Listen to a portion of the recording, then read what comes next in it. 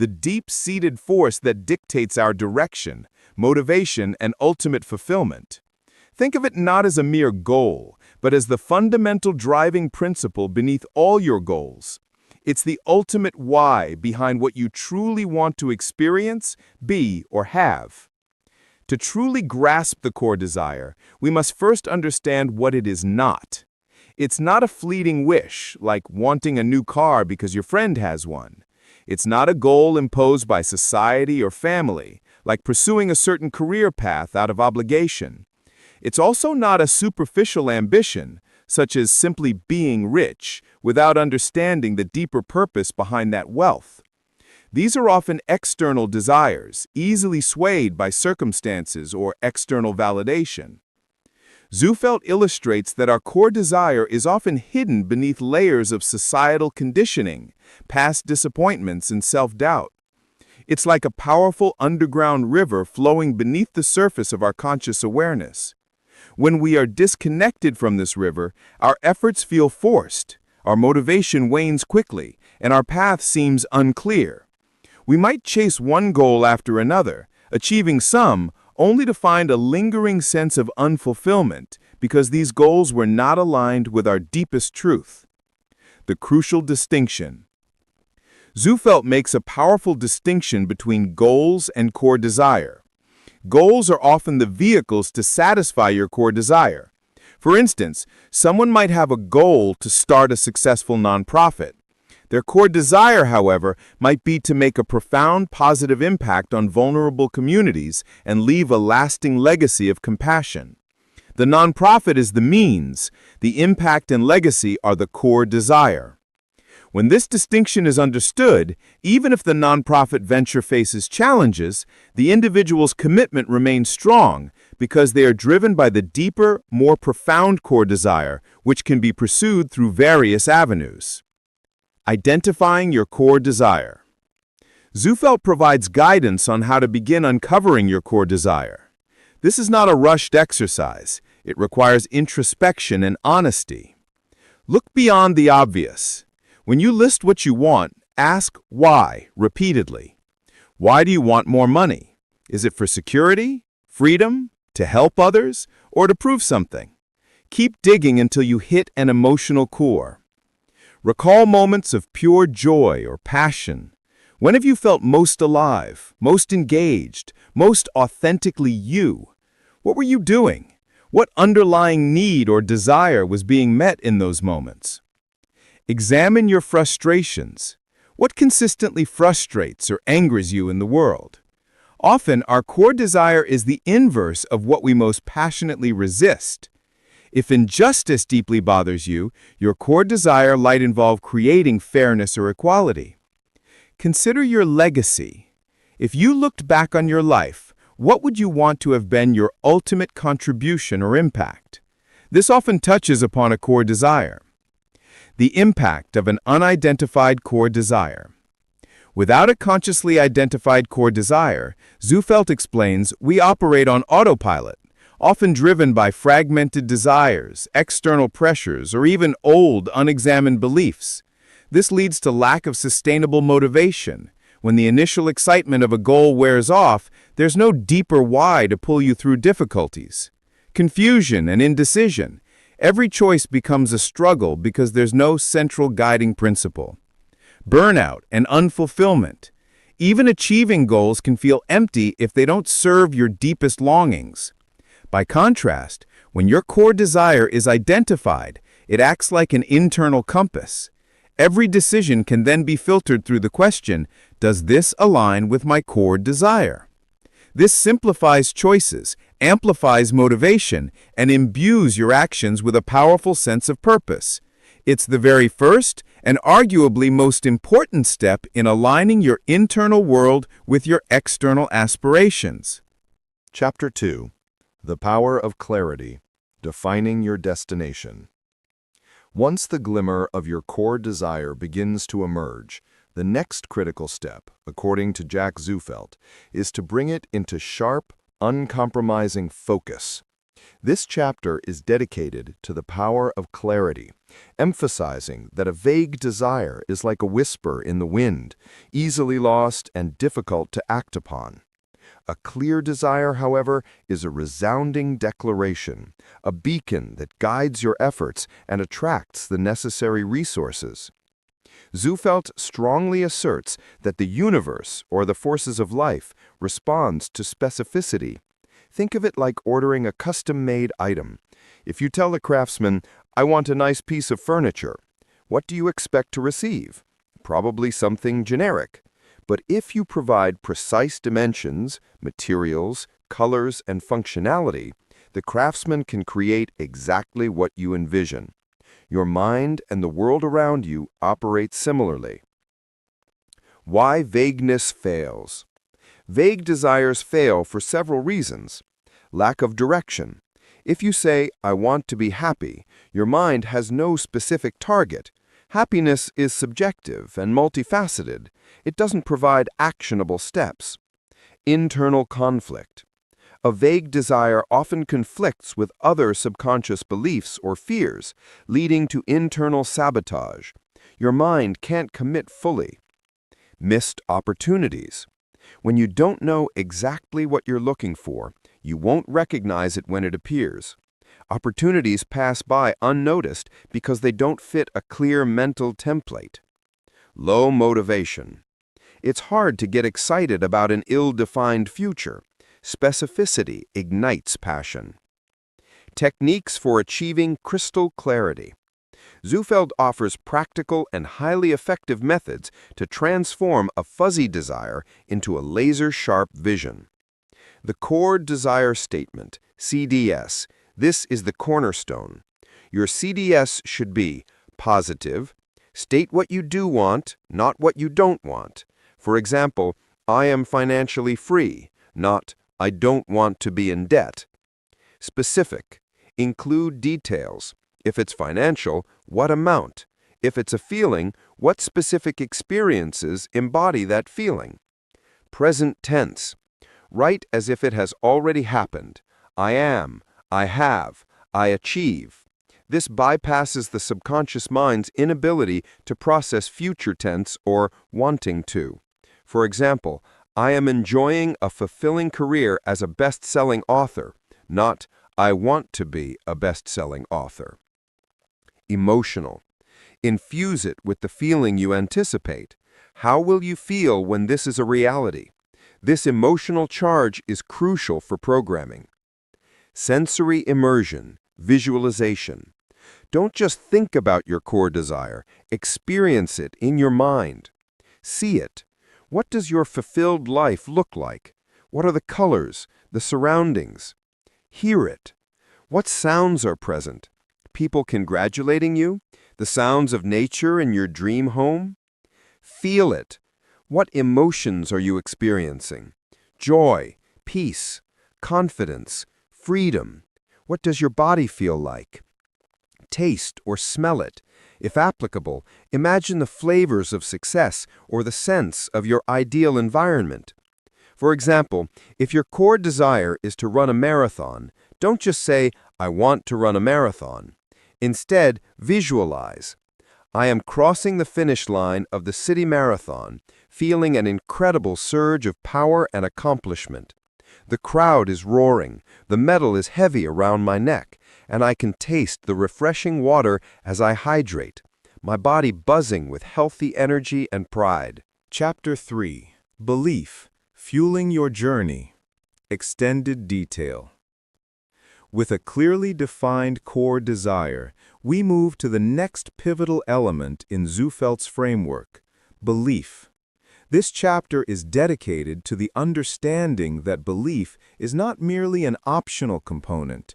It is the absolute fuel that powers your journey toward your core desire. Without genuine, unwavering belief in the possibility of your core desire and in your own capacity to achieve it, even the clearest vision will remain a distant dream. Zufeld positions belief as a powerful lens through which we perceive reality. Our beliefs act as filters, determining what we see, what we pay attention to, and what we consider possible or impossible. If you harbor a deep-seated belief that money is hard to come by, your mind will unconsciously seek and find evidence to support that belief, making you blind to financial opportunities. Conversely, if you believe opportunities are abundant, your mind will be attuned to notice them everywhere. The self-fulfilling prophecy of belief.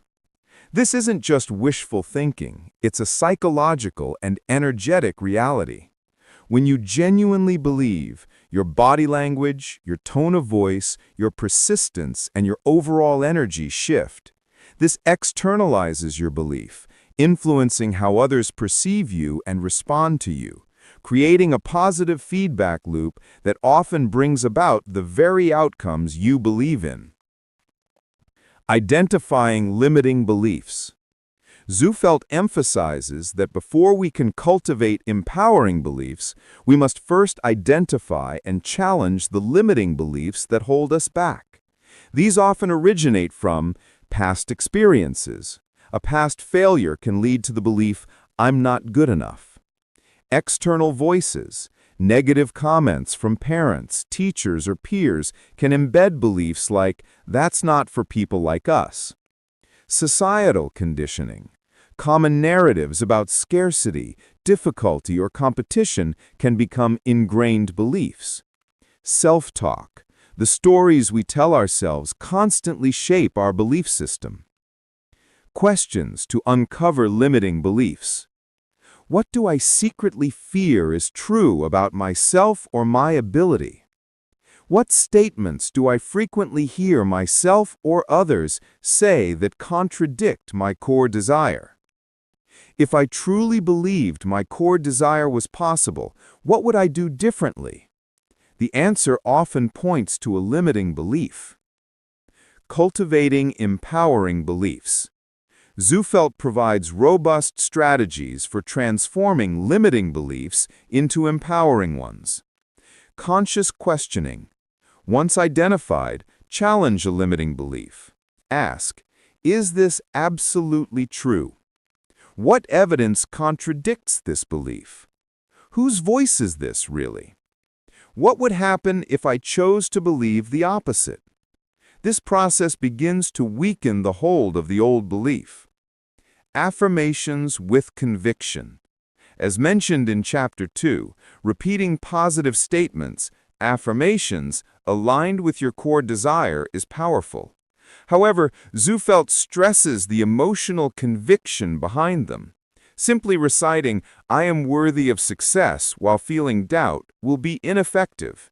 Instead, connect to the feeling of worthiness, even if it's just for a few moments, as you repeat the affirmation.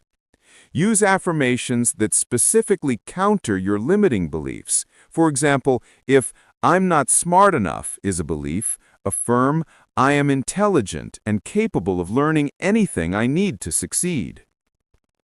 Visualization, revisited. By consistently visualizing yourself as having already achieved your core desire, you create a powerful mental proof for your subconscious. The subconscious, unable to differentiate between vivid imagination and reality, begins to accept this future as inevitable, strengthening your belief. Surround yourself with believers.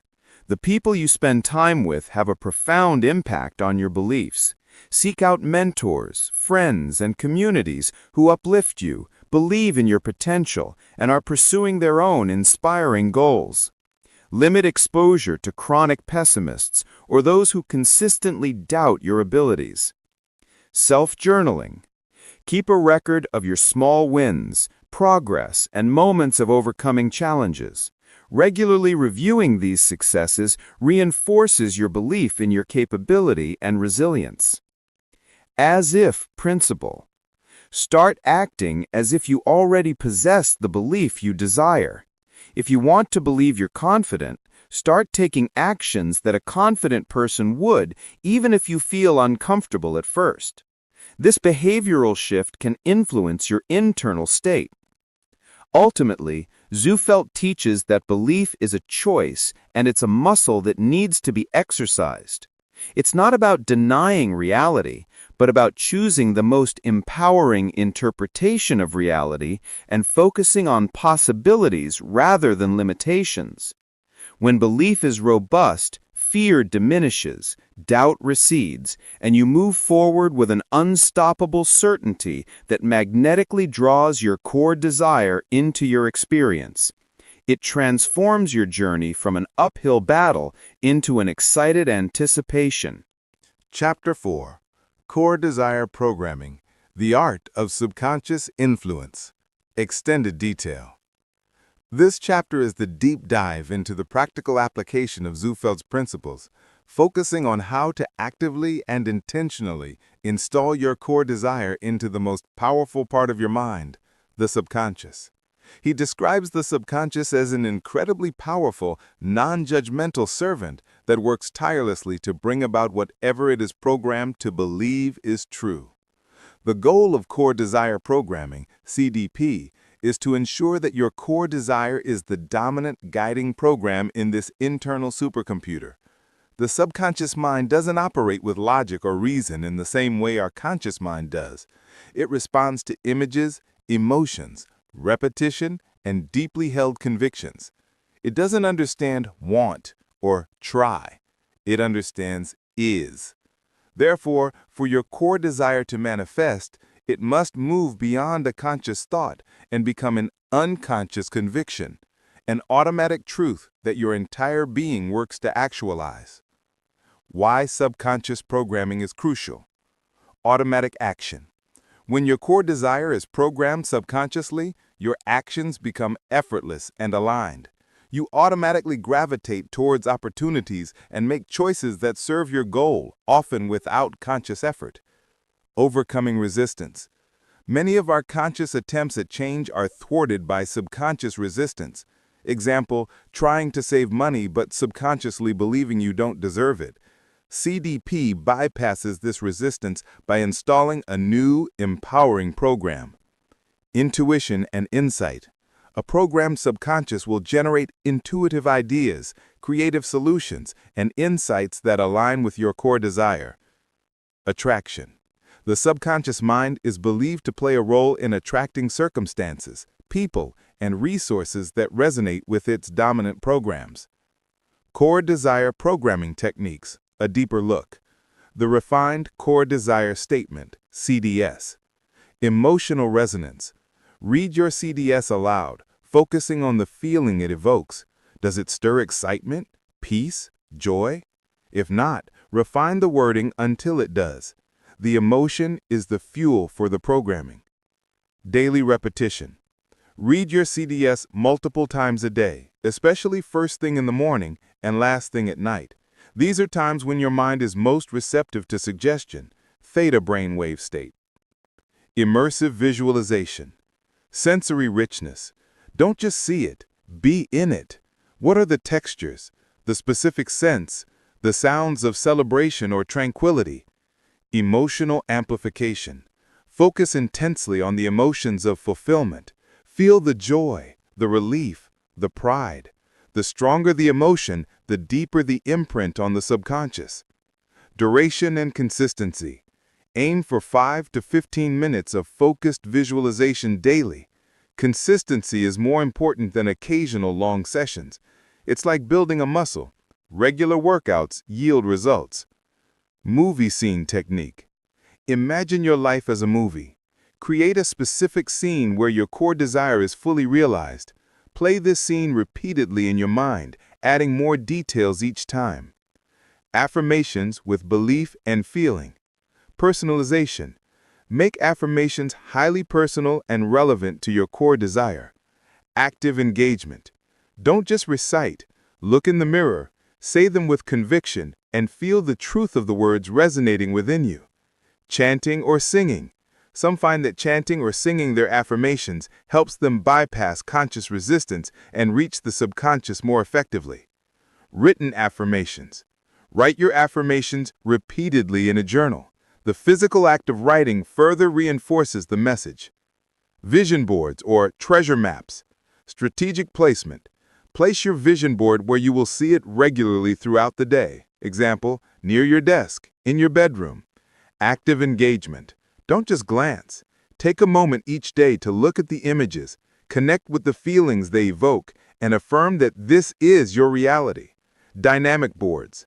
Allow your vision board to evolve as your core desire becomes clearer or as you achieve certain milestones. Subliminal messaging. Optional but powerful. While Zufelt doesn't delve deeply into technical subliminal tools, the principle applies. Feed your subconscious positive messages without your conscious mind judging them. This can be done through passive listening to audio that contains affirmations embedded beneath music or nature sounds. Gratitude practice, the amplifier. Expressing gratitude for the things you already have, and especially for your core desire as if it has already manifested, creates a powerful magnetic field. Gratitude shifts your energy to a positive, receptive frequency, making your subconscious more open to receiving the desired outcomes. It's about becoming a master programmer of your own mind. Chapter 5. Inspired Action, the Bridge to Reality. Extended Detail. This chapter serves as the vital link between your internal work, clarity, belief, subconscious programming, and the external manifestation of your core desire. Jack Zufelt makes it unequivocally clear. Without inspired action, even the most well-defined and deeply programmed core desire will remain an internal blueprint, a potential unfulfilled. Inspired action is the active, purposeful engagement with the world that transforms intention into tangible results. However, Zufelt is very specific about the type of action required. This isn't about aimless busywork, frantic effort driven by anxiety, or simply doing what you think you should do. Inspired action is characterized by its alignment with your core desire, a sense of flow, intuition, and often an undeniable pull from within. The genesis of inspired action. Once your core desire is firmly planted in your subconscious, your internal guidance system becomes hyper-aware of anything that aligns with it. Intuitive nudges. You might experience a sudden strong urge to contact someone, research a specific topic, or attend an event. This isn't random. It's your subconscious mind, guided by your core desire, pointing you in the right direction. Coincidences and synchronicity. Opportunities, people, or resources might seem to appear out of nowhere. These are often manifestations of your programmed core desire, and taking inspired action means recognizing and seizing them. Clear ideas. You might wake up with a brilliant idea for a project or a solution to a long-standing problem. This is your subconscious delivering actionable insights. Distinguishing inspired action from busy work. This distinction is crucial for sustained progress and avoiding burnout.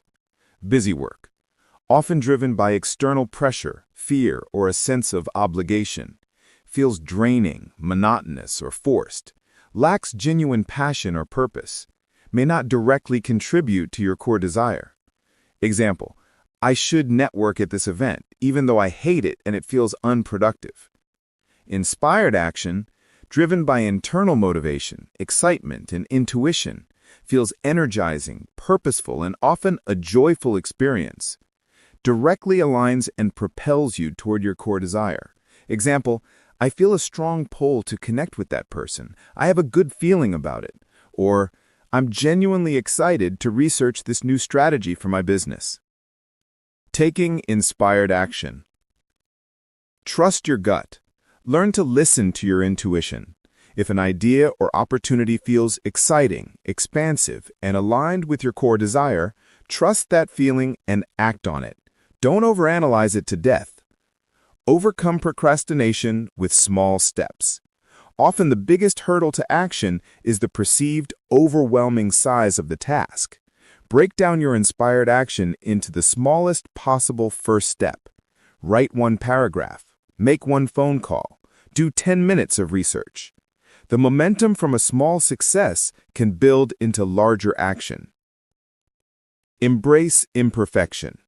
Zufelt warns against waiting for the perfect plan or the perfect moment. Inspired action often requires taking imperfect steps, learning and course-correcting along the way. Perfectionism is often a disguised form of procrastination. Stay flexible and adaptable. While your core desire remains constant, the path to achieving it might not be linear. Be open to new information, adjust your actions based on feedback, and pivot when necessary. The inspired action today might lead to a different inspired action tomorrow. Persistence, not stubbornness. When challenges arise, persistence means continuing to take inspired action, not stubbornly clinging to an action that's clearly not working. It's about maintaining your forward momentum while being open to different approaches. The role of courage. Taking inspired action often requires courage, the courage to step outside your comfort zone, to try something new, to face potential failure, or to follow an unconventional path. Zufelt teaches that this courage isn't the absence of fear, but the willingness to act despite fear, knowing that your core desire is a stronger force. Inspired action is the dynamic interplay between your inner vision and your outer world. It's about being present, alert, and responsive to the guidance that emerges from your subconscious. It transforms the abstract into the concrete, steadily building the bridge from where you are to where you want to be. It's the vibrant, living proof that your core desire is not just a dream, but a destiny actively being sculpted by your purposeful steps. Chapter 6. Overcoming Obstacles. Navigating the Path. Extended detail. Jack Zufelt is a pragmatist. He knows that the journey to any significant accomplishment is never perfectly smooth. This chapter is a crucial discussion on overcoming obstacles, acknowledging that challenges, setbacks, and moments of doubt are not signs of failure, but rather inevitable and even necessary parts of the process. How you respond to these obstacles will largely determine whether you ultimately achieve your core desire or fall short.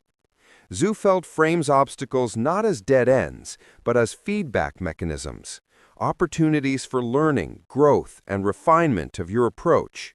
They serve to test your commitment, deepen your understanding, and strengthen your resolve. Common obstacles and strategies for navigation. Doubt and fear. The inevitability. Even the most successful people experience doubt and fear. It's part of the human experience. The key is not to eliminate them, but to manage your response. Acknowledge, don't dwell. When doubt or fear arises, acknowledge it without immediately believing it as truth. Say, okay, I'm feeling doubt right now, rather than immediately believing it as truth. Revisit your why. Reconnect with your core desire. Remind yourself of the deep emotional reasons why this goal is so important to you. Your why must be stronger than your fear. Reframing. Instead of, what if I fail? Ask, what if I succeed spectacularly? Or, what can I learn from this challenge? Small wins. Focus on achieving small, tangible steps. Each small success builds confidence and erodes doubt. Seek support. Talk to a trusted mentor, friend, or coach. Sharing your fears can often diminish their power, and an outside perspective can offer encouragement or new solutions. External criticism and naysayers. Protect your vision. Especially in the early stages, shield your core desire from those who are inherently negative or skeptical. Not everyone will understand your vision, and their doubts can contaminate your own. Consider the source. Zufelt suggests evaluating the source of criticism. Is it constructive feedback from someone you respect, who has your best interests at heart? Or is it projection from someone operating from their own fears and limitations? Develop a thick skin. Learn not to take external criticism personally. It often says more about the critic than it does about you or your potential. Use as fuel. Sometimes external doubt can be a powerful motivator to prove critics wrong, though this should not be your primary motivation. Setbacks and failures. Redefine failure. Zufelt argues there is no true failure, only feedback. Every setback contains valuable lessons. What did you learn? What can you do differently next time? Resilience. The ability to bounce back from adversity is critical. It's not about avoiding falling, but about how quickly you get back up. Adapt and adjust. A setback might indicate that your approach needs to change, not that your core desire is unattainable. Be flexible and willing to pivot your strategy. Don't personalize it. A failure in an action doesn't mean you are a failure. Separate your identity from the outcome. Overwhelm and procrastination. Break it down. Large, intimidating tasks are often broken down into smaller, more manageable steps. Focus on taking just the next small, inspired action. Prioritize. Identify the most crucial tasks that directly move you toward your core desire and tackle those first. Time management. Utilize techniques like the Pomodoro technique, focused work for short bursts to build momentum. Re-energize your programming. If procrastination is persistent, it might be a sign that your core desire programming needs reinforcement. Revisit visualizations and affirmations to rekindle your passion. Zufelt's overarching message in this chapter is that resilience is key. It's the steadfast commitment to your core desire combined with the flexibility to adapt your actions that will see you through tough times. Every obstacle overcome strengthens your character, deepens your belief, and brings you closer to realizing your true potential. View challenges as opportunities to demonstrate your unwavering dedication and ingenious problem-solving abilities. The path to your core desire is not meant to be easy, but it is meant to be deeply rewarding. Chapter 7, Manifestation, the Art of Receiving, Extended Detail. This chapter is the exciting culmination of all the previous steps, focusing on the moment your internal work begins to materialize in your external world. Zufelt defines manifestation as the art of receiving, understanding that once you have clearly defined your core desire, cultivated belief, programmed your subconscious, and taken inspired action, the universe begins to align to bring your desired reality into your experience. It's not about forcing, it's about attracting and recognizing. Zufelt explains that manifestation is a natural outcome of energetic alignment. When your dominant thoughts, feelings, and actions are all consistently pointed toward your core desire, you create a powerful magnetic field. The world around you, filled with infinite possibilities, starts to respond to this clear signal, bringing people, opportunities, resources, and circumstances into your path that resonate with your internal blueprint. Key principles of the art of receiving. Openness and awareness. The unforeseen. Manifestations rarely arrive in the exact package you might have consciously predicted. Be open to different forms, different timelines, and different pathways. If you're too rigid about how it must come, you might miss it when it appears in a surprising way. Heightened sensitivity. Your consistent focus on your core desire makes you more attuned to relevant information. You start to notice conversations, articles, billboards, or seemingly random encounters that relate to your goals. These are not coincidences, they are manifestations responding to your frequency. Intuition as a guide. Your gut feelings and intuitive nudges become stronger. Pay attention to those aha moments or urges that point you toward a new connection or action. Detachment from the how. Trust the process. While clarity on what you want is crucial, becoming overly attached to the how can hinder manifestation. Trust that the universe has infinite creative ways to bring your core desire to fruition, often far more ingenious than anything you could have conceived. Release control. Release the need to micromanage every detail. Do your part, inspired action, then let go and trust that the unseen forces are working on your behalf. This release of control often creates space for faster manifestation.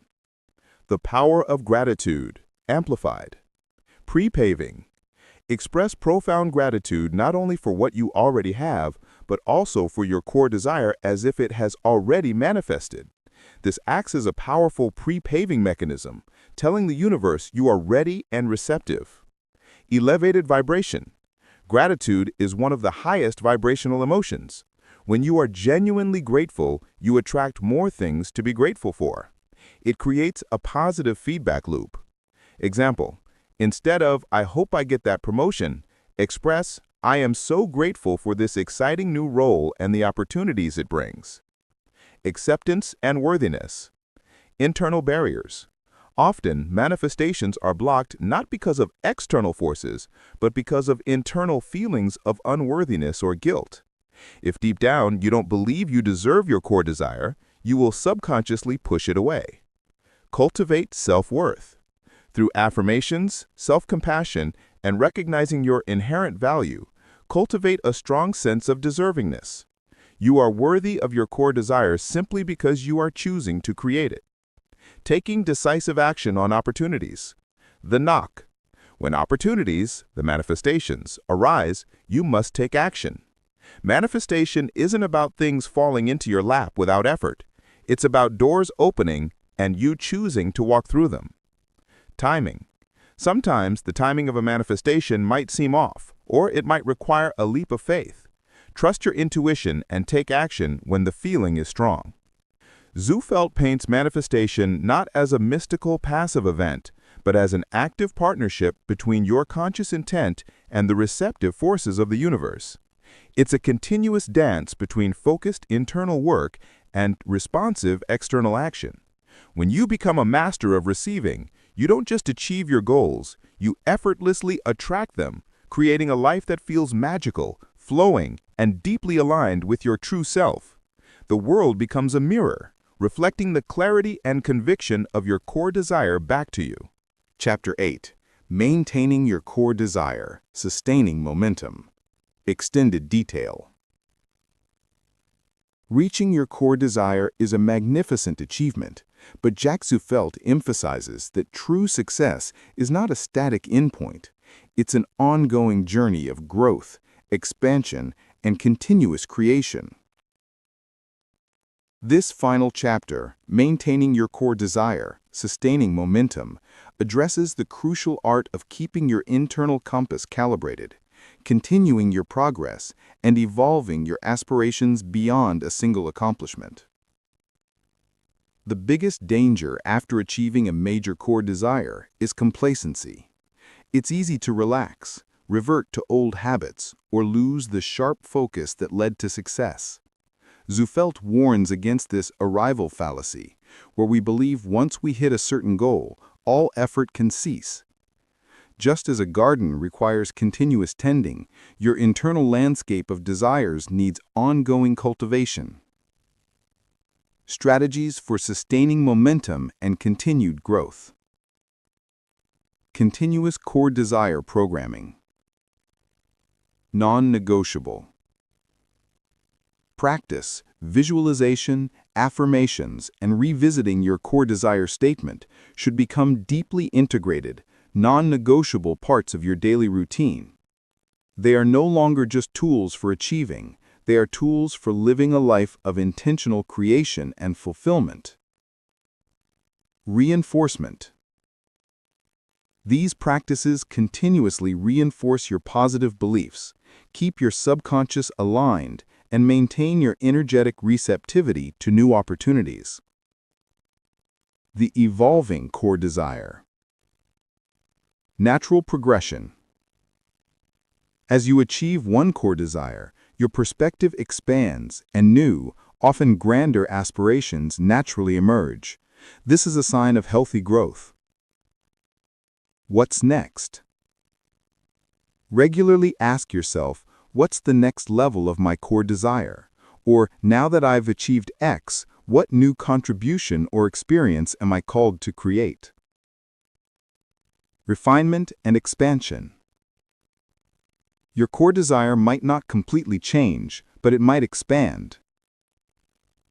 For example, if your initial core desire was financial freedom to travel the world, after achieving that, it might evolve to financial freedom to travel the world while building a global humanitarian organization.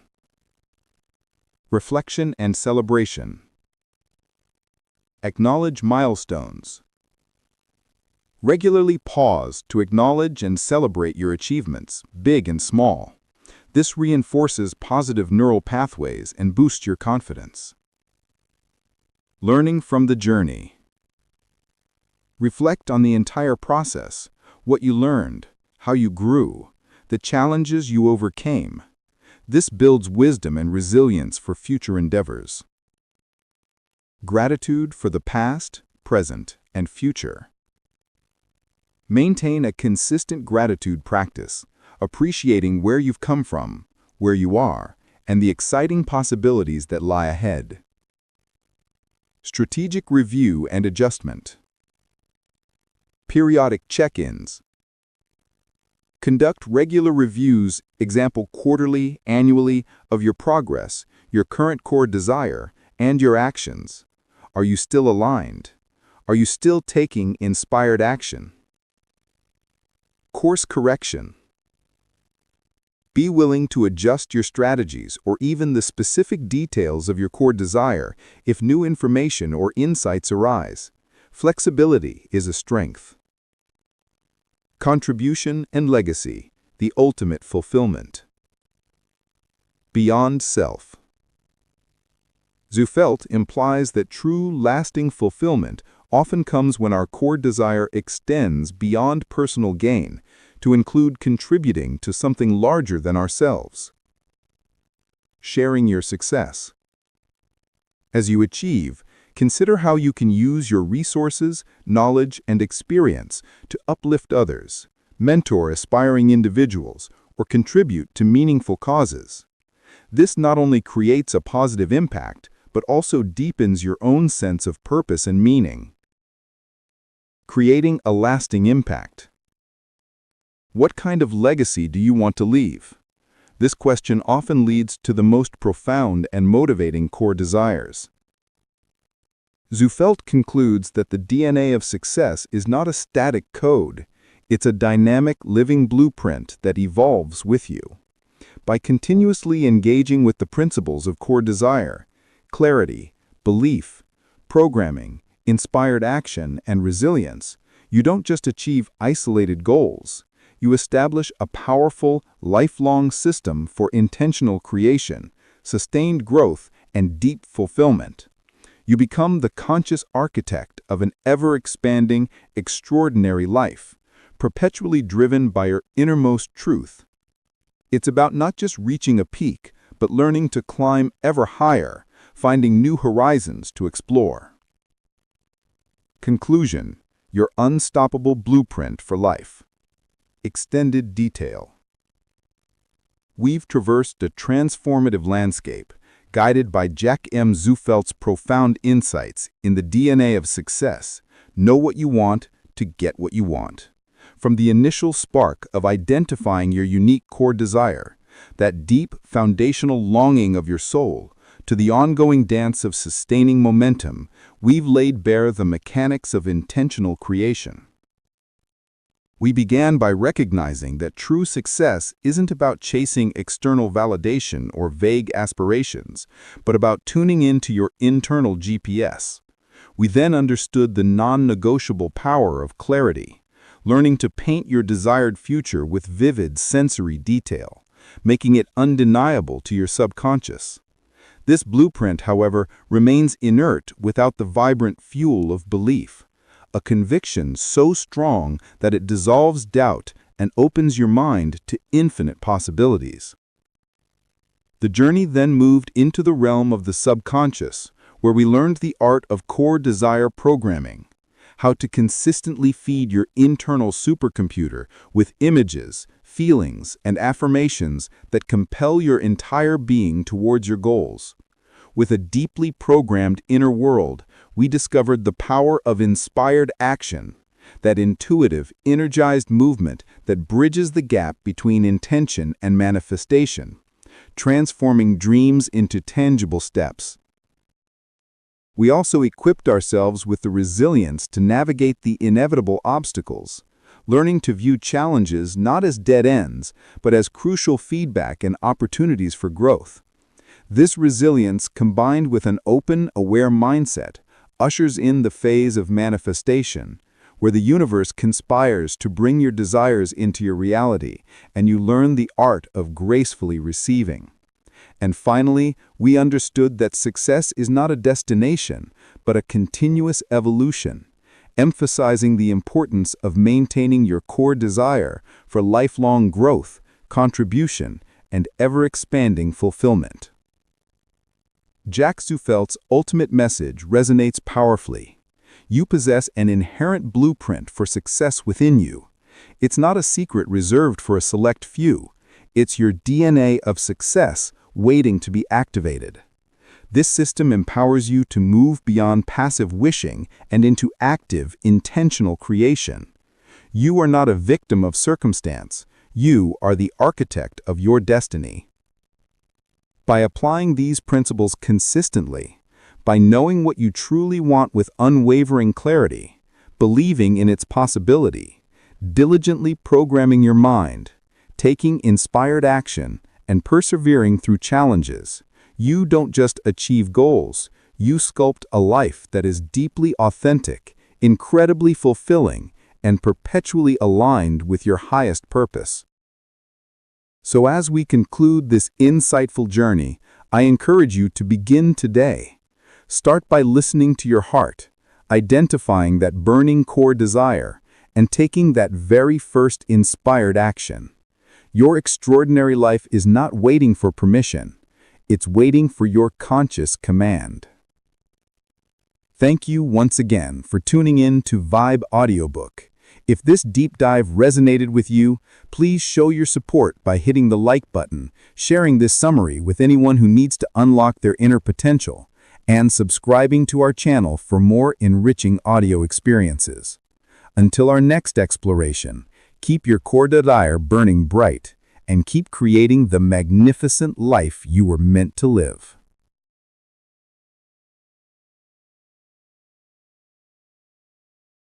Hello, wonderful listeners, and welcome to Vibe Audiobook. Today, we're diving into a book that holds the key to unlocking extraordinary transformations in your life, Rhonda Byron's The Magic. Have you ever wished for a secret ingredient to manifest your deepest desires, to experience more joy, abundance, and love every single day? What if I told you that such a secret exists, not hidden away in ancient texts or exclusive societies, but woven into the very fabric of our daily existence? The Magic isn't just the book. It's a profound journey into the most powerful force in the universe, gratitude. Imagine waking up each morning with a spring in your step, your heart brimming with joy, knowing that the day ahead is filled with infinite possibilities. Imagine effortlessly attracting everything you desire, not through struggle or endless striving, but through a simple yet incredibly potent practice. This isn't a fantasy, it's the promise that the Magic offers. Over the next hour or so, we're going to uncover how to tap into this ancient, universally accessible power. We'll explore 28 days of life-altering practices that will shift your perspective, amplify your blessings, and turn your ordinary life into something truly extraordinary. Get ready to embark on an adventure that will not only change how you see the world, but also how the world responds to you. So, settle in, open your mind, and let's discover the magic. Chapter 1. The Magic of Gratitude. Our journey begins with a profound truth that is echoed through the ages. Gratitude is the most powerful force in the universe. Rhonda Byrne starts the magic by reminding us of this ancient wisdom, hidden in plain sight, yet often overlooked in our busy modern lives. Think about it. Throughout history, from ancient scriptures to modern philosophy, the concept of being thankful has been a cornerstone of joy and fulfillment. But the magic isn't just about feeling grateful. It's about practicing gratitude as a conscious daily act. Byrne explains that gratitude operates like a magnetic force. When you genuinely feel and express thanks for what you have, you immediately begin to attract more of it into your life. It's a fundamental law of the universe, much like gravity. If you're grateful for your current home, no matter how modest, you're paving the way for an even better living situation. If you're thankful for the money you have, regardless of the amount, you're opening the floodgates for more financial abundance. The chapter emphasizes that most of us are conditioned to focus on what we don't have. We complain about our jobs, our financial struggles, our health issues, or our relationship woes. This focus on lack, Byrne reveals, only perpetuates more lack. It's like trying to fill a bucket with a hole in it. No matter how much effort you put in, it will never be full. Gratitude, on the other hand, is like mending that hole and then filling the bucket to overflowing. The core practice introduced in this chapter is incredibly simple, yet profoundly effective. Count your blessings. Every morning, you're encouraged to take a moment to list at least 10 things you're grateful for. These aren't just superficial nods. These are deeply felt expressions of thanks. It could be for the roof over your head, the food on your table, the warmth of your bed, the laughter of a loved one, or even the simple act of breathing. For each item, the instruction is to feel as much gratitude as possible and to say thank you, thank you, thank you. Let's imagine for a moment. You wake up and instead of dreading the day, you consciously think, I am so grateful for this comfortable bed that allowed me a restful night's sleep. Thank you, thank you, thank you. Then, I am incredibly thankful for the delicious coffee I'm about to enjoy, which energizes me for the day. Thank you, thank you, thank you. As you list these blessings, you'll notice a subtle shift in your mood, a lightness in your heart. This isn't just positive thinking, it's actively recalibrating your energetic frequency. Byrne stresses the importance of consistency. Just like going to the gym, you won't see results from one workout. But with daily practice, you will build strength, emotional, mental, and spiritual strength. This consistent focus on gratitude begins to change your internal landscape, making you a magnet for more positive experiences. The chapter challenges us to reflect. How often do we truly pause and appreciate the simple things? The clean water we drink, the electricity that powers our homes, the clothes we wear, the technology that connects us. These are not trivial. They are miracles that often go unnoticed because they are so commonplace. The magic invites us to rediscover the wonder in the ordinary. In essence, Chapter 1 lays the foundation for the entire 28-day journey. It's an invitation to shift from a mindset of lack and complaint to one of abundance and appreciation. By consciously choosing gratitude, you begin to rewrite your story, transforming yourself into a beacon for all the good that life has to offer. This isn't just an exercise, it's a new way of living, a magical path to a life you truly love. Chapter 2: The Magic Rock. As we delve into the second magical practice, Rhonda Byrne introduces us to a truly unique and potent tool, the magic rock. This isn't just any rock, it's a symbol, a physical anchor for your gratitude practice, designed to ensure that the feeling of thankfulness becomes the very last emotion you experience before drifting off to sleep. The premise is simple. Find a small, smooth rock that fits comfortably in the palm of your hand. It could be from your garden, a beach, or even a local park. The key is that it feels good to hold. This rock then becomes your personal magic rock. The practice involves holding your magic rock in your hand every night, just before you go to sleep. While holding it, you reflect on your day and think of the best thing that happened to you that day. It could be anything: a kind word from a colleague, a successful task completed, a delicious meal, a beautiful sunset, a funny moment with a loved one, or even just a peaceful moment of solitude.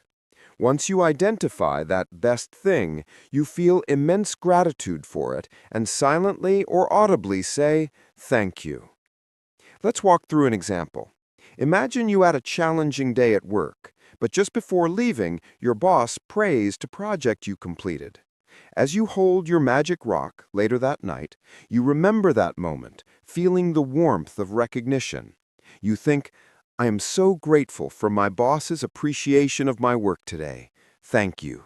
Or perhaps you simply enjoyed a quiet cup of tea while reading a book. "I'm so grateful for that peaceful half hour I had with my tea and book. Thank you." Why is this practice so powerful? Byrne explains that our subconscious mind is particularly receptive to the thoughts and feelings we experience just before sleep. By consciously directing your final thoughts to gratitude, you're essentially programming your mind to focus on the positive, even while you sleep. This sets the tone for your dreams, your morning mood, and ultimately, your entire next day. You're ending your day on a high note, wrapping it in a cloak of appreciation. The magic rock serves as a tangible reminder. In a world full of distractions, it's easy to forget our daily gratitude practice.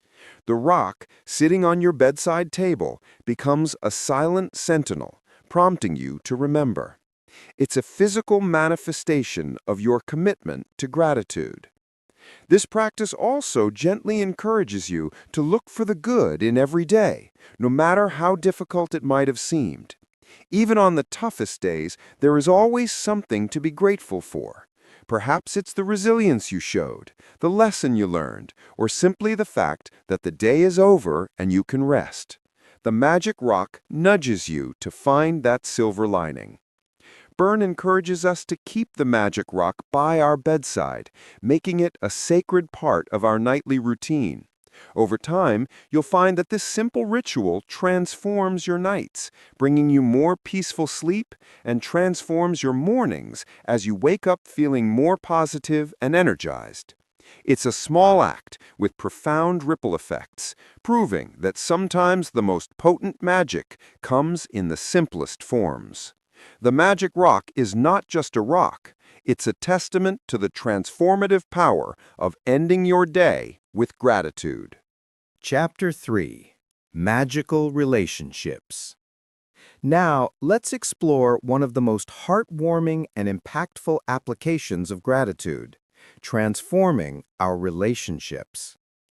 In The Magic, Rhonda Byrne dedicates a powerful chapter to magical relationships, revealing how gratitude can mend broken bonds, deepen existing connections, and attract even more harmonious relationships into our lives. Think about the relationships that mean the most to you: your partner, children, parents, siblings, friends, or even colleagues. What if you could infuse these connections with an abundance of love, understanding, and joy? Byrne explains that the quality of our relationships profoundly impacts the quality of our lives. When our relationships are thriving, we feel supported, loved, and connected. When they are strained, it can be a source of immense pain and stress. The core principle here is that whatever we focus on in a relationship, we amplify. If we constantly dwell on a partner's annoying habits, a friend's perceived flaws, or a family member's criticisms, we are inadvertently attracting more of those negative experiences. It's like shining a spotlight on what's wrong, making it appear bigger and more significant than it might actually be. The magic urges us to shift that spotlight.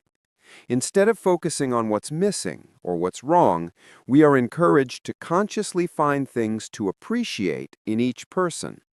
The practice for magical relationships is to choose 3 important relationships in your life.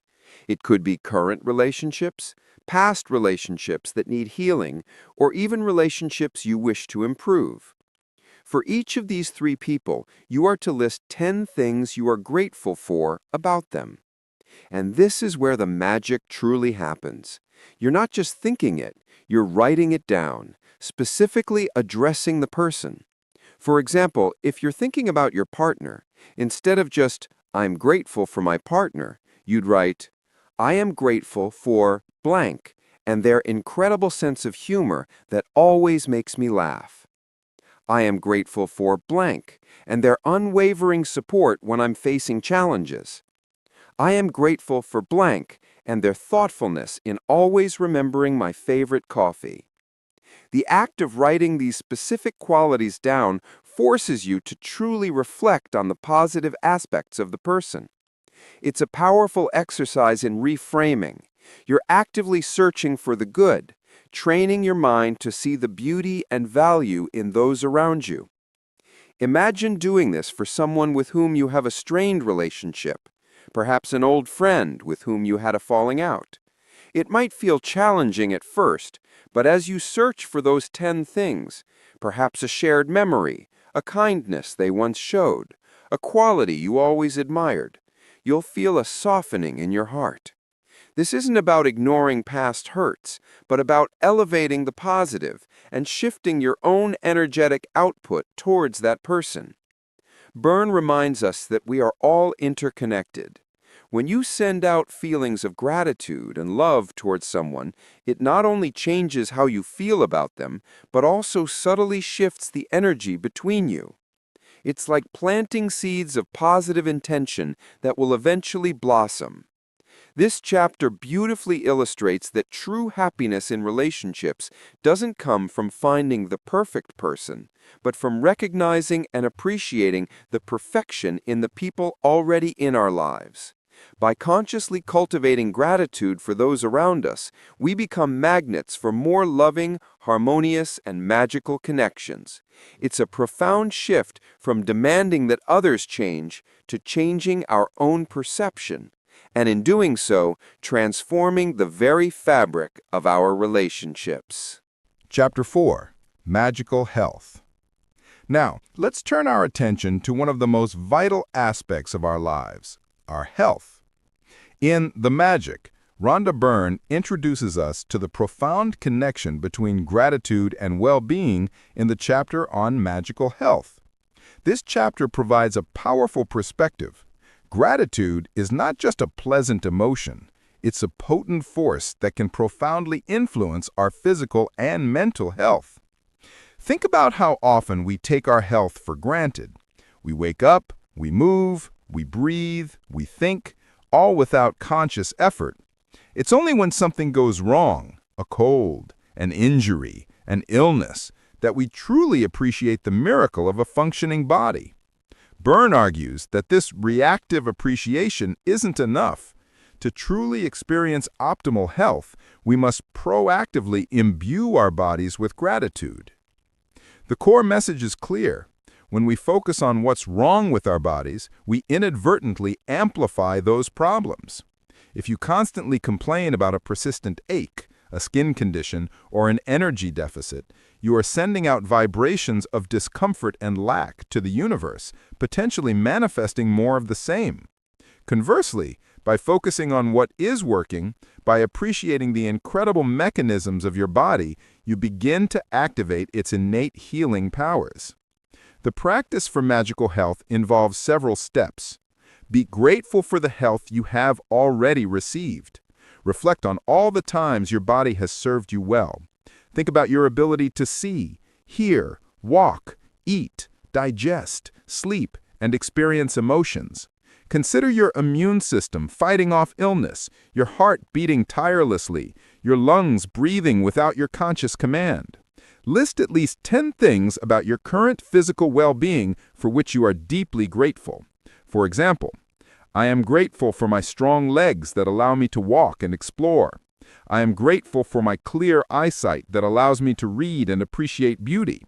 I am grateful for my healthy immune system that protects me from illness.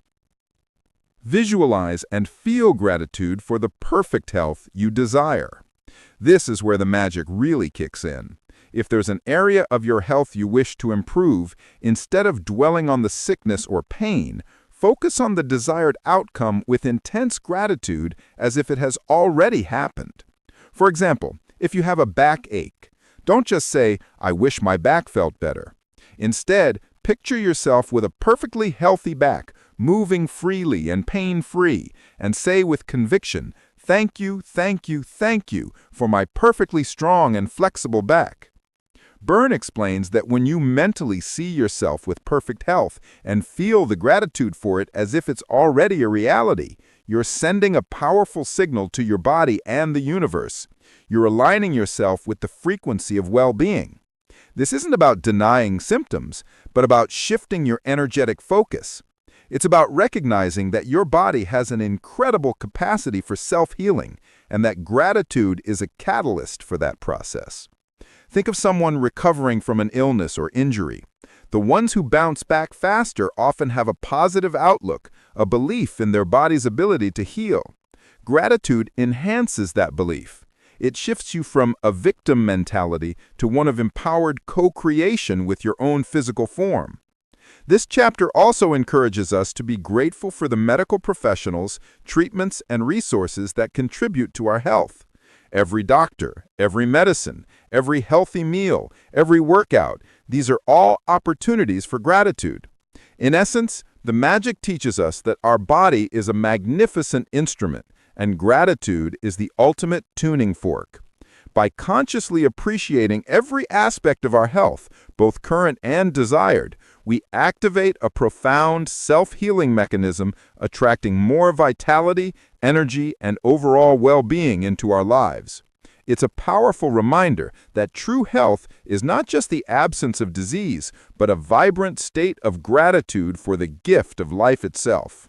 Chapter 5. Magical Money. Let's shift our focus to an area that touches nearly everyone's life: money. In The Magic, Rhonda Byrne presents a revolutionary perspective on attracting financial abundance in the chapter on magical money. This isn't about complex financial strategies or risky investments.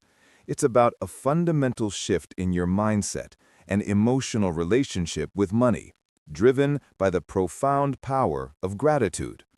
For many, money is a source of stress, anxiety, or feelings of lack. We often focus on what we don't have, the bills we need to pay, or the income we wish we had. Byrne explains that this negative focus on money only creates a stronger magnetic pull for more scarcity. It's a classic example of like attracts like. If you constantly worry about not having enough, you are inadvertently sending out signals that attract more not enough. The core principle of magical money is to transform your feelings about money from lack and worry to abundance and gratitude. To do this, you must consciously shift your focus to appreciating every bit of money you have received, no matter how small, and every financial blessing in your life. The practice involves two key components. Be grateful for all the money you have received in your life. Byrne guides us to reflect on our entire financial history. Think about all the money you've ever received: your first pocket money, birthday gifts, paychecks from past jobs, unexpected bonuses, tax refunds, or even a small coin you found on the street. Each instance represents a flow of money into your life. The exercise suggests you take a moment to recall as many instances as you can, and for each one, genuinely say, "Thank you." The goal is to flood your memory with the feeling of receiving money, rather than focusing on its absence. It also encourages you to think about all the times you've benefited from money without directly receiving it. Public services like roads, libraries, emergency services, or the infrastructure that supports your daily life. Someone paid for those, and you benefited. Be grateful for that indirect abundance too. The magic check. This is a particularly engaging part of the practice. You're instructed to imagine that the universe, or life itself, is sending you a check for a specific amount of money you desire to fulfill a particular need or wish. You then write out a magic check to yourself, filling in the amount and your name. The crucial step here is to feel as much gratitude as if you have already received that money. Visualize what you would do with it, feel the joy and relief, and say, "Thank you, thank you, thank you for the money." You keep this check with you throughout the day, looking at it periodically and reigniting that feeling of gratitude. This isn't about blindly wishing. It's about aligning your emotional state with the receiving of abundance. Byrne explains that when you practice this, you are not just thinking about money, you are feeling wealthy. You are vibrating at the frequency of abundance. This emotional alignment is what creates the magnetic pull for more money to flow into your life, often in unexpected ways. It could be a raise, a new opportunity, a debt forgiven, or an unexpected gift. This chapter is a powerful reminder that our relationship with money is largely emotional. By shifting from a mindset of fear and scarcity to one of appreciation and abundance, we open ourselves up to receive more. It teaches us that true wealth isn't just about the numbers in our bank account. It's about the feeling of security, freedom, and joy that money can bring. And gratitude is the fastest way to access those feelings, thereby attracting the physical manifestation. Magical money transforms our financial landscape from a source of worry into a wellspring of gratitude and prosperity. Chapter 6. The Magic Works Like Magic. Having laid the groundwork for individual gratitude practices, Chapter 6, appropriately titled The Magic Works Like Magic, serves as a powerful affirmation and a gentle reminder of the fundamental truth behind the magic. This chapter reinforces the idea that gratitude isn't just a feel-good emotion, it's a universal law, an active force that constantly responds to your thoughts and feelings. Think of it like this. Gravity works whether you believe in it or not. If you drop an apple, it falls. Similarly, Byrne explains that the law of attraction, which gratitude amplifies, is always at play. Whatever you focus on, whatever you send out emotionally, is what you attract back into your life. If you focus on problems, you attract more problems. If you focus on blessings, you attract more blessings. Gratitude is the key that unlocks the positive side of this universal law. This chapter re-emphasizes the foundational practice of counting your blessings. By now, you should be doing this daily, listing 10 new things you are grateful for each morning. This isn't just repetition, it's about building a consistent habit, strengthening your gratitude muscle. The more you exercise it, the stronger and more automatic it becomes. Byrne reminds us that the universe doesn't differentiate between what's good or bad. It simply responds to your dominant thoughts and feelings. If you consistently complain about traffic, you'll likely experience more traffic jams. If you consistently complain about your financial situation, you'll likely find yourself in more situations that highlight your financial woes. But if you consistently express gratitude for smooth journeys or for the money you do have, the universe begins to align circumstances to bring you more of those positive experiences. The title, The Magic Works Like Magic, encapsulates the often unforeseen and wonderfully surprising ways in which gratitude manifests results. You might be grateful for a promotion, and suddenly a new opportunity arises that you never even considered. You might be grateful for improved health, and a new treatment option or a burst of natural energy appears. The how is often not for us to determine. Our job is to maintain the feeling of gratitude, and the universe takes care of the manifestation. This chapter also encourages us to carry the feeling of gratitude with us throughout the day, not just during our dedicated practices.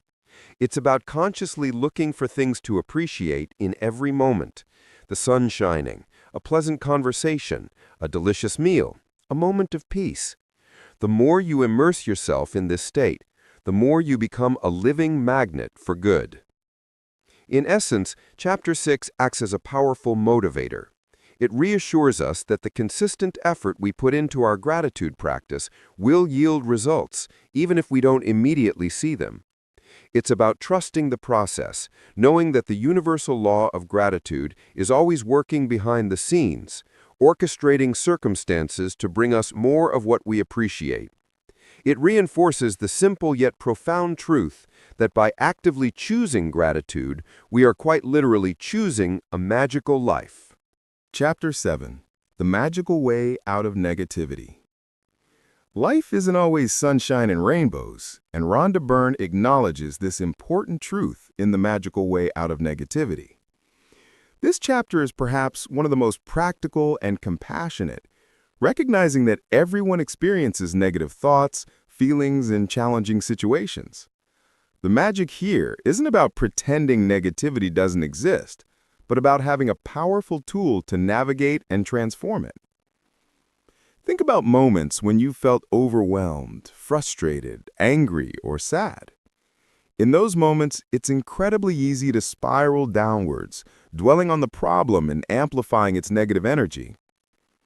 Byrne explains that when we are in a negative state, we are vibrating at a low frequency, and according to the law of attraction, we are attracting more negativity into our experience. It's like being stuck in quicksand. The more you struggle against it with negative emotions, the deeper you sink. The core teaching of this chapter is that gratitude is the quickest and most effective way to shift out of a negative state. It's the antidote, the magic wand that can instantly change your emotional frequency. When you're feeling down, it's hard to simply think positive. But gratitude provides a concrete, actionable step. The practice is simple. When you find yourself in a negative situation or feeling negative emotions, consciously force yourself to list 10 things you are grateful for. And it's crucial to make these specific and deeply felt, even if it feels challenging at first. Let's say you've just received a huge, unexpected bill that fills you with dread. Instead of panicking, you could pause and think, I am grateful that I have a home that requires bills, a place of safety and comfort. Thank you. I am grateful for the electricity and water that these bills cover, providing modern conveniences. Thank you. I am grateful for the intelligence and resourcefulness I have to find solutions. Thank you. I am grateful for past financial blessings that have always helped me through. Thank you. The key is to keep going until you feel a genuine shift, even a small one, in your emotional state. It's like changing the channel on a radio. You're deliberately tuning in to a different frequency. Byrne explains that you cannot feel truly grateful and truly negative at the exact same time. The two emotions are incompatible.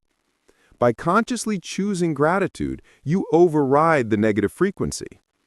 It's not about ignoring the problem, but about approaching it from a higher, more empowered emotional state. When you're in a grateful state, solutions are more likely to appear. Clarity emerges, and you feel a sense of hope and capability. This practice is especially potent because it empowers you. Instead of feeling like a victim of circumstances, you become an active participant in shaping your emotional reality. It gives you a tool to pull yourself out of any emotional slump. The magical way out of negativity isn't about avoiding challenges. It's about equipping yourself with the most powerful tool to navigate them. It teaches us that even in the darkest moments, there is always a glimmer of light if we choose to focus on it. By consistently using gratitude to transform negativity, we not only improve our present moment, but also prevent future negative experiences from taking root, making our path through life far more joyful and effortless. Chapter 8. The Magic Ingredient. Continuing our exploration of gratitude's profound applications, Chapter 8 unveils the magic ingredient, a powerful truth that often goes unacknowledged in our daily lives, particularly when it comes to food and drink.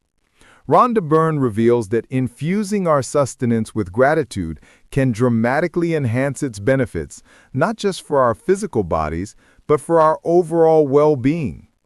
Think about the sheer miracle of food and water. Where does it come from? The earth, the sun, the rain, countless hands working to plant, harvest, transport, and prepare it. Yet how often do we truly pause to appreciate this intricate chain of events that brings nourishment to our plates and glasses?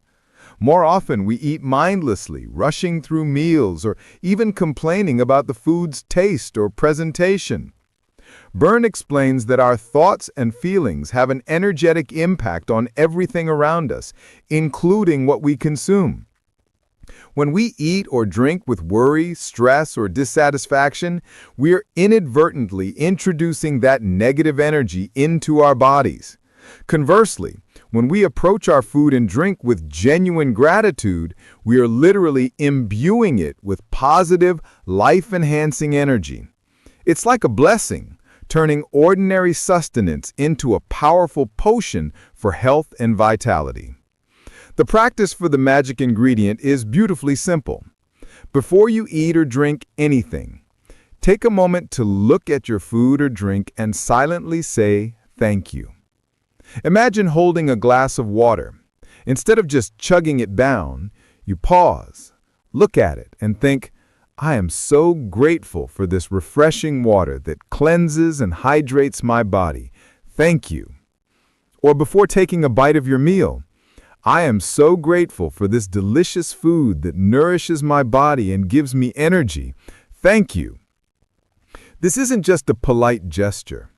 It's a conscious act of appreciation that shifts your internal state. When you feel gratitude, you are in a state of positive reception. Your body is more open to receiving the nutrients, and your mind is more at peace. It transforms eating from a mere necessity into a sacred, joyful ritual. Byrne reminds us of experiments that have shown how water crystals respond to positive and negative thoughts. While this might seem esoteric, the underlying principle is that our intentions and emotions carry energy. If this is true for water, imagine its impact on the complex biological processes within our bodies. The magic ingredient also extends beyond just the food and drink itself to the entire experience. Be grateful for the people who prepared it, the farmers who grew it, the earth that provided it, and the ability to afford it. This comprehensive gratitude creates a powerful vortex of positive energy around your entire mealtime. This chapter encourages mindful eating, not just in terms of savoring flavors, but in savoring the entire miraculous process that brings sustenance to us. By consistently applying the magic ingredient, you are not only enhancing your physical health, but also cultivating a deeper appreciation for life's fundamental gifts. It's a daily reminder that even the most basic necessities can become magical when infused with the power of thanks. Chapter 9. The Money Magnet. Following on from Chapter 5's introduction to magical money, Chapter 9, The Money Magnet, delves deeper into specific practices that solidify your identity as a magnet for financial abundance. Rhonda Byrne emphasizes that attracting money isn't about working harder, but about aligning your energy with the flow of wealth, and gratitude is the ultimate alignment tool. One of the biggest blockers to financial flow is often the feeling of resentment or worry when paying bills. We see bills as drains on our resources, as negative necessities. Byrne challenges this perspective, explaining that feeling negative emotions while paying bills only attracts more bills and more financial strain. It's like complaining about rain while you're holding an empty bucket. You're focusing on the problem, not the solution or the potential for abundance. The core practice in this chapter is revolutionary. Be grateful for the money you spend, especially when paying bills. Instead of begrudgingly writing a check or clicking Pay Now online, pause and acknowledge the service you received in exchange for that money. For an electricity bill, thank you for the warmth, light, and convenience that electricity brings into my home. I am grateful for the money to pay this bill. For a rent or mortgage, thank you for the safe and comfortable home this payment provides. I am so grateful for my home. For a phone bill, thank you for keeping me connected to my loved ones and the world. I am grateful for the money to pay this bill. Byrne explains that when you pay a bill with gratitude, you are essentially affirming the value you received. You're shifting from a mindset of, I have to give money away, to, I am grateful for what money has given me. This transforms the act of spending from a negative drain to a positive exchange, sending out a powerful signal of abundance to the universe.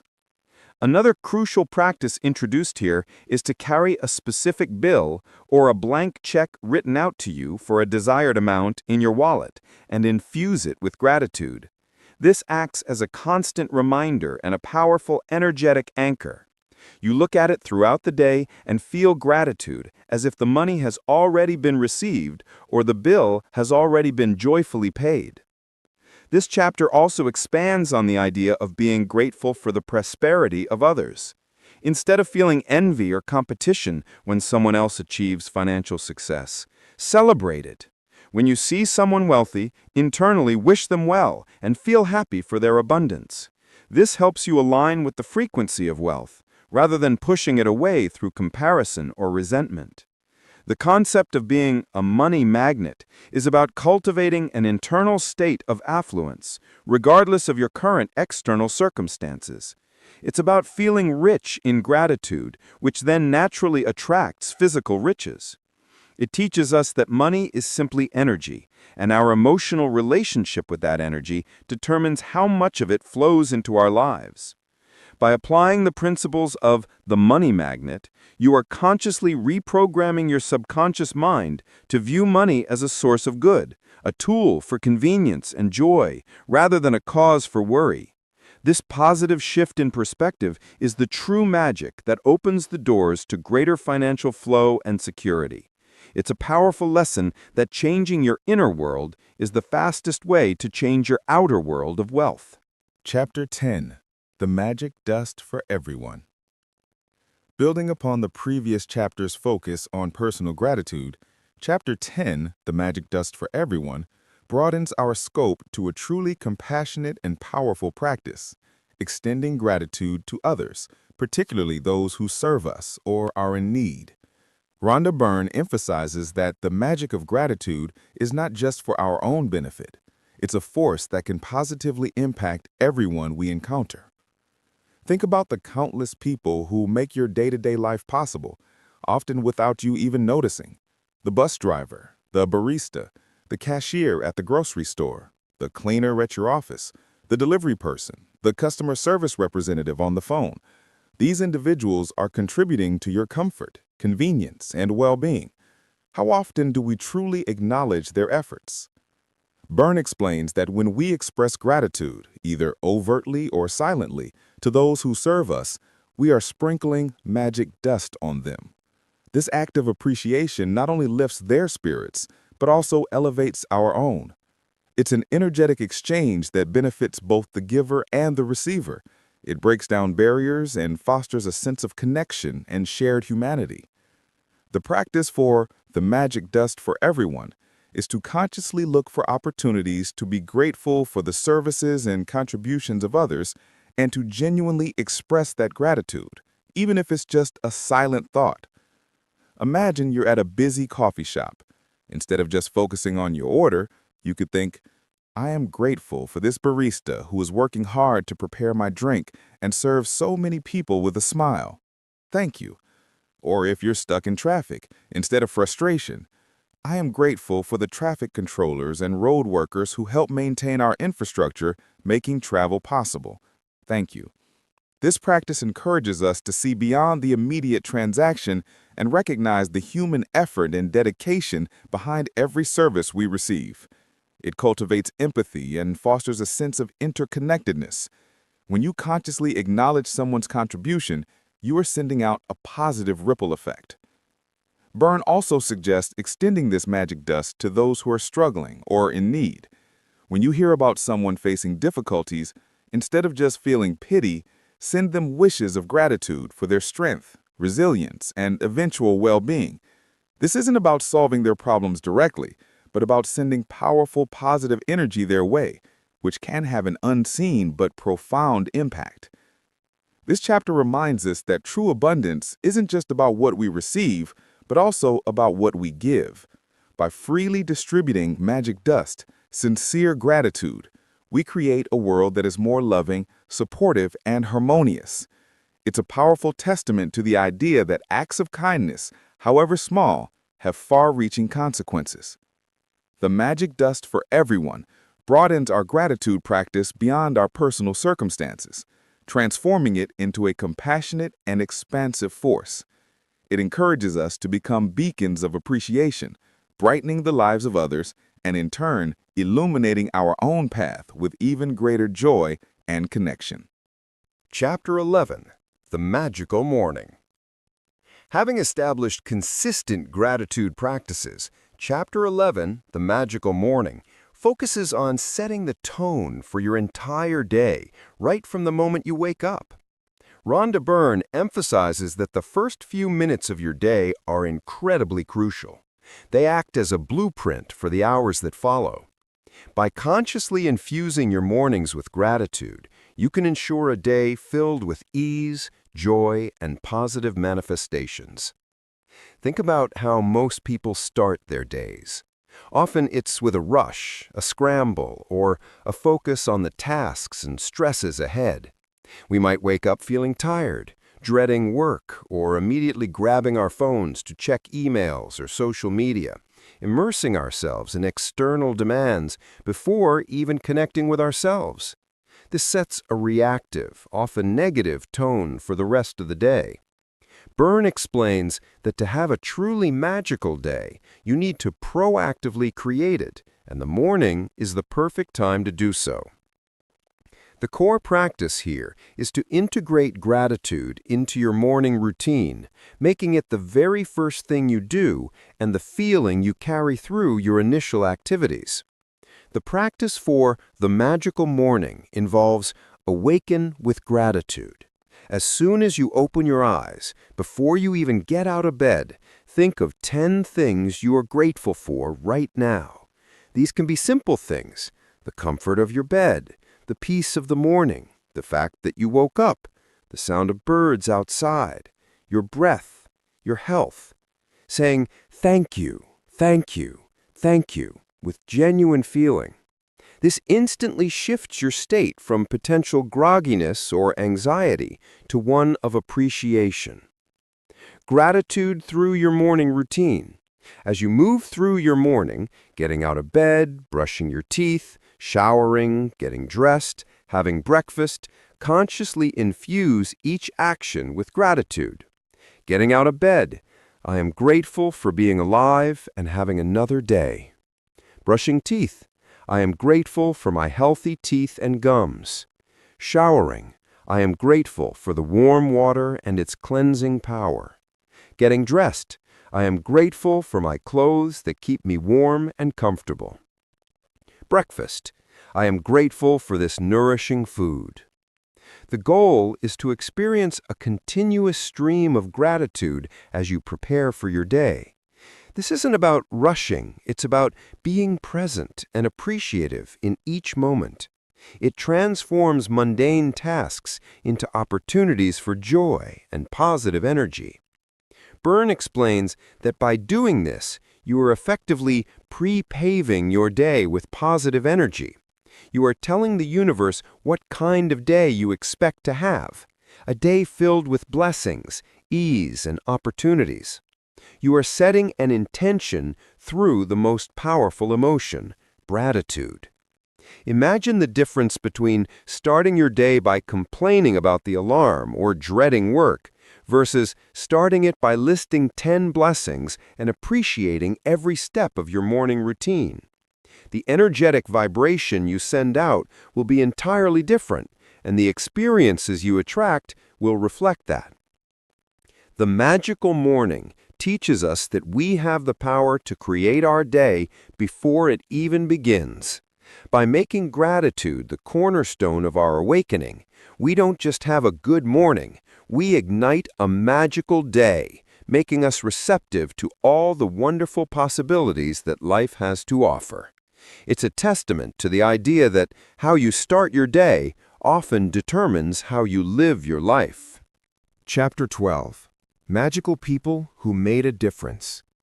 In Chapter 12, Magical People Who Made a Difference, Rhonda Byrne guides us to reflect on the profound impact others have had on our lives, often in ways we might not even realize. This chapter is a deeply moving and powerful exercise in acknowledging the kindness, wisdom, and support we've received from various individuals throughout our journey. It emphasizes that gratitude for these magical people not only honors them, but also strengthens our own ability to attract supportive relationships. Think back over your life.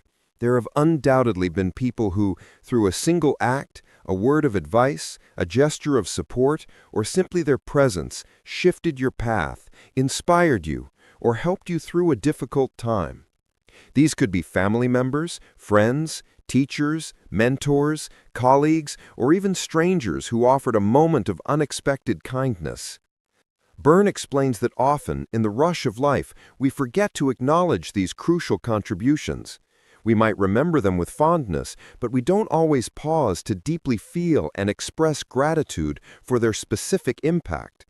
Yet these individuals are true gifts, and recognizing their influence is a powerful way to honor both them and the blessings in our own lives. The practice for magical people who made a difference involves identifying 3 influential people. Choose 3 people who have had a significant, positive impact on your life. These could be people who helped you in the past or those who are still active in your life today. Reflecting on their contributions. For each person, take the time to think about why they made a difference. What specific things did they say or do? How did they help you? What wisdom did they share? How did they inspire you? Expressing gratitude in writing. The most powerful part of this practice is to write a letter of gratitude to each of these 3 people. This doesn't necessarily mean you have to send the letter, though if possible, it can be incredibly impactful. The act of writing itself is the magic. In your letter, specifically detail what you are grateful for and how their actions or words impacted you. Be as specific and heartfelt as possible. For example, I am so grateful for how you believed in me when I was struggling with specific challenge. Your words of encouragement gave me the strength to specific action I took. Conclude the letter by explicitly stating your profound gratitude for their presence and influence in your life. As you write these letters, you will likely feel a surge of positive emotions: love, appreciation, warmth, and joy. This practice allows you to relive those positive moments and amplify the gratitude within you. It's a beautiful way to honor the generosity and kindness of others. Byrne reminds us that when we send out this powerful wave of gratitude, we are not only acknowledging past blessings, but also creating a magnetic force for more supportive and positive relationships to enter our lives. It reinforces the idea that what we appreciate appreciates in value and presence. Magical People Who Made a Difference is a deeply personal and transformative chapter. It teaches us the importance of recognizing the interconnectedness of our lives and the profound influence others have on our journey. By consciously expressing gratitude for these magical people, we enrich our own lives and cultivate a heart that is open to giving and receiving even more love and support. It's a beautiful testament to the power of human connection, amplified by the magic of thanks. Chapter 13. Magical Manifestation. Now we arrive at a chapter that many are eager to explore: magical manifestation. In this pivotal chapter, Rhonda Byrne integrates the power of gratitude with the deliberate art of attracting your desires. It's not just about wishing, it's about actively co-creating your reality by aligning your emotions with what you want to bring into your life. Think about the things you truly desire: a dream job, a new home, a specific relationship, a personal achievement, or perhaps a particular experience. Often we focus on the lack of these things, which, as Byrne has consistently shown, only perpetuates their absence. Magical manifestation flips this on its head by teaching us to use gratitude as the primary force for bringing our desires into existence. The core principle is to feel as much gratitude for what you desire as if you have already received it. This is the secret sauce. The universe responds to your emotional frequency, not just your mental requests. If you ask for something but feel doubt, fear, or lack about it, you are sending mixed signals. Gratitude eliminates that friction, aligning you perfectly with the frequency of your desired outcome. The practice for magical manifestation involves a few key steps. Create your top 10 desires list. Write down a list of your 10 biggest desires in various areas of your life: health, career, relationships, finances, personal growth, etc. Be specific and clear about what you want. Visualize and feel. For each desire on your list, close your eyes and vividly imagine that you have already received it. Engage all your senses. What does it look like, sound like, feel like, smell like, taste like? What are you doing with it? Who are you sharing it with? For example, if you desire a new car, visualize yourself driving it, feeling the upholstery, smelling the new car scent, hearing the engine purr, feeling the joy and freedom it brings. Infuse with gratitude. As you vividly imagine having received each desire, generate the most intense feeling of gratitude you can muster. Say, "Thank you, thank you, thank you," repeatedly, feeling genuine appreciation. Feel the joy, the relief, the excitement, the satisfaction as if it's already yours. Thank you for my incredible new car that is so reliable and beautiful. Thank you for my dream job that allows me to use my talents and feel fulfilled every day. Byrne explains that this isn't just about thinking about your desire, it's about feeling it as a present reality. When you consistently practice this, you are sending a powerful, clear, and positive signal to the universe. You are becoming a vibrational match for your desires. The universe, in its infinite wisdom, then begins to orchestrate circumstances, opportunities, and people to bring your desires into your physical reality. The how is not your concern. Your job is to maintain the feeling of gratitude for the desired outcome. This chapter is a powerful reminder that you are the architect of your life. By consciously choosing your desires and then applying the immense power of gratitude to them, you are actively participating in your own creation. It transforms passive wishing into active, joyful co-creation. Magical manifestation teaches us that when our gratitude precedes our receiving, the doors to limitless possibilities swing wide open. Chapter 14. The Magic Day. Following the blueprint of the magical morning, Chapter 14, The Magic Day, expands the gratitude practice to encompass your entire waking hours, transforming your perception and experience of a full day. Rhonda Byrne emphasizes that you have the power to consciously design and pre-pave your day with gratitude, ensuring it unfolds with ease, joy, and positive outcomes. Think about planning a special event. You wouldn't just hope it goes well. You'd visualize it, organize it, and imagine enjoying it. The Magic Day applies this proactive visualization and gratitude to your everyday life.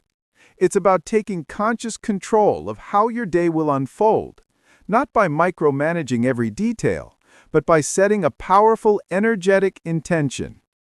The core practice for the Magic Day is to mentally go through your entire day in advance, from waking up to going to bed, and infuse each planned activity or event with gratitude, as if it has already happened successfully and joyfully.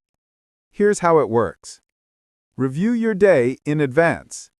Sit quietly for a few minutes at the beginning of your day, ideally in the morning after your magical morning practice. Mentally list all the activities, meetings, conversations, or tasks you have planned for the day. Infuse each event with gratitude. For each item on your mental list, imagine it unfolding perfectly and joyfully. Then, feel immense gratitude for that perfect outcome, as if it has already occurred successfully and joyfully. If you have an important meeting, thank you for the wonderful meeting that went incredibly well and produced great results. If you're making a phone call, thank you for the pleasant and productive phone call. If you're going grocery shopping, Thank you for finding everything I needed easily and having a smooth, enjoyable shopping experience. If you're meeting a friend, thank you for the fun and meaningful time I had with my friend. Byrne explains that when you pre-pave your day with gratitude, you are eliminating potential problems before they even arise. You are sending out a strong, positive signal to the universe that you expect a smooth, successful, and joyful day. This is a powerful form of manifestation because you are actively creating your experience through your thoughts and feelings. This practice also cultivates an incredible sense of inner peace and confidence. Instead of approaching your day with anxiety or apprehension about potential challenges, you approach it with an expectation of success and joy, because you've already thanked it into being. Imagine the difference this makes. Instead of worrying about a difficult conversation, you've already thanked for a harmonious resolution. Instead of dreading a long commute, you've already thanked for an easy, pleasant journey. This doesn't mean you avoid taking action or being prepared. It simply means you approach those actions from a much higher, more effective emotional state. The Magic Day teaches us that our days are not simply random occurrences. They are co-creations. By consciously choosing to infuse our entire day with gratitude in advance, we become powerful creators of our own experience. It's a testament to the idea that true magic lies in our ability to shape our reality through the consistent and heartfelt application of thanks. This practice ensures that every day becomes a masterpiece of joyful living. Chapter 15. Magical Improvement of Relationships. While Chapter 3 introduced the concept of magical relationships, Chapter 15, Magical Improvement of Relationships, dives deeper into specific, potent practices for healing and significantly enhancing any relationship, particularly those that are currently strained or challenging. Rhonda Byrne emphasizes that even the most difficult relationships can be transformed through the consistent application of gratitude. Think about a relationship in your life that causes you stress, frustration, or pain. It could be with a family member, a colleague, a friend, or even a past relationship that still lingers in your mind. Often in these situations, our focus is entirely on the other person's perceived flaws, their wrongdoings, or the problems they create. This negative focus, Byrne reminds us, only solidifies the negativity in the relationship. The core principle of this chapter is to shift your entire perception of the problematic relationship by consciously focusing on the positive aspects of the other person, thereby changing the energy dynamic between you. You cannot feel grateful and resentful towards someone at the exact same time. Gratitude dissolves the negativity. The practice for magical improvement of relationships is incredibly powerful. Identify a challenging relationship. Choose one specific relationship that you wish to improve significantly. It could be someone with whom you are currently struggling, or even someone from your past that still carries emotional weight. Often in these situations, our focus is entirely on the other person's perceived flaws, their wrongdoings, or the problems they create. This negative focus, Byrne reminds us, only solidifies the negativity in the relationship. The core principle of this chapter is to shift your entire perception of the problematic relationship by consciously focusing on the positive aspects of the other person, thereby changing the energy dynamic between you. You cannot feel grateful and resentful towards someone at the exact same time. Gratitude dissolves the negativity. The practice for magical improvement of relationships is incredibly powerful. Identify a challenging relationship. Choose one specific relationship that you wish to improve significantly. It could be someone with whom you are currently struggling, or even someone from your past that still carries emotional weight. Often in these situations, our focus is entirely on the other person's perceived flaws, their wrongdoings, or the problems they create. This negative focus, Byrne reminds us, only solidifies the negativity in the relationship. The core principle of this chapter is to shift your entire perception of the problematic relationship by consciously focusing on the positive aspects of the other person, thereby changing the energy dynamic between you. You cannot feel grateful and resentful towards someone at the exact same time. Gratitude dissolves the negativity. The practice for magical improvement of relationships is incredibly powerful. Identify a challenging relationship. Choose one specific relationship that you wish to improve significantly. It could be someone with whom you are currently struggling, or even someone from your past that still carries emotional weight. Often in these situations, our focus is entirely on the other person's perceived flaws, their wrongdoings, or the problems they create. This negative focus, Byrne reminds us, only solidifies the negativity in the relationship. The core principle of this chapter is to shift your entire perception of the problematic relationship by consciously focusing on the positive aspects of the other person, thereby changing the energy dynamic between you. You cannot feel grateful and resentful towards someone at the exact same time. Gratitude dissolves the negativity. The practice for magical improvement of relationships is incredibly powerful. Identify a challenging relationship. Choose one specific relationship that you wish to improve significantly. It could be someone with whom you are currently struggling, or even someone from your past that still carries emotional weight. Often in these situations, our focus is entirely on the other person's perceived flaws, their wrongdoings, or the problems they create. This negative focus, Byrne reminds us, only solidifies the negativity in the relationship.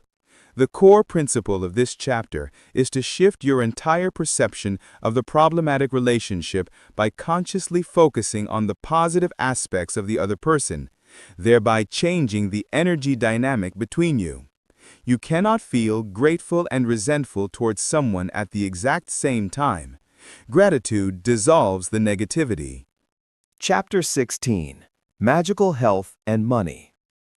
In Chapter 16, Magical Health and Money, Rhonda Byrne combines two critical areas of our lives, emphasizing that gratitude is the powerful link that can profoundly enhance both simultaneously. While previous chapters addressed health and money individually, this chapter highlights how a holistic approach, fueled by gratitude, can create a ripple effect of abundance in both domains. Think about how often health issues lead to financial strain, or how financial stress can impact our physical and mental well-being. These two aspects of life are deeply interconnected. When one is suffering, the other often follows suit. Byrne explains that by consciously applying gratitude to both, we can break negative cycles and attract a synergistic flow of well-being and abundance. The core principle here is to use gratitude to target specific health and financial goals, visualizing and feeling the positive outcomes as if they have already manifested. It's about merging the magical health and magical money practices into a unified, powerful intention. The practice for magical health and money involves identify your top 3 health desires. What specific improvements do you want to see in your health? Be clear and positive. For example, I want perfect energy throughout the day, or I desire a completely healthy and flexible back. Identify your top 3 money desires. What specific financial goals do you have? Again, be clear and positive. For example, I desire to easily pay off all my debts, or I desire a steady increase in my income. Create a magic card for each desire. Write each of your 6 desires, 3 health, 3 money, on separate small cards. For each card, write the desire in the present tense as if it is already manifested, and then express gratitude for it. For health, thank you for my perfectly healthy and vibrant body. For money, thank you for the abundant flow of money that allows me to live a life of freedom. Carry and revisit your magic cards. Throughout the day, periodically take out your cards, read each desire, and most importantly, feel immense gratitude as if it is already manifested. Hold each card in your hand and visualize yourself experiencing the desired outcome. For example, if you hold the card for abundant money, visualize your bank account overflowing, you easily paying bills, and feeling completely secure.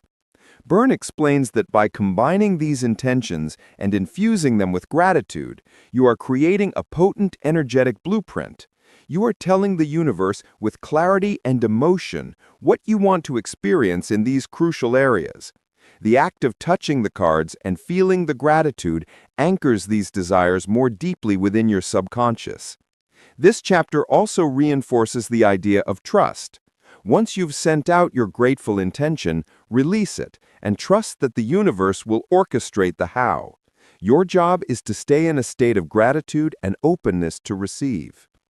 Imagine the feeling of simultaneously knowing your body is vibrant and healthy, and that your finances are abundant and secure. This combined feeling of well-being and prosperity is incredibly powerful. It eliminates the inner conflict that often arises when one area of life feels lacking while the other flourishes. Magical health and money is a testament to the holistic nature of our lives.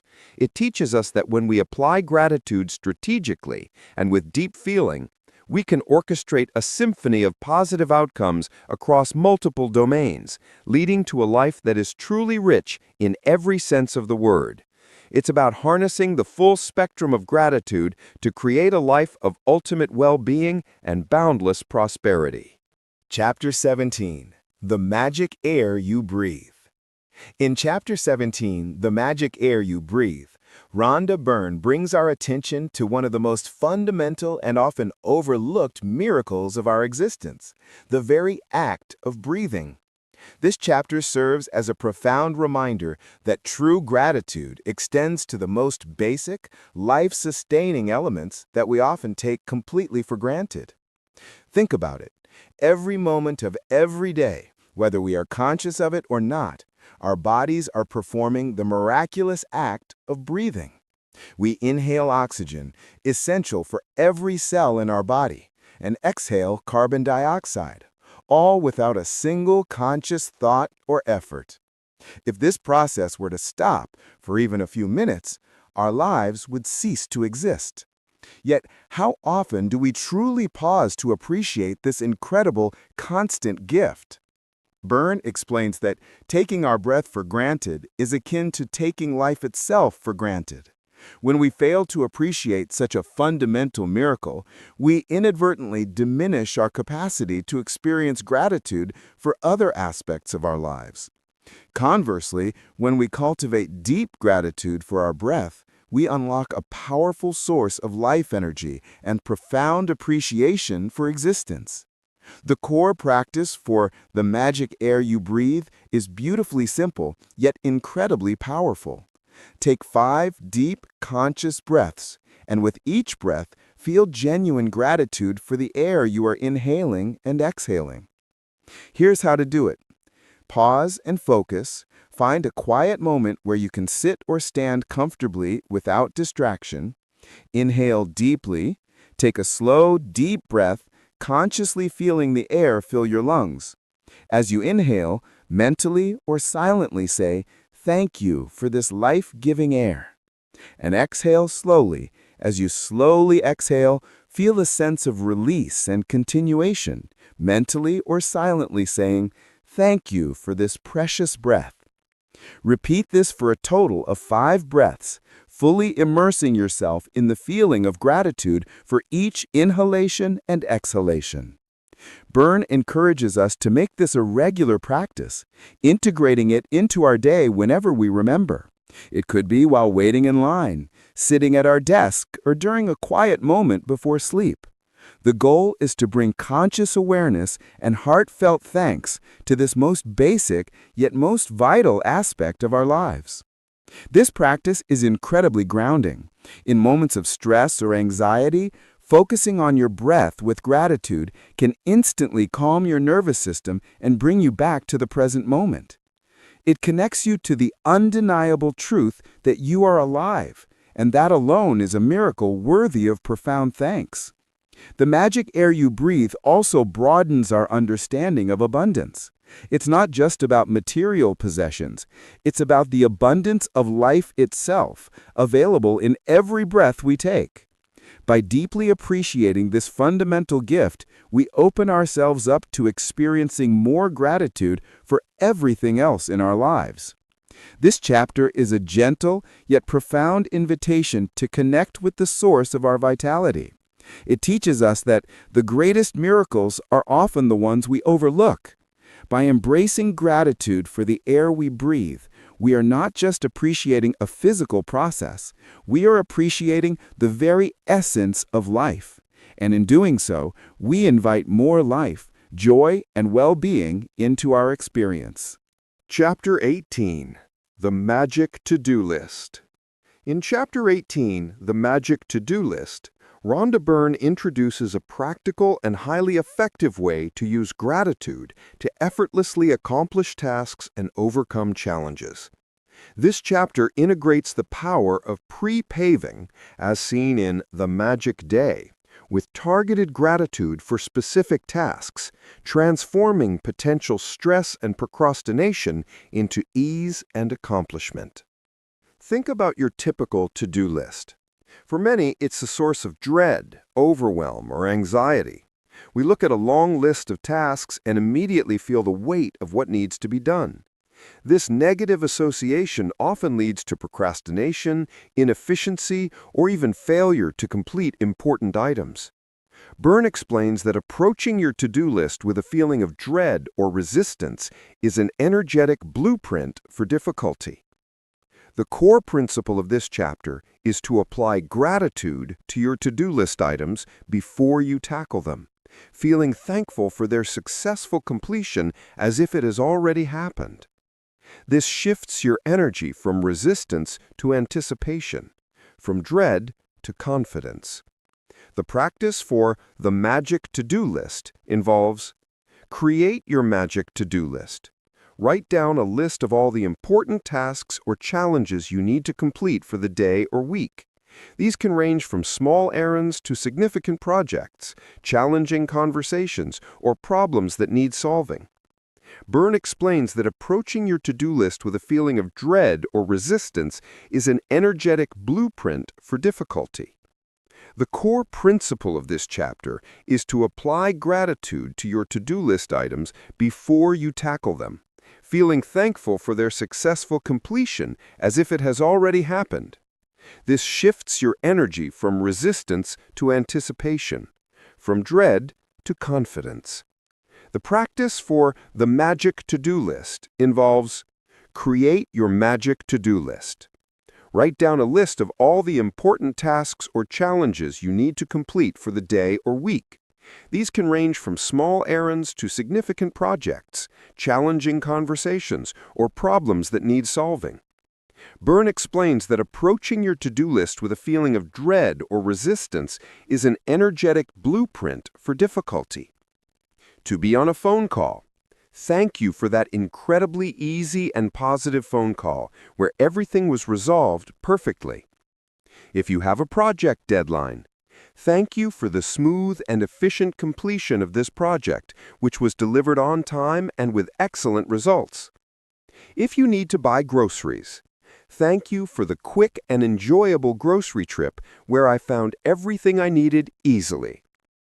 If you have a problem to solve, thank you for the perfect solution that effortlessly presented itself to resolve this issue. By doing this, you are not just hoping for a good outcome, you are actively creating it energetically. You are sending a clear signal to the universe that you expect ease, success, and resolution. This practice works because when you genuinely feel gratitude for an outcome, you are aligning your energy with that outcome. This chapter is particularly useful for overcoming procrastination and feelings of overwhelm. When you shift your focus from the difficulty of the task to the joy of its completion, the energy around it transforms. You approach the task with a lighter heart, more creativity, and a greater sense of purpose. Imagine the difference in productivity and peace of mind when you begin your day having already thanked your tasks into successful completion. It empowers you, making you feel capable and supported. Solutions often appear unexpectedly. Obstacles seem to dissolve, and what might have been a stressful task becomes surprisingly smooth. The magic to-do list teaches us that our perception and emotional state are powerful tools for accomplishment. By transforming our interaction with our daily tasks through the lens of gratitude, we don't just get things done, we do them with grace, ease, and a profound sense of satisfaction, making every day more productive and joyful. Chapter 19. The Magic Footsteps. In Chapter 19, The Magic Footsteps, Rhonda Byrne introduces a subtle yet powerful daily practice that deepens our connection to gratitude in a very physical and grounding way. This chapter invites us to transform an ordinary activity, walking, into an extraordinary act of appreciation, thereby increasing our overall positive energy and attracting more blessings.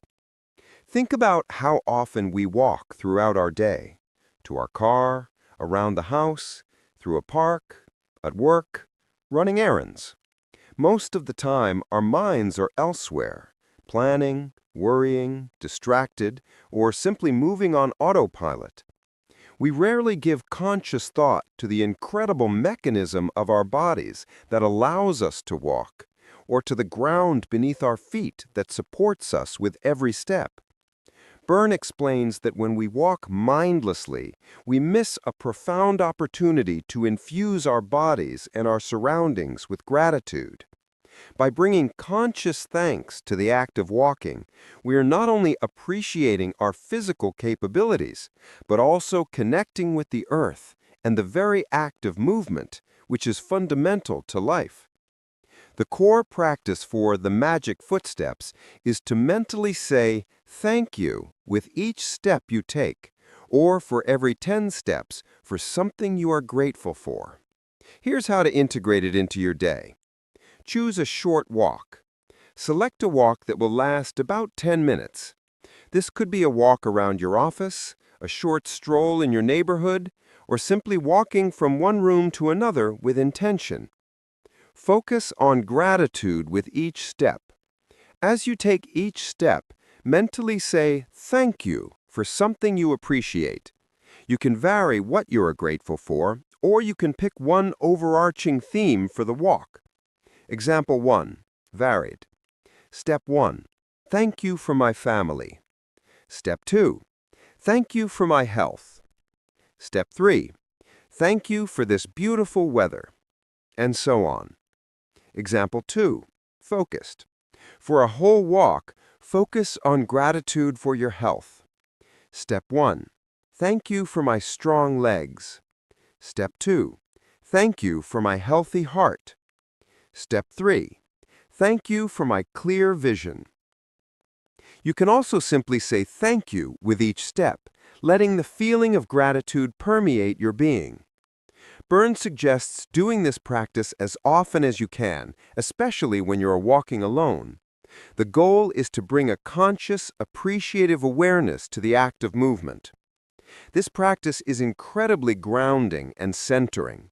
It brings you into the present moment, away from distractions and worries. When you walk with gratitude, you are literally moving through the world with a higher vibration. This not only makes you feel better, but also makes you a magnet for more positive experiences along your path.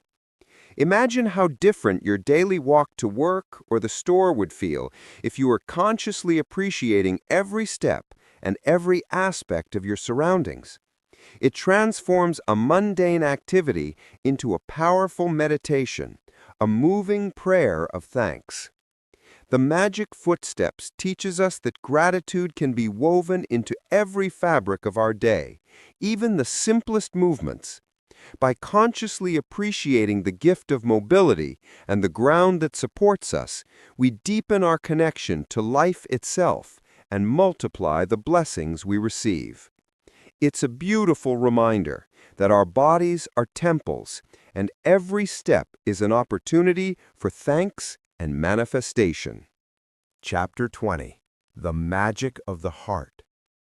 In Chapter 20, The Magic of the Heart, Rhonda Byrne delves into the deepest and most profound aspect of gratitude, heartfelt feeling.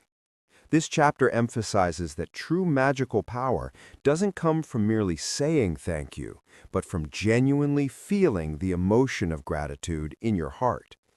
It's about moving beyond intellectual acknowledgement to a deep, resonant emotional experience.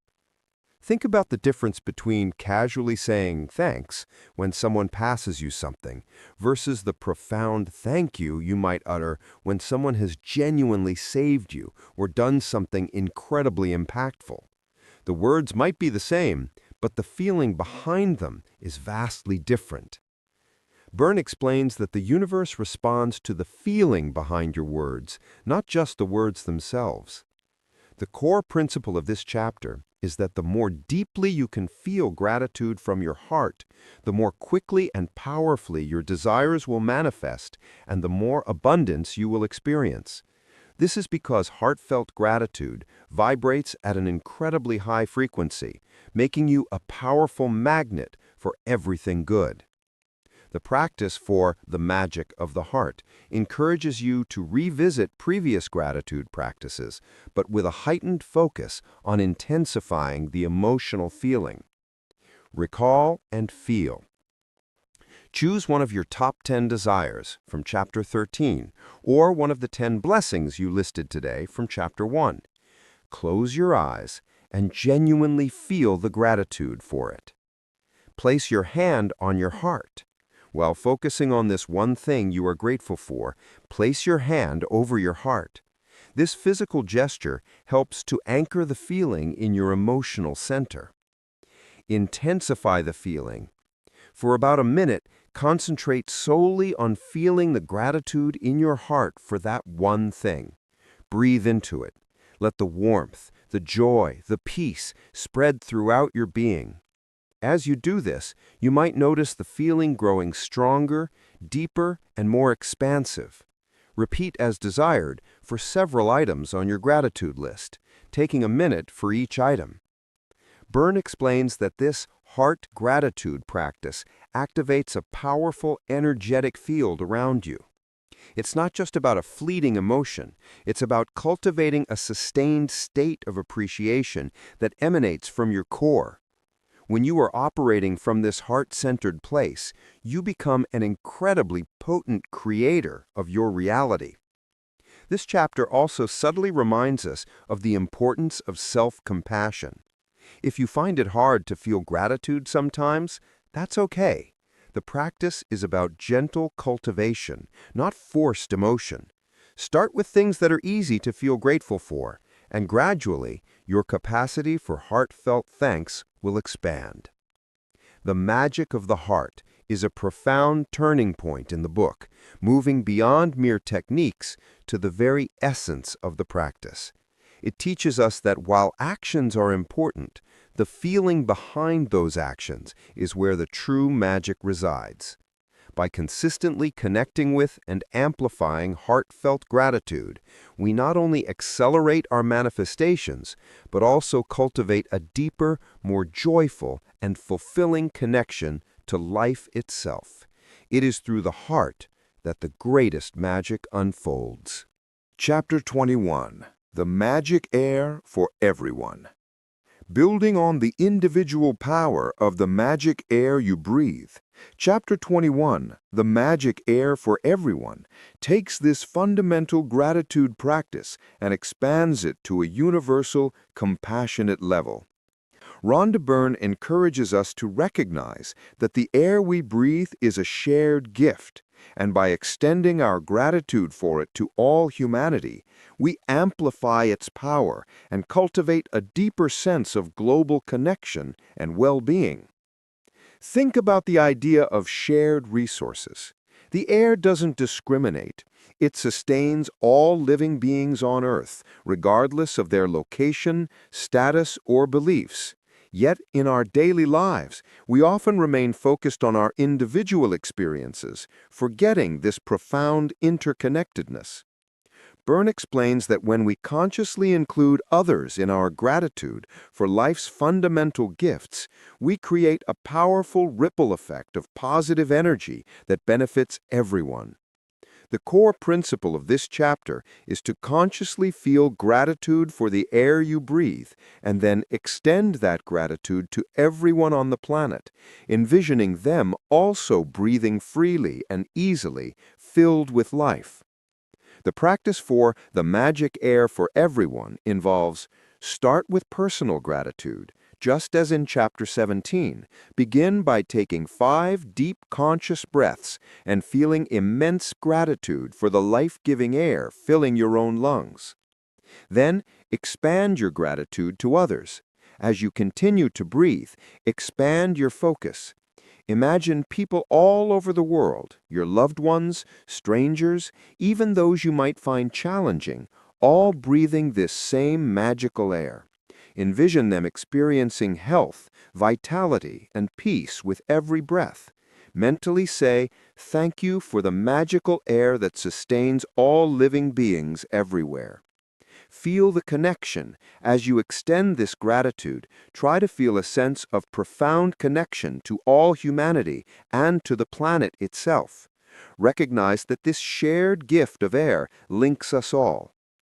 Byrne emphasizes that this practice is particularly powerful for cultivating compassion and reducing feelings of separation. In a world often divided, recognizing our shared dependence on something as fundamental as air can be incredibly unifying. When you send out grateful energy for the well-being of others, you are not only enriching their energetic field, but also elevating your own. This chapter reminds us that our personal gratitude practices have far-reaching implications.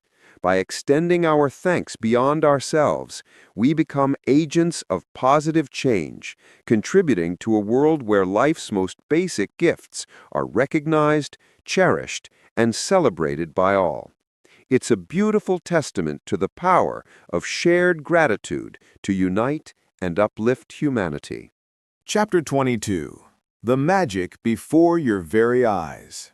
In Chapter 22, The Magic Before Your Very Eyes, Rhonda Byrne brings the practice of gratitude into sharp focus, revealing how the universe is constantly responding to our vibrational frequency, bringing us manifestations that are literally appearing before our very eyes.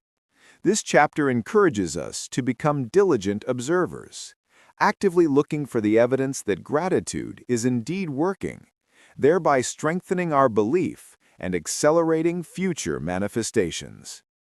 Think about the times you've wanted something, and then, seemingly out of nowhere, an opportunity or solution appeared. Sometimes we dismiss these as coincidences or luck. Byrne argues that these are not random. They are direct responses from the universe to our energy, and gratitude is the primary catalyst. The core principle of this chapter is to actively look for the small, subtle ways in which your manifestations are appearing or evolving, and to respond with immediate and intense gratitude. This conscious recognition is what fuels further manifestation.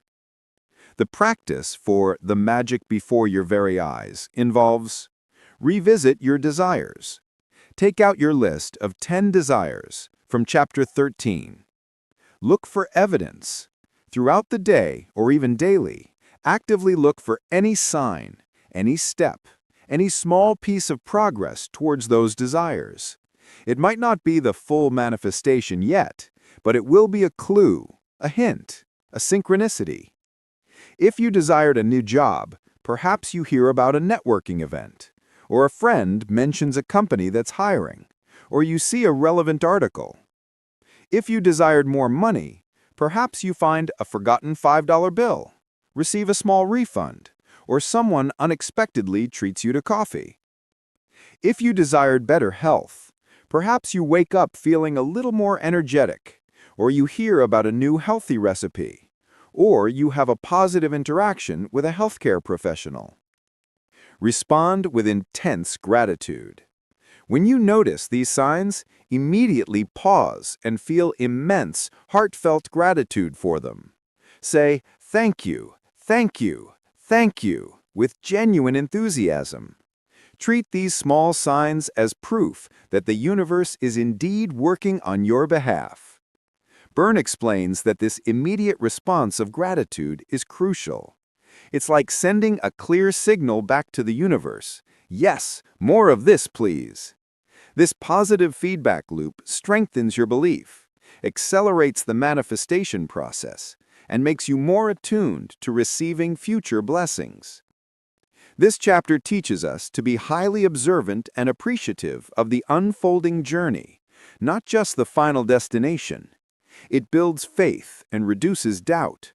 When you actively see the magic happening, it becomes undeniable, transforming a theoretical practice into a tangible reality. Imagine how much more empowered you would feel if you consistently observed and celebrated these small victories. It takes away the feeling of waiting and hoping, replacing it with an active, joyful anticipation. The magic before your very eyes is a powerful invitation to witness the constant, miraculous interplay between your inner world of gratitude and your outer world of experience. It reminds us that magic isn't some distant, abstract concept. It's unfolding all around us, every single day, waiting for us to acknowledge and appreciate it. By consciously seeing and being grateful for the evidence, we become active participants in the ongoing creation of our most desired lives. Chapter 23, The Magical Air. Chapter 23, confusingly sharing a similar title to previous chapters, The Magical Air, primarily serves as a crucial point to reiterate and deepen the practice of gratitude for the fundamental elements that sustain life, especially the air we breathe.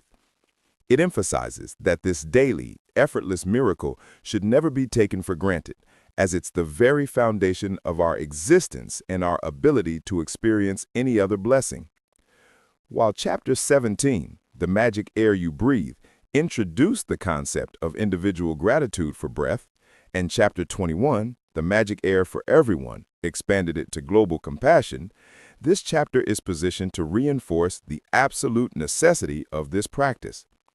It often appears as a strategic repetition within the 28-day journey, ensuring that by this point, the reader fully internalizes the profound importance of this seemingly simple act of thanks.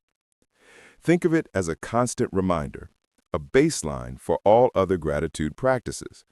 If we can't be grateful for the air that keeps us alive every second, how can we truly feel deep gratitude for anything else? Byrne uses this chapter to impress upon us that true abundance begins with appreciating the most basic, yet the most vital gifts of life. The core principle remains the same, but with an intensified emphasis on consistency and heartfelt feeling. Consciously breathe and deeply feel gratitude for the air that sustains you, acknowledging its preciousness and abundance. The practice for the magical air is straightforward and can be integrated throughout your day. Pause and notice. Several times a day, take a deliberate moment to pause whatever you are doing. Focus on your breath. Become aware of the air entering and leaving your body. Notice the sensation of your lungs expanding and contracting. Feel deep gratitude as you breathe internally or silently. Say, "Thank you for the precious, life-giving air." Feel the profound appreciation for this constant, effortless supply of vitality. No specific number. Unlike earlier instructions for 5 breaths, this chapter encourages a more spontaneous, continuous awareness. Integrate it when you walk, when you work, when you rest. Let the appreciation for air become a natural part of your moment-to-moment consciousness. Byrne reminds us that the air is a symbol of the universe's boundless generosity. It is always there, always abundant, freely given. By aligning ourselves with this constant flow of generosity through gratitude, we open ourselves up to receiving more generosity in all other aspects of our lives. This chapter particularly highlights the irony that we often seek complex solutions for happiness and abundance, when the most profound magic is often found in the simplest, most fundamental aspects of our existence. It grounds us, brings us back to basics, and reestablishes the foundation of profound appreciation. The magical air is not just about breathing. It's about being profoundly grateful for the gift of life itself in its most essential form. By consistently cultivating this deepest level of gratitude, we become living embodiments of appreciation, attracting an unending supply of blessings and experiencing life with greater joy, vitality, and peace. It's a powerful reinforcement that the simplest acts of thanks can yield the most profound results. Chapter 24, The Magic Wand. In Chapter 24, The Magic Wand, Rhonda Byrne introduces one of the most proactive and compassionate uses of gratitude, using it to help others. This chapter empowers us to become agents of positive change, not through direct intervention, but by channeling the immense power of gratitude towards those we care about who are in need, thereby becoming a magic wand in their lives. Think about a loved one who is struggling with their health, finances, a difficult relationship, or a challenging situation. Our natural inclination is often to worry about them, feel sad for them, or wish we could somehow fix their problems. While these feelings come from a place of love, Byrne explains that focusing on their problems or sending them pity can inadvertently perpetuate their struggle, as it's still a focus on negativity. The core principle of this chapter is to use your gratitude practice to visualize and feel intense gratitude for the desired positive outcome in someone else's life, as if their problem has already been perfectly solved. By doing this, you are sending a powerful, positive, energetic signal on their behalf.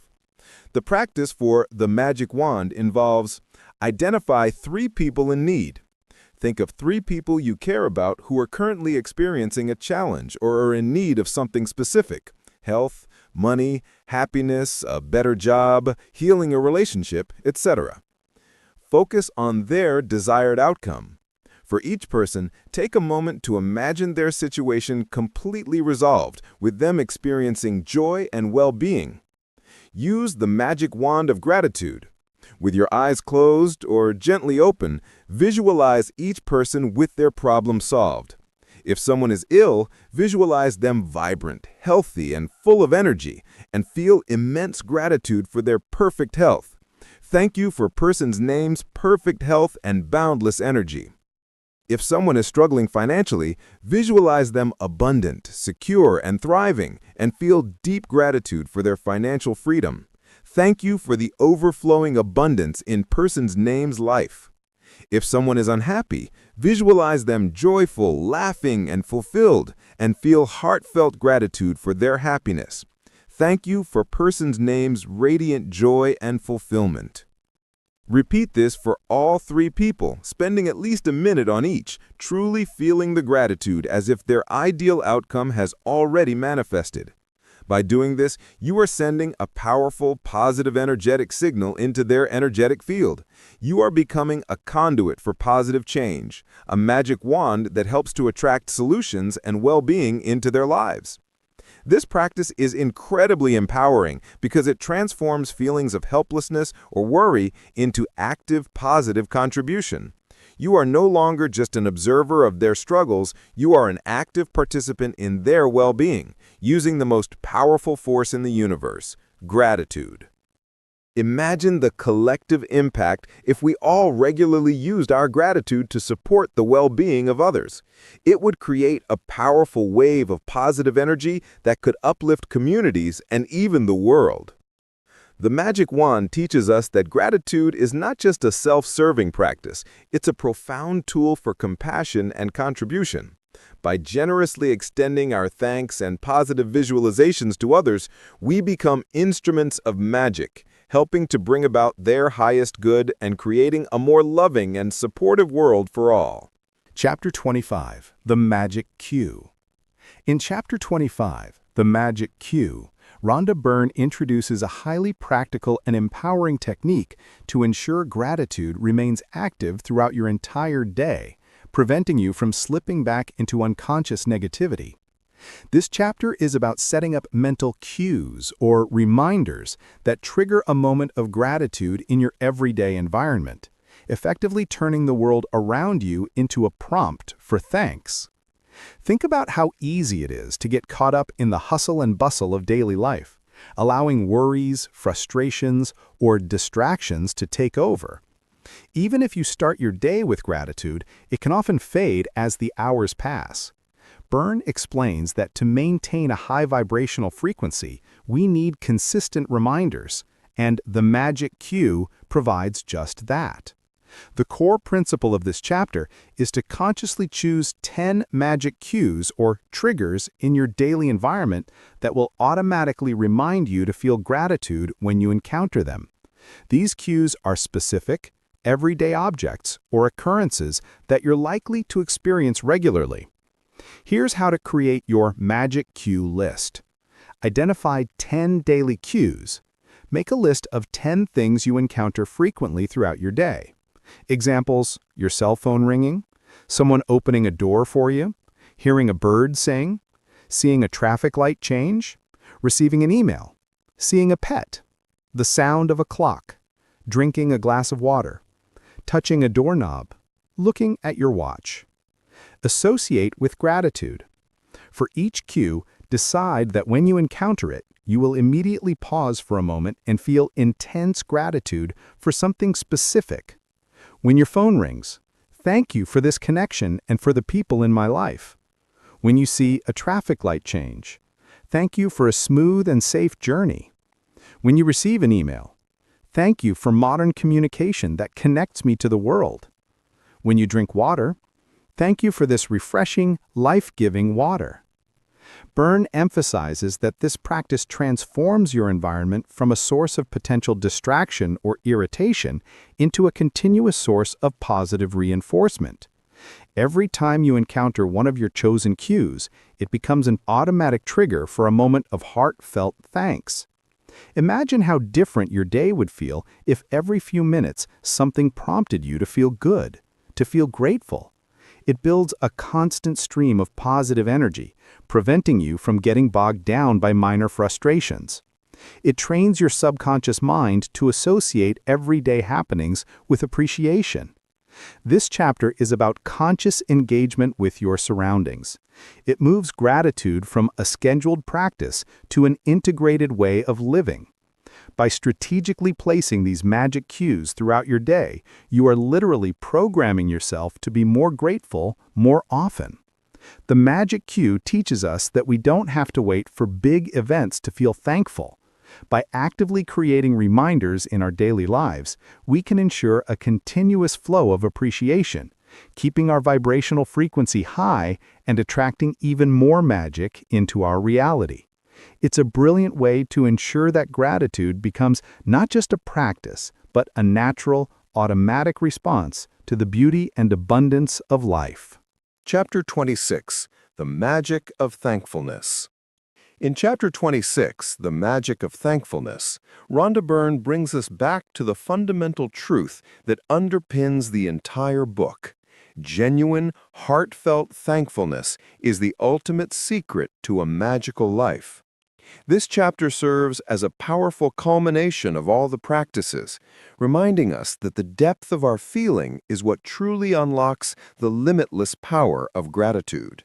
It's a call to make thankfulness not just an exercise, but the very essence of who we are.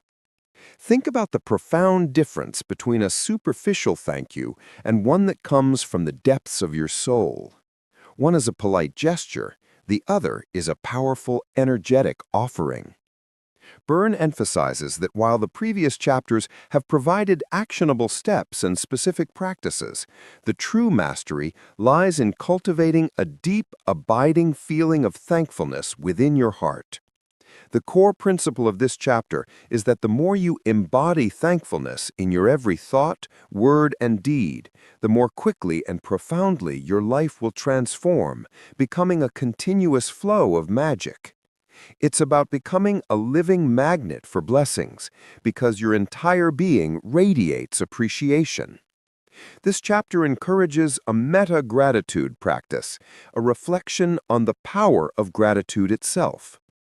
Reflect on the journey. Take a moment to think about how your life might have already changed since you started practicing gratitude. What positive shifts have you noticed in your mood, your relationships, your circumstances, or your outlook? Feel gratitude for gratitude itself. Express profound gratitude for the power of thankfulness itself. Acknowledge that this simple practice has given you a tool to reshape your reality, to find joy, and to attract abundance. Embody thankfulness. The ultimate goal is to move beyond doing gratitude practices to being grateful. This means adopting an attitude of thankfulness that permeates every aspect of your day. When something good happens, immediately feel and express thanks.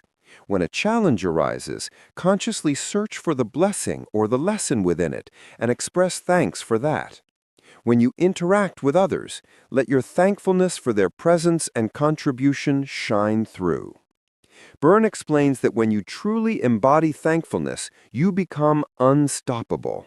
You're operating at the highest possible frequency, attracting effortlessly all that you desire and experiencing a profound sense of inner peace and joy regardless of external circumstances. This state of being is what allows the magic to unfold continuously and dramatically in your life. This chapter is about cultivating a gratitude mindset that becomes your default setting. It's a reminder that every moment is an opportunity to be thankful, and every act of thanks is an act of creation. It elevates gratitude from a technique to a spiritual practice, a way of life that brings profound meaning and fulfillment. The magic of thankfulness is a powerful call to fully embrace the transformative power you now wield. It teaches us that the greatest magic isn't something external. It's the profound, boundless power of gratitude residing within your own heart, waiting to be unleashed to create the most extraordinary life imaginable. It's the ultimate affirmation that thankfulness isn't just a part of the magic, it is the magic. Chapter 27, The Magic Mirror. In Chapter 27, The Magic Mirror, Rhonda Byrne introduces a deeply personal and often profoundly emotional practice, seeing your own worth and magic through the lens of gratitude. This chapter shifts the focus inward, encouraging self-love, self-acceptance, and self-appreciation, which are crucial components for truly experiencing a magical life. Think about how often we are critical of ourselves. We might focus on our flaws, our mistakes, our perceived shortcomings, or the things we wish were different about our appearance or personality. This constant self-criticism creates a negative energetic field around us, pushing away the very blessings we desire and eroding our self-esteem. Byrne explains that just as we attract what we focus on in others, we also attract what we focus on within ourselves.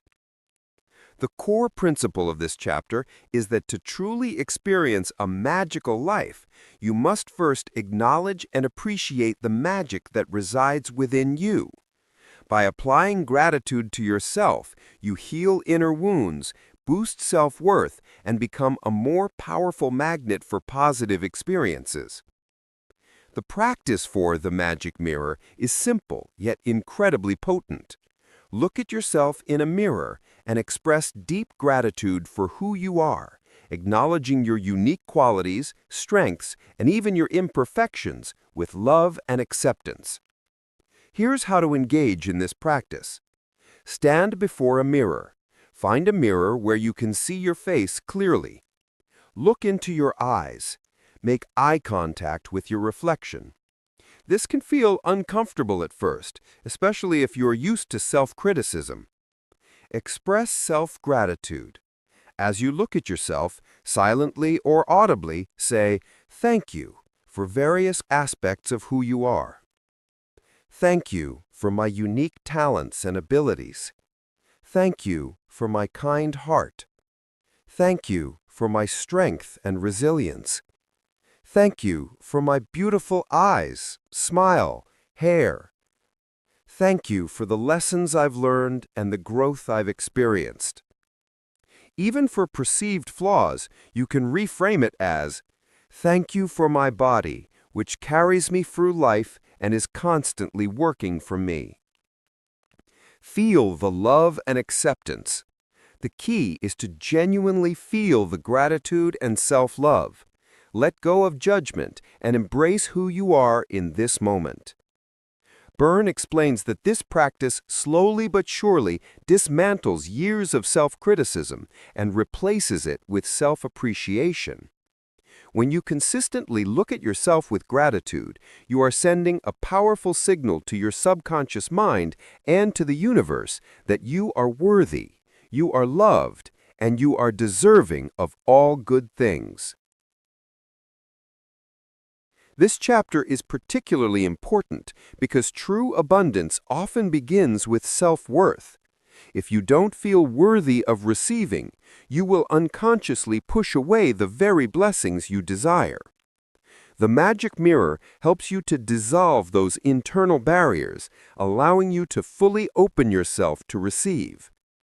Imagine the freedom and joy that comes from truly loving and accepting yourself, flaws and all. This inner peace radiates outward, positively impacting your relationships, your career, and your overall sense of well-being. The magic mirror teaches us that self-gratitude is not vanity. It's a fundamental act of self-care and empowerment. By consistently appreciating the unique, wonderful person you are, you activate the magic within you, becoming a beacon of self-love and attracting a life that beautifully reflects your inner worth. It's a powerful reminder that you are a miracle, deserving of endless gratitude. Chapter 28. The Magic Remains. And so we arrive at the final chapter of the magic. Chapter 28. The Magic Remains. This chapter is not an ending, but a powerful new beginning, a profound affirmation that the journey of gratitude is lifelong, and the magic you have cultivated is now an inherent part of who you are. Rhonda Byrne emphasizes that by consistently applying the practices throughout these 28 days, you have fundamentally shifted your perspective, transformed your life, and established an unbreakable connection to the source of all abundance. Think back to where you started this journey. Perhaps you felt overwhelmed, lacked certain things, or struggled with negativity. Now, having consciously practiced gratitude for nearly a month, you have undoubtedly experienced shifts, big and small. This chapter reminds you that these shifts are not temporary. They are the foundation of a new way of living. The core principle of this chapter is that the magic of gratitude is not something that comes and goes. It is a constant, ever-present force that you have now learned to harness. It remains with you, always available, always powerful, as long as you continue to wield it. The practice for the magic remains is a synthesis and commitment. Recap your blessings, the first practice reimagined. Revisit the very first gratitude practice, counting your blessings. List at least 10 blessings you are currently grateful for, feeling the gratitude as deeply as possible. This brings you full circle, reinforcing the foundation of your journey. Commit to daily gratitude. This chapter emphasizes that the 28 days were just the beginning. To keep the magic alive and continuously expanding, you must commit to making gratitude a daily, lifelong practice. This could be your morning count your blessings, your nightly magic rock, or any combination of the practices that resonate most with you. The key is consistency. Be a beacon of gratitude. The ultimate goal is to embody gratitude so completely that it becomes your natural state of being. Let it flow through your words, your actions, and your interactions with the world. Be a living example of the magic. Byrne explains that once you have truly experienced the power of gratitude, there is no going back. You have seen the evidence, felt the shifts, and understood the profound truth.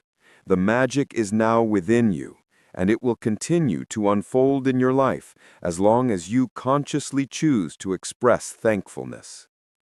This chapter also offers a powerful sense of empowerment.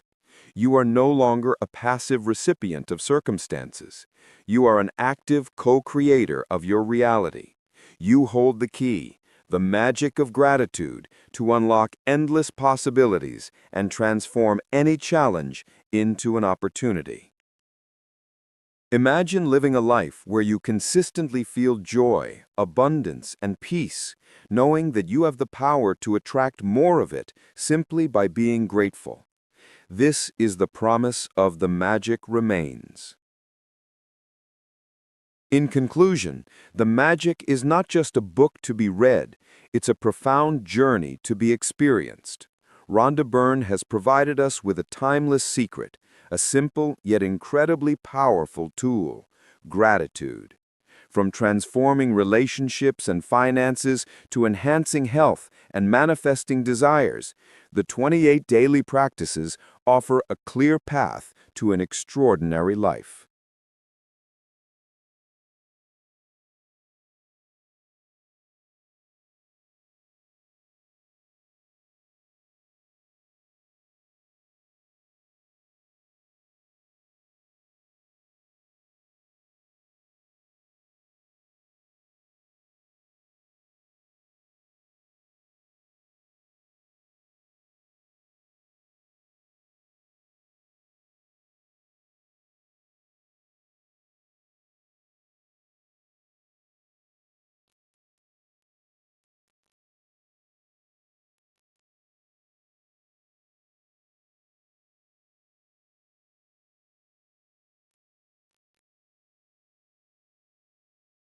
Hello, power seekers and wisdom warriors. Welcome to Vibe Audiobook, the place where we unlock the secrets to a more strategic and successful life.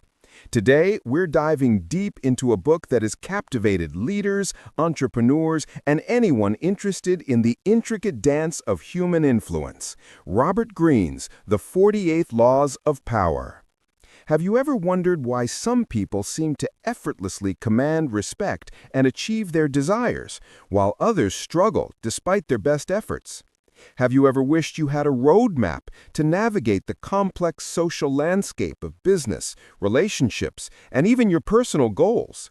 If so, then you're in the right place. The 48 Laws of Power is not just a book, it's a profound exploration of history's most effective and often ruthless strategies for acquiring and maintaining power. It's a guide that distills centuries of human experience, from ancient empires to Renaissance courts, from military campaigns to modern boardrooms, into 48 timeless principles. Whether you aim to climb the corporate ladder, protect yourself from manipulation, or simply understand the hidden dynamics at play in every interaction, the lessons within these pages are invaluable. We're going to embark on a chapter-by-chapter journey, uncovering the core essence of each law, dissecting its historical context, and most importantly, understanding how you can apply or defend yourself against these powerful insights in your own life. This isn't about becoming a Machiavellian villain. It's about becoming acutely aware, strategically savvy, and ultimately more in control of your destiny. So settle in, open your mind, and prepare to have your perspective shifted. The journey through the 48 Laws of Power begins now. And as we embark on this exciting exploration, remember to show us some love. Hit that like button, share this episode with anyone who needs a power boost, and subscribe to Vibe Audiobook so you never miss out on our next deep dive. Chapter 1, Law 1. Never outshine the master. Our journey into the heart of power begins with a law that might feel counterintuitive at first glance, especially in a world that often celebrates individual brilliance. Law number 1, never outshine the master. Imagine a young, ambitious assistant, brimming with talent and innovative ideas. They present a brilliant solution that far surpasses anything their boss has conceived, perhaps even publicly. What do you think happens next? While they might expect praise and recognition, Robert Greene warns us that often the reality is far different. This law teaches us a fundamental truth about human nature. People, especially those in positions of power, have fragile egos. They love to feel secure, superior, and in control. When you, consciously or unconsciously, outshine your master, whether it's your boss, mentor, or even a friend you admire, you inadvertently trigger their insecurities. You make them feel inferior, threatened, and perhaps even foolish. And what's the typical human response to feeling threatened? Resentment, envy, and a desire to cut down the source of that discomfort. Think of it like a gardener tending to their prized rose bush. They want the roses to bloom beautifully, but they wouldn't want a rogue weed suddenly growing taller and more vibrant, stealing all the attention. The master is the gardener, and you are the bloom. They want you to flourish, but not at the expense of their own perceived glory. Historically, we see countless examples of this. Take the tragic story of Nicolas Fouquet, the finance minister to Louis XIV of France. Fouquet was immensely wealthy, intelligent, and a patron of the arts. He hosted a magnificent party, attempting to impress the young king. His chateau and the festivities were so opulent, so dazzling, that they completely eclipsed the grandeur of the king's own court. Louis XIV, instead of being impressed, felt deeply humiliated and threatened. Fouquet was arrested shortly after and imprisoned for life. His brilliance, instead of earning him favor, sealed his doom because he dared to outshine the Sun King. Now, this doesn't mean you should hide your talents or become a wallflower. Not at all. The key is subtlety and strategy. How do you shine without outshining? One way is to make your master appear even more brilliant. Attribute your good ideas to their inspiration, or frame your successes as a direct result of their guidance. If you come up with a groundbreaking strategy, present it in a way that suggests you merely built upon their existing framework or realized their vision. Allow them to take credit, even if it's not entirely deserved. This not only makes them feel good, but also makes you see you as a valuable asset, someone who enhances their power rather than diminishes it. Another tactic is to display your talents in a non-threatening way. Perhaps you excel in areas that your master doesn't care about, or you develop skills that complement theirs without directly competing.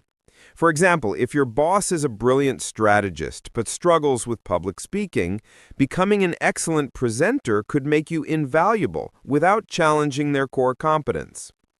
The danger of ignoring this law is severe. You risk being resented, sabotaged, or even dismissed. Your master might subtly undermine your projects, spread rumors, or deny you opportunities, all because your brightness feels like a shadow cast over their own. They might keep you close enough to benefit from your skills, but never allow you to rise to a position where you could truly challenge them. In essence, Law 1 is about understanding the psychological landscape of power. It's about managing perceptions and making those above you feel secure in their position. When they feel secure, they are more likely to nurture your growth, confident that your success will ultimately reflect well on them.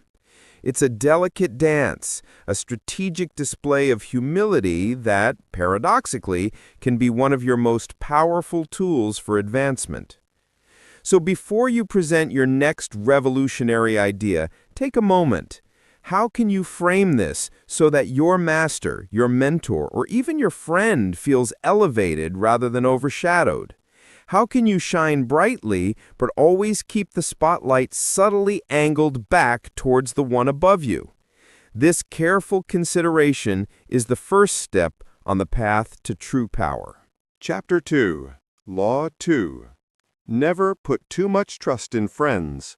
Learn how to use enemies. Now let's delve into a law that might feel a little jarring, perhaps even cynical, but one that offers profound insights into the realpolitik of relationships. Law number 2. Never put too much trust in friends. Learn how to use enemies. This isn't an indictment of friendship itself, nor is it a call to treat everyone with suspicion. Instead, it's a pragmatic warning about the potential pitfalls of relying too heavily on those you consider closest, and a strategic revelation about the unexpected utility of your adversaries. Why be wary of friends? Green argues that friends often mix business with pleasure, and this blend can be disastrous. When you hire a friend, for example, the lines of authority become blurred. It's harder to give critical feedback, to fire them if necessary, or to make tough decisions that might impact your friendship. Their emotions can easily get entangled with their professional performance, leading to resentment if they feel undervalued or unfairly treated. Furthermore, friends know your weaknesses, your secrets, and your vulnerabilities. In a moment of jealousy, wounded pride, or simple misunderstanding, this intimate knowledge can become a weapon. They might unknowingly or even intentionally betray you if their self-interest or emotions become sufficiently agitated. Consider the historical example of Emperor Augustus and his general Agrippa.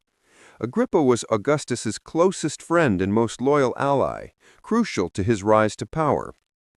Yet Augustus, despite his deep affection for Agrippa, was always careful to maintain a professional distance in matters of state. He utilized Agrippa's military genius, but never allowed their friendship to compromise his ultimate authority or strategic decisions. He knew that even the most loyal friend could, under different circumstances, become a liability if the boundaries were not clear. On the other hand, enemies, or at least those who are not your close friends, operate under a different set of rules.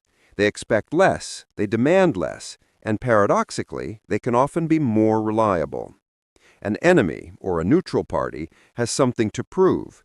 They're motivated by self-preservation, a desire for redemption, or a need to demonstrate their worth.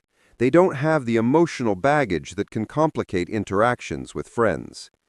Green highlights the case of China's Han Dynasty founder, Liu Bang. He effectively used enemies and rivals to solidify his power, offering them incentives and positions that friends might have taken for granted. He understood that a former rival, given a chance and a reason to prove loyalty, could be fiercely devoted, precisely because they had more to lose and more to gain. How do you use enemies? It's not about turning them into allies in a sentimental way, but about understanding their motivations and leveraging them for your own ends. Understand their motivations. What do they want? What are their weaknesses? Offer a mutually beneficial arrangement. Can you give them something they desperately need or desire in exchange for their temporary cooperation? Keep them at a distance. Unlike friends, you don't need to trust their intentions, only their actions, as long as those actions serve your purpose. Use them as a counterweight.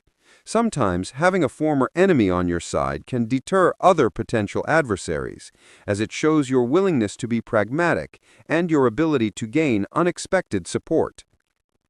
The core lesson here is that in the realm of power, pure emotion can be a dangerous guide. Friendship, with all its beautiful complexities, is built on emotion. Professional alliances, however, should be built on shared interests, clear expectations, and mutual benefit. When you mix the two, you risk both your power and your friendships. This law isn't about becoming cold-hearted. It's about developing a strategic perspective on human relationships. It teaches you to differentiate between the people you cherish for their companionship and the people you rely on for their competence and loyalty in achieving your goals. It also nudges you to look beyond conventional alliances and consider how even those who oppose you might, under the right circumstances, be turned into a valuable asset. So the next time you consider hiring a friend or confiding a sensitive secret, pause and reflect on the potential complications. And when you face an adversary, instead of immediately dismissing them, consider if there's a way their energy, their ambition, or even their opposition could be subtly redirected to serve your strategic interests. This strategic discernment is a hallmark of true power. Chapter 3, Law 3. Conceal your intentions. We move now to a law that is a cornerstone of strategic thinking, a principle that, when mastered, can give you an almost invisible advantage. Law number 3. Conceal your intentions. Imagine playing a game of chess. If your opponent knows your next 3 moves, your strategy, and your ultimate goal, how likely are you to win? Not very. The same applies to the game of power. When others know exactly what you're planning, what you desire, and what your ultimate aims are, they can easily anticipate your moves, prepare their defenses, or even actively thwart your efforts. The human tendency is often to be open, transparent, and direct, especially when we want to build trust or gain support. But Robert Greene warns us that such openness, while appearing virtuous, can be a profound vulnerability in the pursuit of power. People are inherently self-interested. If they know your intentions, they will immediately begin to calculate how your plans will affect them. And if they perceive any threat or disadvantage, they will instinctively work against you. Concealing your intentions doesn't mean being dishonest in a malicious way. It means being strategically opaque. It means creating a smokescreen, diverting attention, or simply keeping your cards close to your chest until the opportune moment.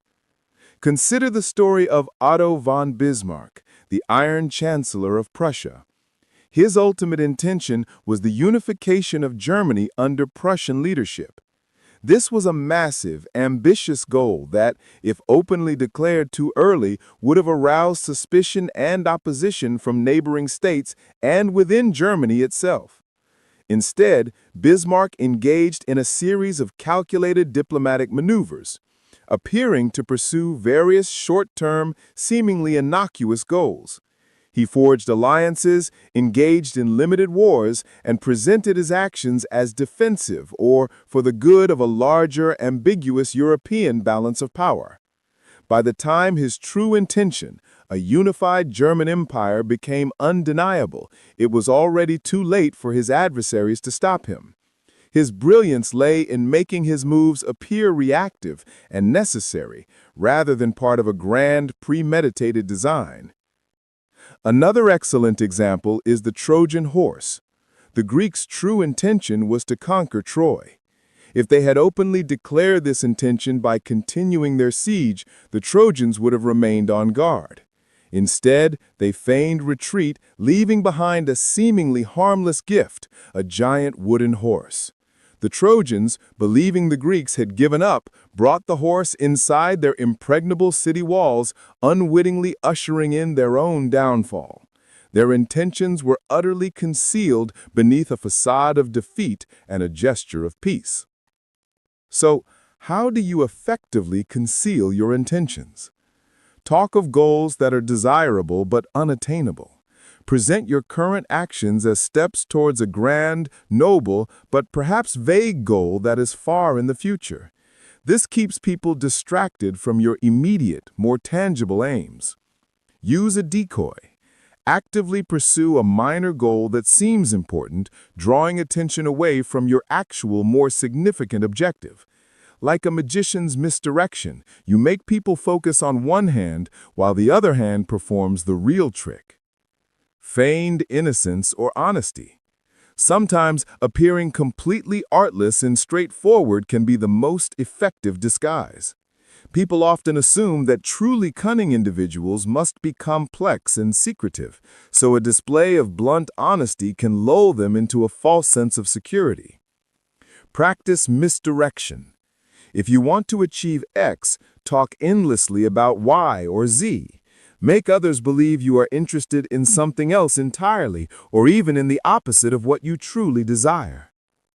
The dangers of failing to conceal your intentions are numerous. You become predictable, easily manipulated, and vulnerable to sabotage. Your rivals can prepare counter-strategies, gather resources to oppose you, or even steal your ideas and execute them before you do. This law teaches us that power is often a game of chess played in the shadows, where foresight and strategic ambiguity are paramount. It's about controlling the narrative, managing perceptions, and never revealing your full hand until you are ready to play your winning move. It doesn't mean you must become a constant deceiver, but rather a master of strategic timing and subtle misdirection. By keeping your true aims hidden, you maintain the element of surprise, leaving your opponents guessing and giving you the space to maneuver effectively toward your ultimate goals. Chapter 4. Law 4. Always say less than necessary.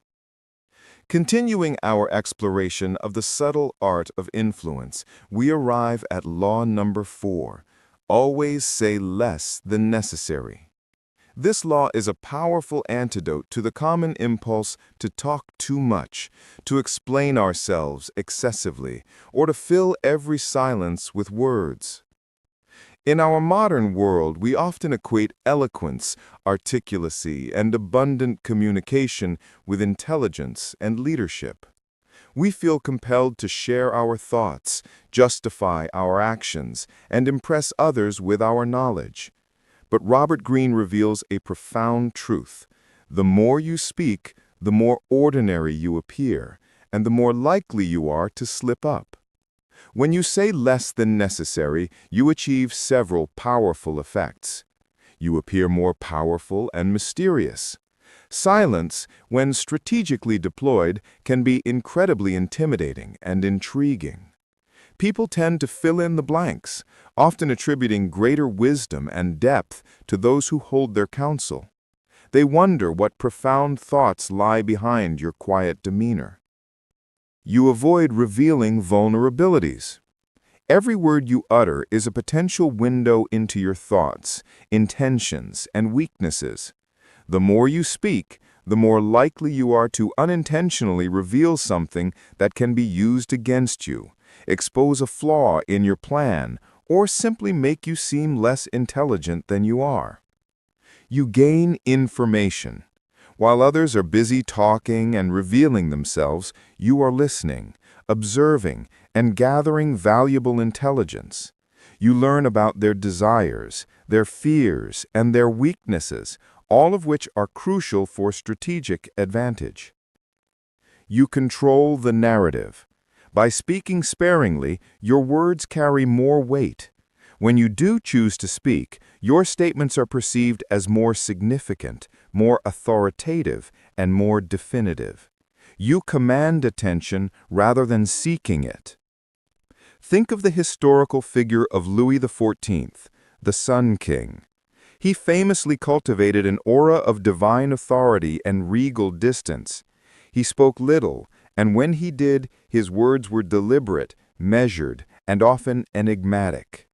This scarcity of communication only enhanced his mystique and power.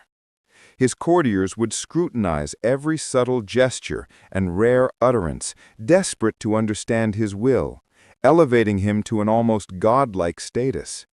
He knew that accessibility breeds contempt, and too much familiarity erodes awe. Conversely, consider the plight of those who speak too freely. They might inadvertently insult someone, reveal a secret, or simply bore their audience. Their words lose impact, and they can be easily dismissed or underestimated. A person who constantly chatters can be seen as lacking substance, unable to control their impulses, and therefore lacking control in general. How do you practice saying less than necessary? Be concise. When you must speak, get straight to the point. Avoid rambling or unnecessary details. Use ambiguity. Sometimes a slightly ambiguous statement can be more powerful than a direct one, allowing others to interpret it in a way that serves your interests. Listen intently. Make listening your primary mode of interaction. Encourage others to speak. Ask open-ended questions and truly absorb what they are saying. Master the pause. Silence can be a powerful tool. A deliberate pause before you speak can build anticipation and make your eventual words more impactful. A long stare or a slight smile can convey more than a paragraph of explanation. Let others reveal themselves. In negotiations or disagreements, let the other person do most of the talking. They will often reveal their desperation, their fears, or their true bottom line without realizing it. The danger of ignoring this law is that you dilute your power. You become predictable, easily read, and often easily dismissed. You sacrifice the aura of mystery and wisdom that silence can bestow. You risk becoming just another voice in a crowded room, rather than the one whose infrequent words command profound attention. This law is not about being mute or withdrawn. It's about intentional communication, about understanding the power dynamics of conversation. It's about recognizing that power often resides not in what you say, but in what you don't say, and in the strategic control you exert over your own words. By mastering the art of saying less, you elevate your presence, enhance your influence, and give your words the weight of gold. So, the next time you find yourself about to launch into a lengthy explanation, pause. Consider if fewer words, or even silence, might serve your purpose more powerfully. Chapter 5. Law 5. So much depends on reputation. Guard it with your life. As we continue our exploration of power's timeless principles, we arrive at law number 5, a crucial insight into the invisible currency of influence. So much depends on reputation. Guard it with your life. Imagine a fortress. Its walls are strong, its defenses formidable. But what if whispers begin to spread that the fortress is actually weak, that its commander is inept, or that its supplies are dwindling? Even if these rumors are false, they can erode the morale of its defenders and embolden its attackers. This is the power of reputation. In the intricate game of power, your reputation is often your most valuable asset. It's the invisible shield that protects you, the aura that precedes you, and a perceived reality that shapes how others interact with you. A strong reputation can intimidate enemies, attract allies, and open doors that would otherwise remain closed. Conversely, a damaged reputation can cripple your ability to act, attract enemies, and lead to your downfall, even if your actual capabilities remain intact. Why is reputation so potent? Because humans are creatures of perception. We often rely on second-hand information, on what others say, and on generalized assumptions to form our opinions. If you have a reputation for being trustworthy, skillful, or formidable, people will act accordingly, often before they've even had direct experience with you. Your reputation becomes a self-fulfilling prophecy. Consider the legendary reputation of figures like Alexander the Great or Genghis Khan. Their mere names instilled fear and respect in their enemies, often causing armies to surrender before a battle even began. Their reputations, built on past victories and calculated displays of force, did much of their work for them. Conversely, think of the consequences of a ruined reputation. In the French court, a nobleman who lost his reputation for honor or discretion could find himself ostracized, losing all influence and access to power, regardless of his actual abilities. Once a reputation is tarnished, it's incredibly difficult to restore. How do you build and guard your reputation? Build it actively. Don't wait for a reputation to form randomly. Cultivate the qualities you want to be known for. If you want to be seen as shrewd, display shrewdness in your actions. If you want to be seen as honest, be consistently honest. Strategically, of course, as per Law 3. Be consistent. Inconsistency erodes trust and makes your reputation seem unreliable. Strive for a consistent public persona. Associate with the right people. Your reputation is often influenced by the company you keep. Align yourself with those who have strong, positive reputations and distance yourself from those who are tainted. Attack others' reputations strategically. If an enemy has a strong reputation, finding ways to subtly undermine it can be a powerful move. Sowing doubt, revealing past mistakes, or exposing hypocrisy can diminish their power without a direct confrontation. However, this must be done with extreme caution, as it can backfire. Defend it fiercely. If your reputation is attacked, respond swiftly and decisively. Do not let rumors fester. If you allow accusations to go unchallenged, they can quickly take root and become perceived as truth.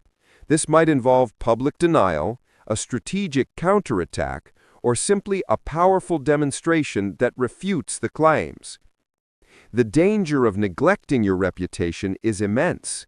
You become vulnerable to slander, easily dismissed, and your actual achievements might be overlooked. A tarnished name can lead to a loss of respect, trust, and ultimately power. People will hesitate to work with you, to support you, or to follow you, regardless of your genuine capabilities. This law teaches us that power is not just about what you do, but about what others believe you can do, and what they believe about you. It's about understanding the psychology of public perception and actively shaping it to your advantage. By carefully cultivating, protecting, and strategically deploying your reputation, you create an invisible force that works on your behalf, opening doors, deterring enemies, and magnifying your influence. Your reputation is not just a part of you. In the realm of power, it often is you. Guard it as if your very existence depends on it, because in many ways, it does. Chapter 6, Law 6, Court Attention at All Costs. From guarding your reputation, we now shift to an equally vital, yet often misunderstood, aspect of power, the strategic pursuit of public recognition. Law number 6, Court Attention at All Costs. In a world brimming with noise and competition, fading into the background is a death sentence for power. If you are not seen, if you are not talked about, if you do not command attention, you might as well not exist. Power thrives on visibility, on being noticed, on being the subject of discussion, even if that discussion is sometimes controversial.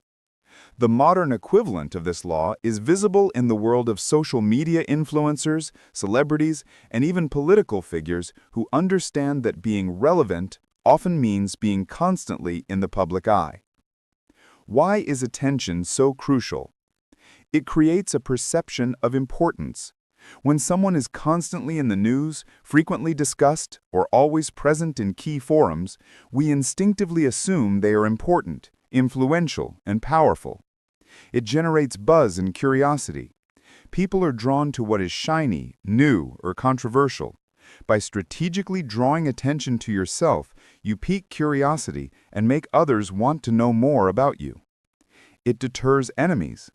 A highly visible figure can be harder to attack in the shadows. Their movements are watched, and any attempt to undermine them might be exposed. It attracts allies and resources. People want to associate with those who are perceived as successful and impactful. Attention can lead to opportunities, collaborations, and increased support. Consider the strategies of someone like P.T. Barnum, the legendary showman. He understood the absolute necessity of attracting attention. He wasn't always concerned whether the attention was positive or negative, he just needed people talking. He would use hoaxes, outrageous claims, and public spectacles to ensure his name and his shows were constantly in the public discourse. His motto could have easily been, "Any publicity is good publicity." By making himself and his ventures the constant subject of gossip and debate, he ensured a steady stream of curious customers. Another historical figure who mastered this was Queen Elizabeth I. She cultivated a highly stylized and dramatic public image. She used elaborate costumes, grand processions, and carefully orchestrated public appearances to project an image of power and majesty. She understood that a monarch's power was not just in their decrees, but in the awe and reverence they inspired, and that required constant, strategic visibility. How do you court attention at all costs? Become a spectacle. Do something memorable, unusual, or even shocking. Break from the mundane. In a sea of conformity, stand out. Cultivate an air of mystery. While attracting attention, don't reveal everything. Law 3. Combine visibility with an intriguing enigma. Associate with the sensational. Be seen with those who are already famous or controversial, or connect your work to events that are already generating buzz. Create controversy, carefully. Sometimes a strategic controversy can propel you into the limelight. However, this is a dangerous game that requires careful calculation to avoid a reputation-destroying backlash. Exaggerate. Exaggerate your achievements, your talents, or your impact. Make your story larger than life. The danger of failing to court attention is that you become invisible, forgettable, and ultimately powerless. In a world saturated with information, those who do not actively seek the spotlight are quickly overshadowed and forgotten. Your ideas, your talents, and your ambitions will remain undiscovered if they are not brought to the attention of others. This law is not about ego or vanity. It's about strategic survival and advancement in the modern age. It's about understanding that power needs oxygen, and that oxygen is attention. By mastering the art of being seen, of being talked about, and of strategically placing yourself in the public eye, you ensure that your influence grows, your opportunities multiply, and your presence is felt. So consider, how can you make yourself or your work undeniable and unforgettable? How can you cut through the noise and make sure all eyes are on you, at least when it matters most? Chapter 7. Law 7. Get others to do the work for you, but always take the credit. We move now to a law that is often practiced, though rarely admitted, in the highest echelons of power. Law number 7. Get others to do the work for you, but always take the credit. This law speaks to the efficiency of power and the strategic importance of leverage and recognition. In a world where time and energy are finite resources, the ability to multiply your efforts through others is a significant advantage. This law isn't about laziness, it's about strategic delegation and the mastery of resource allocation. It's about understanding that the appearance of effort and the strategic claiming of results is often more important than the labor itself. Why is this law so effective? It conserves your energy. By delegating tasks, you free up your own time and mental resources for higher-level strategic thinking, planning, and networking. It projects an image of omnipotence. When you achieve great things with seemingly little effort, or by simply overseeing the work of many, you appear to be extraordinarily capable and efficient. It fosters dependence. If others are constantly contributing to your successes, they become invested in your continued rise, and you become indispensable as the orchestrator of these achievements. It minimizes risk. If a project fails, the blame can often be subtly shifted to those who did the grunt work. If it succeeds, the credit accrues to you, the leader. Consider the historical example of Thomas Edison. While credited with thousands of patents and inventions, Edison operated an invention factory where numerous brilliant engineers, scientists, and technicians worked under his direction. He provided the vision, the resources, and the framework, but much of the actual experimental work and problem-solving was done by his employees. Yet the final inventions bore Edison's name, and he received the vast majority of the credit and wealth. He understood how to leverage the talent of others to magnify his own perceived genius. Another striking example is the art world during the Renaissance. Many master painters had large workshops with apprentices who did a significant portion of the painting, especially background elements or less important figures. Yet the final masterpiece would be attributed solely to the master, enhancing their reputation and demand. The master provided the overall design, the unique style, and the finishing touches, but relied heavily on the labor of others. How do you apply this law ethically and effectively in the modern world? Delegate effectively. Learn to identify tasks that others can perform, especially those who are eager to prove themselves or gain experience. Provide direction and vision. Your role is not to be idle, but to be the architect, the strategist, the one who conceives the plan and guides the execution. Claim the result, not necessarily the labor. Focus on being the one who made it happen, the one who orchestrated the success, or the one who had the vision. While acknowledging contributions is good for morale, ensure the ultimate credit for the outcome rests with you. Build a strong network. Surround yourself with capable people who are willing to contribute their skills to your endeavors. Repackage others' ideas. Sometimes you don't even need people to do the work, but simply to generate ideas. Take an undeveloped idea from an associate, refine it, and present it as your own, or as something you were instrumental in bringing to fruition.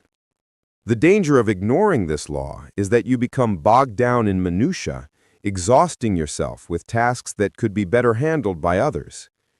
You risk appearing less effective or less visionary because you are too busy doing rather than leading. Furthermore, if you generously share credit for every small task, your own significant contributions might be diluted and underestimated.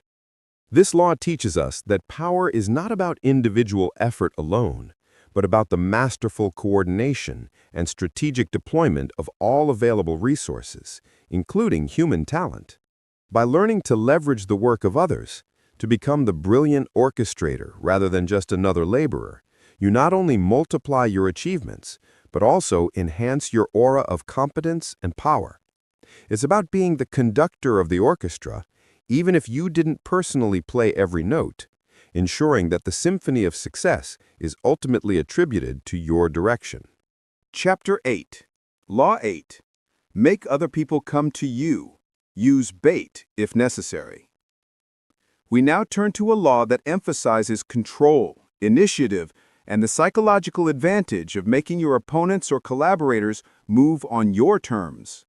Law number 8. Make other people come to you. Use bait if necessary. Imagine a fisherman waiting patiently. He doesn't chase the fish. He casts his line, attaches the perfect bait, and lets the fish come to him. This patient, strategic approach is at the heart of this law. In the realm of power, chasing others often makes you appear weak, desperate, and lacking in confidence. When others come to you, however, you control the territory, the timing, and often the terms of the engagement. Why is it so powerful to make others come to you? You dictate the terms.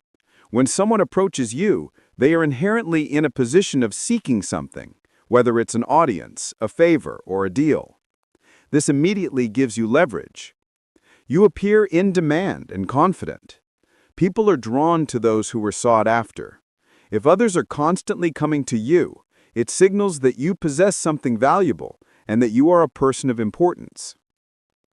It conserves your energy. You don't expend energy chasing opportunities or people.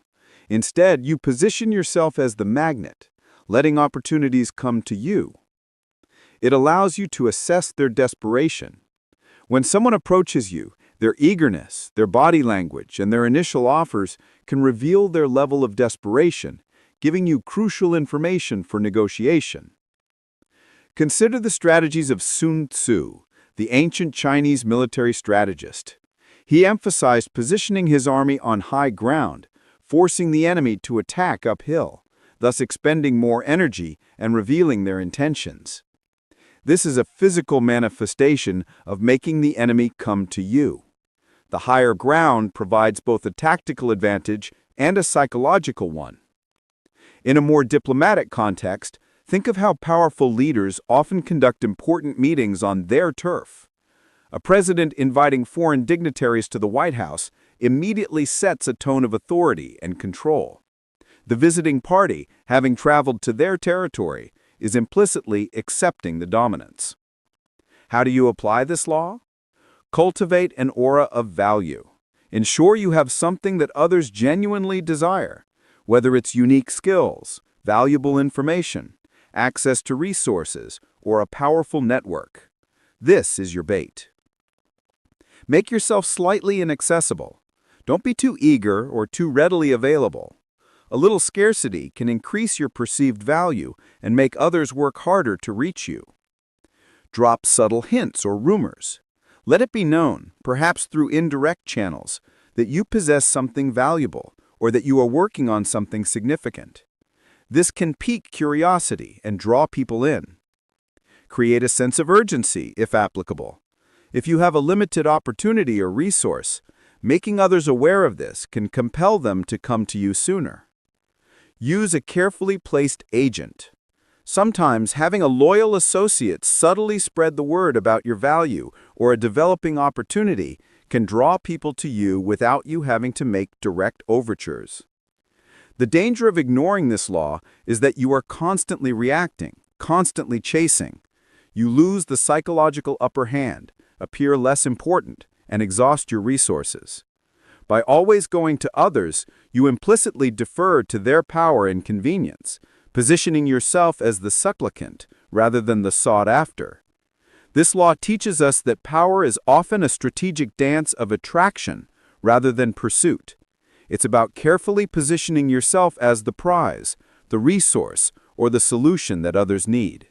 By creating a gravitational pull around yourself, by mastering the art of the perfect bait, you ensure that you are always in control, dictating the terms of engagement and conserving your energy for the moments that truly matter. Chapter 9. Law 9. Win through your actions, never through argument. Let's turn our attention to a law that counters one of our most ingrained human tendencies, the desire to be right, to articulate our superior logic, and to win a debate. Law number 9. Win through your actions, never through argument. Imagine two people arguing passionately. One presents irrefutable facts, undeniable logic, and a perfectly constructed case. The other, however, simply dismisses these arguments, perhaps even becoming more entrenched in their original, flawed position. What often happens? The person with the better argument rarely convinces the other side. Instead, they often provoke resentment, ego-driven defensiveness, and a subtle desire for retaliation. Robert Greene reveals a profound truth. Human beings are driven more by emotion and ego than by pure logic. When you win an argument, you've often just bruised someone's ego, making them feel foolish or inferior. They might nod in agreement in the moment, but internally they will harbor ill will and seek ways to prove you wrong in the future. Their pride will compel them to find fault in you rather than accepting your superior reasoning. Actions, however, speak a universal language that bypasses ego and appeals directly to reality. When you demonstrate your point through results, through visible achievements, or through a strategic maneuver that leaves no room for debate, you win without ever having to utter a single contentious word. Consider the historical example of Galileo Galilei. He tried to convince the Church of his heliocentric model of the universe through arguments, calculations, and observations. But the Church, deeply entrenched in its geocentric dogma, saw his arguments as a direct challenge to their authority. His attempts to win through argument ultimately led to his condemnation. If, hypothetically, he had found a way to demonstrate the heliocentric model in an undeniable, tangible way that didn't directly challenge the Church's narrative, perhaps the outcome would have been different. A more applicable example comes from military history. Instead of debating the strength of an enemy's fortifications, a brilliant general simply outmaneuvers them, captures a key strategic point, or wins a decisive battle. The victory itself is the argument, and it is far more persuasive than any speech. How do you apply this law? Focus on results. Instead of trying to convince someone with words, focus your energy on producing the outcome that proves your point. If you believe your strategy is superior, implement it and let the results speak for themselves. Be patient. Actions often take time to unfold. You might need to bide your time, work in the background, and wait for the opportune moment to reveal your success. Demonstrate, don't declare. Show, don't tell. If someone doubts your competence, don't argue with them. Simply complete a task flawlessly or solve a problem they couldn't. Use subtle influence. Sometimes actions can be indirect. By setting up situations, manipulating events, or arranging circumstances, you can guide others to the conclusion you desire without ever having to make a direct appeal or argument. Avoid verbal confrontations. Whenever possible, steer clear of debates, especially those that become heated or personal. They are rarely productive for gaining long-term power.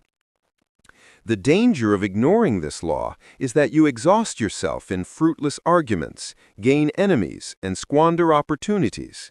You might win a verbal skirmish, but lose the larger battle for influence and respect. Every argument you win can create a silent enemy, subtly plotting your downfall. This law teaches us that true power lies in efficacy and demonstrable success, not in rhetorical prowess. It's about letting your accomplishments do the talking, about presenting the undeniable reality of your results rather than relying on persuasive words. By consistently winning through your actions, you build an unassailable reputation for competence and effectiveness, making arguments utterly superfluous. So the next time you feel the urge to debate or prove a point verbally, pause and ask yourself, is there an action, a result, or a strategic maneuver that could make my point far more powerfully and without the accompanying resentment? Chapter 10. Law 10. Infection. Avoid the unhappy and unlucky. As we delve deeper into the intricate web of power, we encounter a law that might seem harsh but is undeniably pragmatic. Law number 10. Infection. Avoid the unhappy and unlucky. Imagine you are trying to cultivate a thriving garden. You carefully tend to your healthy plants, but then you notice a patch of sickly, diseased growth nearby. If you allow the disease to spread, it can quickly infect and destroy your entire garden. Robert Greene uses this powerful metaphor to explain the contagious nature of certain human energies and circumstances. This law suggests that unhappiness, misfortune, and negative attitudes are highly contagious. They can drain your energy, infect your mindset, and ultimately pull you down into their orbit. Associating too closely with those who are constantly unlucky or persistently negative can subtly erode your own morale, create obstacles in your path, and even attract similar misfortune to your life. Why is this infection so potent? Emotional contagion. Human beings are highly empathetic. We unconsciously absorb the moods and attitudes of those around us. Constant exposure to negativity can make you feel negative, anxious, or pessimistic yourself. Self-fulfilling prophecy. Unhappy or unlucky people often possess a victim mentality or a self-sabotaging streak. By associating with them, you risk internalizing these patterns of thought and behavior. Time and energy drain. People who are constantly in crisis or perpetually unlucky require immense emotional support and assistance. While compassion is important, a sustained association can drain your resources without providing any reciprocal benefit. Reputational damage. As we learned in Law 5, your reputation is influenced by the company you keep. Being constantly seen with individuals who are perceived as failures or who are surrounded by negativity can subtly tarnish your own image. Consider the example of Emperor Domitian during the Roman Empire. He was known for his paranoia and cruelty.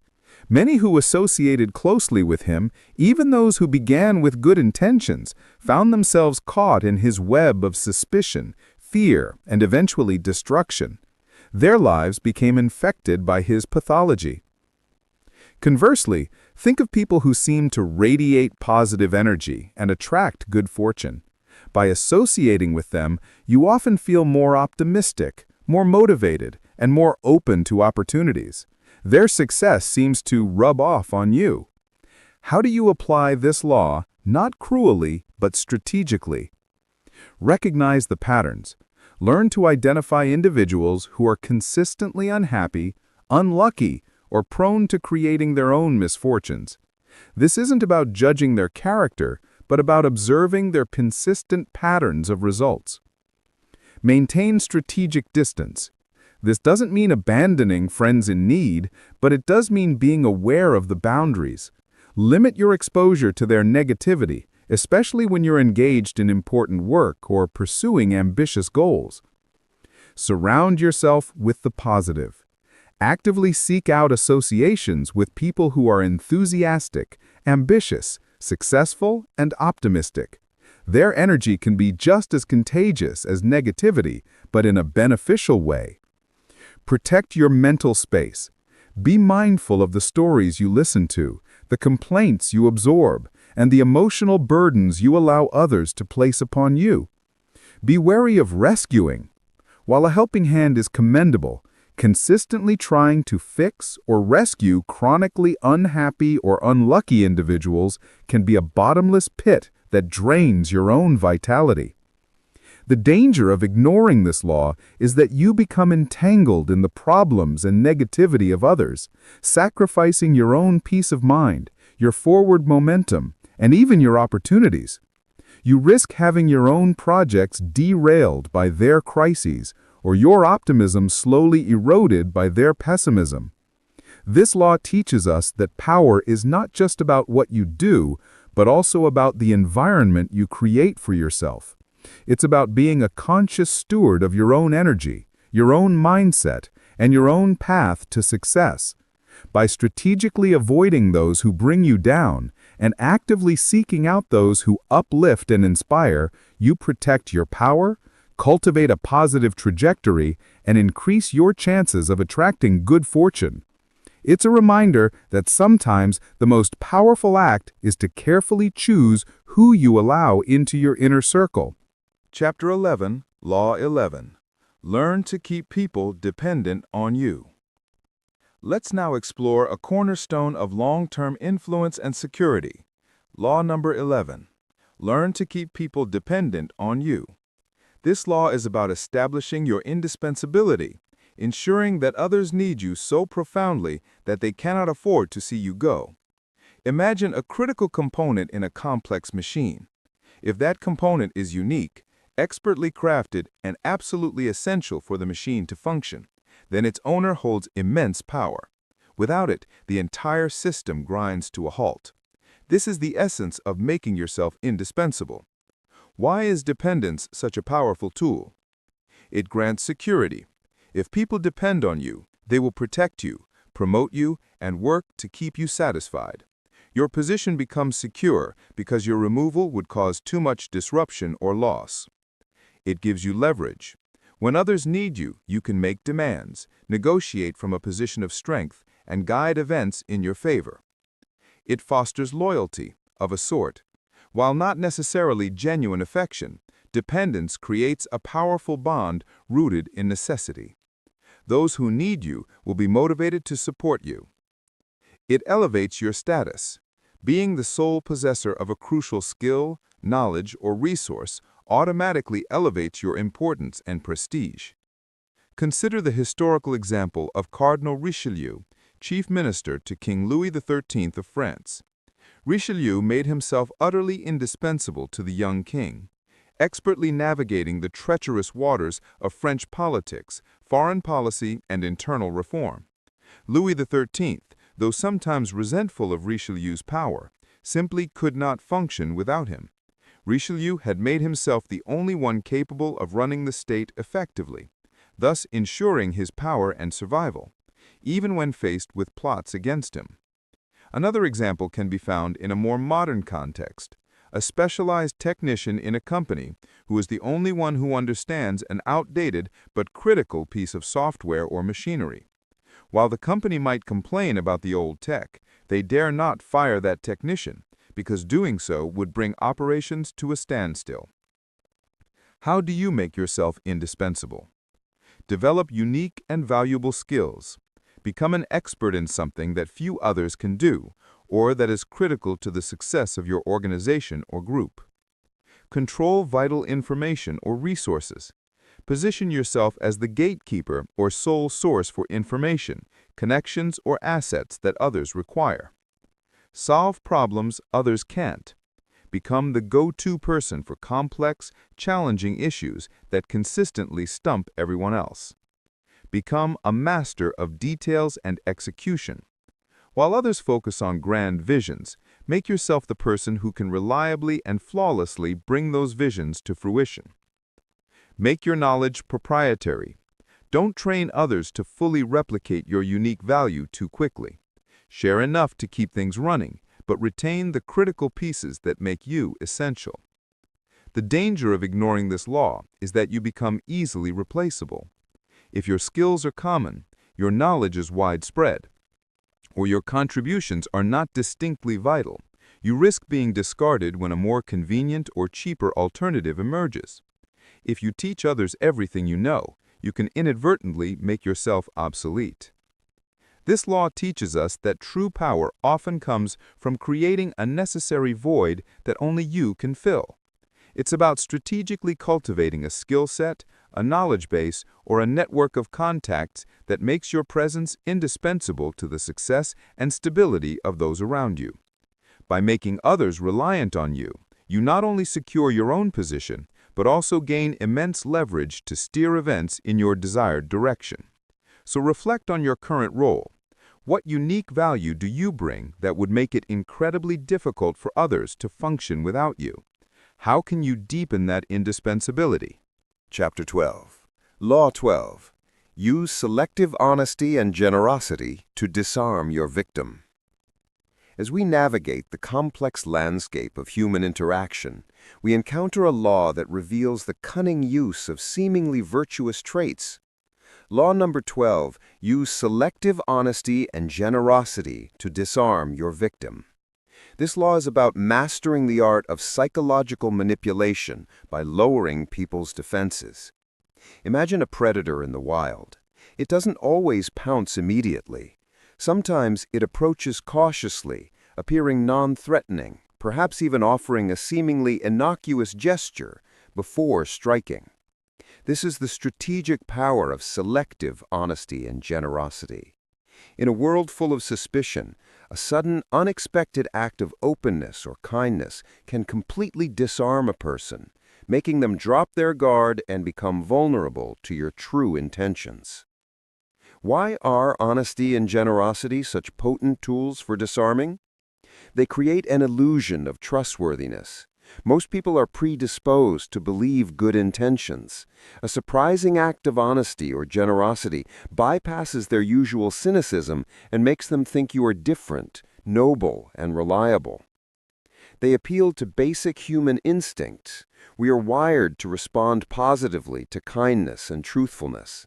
These acts trigger feelings of gratitude and reciprocal obligation, making people less likely to scrutinize your motives. They lower defenses. When someone perceives you as honest or generous, they relax. Their guard drops, their critical thinking diminishes, and they become more open to your influence.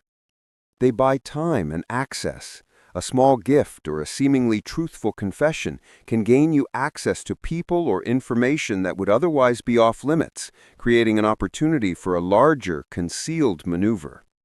Consider the historical example of Ferdinand of Aragon, one of the most cunning monarchs in history. While ruthless in his pursuit of power, Ferdinand understood the value of appearing pious and trustworthy.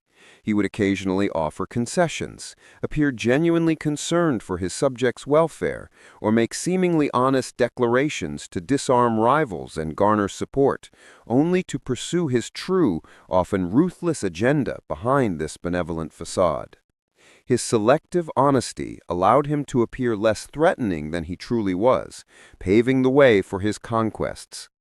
Another example might be a shrewd negotiator who, at the beginning of a tough negotiation, offers a surprisingly generous concession on a minor point.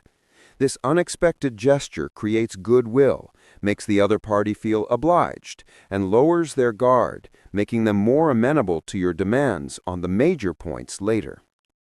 How do you apply this law strategically? Identify your victim. Who do you need to disarm? What are their typical defenses? Choose your moment. The act of honesty or generosity must be unexpected and carefully timed to have maximum impact. It should stand out against a background of typical caution. Make it seem genuine. The act must appear sincere. A contrived gesture will be seen through. Start small and strategic.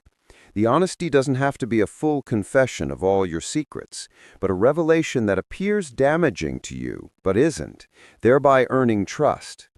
The generosity doesn't have to be extravagant, but impactful enough to create a sense of obligation. Follow it swiftly with your true agenda. Once the victim's defenses are lowered, execute your true intentions quickly, before they have a chance to reconsider or become suspicious again. The danger of ignoring this law is that you constantly face people with their guard up. Every interaction becomes a battle of wills, and you lose the powerful advantage of psychological surprise. You remain predictable, and therefore easier to resist. This law teaches us that power often resides in understanding human psychology, particularly the way people respond to perceived virtue. By strategically deploying acts of selective honesty and generosity, you can bypass skepticism, cultivate trust, and create an opening for your true intentions to unfold. It's about playing the long game, using warmth to melt defenses, and then, only then, making your decisive move. So consider, who needs their guard lowered? And what small, unexpected gesture of honesty or generosity could create the perfect opening for you? Chapter 13. Law 13. When asking for help, appeal to people's self-interest, never to their mercy or gratitude. Let's now explore a fundamental truth about human motivation that is often overlooked in our appeals for assistance. Law number 13. When asking for help, appeal to people's self-interest, never to their mercy or gratitude. Imagine you need assistance with a challenging project. You could approach someone with a sob story, recounting all the difficulties you faced and hoping they take pity on you. Or you could remind them of a past favor they owe you, hoping they feel obligated. Robert Greene argues that both approaches are profoundly weak and unreliable. Why? Because mercy and gratitude are fleeting, often superficial emotions. People might offer help out of a momentary sense of pity, but their commitment will be shallow, their effort minimal, and their resentment likely to build over time. Gratitude is even more precarious foundation. People often resent being reminded of past debts and will seek to avoid the person they owe. They want to feel good about themselves now, not burdened by past obligations. Self-interest, however, is a deeply ingrained, powerful, and constant motivator. Everyone, at their core, is driven by what benefits them, what advances their goals, what protects their interests, or what enhances their reputation. When you frame your request for help in terms of how they will benefit, you tap into an irresistible force. Consider the historical example of Catherine the Great of Russia. She was a brilliant manipulator who rose to power through a coup. She didn't appeal to the nobility's mercy.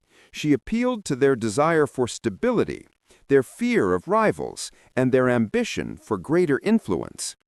She promised them land, titles, and a voice in government, aligning her rise with their self-interest. They supported her not out of love or pity, but because it served their own strategic goals. Another vivid example comes from the world of business. If you're looking for an investor, you don't go to them saying, "Please, I really need this money to save my struggling startup."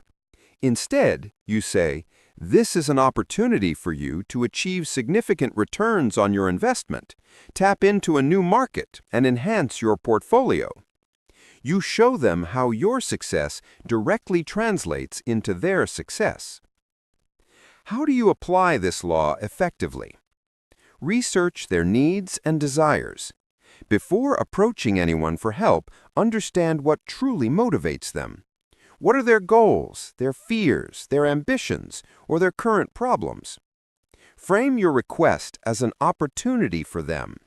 Position your need as a chance for them to gain something valuable, a new skill, a powerful contact, enhanced reputation, financial gain, or a solution to their own problem. Emphasize mutual benefit. Show them how helping you will create a win-win scenario, where their effort yields a tangible reward for them. Avoid emotional pleas. Keep sentimentality out of the equation. Focus on logic, practicality, and the clear advantages for the person you're asking. Offer a clear exchange.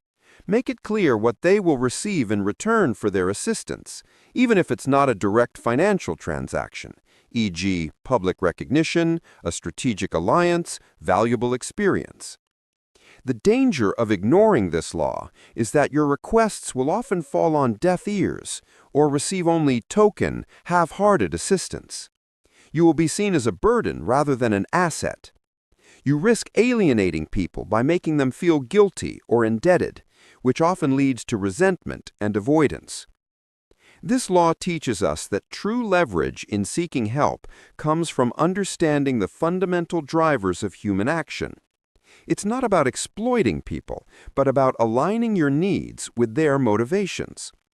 By tapping into their self-interest, you ensure that their commitment is strong, their efforts are genuine, and the help you receive is effective.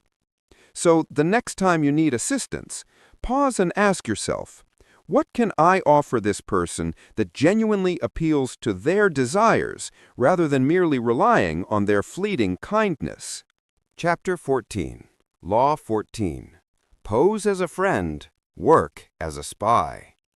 Let's now enter the shadowy world of intelligence gathering, a realm where appearances are deceiving and information is the ultimate weapon. Law number 14. Pose as a friend, work as a spy.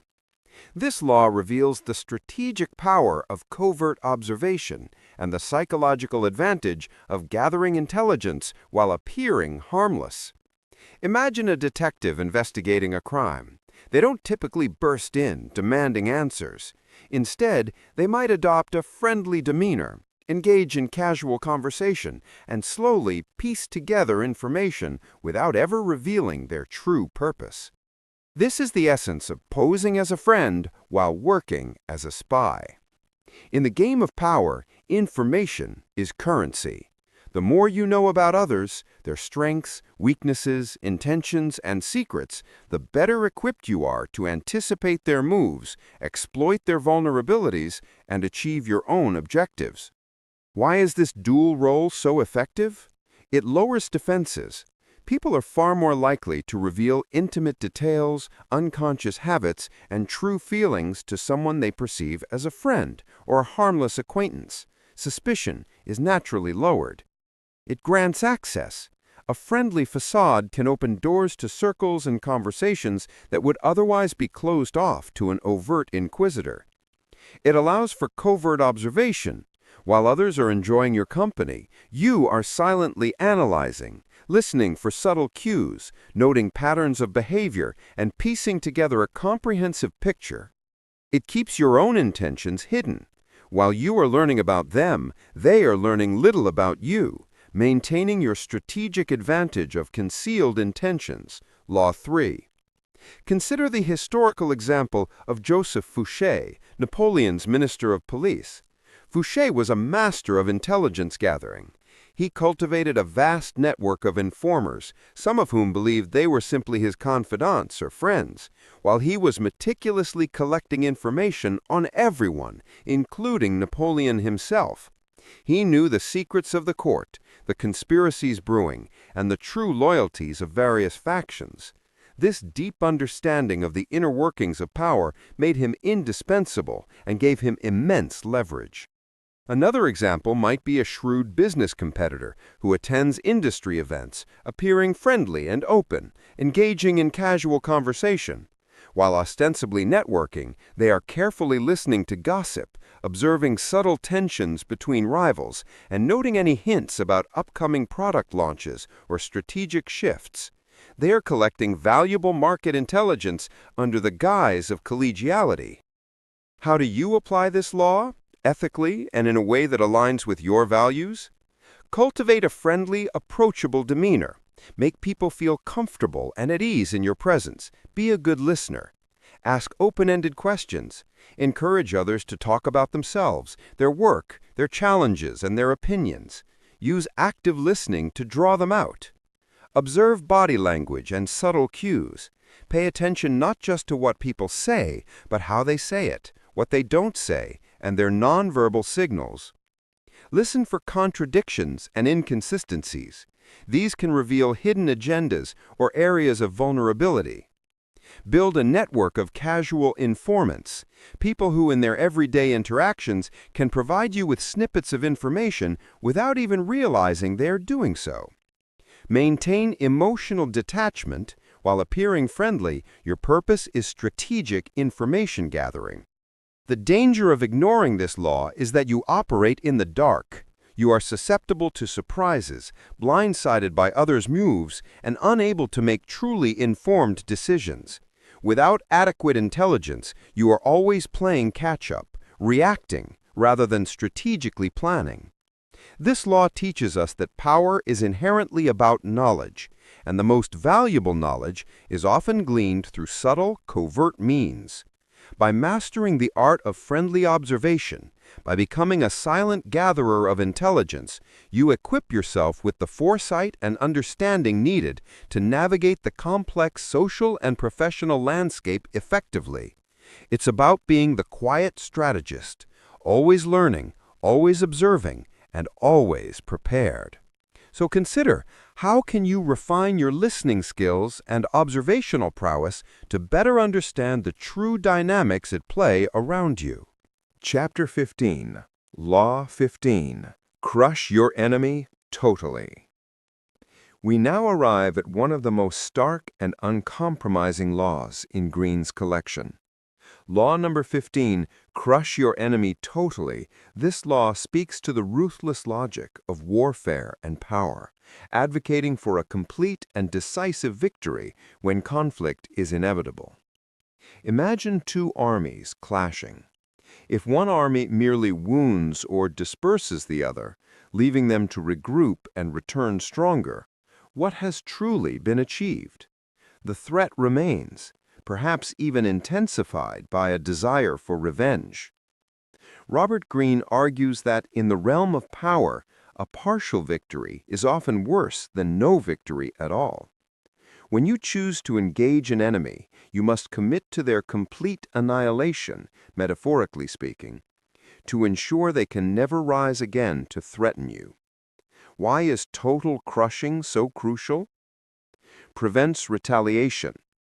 A half-crushed enemy harbors resentment and will seek revenge. A completely crushed enemy is neutralized and can no longer pose a threat. Instills fear and deters others. A decisive, overwhelming victory sends a powerful message to potential future adversaries, making them think twice before challenging you. Secures your position. By eliminating the threat entirely, you remove a significant source of instability and secure your power for the long term. Conserves resources. Prolonged conflict, with back-and-forth skirmishes, drains resources. A swift, total victory, though seemingly brutal, can be more efficient in the long run. Consider the historical example of Alexander the Great. When he conquered a territory, he did so decisively. He often burned cities to the ground, executed rival leaders, and assimilated the population, ensuring that there was no organized resistance left to challenge his rule. His victories were so complete that they became legendary, further cementing his aura of invincibility. Another example is the Roman practice of salted earth after defeating powerful enemies like Carthage. By not just conquering, but utterly destroying their cities and sowing salt in their fields, they ensured that Carthage could never again rise to challenge Roman dominance. While extreme, it perfectly illustrates the principle of total neutralization. How do you apply this law, again often metaphorically, in the modern context? Choose your battles carefully. This law does not advocate for constant conflict. It advises that if you must enter a conflict, be prepared to go all the way. Avoid petty skirmishes. Commit fully. Once you decide to engage an enemy, a competitor, a rival, an opposing idea, dedicate all necessary resources to ensure a comprehensive victory. Go for the jugular. Identify your enemy's source of power, their reputation, their resources, or their allies, and target those directly to dismantle their ability to fight back. Leave no room for comeback. Don't just win a small victory, ensure that your opponent's ability to challenge you in the future is severely, if not permanently, curtailed. This could mean acquiring their assets, discrediting their name, or making their supporters lose faith. Be swift and decisive. A prolonged struggle allows an enemy to adapt and regroup. Act quickly and with overwhelming force to end the conflict on your terms.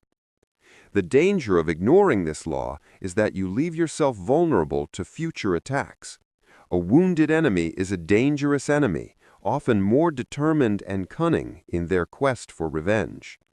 Partial victories lead to ongoing skirmishes, resource drain, and a constant state of insecurity. This law teaches us that, in the world of power, calculated ruthlessness can sometimes be a necessary virtue. It's about understanding the finality required to secure your position and prevent future threats. It reminds us that if you are going to pick a fight, you must be prepared to win it decisively, leaving no lingering doubt or potential for resurgence.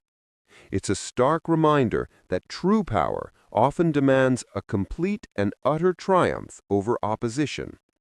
So if you find yourself in a genuine conflict, ask yourself, am I truly committing to a victory that leaves no room for my opponent to ever challenge me again? Chapter 16.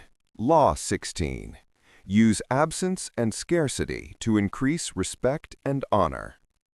Let's shift our focus to a law that delves into the psychology of desire and perceived value. Law number 16. Use absence and scarcity to increase respect and honor.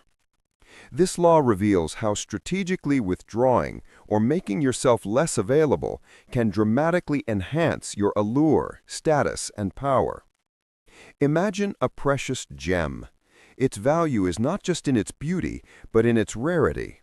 If diamonds were as common as pebbles, they would hold far less prestige. The same principle applies to human presence and attention. When something or someone is always available, always present, always eager, they inevitably lose some of their luster and perceived value. Why does absence and scarcity enhance respect and honor? It creates mystery and allure. When you are not always accessible, people begin to wonder about you. What are you doing? Why are you unavailable? This mystery makes you more intriguing and desirable. It signals importance. If you are too busy or too in demand to be constantly available, it implies that your time is valuable, your responsibilities are significant, and you are a person of importance. It prevents overexposure. Too much familiarity can breed contempt. Constant presence can make people take you for granted or even grow bored of you. Scarcity keeps your image fresh and prevents your energy from being diluted. It makes your presence more impactful. When you do appear after a period of absence, your arrival is noticed, celebrated, and carries more weight. Your words and actions are given greater attention. It controls the flow of attention. By strategically withdrawing, you force others to seek you out, thus putting you in a position of control. Referring to Law 8, make others come to you. Consider the historical example of court figures who understood this. A monarch might, after a period of constant public appearances, withdraw for a time, only to return with even greater fanfare and renewed adoration from their subjects. The brief absence intensified the public's desire to see them, and their return was greeted with greater enthusiasm. In a more personal context, think of how a slightly mysterious or elusive person in a social setting can often be more intriguing and attractive than someone who is constantly seeking attention. How do you apply this law? Withdraw at the peak. Don't wait until people are tired of you. Step back when your popularity is high, leaving them wanting more. Cultivate an air of busyness. Make it known that your time is valuable and that you have many demands on your attention. This suggests importance without being overtly arrogant. Limit access. Don't be available to everyone at all times. Create barriers, even subtle ones, that make it clear that your time and attention are a privilege, not a right. Be selective in your appearances. Choose carefully where and when you make public appearances or engage in social interactions. Make each appearance count. Master the art of the brief exit. In conversations or social gatherings, sometimes a strategic, graceful exit can leave a more powerful impression than prolonged stay. The danger of ignoring this law is that you become too common, too predictable, and too easily dismissed. Your constant presence can lead to familiarity breeding contempt, and your words losing their impact. You risk exhausting your charm and charisma through overexposure. This law teaches us that power is not just about presence, but about strategic absence. It's about understanding the psychology of desire and leveraging it to your advantage. By controlling your availability, by creating an aura of scarcity around your person, you enhance your perceived value, cultivate respect, and ensure that when you do choose to engage, your presence is honored and your influence magnified. So consider, how can you strategically dial back your availability or presence to reignite interest and deepen the respect others have for you? Chapter 17. Law 17. Keep others in suspended terror. Cultivate an air of unpredictability. Let's now delve into a law that speaks to the unsettling power of uncertainty and the psychological advantage of keeping others off balance. Law number 17. Keep others in suspended terror. Cultivate an air of unpredictability. Imagine trying to fight an opponent whose moves are completely random and illogical. You can't anticipate their next punch, you can't predict their strategy, and you're constantly on edge, reacting rather than planning. This state of constant apprehension is the suspended terror that unpredictability can create. When your actions are consistently predictable, others can easily anticipate your moves, prepare counter-strategies, and ultimately control you. But when you are unpredictable, you sow confusion, instill fear, and force your adversaries to constantly guess, draining their energy and giving you the psychological upper hand. Why is unpredictability such a potent tool? It creates fear and respect. The unknown is inherently frightening.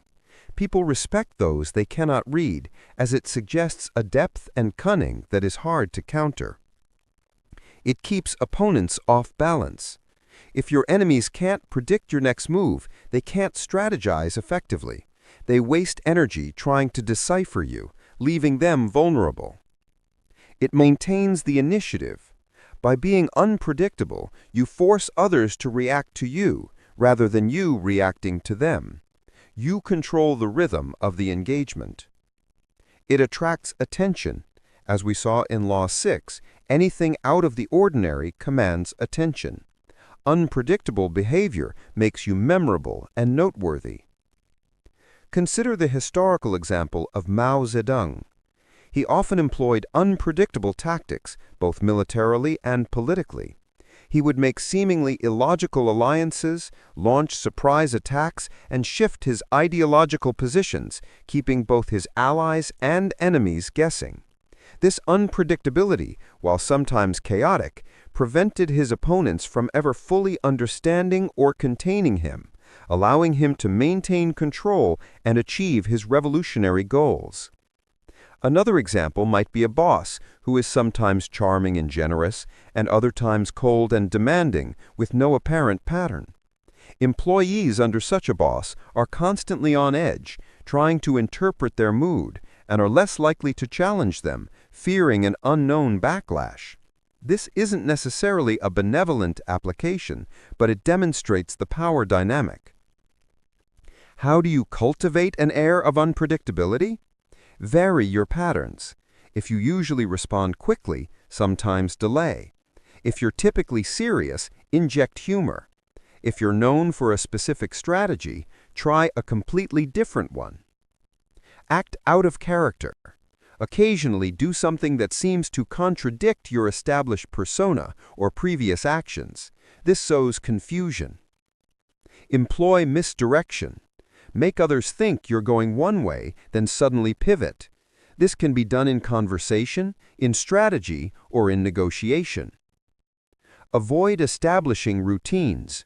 If your actions become too routine, you become too easy to read. Keep your daily rhythms and strategic approaches varied. Use calculated irrationality. Sometimes a seemingly irrational outburst or decision can throw others into a spiral of doubt and confusion, forcing them to reassess their understanding of you. The danger of ignoring this law is that you become a predictable open book.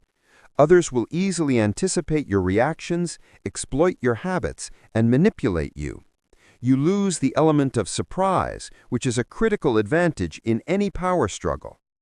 This law teaches us that power is not always about consistent rationality, but sometimes about strategic disruption.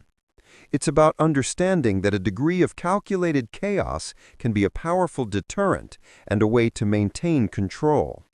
By cultivating an air of unpredictability, you keep others guessing, instill a healthy dose of apprehension, and ensure that your presence always commands respect and careful consideration. So reflect, are you too predictable? How can you subtly break your patterns to keep others respectfully on their toes, never quite sure what your next move will be? Chapter 18. Law 18. Do not build fortresses to protect yourself. Isolation is dangerous. Let's now turn to a law that counters a very natural human impulse to retreat into a protected space when facing threats. Law number 18. Do not build fortresses to protect yourself. Isolation is dangerous. This law argues that attempts to isolate yourself from threats often make you more vulnerable, not less. Imagine a king who, fearing plots and rebellions, retreats into an impregnable fortress, cutting himself off from his subjects, his advisors, and the outside world. While he might feel physically safe, what happens to his power? He loses touch with reality, becomes unaware of genuine threats. His influence wanes, and he becomes an easy target for those who operate in the open, gathering information and building alliances. Why is isolation so dangerous? You lose vital information. cut off from the outside, you become ignorant of shifting trends, new threats, and evolving opportunities. You operate in a vacuum, making blind decisions. You become an easy target. Predators stalk isolated prey. An isolated individual or entity lacks the network of support, information, and alliances that provides true security. You weaken your influence. Power thrives on connection and interaction. When you isolate yourself, your ability to influence others diminishes. Your commands become mere whispers without the force of a supporting network.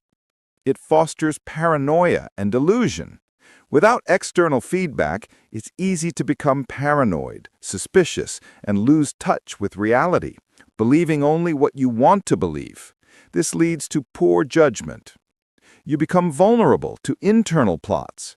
If you're isolated from external threats, internal factions can more easily conspire against you without your knowledge.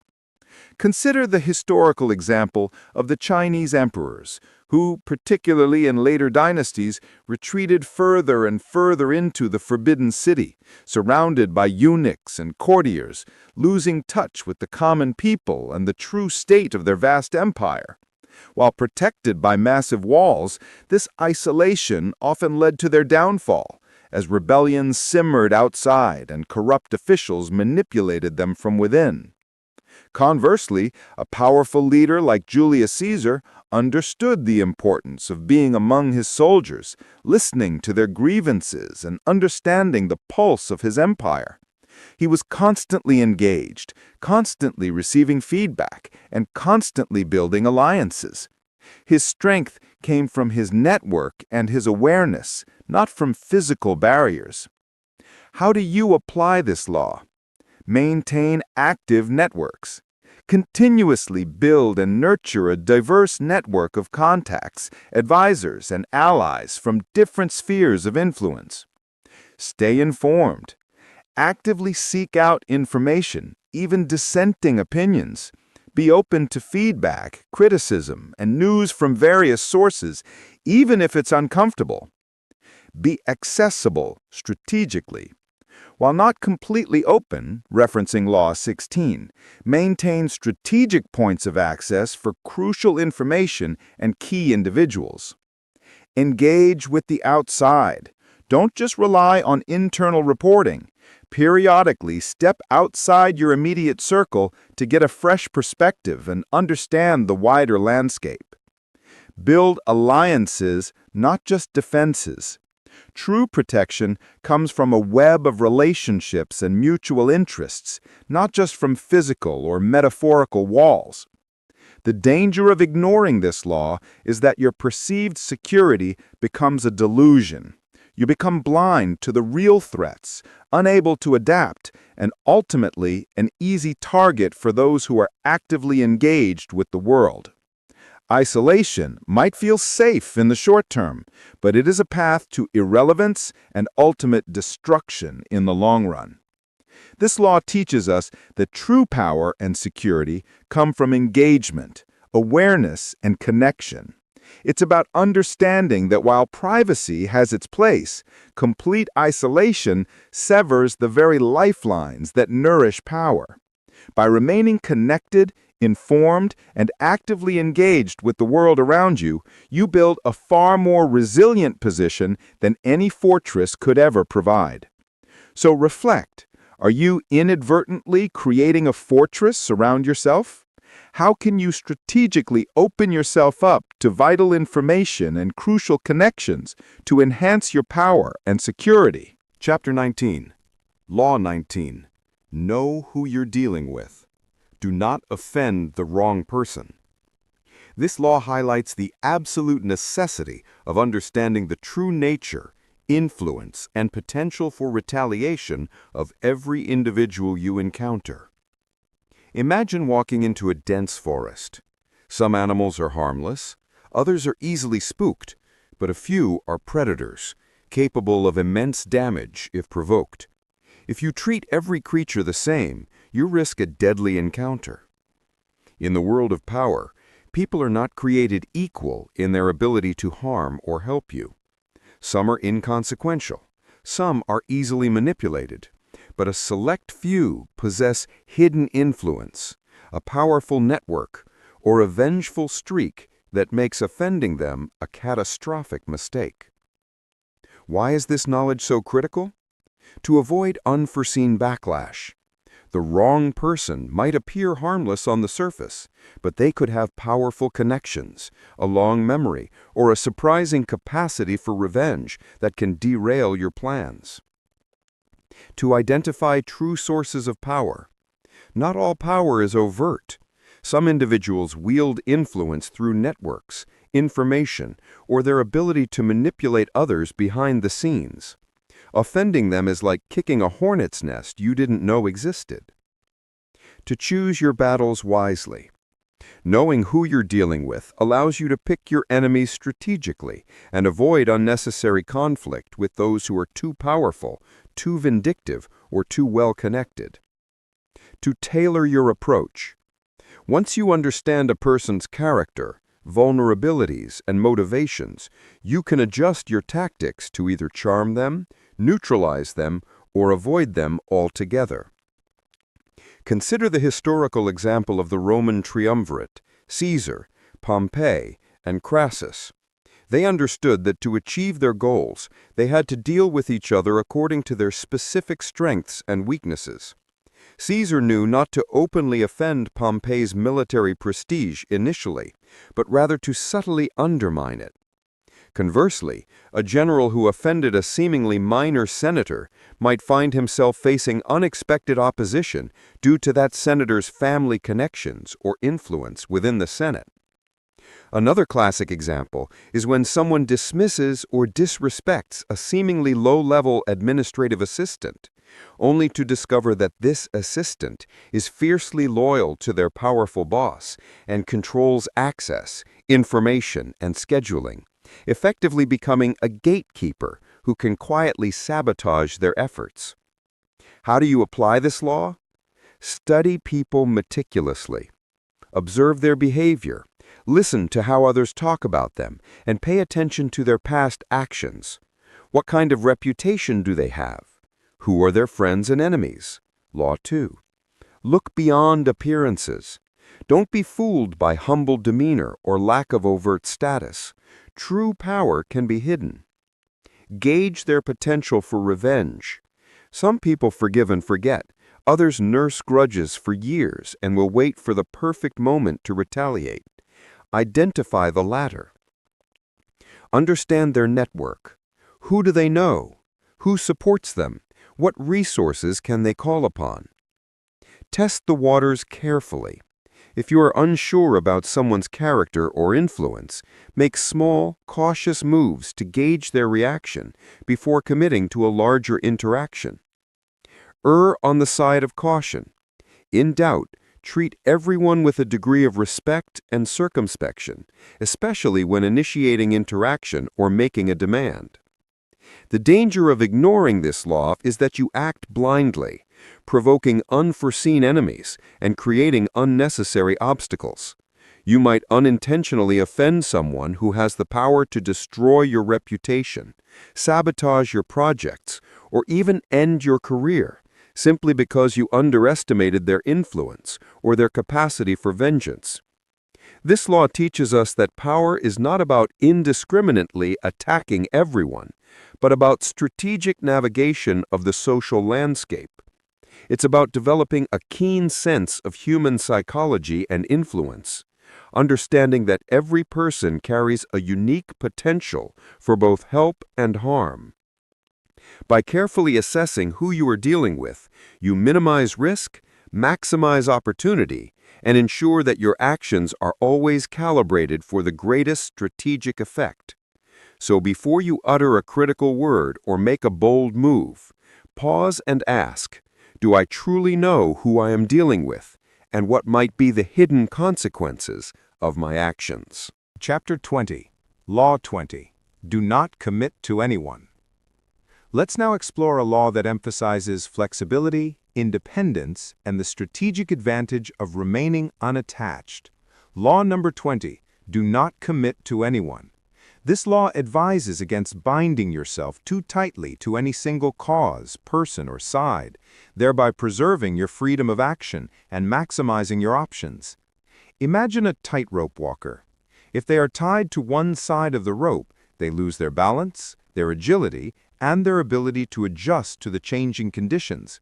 But if they remain uncommitted to either side, they can move freely, adapt to any shift, and maintain their equilibrium. In the realm of power, commitment, while often lauded as a virtue, can be a profound vulnerability. When you commit, you limit your options, you inherit the enemies and problems of your allies, and you sacrifice your independence. Why is non-commitment so powerful? It maintains your independence. You are free to act in your own best interest without being bound by the dictates or needs of others. It keeps others competing for you. If you are uncommitted, various factions or individuals will vie for your support, giving you leverage and allowing you to choose the most advantageous alliance. It fosters an aura of impartiality and objectivity. If you don't take sides, you can often be seen as a neutral arbitrator or a wise counsel, making you sought after for advice and mediation. It allows for strategic pivots. The landscape of power is constantly shifting. Non-commitment allows you to quickly adapt to new circumstances, abandoning losing causes and aligning with emerging winners without penalty. You avoid inheriting others' problems. When you commit to a side, you inevitably take on their baggage, their enemies, and their ongoing struggles. Remaining uncommitted allows you to selectively engage without full absorption. Consider the historical example of Queen Elizabeth I. She famously remained unmarried throughout her reign, skillfully playing various European powers against each other. By not committing to a marriage with a French prince, a Spanish king, or an English nobleman, she retained her autonomy, prevented England from being drawn into foreign wars on a spouse's behalf, and kept powerful suitors constantly seeking her favor. Her uncommitted status was a cornerstone of her political power. Another example might be a talented consultant who avoids becoming exclusive to one company. By remaining independent, they can work with multiple clients, cherry-picking the most interesting or lucrative projects, and are constantly in demand, rather than being confined to the internal politics and limited opportunities of a single organization. How do you apply this law? Maintain a degree of distance. While forming alliances, Law 28, ensure you retain a strategic distance that allows for independent thought and action. Avoid taking sides too early. In conflicts or debates between others, observe, listen, and gather information before publicly aligning yourself. Be flexible in your loyalties, discreetly. While appearing supportive, always keep an eye on your own long-term interests and be prepared to shift your allegiance if circumstances demand it. Cultivate an air of being in demand. Your non-commitment should be perceived as a sign of your value and the fact that many seek your support rather than a lack of loyalty. Offer limited strategic support. Provide just enough help to keep potential allies interested, but never so much that you become fully entangled in their fate. The danger of ignoring this law is that you become a pawn in others' games. You lose your freedom, your autonomy, and your ability to adapt. You risk being dragged down by failing alliances or becoming irrelevant when your chosen side loses power. Commitment, while sometimes necessary, should always be a calculated and temporary maneuver, never an absolute binding. This law teaches us that true power lies in freedom of movement and strategic independence. It's about understanding that the most influential players are often those who remain unbound, free to choose their alignments as opportunities arise. By mastering the art of non-commitment, you position yourself as a valuable asset that others must actively court, giving you the ultimate leverage to shape your own destiny. So reflect. Are there commitments you've made that are now limiting your options or dragging you down? How can you subtly loosen those ties to regain your strategic freedom? Chapter 21. Law 21. Play a sucker to catch a sucker. Seem dumber than your mark. This law is about disarming others by making them feel superior, leading them to drop their guard and reveal their true intentions or weaknesses. Imagine a wolf in sheep's clothing. It doesn't flaunt its predatory nature. It adopts a harmless disguise to get close to its prey. In a game of power, people love to feel intelligent, superior, and in control. If you make them feel this way by feigning ignorance, naivete, or a lack of sophistication, they will underestimate you, become complacent, and often reveal their secrets or fall into traps they would otherwise avoid. Why is appearing dumber so effective? It lowers their guard. If someone believes you are less intelligent or less experienced, they will relax their defenses, speak more freely, and assume you pose no threat. It boosts their ego. People love to demonstrate their superior knowledge or wisdom. By allowing them to do so, you gain their trust and often their cooperation. It facilitates information gathering. When people feel superior, they are more likely to condescend, explain, and reveal details they might otherwise keep private. Law 14. It allows you to observe and plan. While they are busy performing their intellectual superiority, you are silently observing, analyzing, and formulating your strategy. It sets the stage for a surprise attack. When they least expect it, you can strike with your true intelligence and capabilities, catching them completely off guard. Consider the historical example of Lorenzo de' Medici, the Magnificent. He was a brilliant politician and patron of the arts, but he often cultivated an image of a pleasure-loving, somewhat naive banker, more interested in festivities than serious governance. This facade made his rivals underestimate his strategic genius, allowing him to outmaneuver them time and again and consolidate his power in Florence. They saw him as a sucker enjoying life, while he was quietly playing a deeper game. Another example might be a shrewd poker player who early in the game makes a few seemingly foolish bets or plays, convincing opponents that they are an amateur. This lulls the others into a false sense of security, making them overconfident and more likely to take risks, only for the sucker to reveal their true skill and clean up in later rounds. How do you apply this law? Ask naive questions. Pose questions that make you seem less informed, prompting others to launch into explanations that reveal their knowledge, assumptions, or biases. Feigned incompetence. Occasionally make a minor, non-critical mistake that makes you seem a little clumsy or less capable than you are. This lowers expectations. Allow them to teach you. Encourage others to impart their wisdom or expertise. Listen attentively. Absorb the information and make them feel important in the process. Play down your achievements. While selectively cultivating reputation, Law 5, in specific interactions, downplay your own intelligence or accomplishments to avoid intimidating others. Use humor or self-deprecation. A well-timed joke about your own shortcomings can be a powerful way to make others feel comfortable and superior. So the next time you're in an important interaction, ask yourself, how can I make this person feel a little smarter than me, and what insights might they reveal in the process? Chapter 22. Law 22. Use the surrender tactic. Transform weakness into power. We now turn to a profound law that challenges conventional notions of strength and victory. Law number 22 is use the surrender tactic. Transform weakness into power. This law reveals how sometimes the most powerful move you can make when facing overwhelming force is not to fight, but to strategically yield. Imagine a martial artist who, instead of meeting an opponent's powerful punch with brute force, fluidly redirects its energy, using the attacker's own momentum against them. This is the essence of the surrender tactic. When you are clearly outmatched, a direct confrontation is suicidal.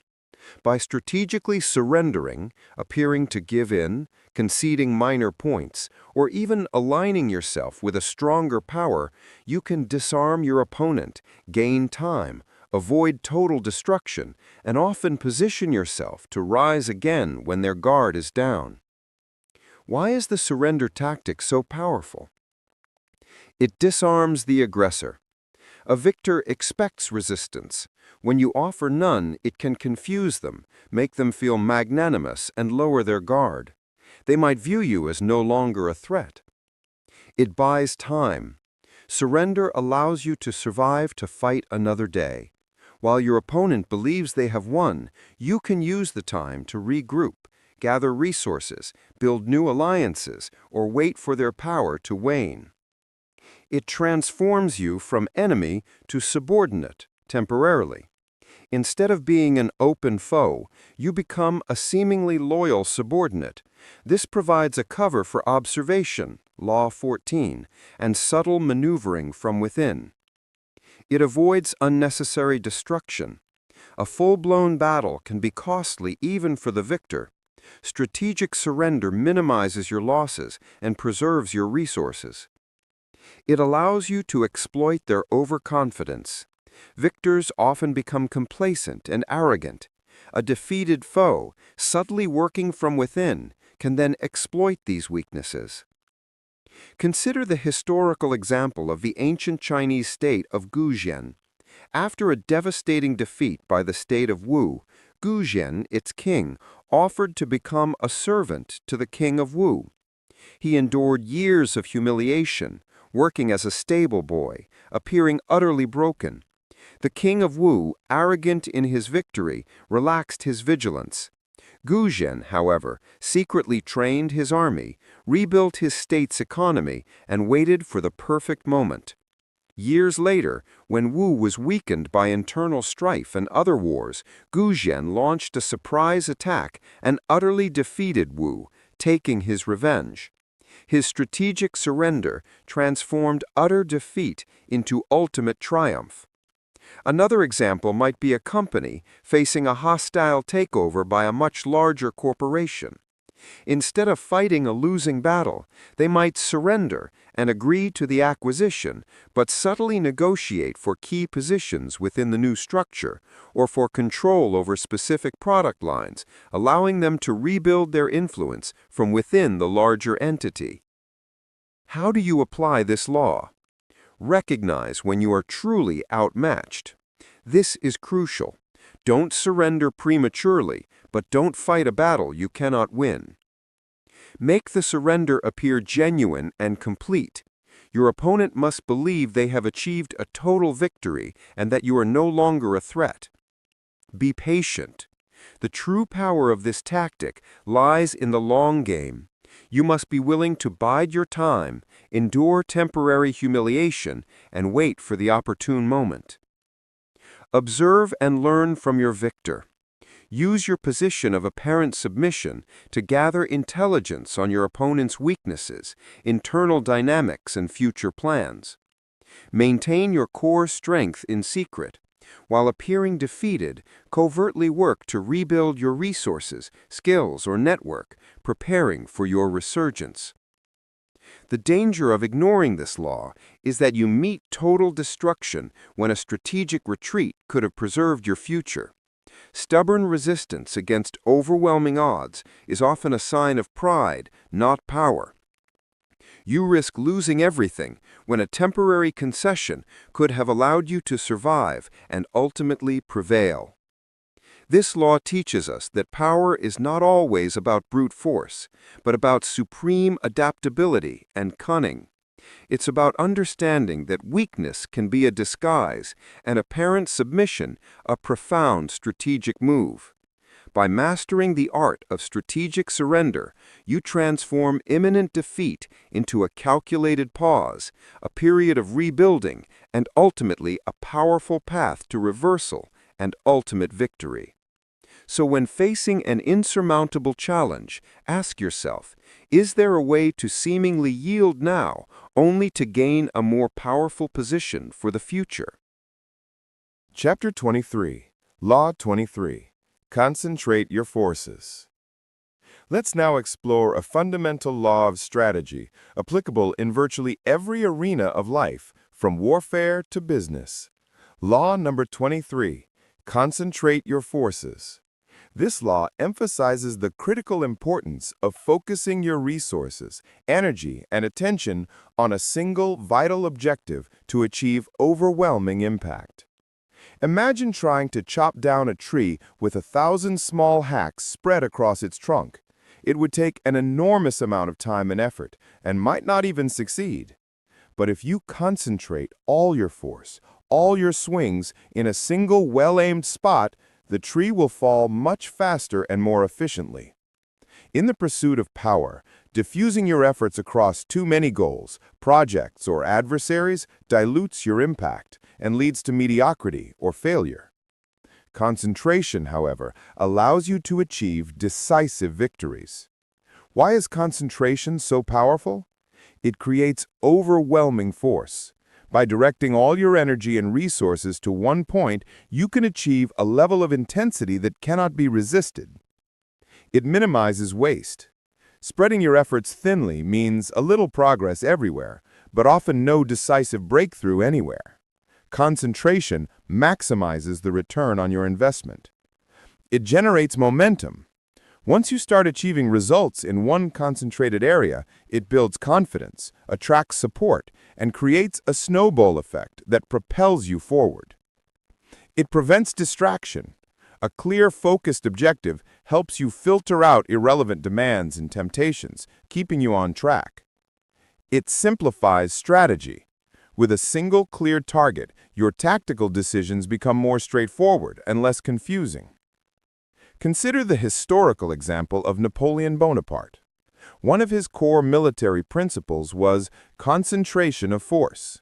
Instead of spreading his army thinly across a wide front, he would swiftly concentrate overwhelming numbers at a single critical point on the enemy's line, break through, and then roll up the flanks.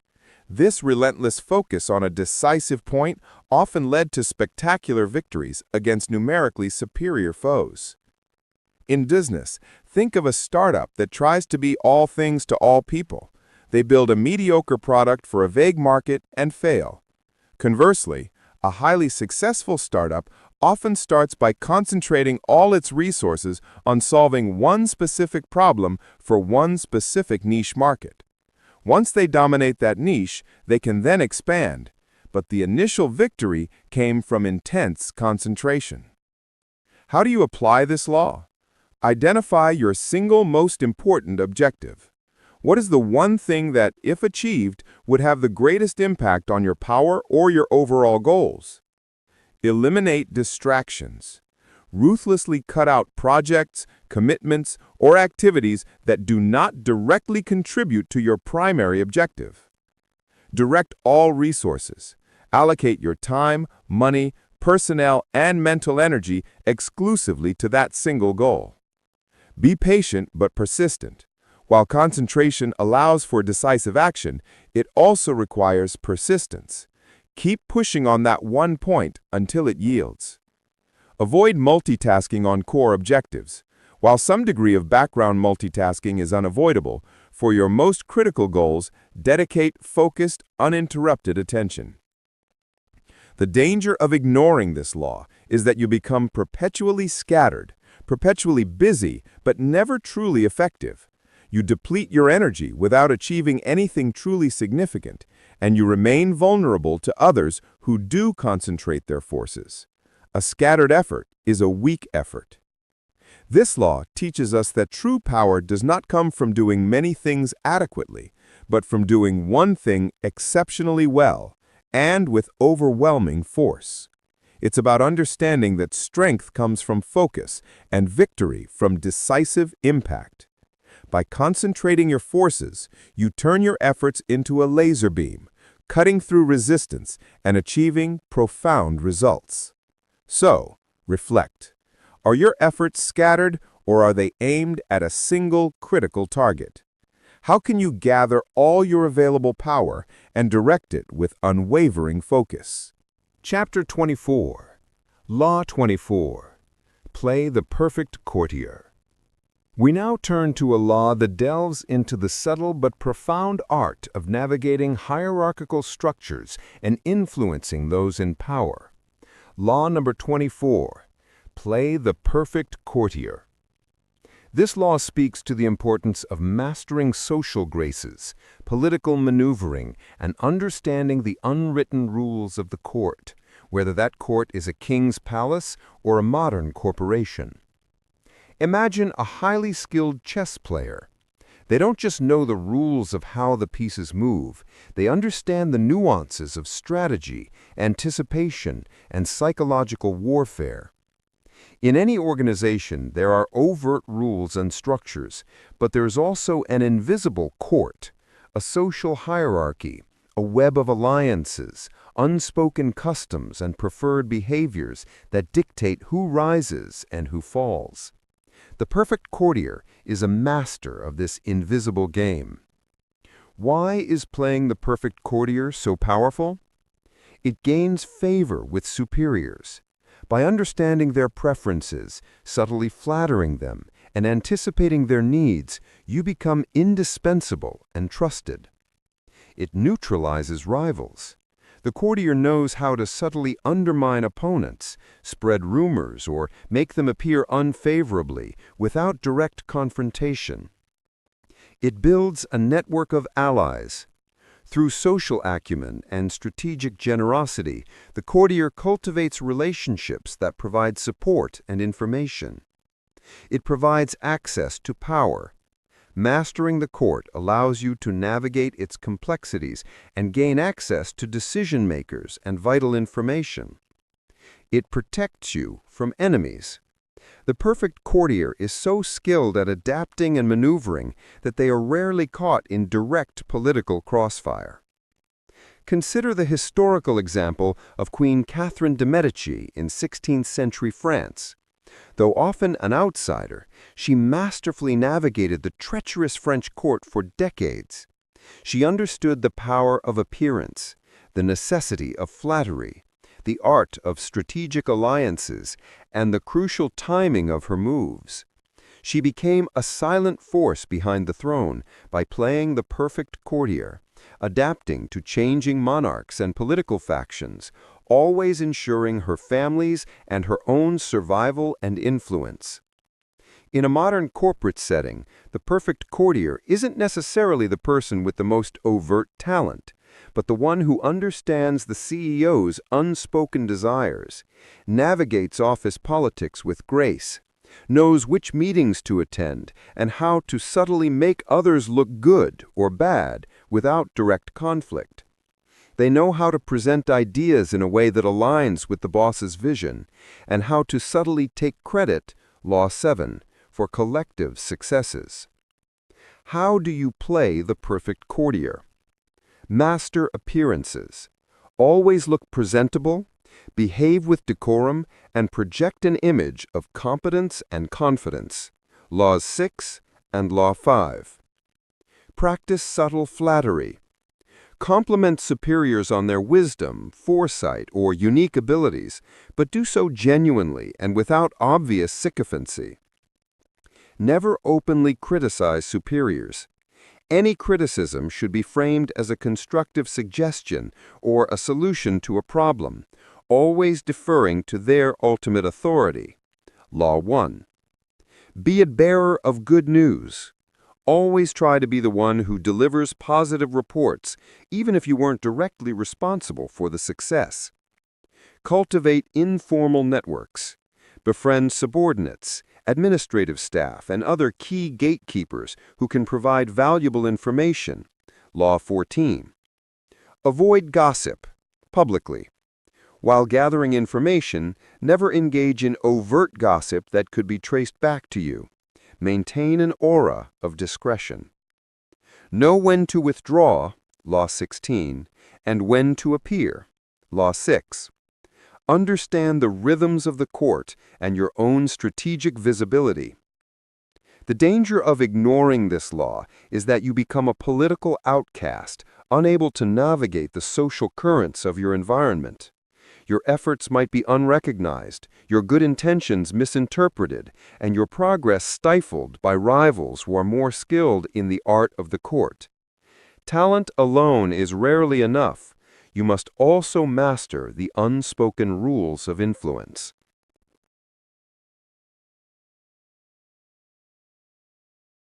Chapter 25, Law 25, Recreate Yourself. We arrive at a profound and liberating law that empowers you to shed limitations and constantly evolve. Law number 25, Recreate Yourself. This law asserts that you are not bound by your past, your circumstances, or others' perceptions. You have the power to consciously forge a new identity, a more powerful and compelling persona, and to live out the role you desire. Imagine an actor stepping onto a stage. They are not merely reciting lines, they are embodying a character, complete with mannerisms, voice, and motivations. The audience believes in the character, even though they know it's a performance. In the game of power, life itself is a stage, and you are both the actor and the playwright. If you allow others to define you, to limit you based on their expectations or your past mistakes, you surrender immense power. By consciously recreating yourself, you take control of your narrative and shape your destiny. Why is recreating yourself so powerful? It breaks free from the past. It allows you to shed negative reputations, overcome past failures, and escape the limitations imposed by your background or upbringing. It adapts to new circumstances. As the world changes, so too must you. Recreation allows you to remain relevant, effective, and powerful in evolving environments. It captures imagination. A person who undergoes a dramatic transformation, who constantly reinvents themselves, is intriguing, charismatic, and memorable. Law number 6. It keeps enemies guessing. If you are constantly shifting your persona or capabilities, enemies cannot pin you down or predict your next move. Law number 17. It empowers self-belief. The act of conscious self-creation strengthens your own sense of agency and purpose, fostering immense self-confidence. Consider the historical example of Benjamin Disraeli, the 19th century British Prime Minister. He came from a humble background, was of Jewish descent, which was a disadvantage in aristocratic England, and had a flamboyant, even scandalous early career. He was often mocked and underestimated. Yet through sheer force of will, political genius, and a conscious effort to cultivate a new, more serious and strategically brilliant persona, he completely reinvented himself, rose through the ranks of the Conservative Party, and became one of Britain's most successful prime ministers.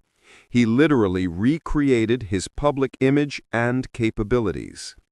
Another example might be an artist who constantly experiments with new styles and forms, refusing to be pigeonholed. By recreating their artistic identity, they stay fresh, relevant, and continue to captivate their audience. How do you recreate yourself? Identify the ideal persona. What qualities, skills, and reputation do you aspire to possess? What role do you want to play? Study your chosen model. If you admire a particular historical figure or archetype, study their actions, their appearance, and their mannerisms. Work on your outer appearance. Dress the part. Groom yourself appropriately, and carry yourself with the posture and confidence of your desired persona. Master your mannerisms and speech. Adopt the tone, vocabulary, and body language that align with your new identity. Practice until it feels natural. Seek out new experiences and knowledge. Acquire the skills and information necessary to support your new role. Control your narrative. Actively shape how others perceive you through your actions, words, and associations. Law number 5. Law number 6. The danger of ignoring this law is that you remain trapped by the inertia of your past, limited by others' expectations, and unable to adapt to new challenges. You become predictable, stale, and ultimately powerless in a world that constantly demands evolution. This law teaches us that power is not a fixed state, but a dynamic process of continuous evolution and conscious self-mastery. It's about understanding that your identity is a fluid construct, and you possess the agency to sculpt it into a magnificent work of art. By consistently recreating yourself, you remain eternally fresh, relevant, and in control of your own narrative, becoming a living testament to the power of transformation. So reflect. What limitations are you carrying from your past? What powerful, compelling persona could you consciously create for your future? And what steps will you take to embody it? Chapter 26. Law 26. Keep your hands clean. Narrator, let's now explore a crucial law that speaks to the delicate art of managing perception and maintaining a pristine image, even when engaged in morally ambiguous actions. Law number 26. Keep your hands clean. This law advises that while you may need to engage in unsavory tactics to achieve your goals, you must always ensure that the public perceives you as virtuous, trustworthy, and honorable, above reproach. Imagine a skilled surgeon performing a complex operation. They might make incisions, remove organs, and deal with blood, but they do so with sterile instruments and a calm, detached professionalism. The patient sees the outcome, healing, not the messy details. In the game of power, people are quick to judge and condemn. If you are seen as directly involved in dirty work, your reputation will be tarnished, your influence diminished, and your power eroded. Therefore, you must learn to delegate the unpleasant tasks and maintain an untarnished public image. Why is keeping your hands clean so powerful? It preserves your reputation. Law number 5. A clean image makes you appear virtuous, trustworthy, and honorable, which are vital for attracting allies and maintaining public support. It keeps others guessing about your involvement. If dirty deeds are done, but no direct link to you can be found, suspicion lingers on others, or on vague forces, not on you. It allows you to appear as a moral authority. By distancing yourself from the undesirable actions, you can even publicly condemn them, further enhancing your righteous image. It prevents direct retaliation. If an enemy is harmed, but they cannot definitively trace the action back to you, their capacity for direct revenge is hampered.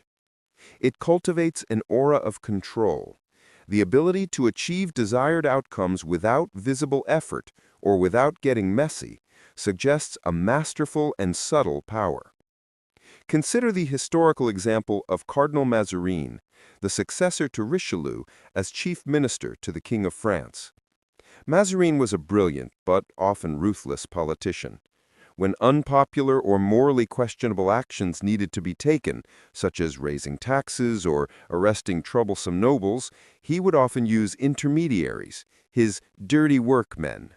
He allowed these subordinates to bear the brunt of public hatred and resentment, while he himself maintained a more statesmanlike and less culpable image, thus preserving his power and the king's. In a modern corporate context, a CEO might hire a specialized consulting firm to implement unpopular layoffs or restructuring. The consultants do the dirty work, bear the public backlash, and then depart, while the CEO, though ultimately responsible, maintains a cleaner image, able to express regret without having directly wielded the axe. How do you keep your hands clean? Use cat's paws, intermediaries.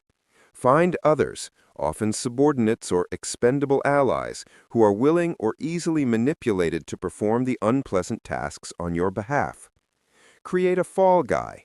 Have someone ready to take the blame if things go wrong, or if a controversial action needs to be publicly accounted for. This person should be easily replaceable or have less power than you. Employ a straw man or a scapegoat. Divert blame to an external enemy or a convenient patsy when a problem arises, even if you are indirectly responsible. Use the innocent hand technique. Structure actions so that the harmful effects are an indirect consequence of seemingly benign decisions, making it difficult to trace direct intent. Master the art of plausible deniability. Ensure that there is always a reasonable doubt about your direct involvement in any controversial action. Avoid leaving paper trails or direct orders for dirty work. The danger of ignoring this law is that you become associated with every unpleasant or ethically questionable action you take. Your reputation suffers. People lose trust in your integrity, and you become a target for moral condemnation and direct retaliation. You lose the ability to lead, to inspire, or to maintain the moral high ground. This law teaches us that power is as much about managing appearances as it is about achieving results. It's about understanding that public perception is a powerful force, and by strategically distancing yourself from the messy details, you preserve your most valuable asset, your untarnished image. By keeping your hands clean, you can navigate the treacherous waters of power, making necessary but unsavory moves while always appearing virtuous and above the fray. So, when a difficult or controversial action needs to be taken, ask yourself, how can I achieve this outcome without personally getting my hands dirty, ensuring my reputation remains pristine? Chapter 27. Law 27. Play on people's need to believe to create a cult-like following. Let's now delve into one of the most powerful and dangerous laws, one that explains the magnetic allure of charismatic leaders and the fervent devotion they inspire. Law number 27. Play on people's need to believe to create a cult-like following. This law explores how, by offering people something to believe in, a grand vision, a utopian promise, or a sense of belonging, you can command immense loyalty and unwavering support. Imagine a world filled with uncertainty, loneliness, and a lack of meaning. People naturally yearn for purpose, for something bigger than themselves, for a leader who offers clear answers and a sense of direction. This profound human need to believe, to have faith in something, is the foundation upon which cult-like followings are built. By tapping into this deep psychological desire, you can create a powerful bond that transcends logic and commands extraordinary devotion. Why is cultivating a cult-like following so powerful? It provides immense loyalty. Followers will work tirelessly, make sacrifices, and defend you fiercely because they believe in you and the vision you represent. It creates an unshakable base of support. A devoted following is immune to rational arguments or external criticism, as their belief is rooted in emotion and faith. It generates unstoppable momentum. A unified, passionate group working towards a common goal can achieve extraordinary feats and overcome immense obstacles. It confers an aura of charisma. The sheer number and devotion of your followers enhance your perceived power and make you appear divinely inspired or exceptionally gifted. It deflects blame and criticism. When problems arise, the followers will often blame external forces or internal traitors, protecting the leader's image. Consider the historical example of figures like Joan of Arc, who, though not a traditional power seeker, inspired a cult-like devotion among French soldiers with her divine visions and unwavering faith, turning the tide of the 100 Years' War. Or think of the political cults of personality that have surrounded dictators throughout history, where masses genuinely believed in their leader as a savior, even in the face of immense suffering. While these examples are extreme, they illustrate the raw power of belief. In a more benign context, a successful entrepreneur or visionary leader might inspire a cult-like following among their employees or early adopters, not through manipulation, but by offering a compelling vision, a clear purpose, and the sense of shared mission that transcends mere employment. They make people believe in a common dream. How do you play on people's need to believe? Offer a grand vision or cause. Provide a purpose that is larger than the individual, something that people can dedicate their lives to. This could be a revolutionary idea, a utopian promise, or a powerful ideology. Cultivate an aura of mystery and prophecy. Law 17. Appear as if you have special insight, unique wisdom, or a connection to a higher power or truth. Use enigmatic language.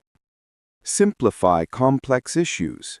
Offer clear, concise answers to complex problems, even if they are oversimplifications. People crave certainty in uncertain times.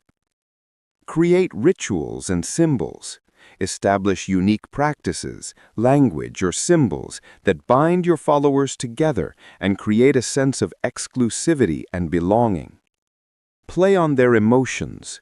Appeal to hopes, fears, dreams, and anxieties. Create a sense of us against them, where your group is the enlightened few. Promise transformation. Offer the promise of a better future, personal growth, or a radical change in their circumstances if they follow you. The danger of ignoring this law is that you struggle to gain deep, unwavering loyalty and support. You remain a mere manager or administrator, unable to tap into the profound human desire for meaning and connection. Without a strong emotional bond, your followers are easily swayed by rivals or external criticisms. This law teaches us that power is not just about logic and strategy, but about tapping into the deepest currents of human psychology. It's about understanding that people crave something to believe in, and by offering a compelling vision, you can become the object of their fervent devotion. By cultivating a cult-like following, you build an unshakable foundation of support that can propel you to extraordinary heights. So what grand vision or compelling belief can you offer that will inspire such unwavering loyalty and transform casual observers into devoted followers? Chapter 28. Law 28. Enter action with boldness. Let's now explore a dynamic and energizing law that speaks to the power of decisive action and the magnetic allure of courage. Law number 28. Enter action with boldness.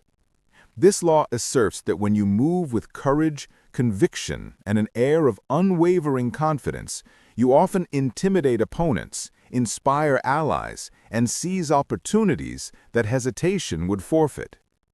Imagine a lion leading its pride. It doesn't cautiously assess every blade of grass. It moves with an undeniable presence, a roar of conviction, and a swiftness that commands respect and asserts dominance. Timidity, hesitation, and a lack of conviction are often perceived as weakness, inviting challenges and undermining your authority. Boldness, however, projects strength, confidence, and an almost irresistible force. Why is boldness so powerful? It intimidates opponents.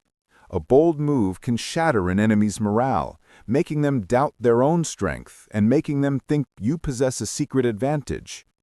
It inspires confidence in allies. When you act boldly, your supporters feel more secure, more motivated, and more willing to follow your lead, believing in your strength. It creates an illusion of control. Even if you're uncertain, acting boldly suggests you know exactly what you're doing, leading others to believe you are in command. It seizes opportunities. Hesitation often means missed opportunities. Bold action, by contrast, allows you to strike swiftly and capitalize on fleeting moments. It often leads to forgiveness for mistakes. People are often more forgiving of a bold mistake than a timid failure. A bold error can be spun as a calculated risk, while timid errors are seen as ineptitude.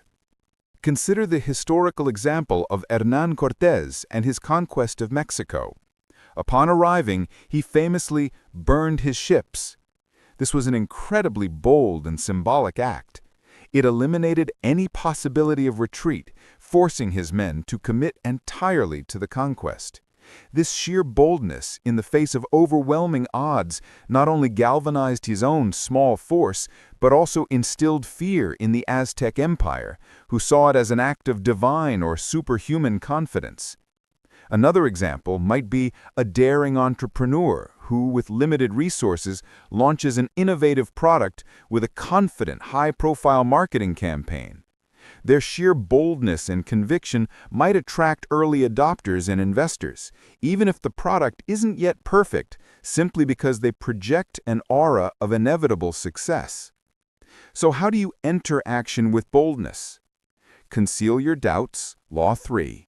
Even if you feel uncertain internally, project an outward appearance of absolute conviction. Act decisively. When an opportunity or a challenge arises, make a quick, firm decision and execute it without wavering. Speak with authority. Your tone, body language, and choice of words should convey absolute confidence in your plans and pronouncements. Take calculated risks. Boldness isn't recklessness. It's about being willing to take significant risks after careful consideration, knowing that the reward outweighs the potential cost. Create an impressive spectacle. Law 6. Make your bold actions highly visible and dramatic, turning them into a powerful statement that captures attention. Always appear to be taking the initiative. Don't wait for others to act. Be the first to move, to propose, to challenge. The danger of ignoring this law is that you are perceived as weak, indecisive, and easily manipulated. Your hesitation invites others to challenge you. Your caution causes you to miss fleeting opportunities, and your lack of conviction drains the morale of your allies. You become a follower, not a leader. This law teaches us that power is often a performance, and the most compelling performance is one of unwavering confidence and decisive action. It's about understanding that the appearance of courage is often just as effective as genuine courage, and that the world often rewards those who seize the moment with conviction. By entering action with boldness, you project an aura of irresistible power, commanding respect, inspiring loyalty, and bending circumstances to your will. So the next time you face a critical decision or an opportunity, ask yourself, how can I approach this with such undeniable boldness that all resistance crumbles and success becomes inevitable? And there you have it, listeners. A comprehensive journey through the first 28 of Robert Greene's The 48 Laws of Power. We've uncovered the intricate dance of influence, the subtle art of manipulation, and the pragmatic strategies employed by history's most powerful figures. From never outshining the master to crushing your enemy totally, from cultivating an aura of unpredictability to recreating yourself entirely, these laws offer a stark and often uncomfortable glimpse into the realities of human ambition and interaction. Remember, understanding these laws isn't about becoming nefarious. It's about becoming aware, strategic, and capable of navigating the complex world around you, whether to protect yourself or to advance your own legitimate goals. Knowledge is power, and with this knowledge, you are better equipped to observe, analyze, and act with greater intention. Stay tuned for our next episode as we continue our deep dive into the remaining laws, further unraveling the tapestry of power dynamics. If you found this summary insightful, thought-provoking, or simply empowering, please show your support. Hit that like button, share this episode with anyone you believe could benefit from these powerful lessons, and of course, subscribe to Vibe Audiobook so you never miss out on our future explorations into wisdom and strategy. Your support helps us bring more valuable content to you. Thank you for tuning in, and until next time, stay strategic, stay powerful, and keep vibing with wisdom.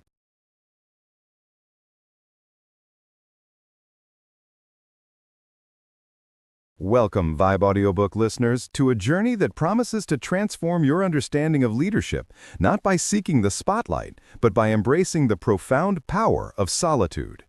Have you ever felt the relentless pull of constant demands, the never-ending stream of decisions, and the subtle erosion of your inner compass amidst the noise of the world? If so, then Lead Yourself First, Inspiring Leadership Through Solitude by Michael S. Irwin and Raymond Kethledge is the guiding light you've been searching for. This isn't just another leadership book. It's a profound invitation to step back, reconnect with your authentic self, and discover that the most impactful leadership begins not with a grand declaration, but with quiet, introspective moments. Prepare to unlock a richer, more resilient, and truly inspiring leadership style that springs from the wellspring of your own inner wisdom. Before we dive into this incredible wisdom, take a moment to hit that like button, share this episode with someone who needs to hear this message, and if you haven't already, subscribe to Vibe Audiobooks so you never miss another transformative listening experience. Now, let's begin. Introduction: The unseen foundation of great leadership. Imagine a magnificent oak tree, its branches reaching wide, its leaves providing shade and shelter, its grandeur undeniable. We admire its strength, its resilience, and its ability to weather storms, but often we overlook the unseen power beneath the earth, its intricate network of roots. These roots silently drawing sustenance, anchoring the tree against gales, and supporting its monumental growth, are a perfect metaphor for the concept of solitude, as presented in Lead Yourself First, Inspiring Leadership Through Solitude by Michael S. Irwin and Raymond Kethledge. In a world that seems to operate at an ever-increasing pace, constantly demanding our attention, where busyness is often mistakenly equated with productivity and constant connectivity is the norm, Irwin and Kethledge invite us to pause, breathe, and profoundly reconsider the very bedrock of effective leadership. Their central argument is both simple and revolutionary. True, impactful leadership doesn't emerge from the cacophony of constant interaction, the endless pursuit of external validation, or the loudest voice in the room. Instead, it quietly blossoms from within, nurtured by deliberate moments of solitude, deep reflection, and quiet introspection. The authors gently, yet firmly, challenge our preconceived notions of what makes a great leader. We are often taught to network more, delegate more, communicate more, and be more visible. While these are undoubtedly valuable skills, Irwin and Kethledge argue that without an equally strong internal foundation, these external actions can become hollow, reactive, and ultimately less effective. They posit that the most successful and inspiring leaders throughout history, from diverse fields and eras, shared a common, often overlooked practice: a conscious commitment to solitude. It was in these quiet moments that they gained clarity, found courage, sparked creativity, and cultivated a deep sense of compassion, the very hallmarks of exceptional leadership. This introduction sets the stage for a transformative journey, gently nudging us to question the dominant paradigms of leadership and to open our minds to a more profound, sustainable, and ultimately more fulfilling path. It's an invitation to embark on an inward expedition, promising that by doing so, we will not only emerge as leaders who are more effective in guiding others, but also as individuals who are more authentic, resilient, and truly inspiring. The book isn't just advocating for solitude as a personal preference, it's presenting it as a vital, strategic imperative for anyone aspiring to lead with purpose and impact in today's complex world. It's about building an unshakable inner core that enhances your ability to navigate challenges and drive meaningful change. The authors assure us that by embracing solitude, we can transform our leadership from a state of constant reaction to one of thoughtful, intentional, and deeply resonant action. Chapter 1. The Scarcity of Solitude in the Modern World. In this foundational chapter, Irwin and Kethledge don't mince words as they paint a stark and compelling picture of the modern landscape, a world relentlessly characterized by hyperconnectivity, an overwhelming deluge of digital noise, and a pervasive, almost pathological aversion to being truly alone with one's thoughts. Take a moment to reflect on your own daily life. Our smartphones have become virtual extensions of our hands. A constant stream of notifications vies for our dwindling attention spans, and even our moments of supposed downtime are often filled with the passive consumption of social media feeds, endless streaming content, or the ever-present hum of digital communication. The authors argue, with growing urgency, that this pervasive scarcity of solitude isn't merely a lifestyle choice or an unfortunate byproduct of technological advancement. It is, in fact, a silent but profound crisis for leadership with far-reaching implications.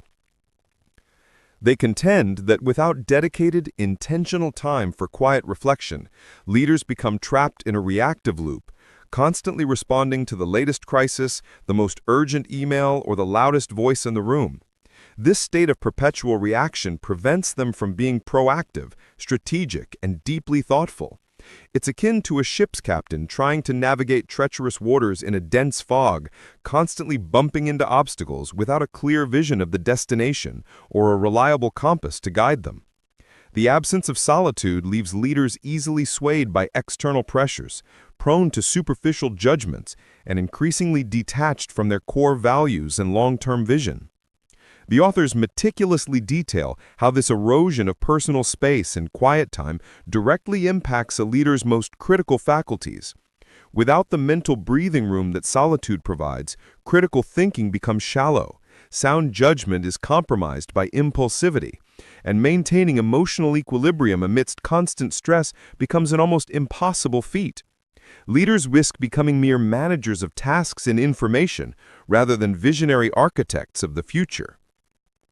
The chapter delves into the societal mechanisms that contribute to this scarcity of solitude, from the glorification of busyness as a sign of importance to the fear of missing out that keeps us tethered to our devices and social circles. Irwin and Kethledge are careful to clarify that this chapter is not a condemnation of technology itself, nor is it a call to retreat into isolation. Rather, it is a powerful and sobering warning about the dangerous imbalance we, as individuals and as a society, have collectively created. It highlights how the relentless onslaught of external stimuli actively inhibits the internal processes necessary for deep thought, ethical consideration, and innovative problem-solving. By illuminating the problem so clearly and meticulously, the authors lay a robust and undeniable groundwork for why the solution, a conscious and deliberate embrace of solitude, is not merely beneficial or desirable, but absolutely essential for anyone aspiring to lead with genuine purpose, profound impact, and sustained resilience in the relentlessly hyper-connected and increasingly complex world we inhabit. They challenge us to acknowledge the pervasive addiction to external stimulation and to confront our own discomfort with the quietude necessary to truly hear our own thoughts. This chapter serves as a stark wake-up call, urging us to recognize the profound cost of a life devoid of intentional solitude, particularly for those entrusted with the responsibility of leadership. Chapter 2. What solitude truly is and isn't. Having underscored the critical need for solitude, Irwin and Kethledge dedicate this pivotal chapter to meticulously defining what solitude genuinely means in the context of effective leadership, while simultaneously dispelling common and often harmful misconceptions. This clarification is absolutely crucial, because for many, the word solitude immediately conjures images of loneliness, isolation, or even a sense of punishment. The authors go to great lengths to disabuse us of these notions, emphasizing that true solitude, as they advocate for it, is something entirely different and profoundly beneficial. They explain, with thoughtful nuance, that genuine solitude is not about being miserable, feeling disconnected from others, or retreating from societal obligations. On the contrary, it is a deliberate, purposeful, and often invigorating act of stepping away from external distractions, influences, and the constant hum of other people's expectations. Its primary objective is to create an unencumbered space for deep internal engagement and reflection. To illustrate, consider the analogy of a master sculptor carefully, patiently, and precisely chiseling away excess stone to reveal the magnificent masterpiece hidden within. Solitude, in this context, is that very chiseling process for the mind and spirit. It's about consciously creating mental and emotional space where you can clearly hear your own thoughts, critically examine your beliefs and assumptions, and reconnect with your authentic self without the relentless bombardment of external opinions, urgent demands, or the unspoken expectations of others. It's a dedicated time for self-dialogue, for internal audit, and for recalibrating your inner compass. The authors meticulously emphasize that solitude is incredibly versatile and can manifest in various forms, making it accessible to virtually anyone. It doesn't necessarily demand prolonged physical isolation, though that can certainly be a powerful component.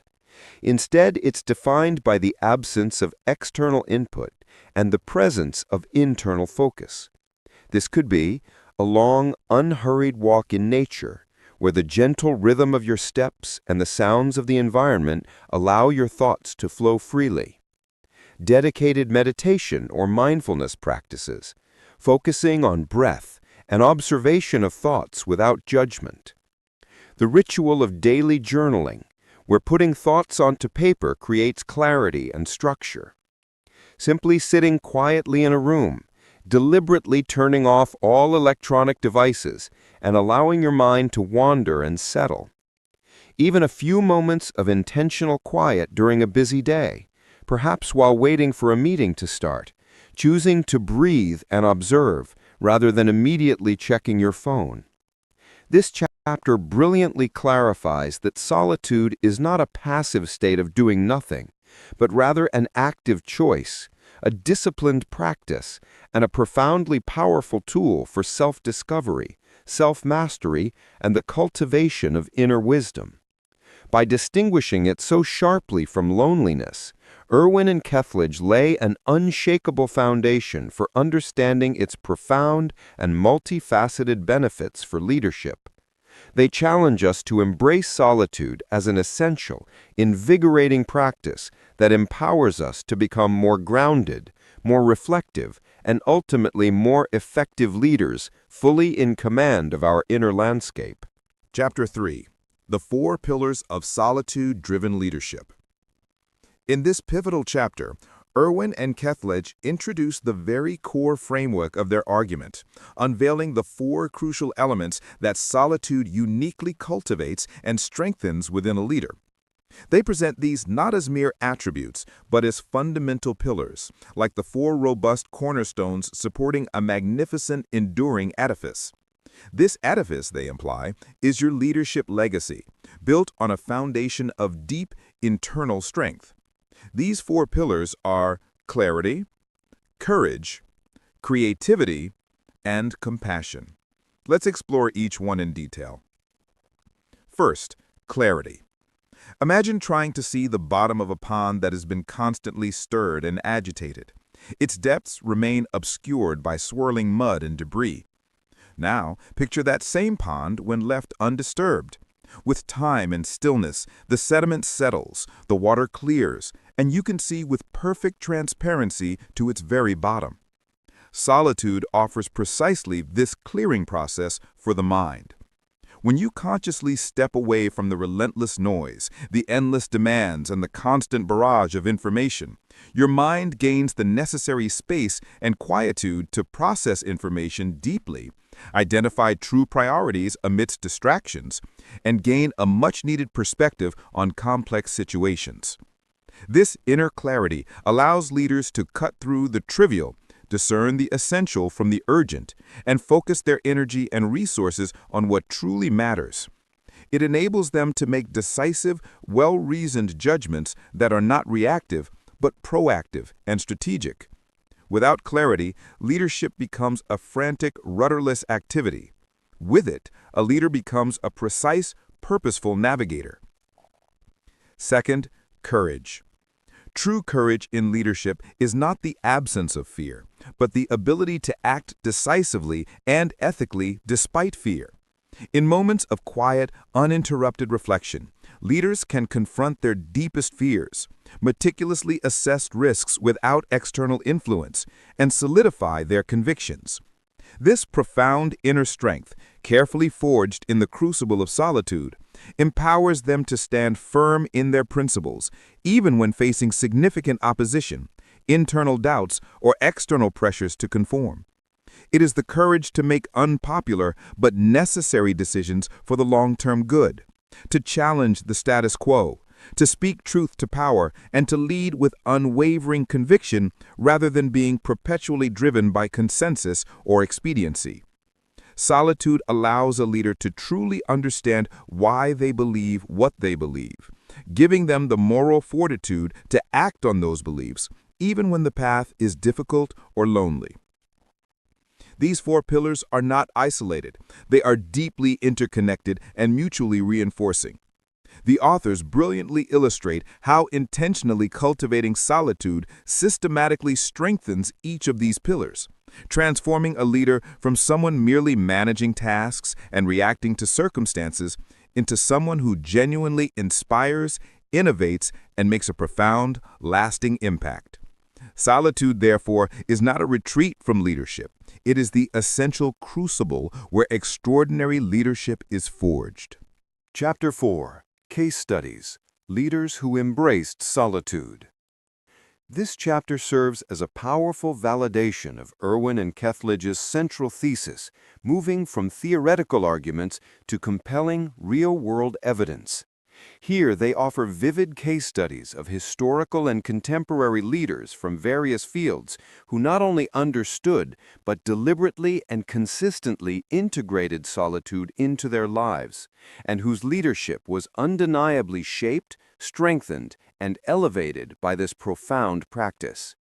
Think of it as looking at the magnificent blueprints of architectural masterpieces and meticulously examining the hidden yet absolutely vital structural supports that allowed them to stand tall and endure for centuries. The authors likely delved into the lives of iconic figures, revealing the often overlooked role of their solitary practices. Consider Abraham Lincoln, a leader who carried the immense weight of a fractured nation during the American Civil War. His biographers often describe him retreating to his tent, sometimes late into the night, wrestling with monumental decisions, drafting speeches that would define a nation, and grappling with the moral complexities of war and emancipation. His most profound insights and resolute actions were often forged in agonizing solitude, away from the clamor of his advisors and the demands of war. These were not moments of weakness, but of profound strength-building and moral clarity. Similarly, Winston Churchill, the indomitable wartime leader of Britain, was renowned for his periods of deep reflection and strategic planning. Accounts reveal him often alone in his study at Chartwell, contemplating the fate of his nation during its darkest hours, meticulously crafting his powerful speeches. These were not hours of idleness, but of intense mental and emotional work, where he synthesized information, formulated strategy, and cultivated the courage to inspire a nation. His ability to articulate a clear vision and unwavering resolve sprang directly from these periods of isolated thought. Beyond these historical titans, the book might also explore the lives of leaders such as Mahatma Gandhi, whose practice of fasting and silent reflection was central to his philosophy of nonviolent resistance and his ability to maintain moral clarity in the face of immense political pressure. Or figures like Martin Luther King Jr., who frequently retreated for prayer and meditation, seeking spiritual and moral guidance that underpinned his civil rights leadership. The authors don't limit themselves to political or military leaders. They might also feature contemporary leaders from the worlds of business, science, or even the arts, who consciously carve out time for solitude, whether it's through daily meditation, long walks in nature, regular journaling, or simply by strategically disconnecting from technology. These examples serve as powerful and tangible affirmations, demonstrating that regardless of the era, the cultural context, or the specific field of endeavor, the intentional practice of solitude consistently fuels clarity, courage, creativity, and visionary leadership. These case studies are not just historical anecdotes, they are humanized narratives that make the concept of solitude relatable and actionable. They illustrate that anyone, from a CEO navigating complex market shifts to a team leader managing daily projects, can benefit profoundly from integrating this transformative practice. The stories resonate deeply because they reveal not just what these extraordinary leaders achieved, but how their deliberate solitary practices directly contributed to their exceptional accomplishments, their resilience in the face of adversity, and their enduring legacies. This chapter underscores that solitude is not merely a personal preference, but a proven, powerful tool for leadership excellence. Chapter 5. Practical Strategies for Cultivating Solitude. Having meticulously established the compelling why and clarified the nuanced what of solitude, this chapter marks a crucial transition to the actionable how. It's one thing to intellectualize the benefits of solitude. It's an entirely different and often challenging endeavor to consistently weave this vital practice into the complex, demanding fabric of a modern, busy life. Here, Irwin and Keflage provide an invaluable array of practical, actionable strategies that readers can immediately implement, transforming the abstract ideal of solitude into a tangible, sustainable habit. Think of this chapter as a well-stocked toolkit, offering various instruments designed to help you construct and protect your own personal sanctuary of quiet introspection. The authors demonstrate a keen understanding that finding solitude is not a one-size-fits-all solution. They recognize that different individuals have different schedules, preferences, and environmental constraints. Therefore, they wisely offer a diverse range of approaches catering to various lifestyles and situations. This comprehensive suite of strategies likely includes scheduling solitude sprints or quiet appointments. This is perhaps the most fundamental and effective strategy. The authors advocate for deliberately blocking out short, regular periods, perhaps 15 to 30 minutes, in your daily calendar. These are non-negotiable appointments with yourself, explicitly designated for uninterrupted reflection, completely free from meetings, emails, phone calls, or any other external demands. This could be the first thing in the morning, during a dedicated segment of your lunch break, or quietly before bed. The key is intentionality and consistency, treating it with the same importance as any other critical meeting. The power of the mindful walk. Encouraging mindful walking, especially in natural settings like a park, a quiet street, or a hiking trail, as a potent form of active solitude. The rhythmic movement, combined with intentional observation of your surroundings or simply letting your mind wander without judgment, can clear mental clutter, reduce stress, and foster a fertile ground for creative insights. The physical activity helps to calm the body, allowing the mind to achieve a state of relaxed awareness. Implementing digital detoxes and boundaries. This is crucial in our hyper-connected age. The authors suggest regular periods of consciously disconnecting from technology, perhaps an hour each evening, an entire afternoon on the weekend, or even a full day once a month. This involves turning off notifications, putting your phone in another room, and resisting the urge to endlessly scroll. This strategic disconnection reduces the incessant external noise, allowing internal thoughts, feelings, and ideas to surface and be processed. It's a direct conversation with yourself that builds self-awareness. Creating a solitude space. Suggesting the designation of a particular physical space, however small or simple, as a personal sanctuary. This could be a specific chair, a quiet corner of a room, a bench in your garden, or even your car during a commute. The idea is to have a designated spot where you can go to be alone with your thoughts, free from immediate interruptions, and where the environment itself cues your mind to enter a state of reflection. Engaging in mindful practices.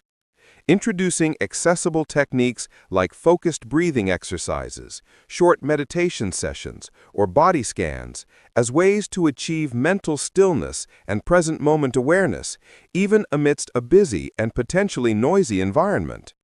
These practices train the mind to observe rather than react, creating internal calm irrespective of external circumstances.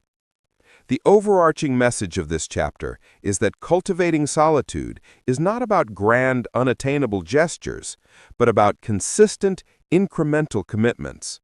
It's about building a sustainable practice that, slowly but surely, enriches your inner life, strengthens your mental fortitude, and profoundly enhances your leadership capacity.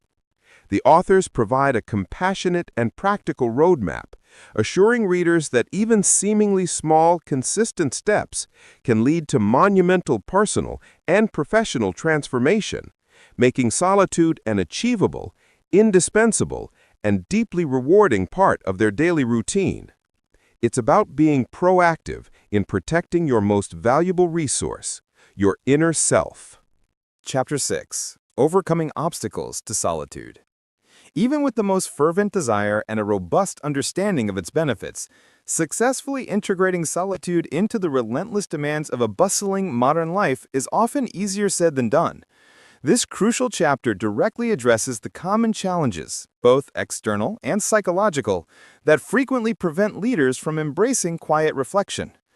Irwin and Kethledge don't just identify these obstacles, they offer empathetic, practical, and highly effective advice on how to navigate, mitigate, and ultimately overcome them.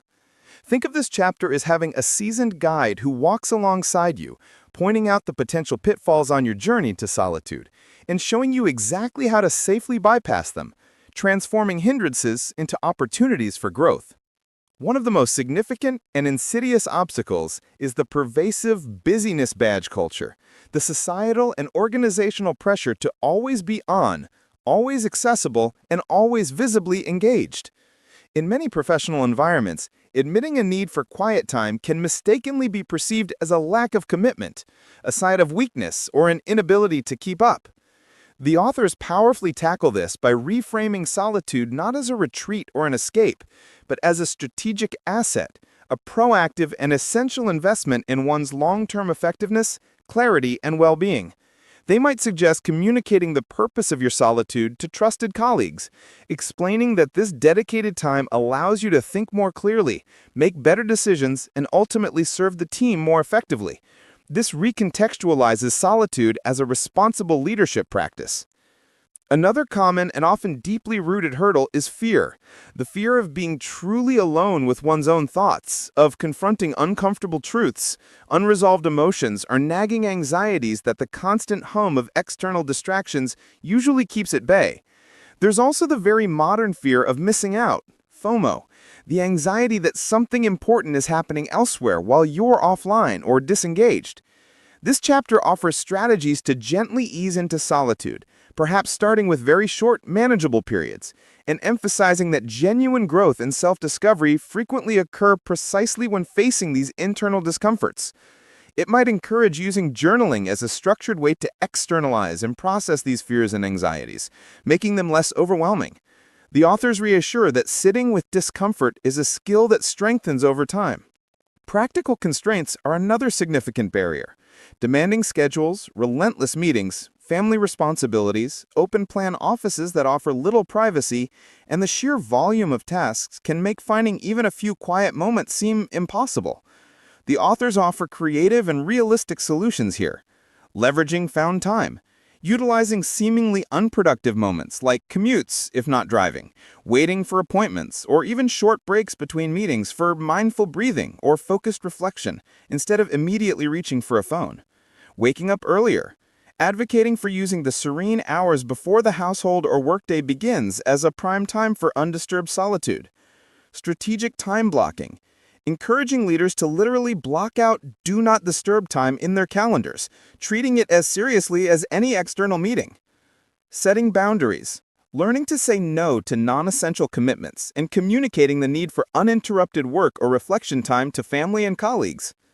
Finally, the chapter likely addresses the pervasive addiction to distraction, our conditioned reflex to immediately reach for our phones, open a new tab, or seek external stimulation whenever a moment of quiet arises.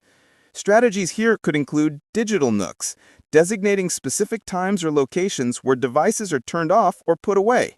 Boredom practice, consciously allowing oneself to be bored for a few minutes, resisting the urge to fill every silence, thereby training the mind to settle and generate its own internal activity. Creating rituals, developing small rituals around entering and exiting solitude, such as brewing a cup of tea, listening to a specific piece of music, or doing a short stretching exercise, to signal a shift in focus. By anticipating these common obstacles and providing realistic, empathetic, and actionable solutions, Irwin and Kethledge empower readers to proactively protect and cultivate their solitude. They transform it from a rare luxury into a non-negotiable, sustainable component of their leadership practice, building resilience against the constant external forces that conspire to keep us from our inner selves and our deepest wisdom. Chapter 7: Solitude and Decision-Making. This chapter meticulously delves into one of the most critical and defining aspects of leadership, the art and science of making effective, impactful decisions. Irwin and Kethledge make a profound argument that solitude is not merely a beneficial supplement to the decision-making process. It is, in fact, absolutely foundational, enabling leaders to transcend reactive impulses and move towards well-considered, strategic, and profoundly impactful choices. To truly grasp this, imagine a master chess grandmaster immersed in deep thought before making a crucial move, retreating into the quiet depths of their mind to analyze countless possibilities. That is the very essence of solitude's role in superior decision-making. The authors explain that in an environment where a leader is constantly bombarded with an overwhelming influx of information, a multitude of conflicting opinions, and relentless pressures from various stakeholders, decisions often become rushed, superficial, and easily influenced by the loudest voice or the most immediate crisis. These reactive decisions, while sometimes necessary, rarely lead to optimal or long-term strategic success. Solitude, by contrast, provides the essential mental space and unhurried time necessary to process information deeply and holistically. Away from distractions, the mind can truly synthesize disparate data points, identify subtle patterns, connect seemingly unrelated facts, and critically evaluate underlying assumptions without the pressure of immediate feedback or the need to articulate thoughts prematurely. This allows for a much more comprehensive and nuanced understanding of the situation at hand. Gain broader perspective. Stepping back from the immediate fray and the granular details helps leaders to see the bigger picture, understand the long-term implications of various choices, and avoid getting bogged down in short-term crises. It's akin to ascending to a higher vantage point to survey an entire battlefield, rather than being caught in the thick of a skirmish. This panoramic view is crucial for strategic foresight. Connect with core values and principles. In quiet reflection, leaders have the invaluable opportunity to align potential decisions with their fundamental personal and organizational principles, their ethical compass, and their overarching mission. This ensures that decisions are not just pragmatic or politically expedient, but also morally sound, consistent with their integrity, and authentic to who they are and what their organization stands for. Solitude helps to filter out noise that might compromise these values. Anticipate consequences and mitigate risks. Solitude provides the crucial mental bandwidth to run what-if simulations in one's mind, methodically considering various potential outcomes, identifying unforeseen risks, and developing contingency plans before committing to a course of action. This proactive foresight significantly reduces the likelihood of costly mistakes and enhances preparedness. Foster and trust intuition. While data and logical analysis are undeniably crucial, many truly great leadership decisions also spring from a leader's cultivated gut feeling or intuition. Solitude hones this inner voice, allowing it to emerge more clearly and powerfully, free from external biases. It's about developing a profound sense of knowing that complements rational thought, born from deep experience and quiet reflection. The authors likely provide compelling examples of how poor decisions often result from a glaring lack of solitude, demonstrating the pitfalls of reactive leadership. Conversely, they would highlight instances where well-structured solitary reflection led to strategic breakthroughs, innovative solutions, and unwavering resolve in the face of uncertainty. This chapter powerfully reinforces that time deliberately spent in quiet thought is far from unproductive. It is in fact an essential, high-leverage investment that directly correlates with higher quality, more confident, more strategic, and ultimately more impactful leadership decisions. It elevates solitude from a mere personal practice to an indispensable strategic imperative for any leader committed to making truly wise and enduring choices. Chapter 8. Solitude as a Source of Resilience. In an increasingly volatile, uncertain, complex, and ambiguous VUCA world, where constant change, unexpected setbacks, and escalating pressures are the norm, resilience has emerged as an absolutely indispensable quality for any leader. This chapter delves deeply into how solitude serves not merely as a temporary escape, but as a profound, continually replenishing wellspring of mental, emotional, and spiritual strength. It actively enables leaders to navigate adversity with grace, bounce back swiftly and robustly from failures, and maintain their unwavering resolve even in the face of the most daunting challenges. To grasp this concept, envision a meticulously engineered ship, designed with an internal structure of immense strength and intelligent flexibility, allowing it to withstand the fiercest storms without capsizing or breaking apart. That internal fortification is analogous to a leader's resilience, carefully cultivated and reinforced through the consistent practice of solitude. The authors eloquently explain that solitude offers critical opportunities to process emotions healthily. Leadership inevitably brings forth a spectrum of intense emotions: stress, frustration, fear, disappointment, and even anger. Instead of suppressing these emotions or reacting impulsively to them, solitude provides a safe, private, and judgment-free space to acknowledge, understand, and thoughtfully process these feelings. This allows leaders to gain perspective, learn from their emotional responses, and develop healthier, more constructive coping mechanisms rather than letting emotions dictate their actions. It's about observing emotions, not being consumed by them. Recharge and replenish vital energy. Leadership is inherently draining. The constant demands on one's intellectual, emotional, and physical reserves can quickly lead to burnout, exhaustion, and a diminished capacity for effective action. Solitude acts as a vital period of deep rest, recovery, and psychological restoration. It allows the mind and spirit to decompress, rejuvenate, and replenish their energy stores, actively preventing burnout and fostering a sustained level of mental and emotional vitality. It's like plugging yourself into a power source to recharge. Cultivate profound self-awareness.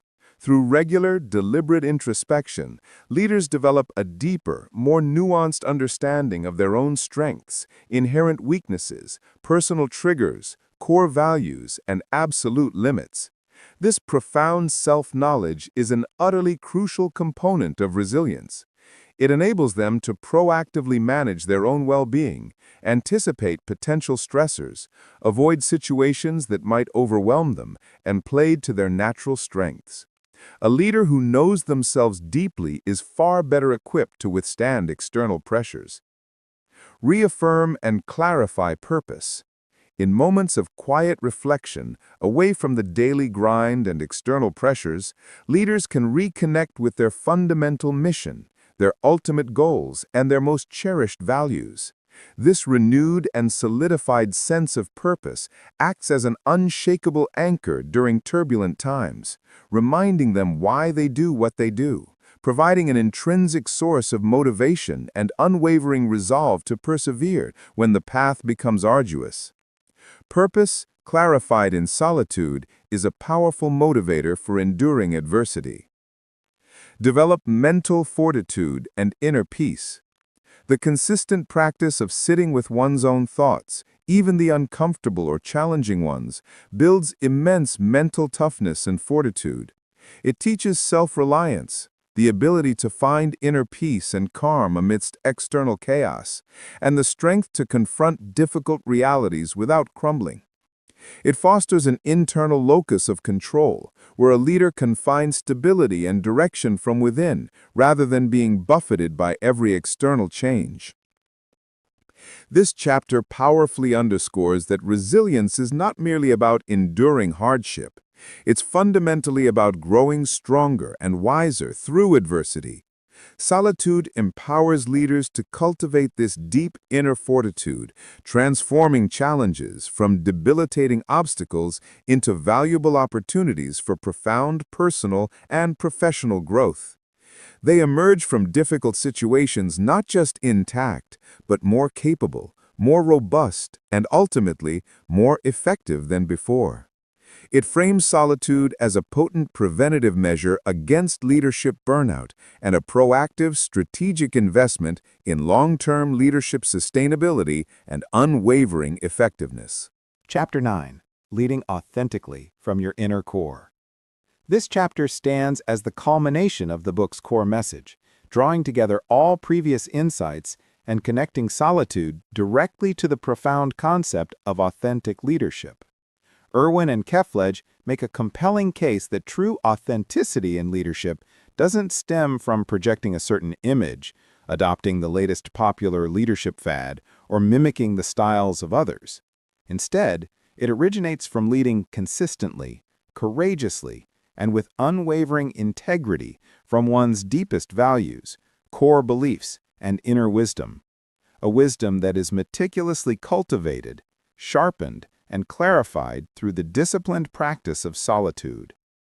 Think of it as a process of carefully peeling back layers of external expectations, societal pressures, and perceived necessities to reveal the true, shining, and unshakable core beneath. The authors explain that without dedicated, regular time for introspection and self-reflection, leaders can easily become predominantly external-facing.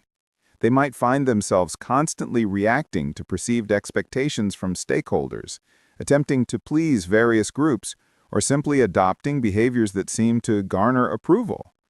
This constant external orientation inevitably leads to a state of inauthenticity, where their actions and words become increasingly misaligned with who they truly are at their core. This dissonance, they argue, is not only personally draining, but ultimately erodes trust, diminishes influence, and significantly reduces a leader's long-term impact. Followers can sense when a leader is not genuine, and trust is the bedrock of effective leadership. Solitude, on the other hand, provides the indispensable space and quiet needed for leaders to define and anchor personal values. Through quiet reflection and careful consideration, leaders can clearly articulate and prioritize what truly matters to them. This process helps them establish an unshakable internal compass, a set of guiding principles and values that inform every decision, every interaction, and every action. These values, once clarified, become the non-negotiable standards by which they lead. identify and leverage strengths, acknowledge weaknesses. Deep self-awareness, painstakingly honed in solitude, allows leaders to not only identify and strategically leverage their natural talents and unique strengths, but also to honestly acknowledge and address areas for development. This genuine understanding fosters true self-improvement and allows leaders to delegate effectively, build complementary teams, and lead with confidence rooted in self-knowledge, not arrogance. Develop a unique and compelling vision. A leader's most profound and compelling visions for the future rarely emerge from noisy brainstorming sessions or superficial trend analyses. They are often born from deep, independent thought, allowing the leader to transcend groupthink and envision possibilities that are truly innovative and distinct. Solitude provides the fertile ground and mental freedom to formulate and articulate a unique, authentic direction that can genuinely inspire others. Build unshakable self-trust. By consistently listening to their own inner voice, acting on their carefully considered convictions, and reflecting on the outcomes, leaders gradually build profound confidence and trust in their own judgment. This internal validation significantly reduces their reliance on external approval or validation, freeing them to lead with greater autonomy and conviction, even when facing criticism or uncertainty. Communicate with profound conviction and resonance. When leaders operate from a place of deep self-understanding and align their actions with their core values, their communication becomes incredibly genuine, powerful, and resonant. Their presence becomes more authoritative, not because of brute force, but because of intrinsic authenticity. Their messages carry greater weight, their vision is more compelling, and their ability to inspire and rally others is significantly enhanced. Others sense the integrity and are far more likely to follow with commitment and loyalty. This chapter powerfully articulates that the most inspiring, effective, and enduring leaders are those who are profoundly connected to their inner selves. Solitude, therefore, is not merely a beneficial personal habit. It is the primary, essential means by which this vital connection is forged, maintained, and continuously strengthened. It allows leaders to shed superficial pretense, lead with unwavering integrity, possess unparalleled clarity, and wield a powerful, authentic sense of who they truly are, making their leadership not just effective, but truly transformative. It's about becoming the leader you were authentically meant to be, rather than striving to be the leader you think others want you to be. Conclusion: the quiet revolution of leadership. As we draw this incredible journey through Lead Yourself First, Inspiring Leadership Through Solitude to a close, Michael S. Irwin and Raymond Kethledge leave us with a powerful, inspiring, and profoundly practical call to action. This isn't merely the summary of a book. It is a meticulously constructed manifesto for a quiet revolution in leadership, one that fundamentally shifts our focus from the relentless pursuit of external engagement to the potent, often underestimated power of the internal world. The authors revisit and powerfully reiterate their core message. In an increasingly noisy, demanding, and constantly connected world, the ability to consciously step back, to reflect deeply, and to reconnect with one's authentic inner self is not a weakness, a luxury, or an indulgence. On the contrary, it is presented as the ultimate, enduring source of strength, unparalleled clarity, profound resilience, and truly sustainable leadership. They serve as wise guides, reminding us that the greatest leaders throughout history, across diverse fields, from the quiet contemplation of philosophers to the strategic retreats of military generals, from the moral introspection of social justice warriors to the innovative breakthroughs of scientific pioneers, all shared a common, often overlooked thread: a deliberate, unwavering commitment to quiet introspection and solitude. They issue a powerful challenge to us, the modern leaders and aspiring leaders, Resist the pervasive societal pressure to always be on, to constantly be visible, and to endlessly engage. They encourage us to embrace the initial discomfort that often accompanies silence and introspection, recognizing that it is precisely in these moments of quiet vulnerability that true growth and profound insights emerge. The call is to consciously and consistently carve out dedicated moments for deliberate solitude, integrating it as a non-negotiable component of our daily and weekly rhythms. By choosing to do so, the authors promise, we will not merely become more effective leaders who achieve external goals, we will embark on a deeper transformation. We will become better, more grounded, more authentic, and more complete human beings. The book's conclusion is an encouraging and deeply reassuring reminder that the journey inward, the deliberate cultivation of solitude, is in fact the most powerful and transformative journey any leader can undertake. It promises that the benefits of this quiet revolution, enhanced clarity of thought, unwavering courage in conviction, boundless creativity in problem-solving, and a profound capacity for compassion will not remain contained within us. Instead, they will inevitably ripple outwards, impacting our teams with renewed purpose, inspiring our organizations towards greater innovation, and ultimately shaping the world around us in meaningful, lasting ways. It's a vision of leadership that is deeply human, powerfully effective, and profoundly inspiring, a testament to the enduring power of leading yourself first.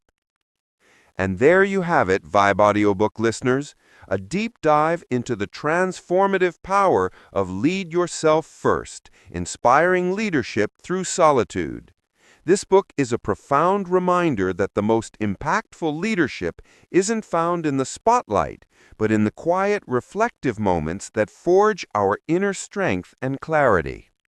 I truly hope this journey has resonated with you and offered valuable insights into cultivating a more authentic and resilient leadership style. If you found this summary helpful and inspiring, please show your support by hitting the like button, sharing this episode with your friends, colleagues, or anyone who could benefit from this powerful message. And if you haven't already, make sure to subscribe to Vibe Audiobook so you don't miss our future explorations into books that uplift and empower. Remember, the greatest leadership begins with leading yourself first. Thank you for listening, and until next time, keep cultivating your inner wisdom. Welcome, Vibe audiobook listeners, to another journey into the world of wisdom that can transform your life. Today, we're diving headfirst into a book that has demystified the stock market for millions, a book that empowers the everyday investor to beat the pros at their own game. Get ready to discover the secrets of legendary investor Peter Lynch in his groundbreaking work, One Up on Wall Street. If you've ever felt intimidated by financial jargon or believed that successful investing was only for the elite, then prepare to have your perceptions shattered. Lynch, with his incredible track record at the Magellan Fund, shows us that the greatest investment opportunities are often right under our noses, in the companies we interact with every single day. So, grab a cup of your favorite brew, settle in, and let's unlock the power of intelligent investing together.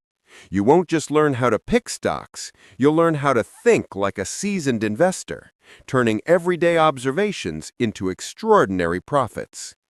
Don't forget to like this video, share it with anyone who dreams of financial independence, and subscribe to Vibe Audiobook for more transformative insights. Chapter 1 kicks off with a liberating thought. Being an amateur investor isn't a handicap, it's a superpower. Peter Lynch argues that the individual investor actually has several inherent advantages over the big institutional players on Wall Street. Imagine a giant battleship trying to maneuver in a crowded harbor versus a nimble speedboat. That's essentially the analogy here. Large institutions are constrained by size, strict investment mandates, and the pressure to conform.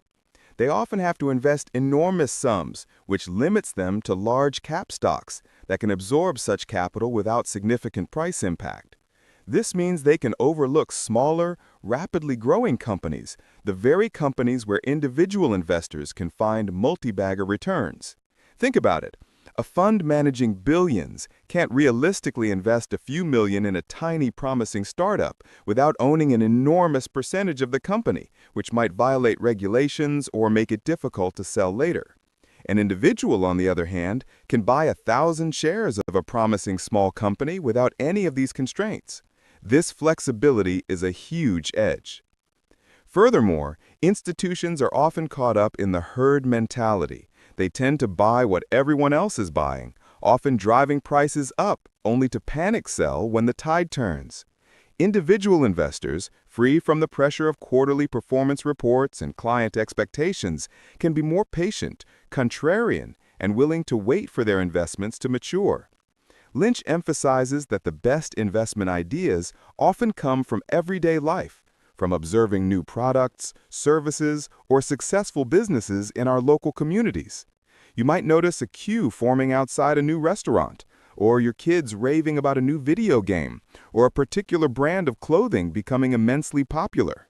These are all potential investment leads that the Wall Street analysts, holed up in their offices, might miss entirely. They're looking at spreadsheets and economic reports. You're looking at real life unfolding. The non-professional also has the luxury of time. Fund managers are constantly under pressure to show short-term gains. Lynch advocates for a long-term perspective, letting compound interest work its magic. He encourages us to view stock ownership as owning a piece of a business, not just a share certificate to be traded. This shift in mindset is crucial. Instead of trying to time the market, which is notoriously difficult even for professionals, individuals can focus on finding great companies and holding them for years. In essence, Chapter 1 is a powerful pep talk. It tells us to stop feeling inferior to Wall Street and start recognizing our own unique strengths as investors. It's about empowering the little guy to take control of their financial destiny by leveraging their common sense, local knowledge, and patience.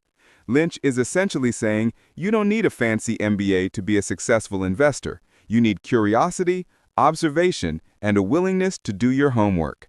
Chapter 2. The Pros and Cons of Professional Advice. Now that Lynch has pumped up our confidence, Chapter 2 brings a dose of reality by examining the world of professional financial advice. He's not saying all professionals are bad, but he encourages healthy skepticism and a clear understanding of their motivations and limitations. Think of it like this. If you have a medical issue, you go to a doctor. But if that doctor recommends a very expensive experimental treatment, you'd probably seek a second opinion, right? The same caution applies to financial advice. Lynch points out that many financial advisors, brokers, and analysts have inherent conflicts of interest. Brokers, for instance, often earn commissions on trades. This can incentivize them to encourage frequent buying and selling even when it might not be in the client's best interest, a practice known as churning. Lynch's advice is clear. Avoid brokers who push you to trade constantly. Your money is better off staying invested in good companies than constantly paying commissions. He also delves into the world of mutual funds and money managers. While some funds are excellent, many underperform the market averages. Lynch highlights that the fees charged by these funds can significantly eat into your returns over the long term.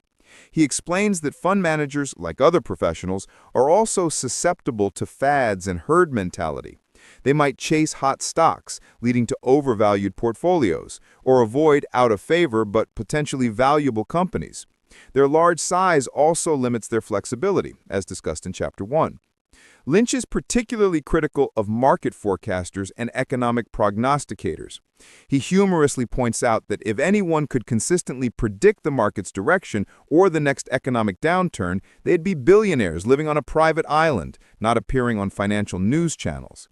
He advises investors to ignore market predictions and focus on the fundamentals of the companies they own. The noise of daily market fluctuations and expert predictions is just that, noise. It distracts from the real work of researching businesses. So, what's the takeaway? Lynch isn't dismissing all professional help. For complex financial planning, tax advice, or estate planning, professionals can be invaluable. However, when it comes to stock picking, he firmly believes the individual investor equipped with common sense and research can often do better than many pros. The key is to be discerning. Understand who you're dealing with, how they get paid, and whether their advice truly aligns with your long-term financial goals. Don't blindly follow recommendations. Instead, use them as starting points for your own independent research. The responsibility for your financial success ultimately rests with you. Chapter 3. Is this a good time to buy stocks? This chapter tackles a question that plagues every investor, new or seasoned. Is now a good time to buy stocks? Peter Lynch's answer is refreshingly simple and profound. It's always a good time to buy great companies, provided you have a long-term perspective and are prepared for market fluctuations. Lynch dismisses the idea of trying to time the market. He argues that nobody, not even the most brilliant economists or market gurus, can consistently predict market tops or bottoms. The market is driven by countless variables, from economic data and corporate earnings to geopolitical events and investor sentiment, making accurate short-term predictions virtually impossible. Trying to time the market is often a fool's errand that leads to missed opportunities and suboptimal returns. Think of it this way.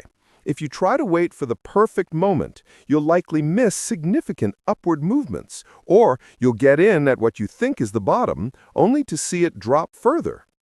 Instead, Lynch encourages investors to focus on the long game. He explains that over the long term, the stock market has consistently outperformed other asset classes. He emphasizes that market corrections and even crashes are a normal, inevitable part of the investing cycle. They can be frightening, but for the long-term investor, they represent opportunities to buy excellent companies at discounted prices. He likens it to finding a sale at your favorite store. You wouldn't avoid buying a high-quality product just because it's temporarily cheaper, would you? He also introduces the concept of dollar-cost averaging, investing a fixed amount of money at regular intervals regardless of market conditions. This strategy helps to average out your purchase price over time, reducing the risk of investing a large sum at a market peak. When prices are high, your fixed amount buys fewer shares. When prices are low, it buys more. It's a disciplined approach that takes the emotion out of investing. Lynch's core message here is to detach from the daily market noise and economic forecasts. Don't let fear or greed dictate your investment decisions. Instead, focus on the fundamentals of the businesses you're investing in. If you've done your homework and found a solid company with good growth prospects, a strong balance sheet, and a competitive advantage, then whether the market is up or down on any given day becomes less relevant. The goal is to accumulate shares of great businesses over time, allowing them to grow and compound your wealth. So the answer to "Is this a good time to buy stocks?" isn't about some grand market prediction. It's about your personal financial situation, your investment horizon, and your ability to find and research promising companies. If you have capital available, have identified a good company, and are prepared to hold for the long haul, then yes, it's a good time to buy. Chapter 4. The 6 Categories of Stocks. To help investors make sense of the vast universe of stocks, Peter Lynch brilliantly categorizes them into 6 distinct types in Chapter 4. Understanding these categories is crucial because each one has different characteristics, risk profiles, and expected returns, requiring a different investment approach. It's like a chef knowing the different types of ingredients and how to best use each one. Slow growers. These are large, mature companies that have saturated their markets. Their earnings typically grow at the same pace as the gross national product, or GNP, or slightly faster, often in the 2 to 4% range. Think of utility companies or established industrial giants. They often pay regular, generous dividends, which can be attractive for income-seeking investors. However, Lynch generally advises against them for significant capital appreciation, as their growth prospects are limited. He likens them to aging dinosaurs, stable but not going anywhere fast. Stalwarts. These are large, well-known companies that still grow at a respectable rate, usually 10 to 12% per year. Companies like Coca-Cola, Procter & Gamble, or Johnson & Johnson often fall into this category. They're generally resilient during economic downturns and offer a good balance of growth and stability. Lynch suggests holding stalwarts as the foundation of your portfolio, buying them when they are temporarily out of favor or when market corrections offer a better entry point. They might not make you rich overnight, but they provide solid, consistent returns. Fast growers. This is Lynch's favorite category and where he made much of his fortune. Fast growers are small, aggressive new companies with annual earnings growth rates of 20 to 25% or more. These are the multi-baggers, stocks that can increase in value many times over. Examples might include early-stage technology companies, innovative retailers, or healthcare firms with breakthrough products. However, they also come with higher risk. They can be volatile, and a promising growth story can quickly unravel. Lynch advises careful research into their balance sheets, competitive advantages, and the sustainability of their growth. He warns against growth traps, companies that appear to be fast growers but lack genuine substance. Cyclicals. These are companies whose sales and profits tend to rise and fall in predictable cycles, often tracking the overall economy. Industries like automotive, airlines, chemicals, steel, and housing are classic cyclicals. When the economy is booming, these companies thrive. When it slows down, they suffer. The key to investing in cyclicals is timing, buying them when the cycle is at its bottom, e.g. during a recession when everyone is bearish on the industry, and selling them when the cycle is peaking. This requires a keen understanding of economic indicators and industry cycles, making them more challenging for the average investor. Asset plays. These are companies that own valuable assets, land, real estate, patents, cash, inventory, that are not fully appreciated by the market. The company's stock price might be trading below its intrinsic value, often due to poor management, an unprofitable core business, or a general lack of investor awareness.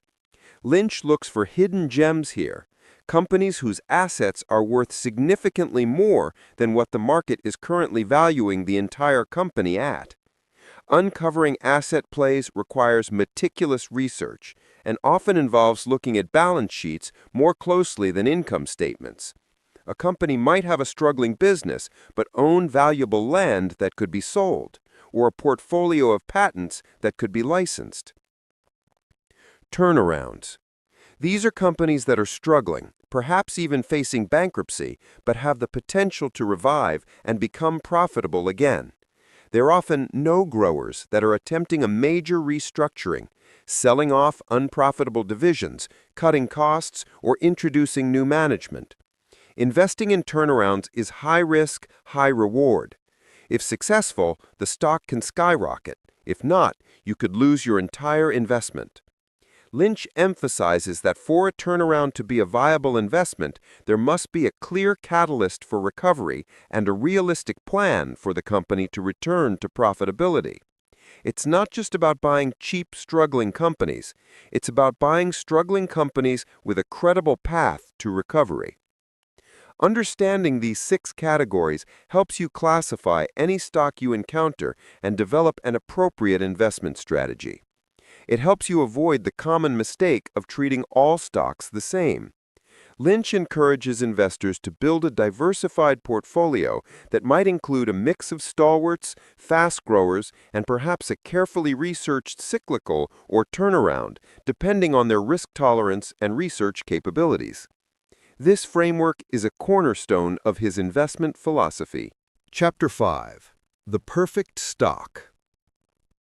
In Chapter 5, Peter Lynch describes what he considers the characteristics of the perfect stock.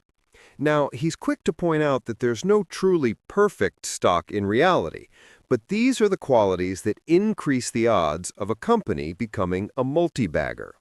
Think of it as a checklist of highly desirable traits that scream opportunity. It sounds dull or even ridiculous. This is perhaps Lynch's most famous contrarian insight. He loves companies that produce boring products or services, especially those with unglamorous names. Why? Because these companies are often ignored by Wall Street analysts and the general public. There's no hype, no media frenzy, meaning the stock is likely to be undervalued.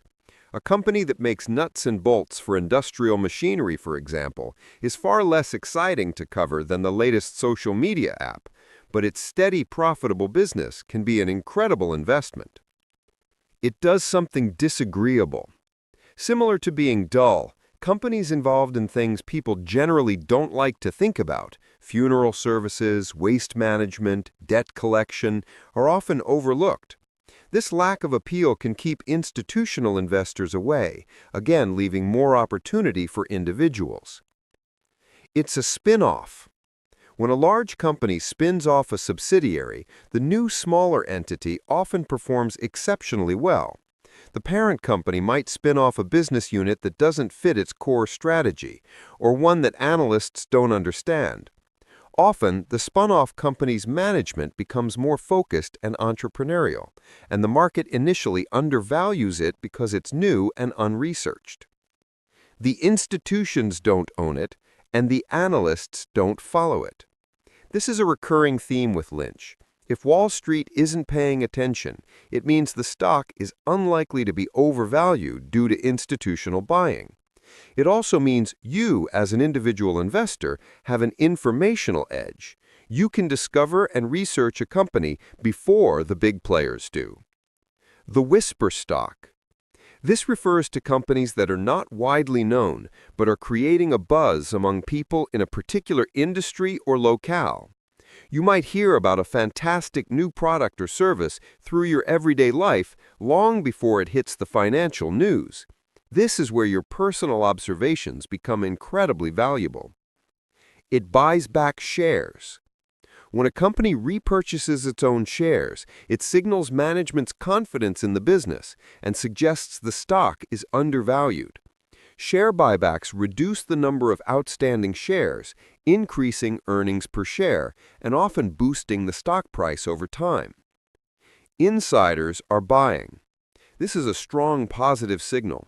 If the CEO, CFO, or other top executives are buying shares of their own company in the open market, it suggests they believe the stock is undervalued and has strong prospects. They have the most intimate knowledge of the company's health. The company is buying back its own stock. Similar to insider buying, this shows management believes the stock is a good value.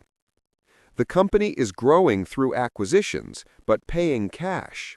Lynch likes companies that grow smartly through acquisitions, especially when they use cash rather than issuing new shares, which dilutes existing shareholders. This indicates financial strength and disciplined management. It has a niche. A company with a strong competitive advantage or a moat that protects it from rivals. This could be a patent, a dominant market share in a specific area, a strong brand, or a unique distribution network. A niche allows a company to maintain profitability and pricing power. People have to keep buying the product. Products or services that are essential or habit-forming create reliable, recurring revenue streams. Think of razor blades, soda, or indispensable software. It's a technology company that uses technology to enhance an existing business rather than inventing something new. Lynch was wary of pure inventor companies with unproven technologies. He preferred companies that successfully applied existing, proven technologies to improve operations or create new markets in established industries. It has low per-share institutional ownership. Again, this indicates that the big players aren't heavily involved, leaving more room for appreciation. These characteristics are not hard and fast rules, but rather a guiding framework. Lynch encourages investors to look for as many of these traits as possible in a potential investment. The more dull, disagreeable, niche-oriented, and institutionally ignored a company is, the more likely it is to be a hidden gem waiting to be discovered by the astute individual investor. Chapter 6. The Story of a Stock. What's the story here? In Chapter 6, Peter Lynch introduces one of his most fundamental and powerful concepts, the story of a stock. This isn't about memorizing financial ratios. It's about understanding the underlying narrative of a business. He emphasizes that before you even look at the numbers, you need to articulate in a simple sentence or two why you're interested in a particular company. What's its unique appeal? What's its growth driver? Think of it like this. You wouldn't invest in a movie without understanding the plot and the genre, would you? The story of a stock is its plot. It helps you define what kind of company it is, from the 6 categories we just discussed, what factors will drive its success, and what potential pitfalls it might face. Lynch explains that every stock you own should have a story that you can clearly articulate. For a slow grower, the story might be a stable dividend payer in a mature industry. For a fast grower, it could be a company capturing market share with an innovative product in a growing industry. For a turnaround, the story is about a company cutting costs, selling assets, and bringing in new management to return to profitability. This story provides a framework for your ongoing research and monitoring. Once you know the story, you know what to watch out for. If the company's story is about expanding into new markets, you'd monitor its international sales figures. If it's about a new drug in clinical trials, you'd track the trial results. If it's about cost cutting, you'd look for improvements in profit margins. The chapter emphasizes that without a clear story, you're just gambling. Buying a stock simply because it's cheap or everyone else is buying it is a recipe for disaster. You need to understand the fundamental business behind the stock. What does it do? How does it make money? Who are its competitors? What are its long-term prospects? Lynch also warns against getting too caught up in numbers without understanding the qualitative aspects. A company might have great earnings, but if its story is unraveling, e.g., its core product is becoming obsolete or a new competitor is gaining ground, those earnings might not be sustainable. Conversely, a company with temporarily depressed earnings but a compelling long-term story, like a turnaround candidate, could be an excellent investment. Developing the habit of articulating the story for each of your potential investments forces you to think critically, do your research, and understand the core drivers of the business. It helps you stay focused on the fundamentals and avoid being swayed by short-term market noise. It's about knowing why you own what you own and constantly checking if that why is still valid. The stronger and more coherent the story, the more conviction you'll have in your investment. Chapter 7. Where to Look for 10-Baggers. Chapter 7 is where Peter Lynch gets into the exciting hunt for 10-baggers, stocks that return 10 times their initial investment. While he admits these are rare, he provides practical guidance on where to consistently find companies with this kind of explosive growth potential. It's like being given a treasure map with specific locations to start digging. Lynch reiterates his famous advice, invest in what you know. This isn't just a catchy phrase, it's a powerful strategy. He explains that your everyday life offers an unparalleled advantage. Think about the products and services you use, the stores you frequent, the trends you observe in your community or profession. These are often the earliest signals of a successful company before Wall Street analysts even catch on. He gives several practical examples. Your job. If you work in a specific industry, you have insider knowledge about which companies are innovative, which are gaining market share, and which are struggling. You see trends before the financial reports hit the news. A chemical engineer might spot a superior new material, or a retail worker might notice a particular brand flying off the shelves. The success of the Gap, for example, was evident in its crowded stores long before it became a Wall Street darling. Restaurants. Notice a new restaurant chain always having a long wait? That could be a sign of a strong business and potential expansion. New products and services. Keep an eye out for innovations that genuinely solve problems or create new demand. Are people raving about a new gadget, a different type of insurance, or a better way to do something? The key isn't just to notice these things, but to take the next step. Do your homework. If you spot a promising company, start researching it. Look at its financials, understand its business model, assess its competition, and determine if it has a sustainable competitive advantage, a moat. Lynch warns against immediately investing in every company you encounter. Your observations are merely starting points, leads in the detective work of investing. He also cautions against investing in concept stocks, companies with great ideas but no proven profitability or clear path to market dominance. The next big thing often remains just a concept. He reminds us that the best companies are often those that are boring, do something disagreeable, or operate in unglamorous industries, revisiting themes from Chapter 5. These are the ones that analysts ignore, leaving them ripe for discovery by the diligent individual investor. Ultimately, Chapter 7 is an empowering call to action. It tells us that the tools for identifying winning stocks are not hidden in complex algorithms or exclusive financial networks. They are within our grasp, in our daily lives, if only we learn to observe, question, and follow through with diligent research. Your competitive edge as an individual investor lies in your unique perspective and freedom to explore what Wall Street overlooks. Chapter 8. The Best Stock to Buy. The Do's and Don'ts. In Chapter 8, Peter Lynch distills his wisdom into a practical guide of do's and don'ts for choosing the best stocks. This chapter is like a quick reference card for aspiring investors, helping them avoid common pitfalls and focus on what truly matters. The do's. Understand the business. This is paramount.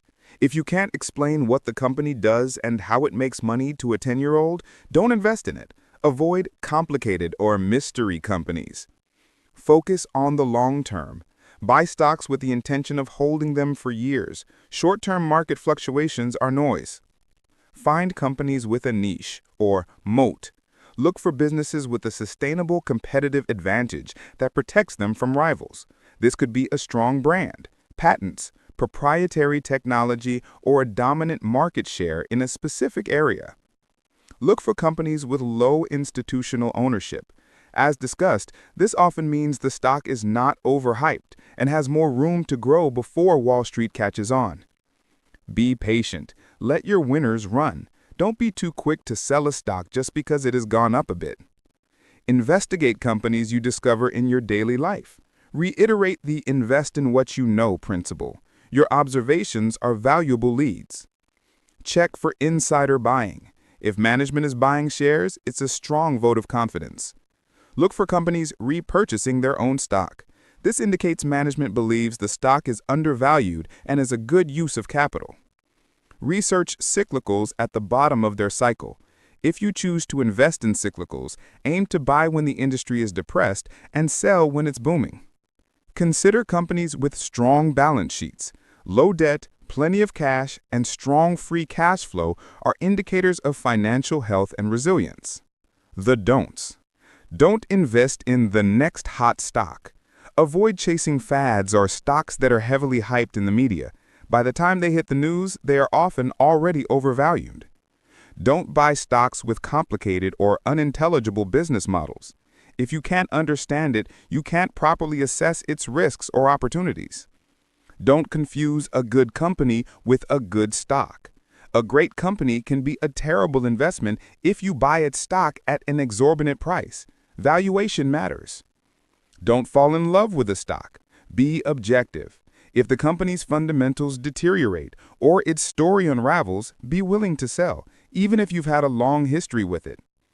Don't try to predict the economy or interest rates. These are notoriously difficult to forecast. Focus on the company's business. Don't ignore fundamentals. Even if you like a company's product, you still need to check its financial health and growth prospects. Don't buy stocks in declining industries. It's often difficult for even well-managed companies to thrive in industries that are facing long-term structural decline. Don't obsess over the latest news or market noise. Daily fluctuations and media chatter are largely irrelevant to the long-term health of a business. Don't over-diversify. While diversification is good, owning too many stocks can make it difficult to properly research and monitor each one. Lynch suggests a manageable number, perhaps 10 to 15 well-researched companies. Don't buy companies with questionable accounting practices. Be wary of companies that use aggressive accounting to pump up their earnings. This chapter serves as a practical checklist. By adhering to these do's and don'ts, investors can significantly improve their odds of success and avoid many common, costly mistakes. It reinforces the idea that successful investing is about common sense, diligent research, and disciplined decision-making, rather than chasing speculative trends. Chapter 9. What to Avoid. Host. In Chapter 9, Peter Lynch focuses on the negative side, providing a crucial warning system by outlining specific types of stocks and situations that investors should generally avoid. Think of this as the danger ahead signs on your investment journey. The hottest stock in the hottest industry. This is a classic Lynchian warning. By the time an industry or stock becomes hot and everyone is talking about it, it's often already overvalued. The growth has been discovered and priced into the stock. These stocks are often driven by speculation rather than fundamental value. He cites examples from past fads where investors flocked to the latest craze only to be burned when the hype faded. The next everything stock. Be wary of companies that claim to be the next IBM, the next Microsoft, or the next Google. Such pronouncements usually indicate a lack of originality and a tendency to chase fleeting trends rather than build a sustainable business. True innovators don't usually compare themselves to past giants. They create their own path. Whispers and rumors. Never buy a stock based solely on a tip, a rumor, or an exciting story from a friend or colleague without doing your own thorough research. These hot tips are too late or completely unsubstantiated. Companies with diversification. This is Lynch's term for companies that diversify into unrelated businesses that they don't understand, often through expensive acquisitions. Instead of focusing on and excelling at their core competency, they spread themselves too thin, diluting value and often destroying it. Look for companies that stick to their knitting or acquire businesses that genuinely complement their existing operations. Companies with poor financials. This includes companies with excessive debt, negative cash flow, dwindling earnings, or those reliant on frequent stock issuance to stay afloat. A strong balance sheet is crucial for a company's long-term survival and growth. Companies with unintelligible business models. If you can't understand how a company makes money, you can't properly evaluate it. Avoid mystery stocks that operate in complex, opaque industries without clear explanations of their operations. Overpriced stocks. Even a great company can be a bad investment if you pay too much for it. Valuation matters significantly. Lynch emphasizes that you should look at metrics like the P/E ratio relative to growth, or the PEG ratio, and compare it to historical averages and competitors. A company with a fantastic story but an exorbitant price tag is a trap. Companies with constant reinvention. Be cautious of companies that frequently change their business model, product line, or strategic direction.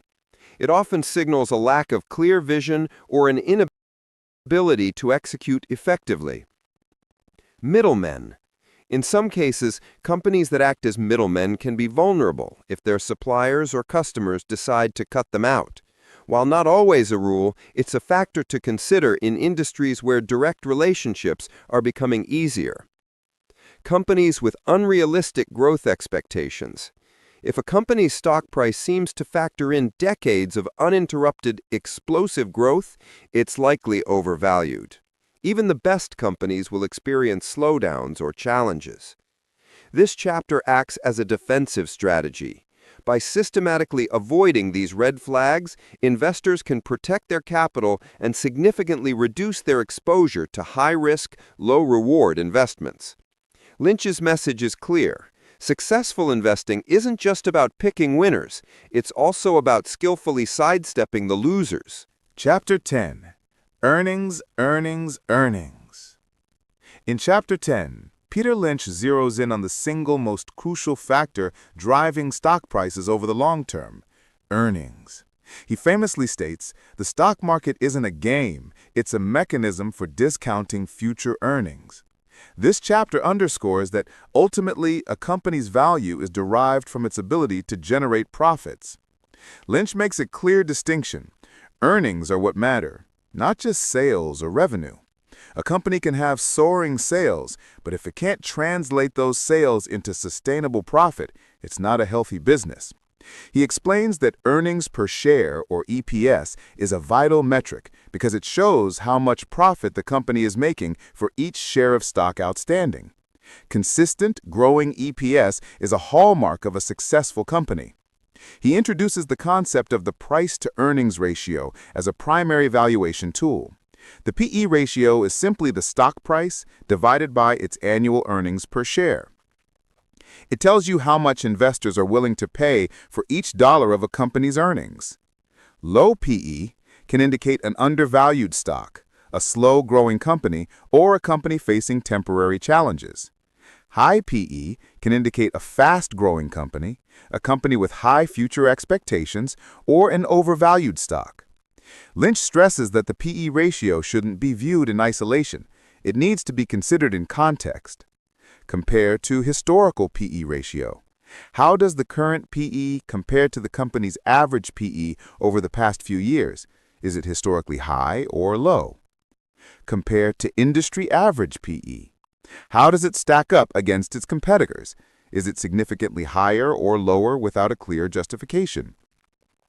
Compare to growth rate. This is where Lynch's famous PEG ratio comes in. Though he doesn't explicitly name it in the book, he certainly uses the concept. The idea is that a company's PE ratio should be roughly equal to its earnings growth rate. If a company is growing earnings at 15% per year, a PE of 15 might be considered fair value. If its PE is 30, it might be overvalued. If its PE is 7, it could be a bargain. He suggests that a PE that is less than or equal to its growth rate is generally attractive. Beyond the PE ratio, Lynch also discusses other important aspects related to earnings. Earnings consistency. Look for companies that consistently grow their earnings year after year rather than having erratic, unpredictable profits. Earnings quality. Be wary of one-time earnings boosts or creative accounting that might inflate profits temporarily. Focus on sustainable, recurring earnings. Reinvestment of earnings. Does the company reinvest its profits back into the business to fuel future growth, which is good for fast growers, or does it primarily pay dividends, more typical for slow growers? Both can be appropriate depending on the company type. Debt-to-equity ratio. While not strictly an earnings metric, debt levels significantly impact the company's ability to generate and sustain earnings, especially during economic downturns. High debt can eat into profits through interest payments. The overarching message of this chapter is that earnings are the engine of stock appreciation. You buy a stock because you believe the underlying business will generate increasing profits over time. By carefully analyzing a company's earnings, its growth prospects, and its PE ratio relative to that growth, investors can make more informed decisions about whether a stock is a good value or too expensive. It's about grounding your investment in the reality of a company's profitability. Chapter 11. The Perfect Company. What else to check? In Chapter 11, Peter Lynch expands on his concept of the perfect company by detailing additional crucial factors beyond just earnings and category type. This chapter serves as a comprehensive checklist for evaluating a company's fundamental health and long-term potential. It's about looking under the hood, not just at the shiny exterior. Cash position, or cash-to-debt ratio. Lynch places a huge emphasis on a company's balance sheet, particularly its cash and debt levels. A strong cash position acts as a buffer against economic downturns and allows a company to seize opportunities like acquisitions or R&D without relying on external financing. Conversely, high debt is a major red flag, especially for cyclical or fast-growing companies that might face unexpected challenges. He likes companies with more cash than debt, or at least a very manageable debt load. Inventory. For many businesses, particularly retailers and manufacturers, inventory levels are a critical indicator. Growing inventory faster than sales can signal slowing demand, product obsolescence, or poor management, which will eventually hit earnings. Conversely, lean, well-managed inventory can be a sign of efficiency. Lynch advises looking for companies with stable or shrinking inventories relative to sales. Growth rate. While important for fast growers, Lynch clarifies that sustainable growth is key, not just any growth. He warns against hypergrowth that is unsustainable and can lead to spectacular crashes. He prefers companies that can grow earnings at a steady, manageable clip for many years, rather than those that spike dramatically for a short period. Profit margins. Are the company's profit margins, gross, operating, and net, healthy and stable, or are they shrinking? Declining margins can indicate increasing competition, rising costs, or a lack of pricing power. Consistent, healthy margins suggest a strong business model and good management. Capital expenditures, or CapEx. This refers to the money a company spends to acquire, upgrade, and maintain physical assets like property, buildings, and equipment. For some companies, high CapEx is necessary for growth, but excessive or inefficient CapEx can drain cash and reduce profitability. Lynch generally favors companies that don't require massive capital outlays to grow, as this frees up cash flow. Dividends for slow growers and stalwarts. For mature companies, a consistent and growing dividend history is a sign of financial health and a commitment to returning value to shareholders. For fast growers, however, retaining earnings for reinvestment is often preferable to paying dividends. Share buybacks. As mentioned before, Lynch views share buybacks favorably, especially when the company's stock is undervalued. It reduces the number of shares outstanding, boosting earnings per share and often the stock price. It's a sign that management believes in the company's future. P/E ratio relative to growth rate, or PEG ratio concept. He reiterates the importance of comparing the P/E ratio to the earnings growth rate. A P/E that is low relative to the growth rate often signals an undervalued opportunity. Company story revisited. He brings back the importance of having a clear, compelling, and understandable story for why you own the stock. This helps you monitor whether the company is executing on its strategy and whether the original investment thesis remains intact. Management's vision and honesty. While difficult to quantify, Lynch values management teams that are transparent, focused on long-term value creation, and have a clear vision for the company's future. He cautions against CEOs who are overly promotional or frequently blame external factors for poor performance. This chapter reinforces the idea that successful investing is a blend of qualitative and quantitative analysis. It's not enough to like a product or see a good P/E ratio. You need to dig deeper into the company's financial statements and understand the underlying business dynamics to ensure it's truly a perfect company in the making. The more boxes a company checks on this list, the higher its potential to be a winning investment. Chapter 12. Getting the Facts. Checking Your Story. In Chapter 12, Peter Lynch dives into the practical aspects of research, explaining how individual investors can get the facts and effectively check their story for a potential investment. This chapter is a how-to guide for transforming your observations into actionable investment decisions. It's about becoming a financial detective. Lynch stresses that while your personal observations from Chapter 7 provide excellent leads, they are just the starting point. You need to verify and deepen your understanding through diligent research. He reassures us that this research isn't as daunting as it sounds and doesn't require access to exclusive Wall Street databases. Here are the key sources he recommends for individual investors. Annual reports, 10K, and quarterly reports, 10Q. These are mandatory filings with the SEC, the Securities and Exchange Commission, and are a treasure trove of information. The 10K provides a comprehensive overview of the company's business, financial performance, risks, and management discussion. The 10Q offers updated quarterly financial data. Lynch advises reading these carefully, paying attention to the footnotes, which often contain crucial details. Don't skip the management discussion and analysis section. Company annual reports to shareholders. While often more polished and marketing-oriented than the 10K, they still contain valuable financial data and management's message. Brokerage house reports, with caution. Lynch suggests that while these reports can provide some data, investors should be wary of their biases. Use them for facts and figures, but form your own opinion. Remember, brokers often have a vested interest in encouraging trading.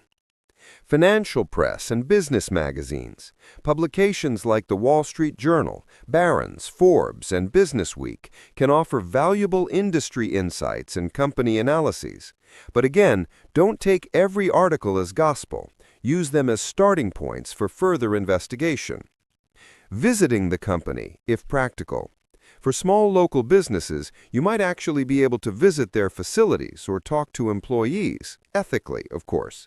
This provides a first-hand look at their operations. For larger companies, observing their stores or interacting with their products and services is still valuable. Supplier and competitor research. Understanding a company means understanding its ecosystem. Talk to suppliers about their relationship with the company, and research competitors to understand the competitive landscape. This can reveal crucial information about a company's strength or weaknesses. Customer feedback. Pay attention to what customers are saying about a product or service. Online reviews, social media, and word of mouth can provide valuable insights into customer satisfaction and brand loyalty. Investor Relations Department. Most public companies have an Investor Relations Department. You can call them to request annual reports, ask specific questions within legal limits, or listen to earnings call transcripts. Lynch emphasizes that the goal of this research is to check your initial story for the stock. Is the story still holding up? Are the numbers supporting the narrative you developed?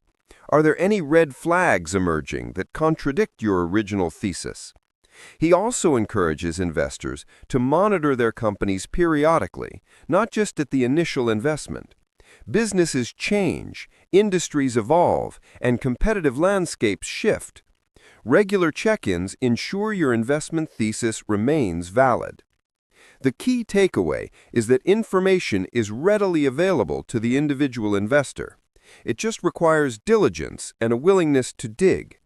By combining your personal observations with readily accessible financial data, you can build a strong, well-reasoned investment case and avoid making decisions based on speculation or incomplete information. Chapter 13. The Stock Market A to Z, a glossary of financial terms.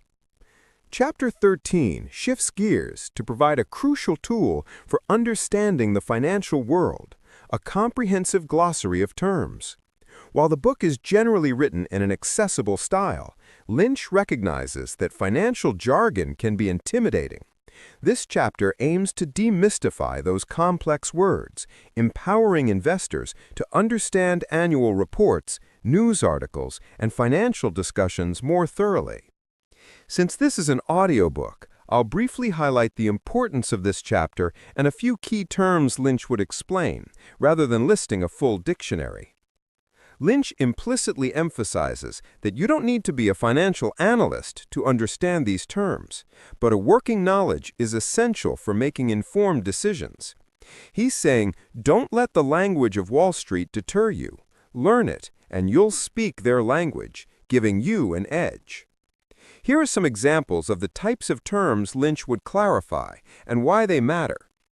Assets: what a company owns. Cash, inventory, property, equipment, patents.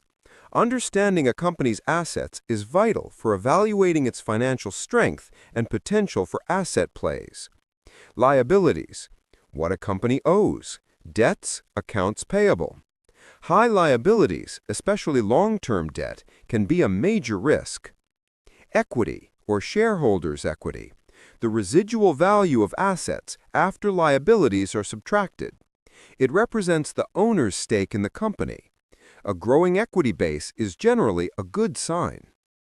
Revenue, or sales: the total amount of money a company generates from its sales of goods or services. While important, Lynch reminds us that revenue alone doesn't guarantee profit. Net income, or earnings: the bottom line, what's left after all expenses, taxes, and interest are deducted from revenue. This is Lynch's most important metric. Earnings per share, or EPS: net income divided by the number of outstanding shares. This is crucial for calculating the P/E ratio. Price-to-earnings ratio, or P/E ratio: stock price divided by EPS, the core valuation metric Lynch uses to compare a company's price to its profitability. Debt-to-equity ratio: a measure of a company's financial leverage, indicating how much debt it uses to finance its assets relative to shareholder equity. Lower is generally better. Cash flow: the actual cash generated by a company's operations distinct from accounting profits. Positive, strong cash flow is vital for a healthy business. Return on equity, or ROE: net income divided by shareholders' equity. It measures how much profit a company generates for each dollar of shareholders' equity. A high ROE generally indicates efficient management. Insider trading: legal versus illegal. Differentiating between legal insider buying or selling, which Lynch watches for, and illegal use of non-public information. Market capitalization, or market cap: the total value of a company's outstanding shares, share price times number of shares. This helps categorize companies into small cap, mid cap, and large cap. Dividend yield: the annual dividend payment per share divided by the share price, expressed as a percentage. Important for income-seeking investors. Book value: the theoretical value of a company if it were liquidated, based on its accounting records. Can be useful for asset plays. Lynch's inclusion of this chapter highlights his commitment to empowering the individual investor. By providing a clear and concise explanation of these fundamental terms, he equips readers with the vocabulary necessary to conduct their own research and truly understand the businesses they're investing in, without feeling overwhelmed by Wall Street's specialized language. It transforms what might seem like hieroglyphics into understandable English, making financial analysis accessible to everyone. Chapter 14: The Stock Market A to Z, an Investor's Checklist. Following the glossary, Chapter 14 provides an invaluable investor's checklist. This chapter brings together all the key qualitative and quantitative factors Lynch discusses throughout the book into a single actionable framework.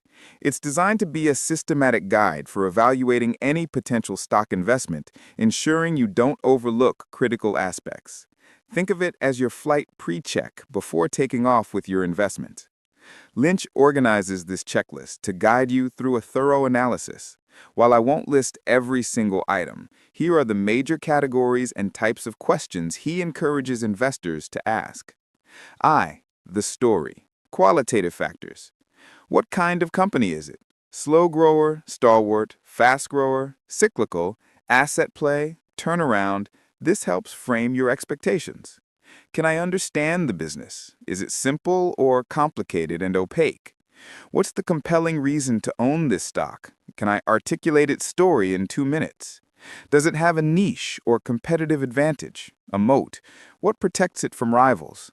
Is it in a dull industry or does it have an unpleasant name? Potential for being overlooked. Is it a spin-off? Is it ignored by institutions and analysts? Greater opportunity for individual investors. Are there current events or trends that favor the company? 2. Financial health. Quantitative factors, the numbers. Earnings growth. Is earnings per share growing consistently? At what rate? P/E ratio. What is the current P/E? How does it compare to its historical average, industry average, and its growth rate, PEG concept? Cash position. How much cash does the company have? Is it growing? Debt. How much debt does it have? Is it manageable? Is the debt-to-equity ratio low? Inventories. Are inventories growing faster than sales? Red flag for manufacturers or retailers. Profit margins. Are gross and net profit margins stable or improving? Free cash flow. Is the company generating substantial free cash flow? Share buybacks. Are company buying back its own shares? Insider buying. Are company insiders, management, buying stock? Dividends, if applicable. Is the dividend consistent and growing? Is it sustainable? Return on equity, ROE. Is the ROE high and consistent? 4. Management and strategy. Is management focused on creating shareholder value? Do they have a clear long-term strategy? Are they disciplined with capital allocation, e.g. smart acquisitions, wise CapEx? Are they transparent and honest in their communication? 5. Red flags. What to avoid. Revisiting Chapter 9. Is it a hot stock in a hot industry? Is it the next great thing with no proven track record? Is it heavily owned by institutions? Is it engaging in diversification? Does it have unrealistic growth expectations priced into the stock? This checklist is not meant to be a rigid pass-fail system, but rather a comprehensive framework for due diligence. Lynch encourages investors to use it as a guide to dig deeper, ask probing questions, and understand the nuances of each business. The more positive answers you find and the fewer red flags you uncover, the stronger your investment case becomes. It's about combining intuition from your observations with hard financial facts. Chapter 15. The final chapter, How to Keep Score. In the concluding chapter, How to Keep Score, Peter Lynch shifts from how to pick stocks to how to manage your portfolio over time. This chapter is about ongoing monitoring, knowing when to sell, and maintaining a healthy perspective on your investments.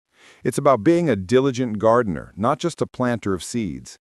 Lynch reiterates that investing is a long-term game, not a series of short-term trades. Once you've bought a stock based on a solid story and thorough research, you shouldn't just forget about it. However, you also shouldn't obsess over daily price fluctuations. The key is to monitor the fundamentals of the business. When to sell. This is often the hardest part for investors. Lynch provides clear guidelines. The story has changed for the worst. This is the most important reason to sell. If the original thesis for buying the stock is no longer valid, perhaps competition has intensified, a key product failed, management made a disastrous decision, or the industry is in structural decline, then it's time to reevaluate. The fundamentals have deteriorated. The company's growth has slowed for fast growers. If a fast grower can no longer sustain its high growth rate, it might be time to move on, especially if its P/E ratio still reflects unrealistic growth expectations. It might transition into a stalwart, and its valuation should reflect that. The company has become overvalued. Even a great company can become overpriced. If the PE ratio has skyrocketed far beyond its earnings growth rate, or if its valuation becomes detached from reality, it might be prudent to take some profits, or even sell it all and redeploy the capital elsewhere. A cyclical has peaked. For cyclical stocks, the time to sell is when the industry is booming. Everyone is optimistic, and the stock price has run up significantly. Don't wait for the inevitable downturn. A turnaround has fully recovered. Once a struggling company has successfully turned itself around, returned to profitability, and its stock price reflects that recovery, its turnaround story is complete. It might then be classified as a stalwart or slow grower, and its future growth might be more modest. You found a better opportunity.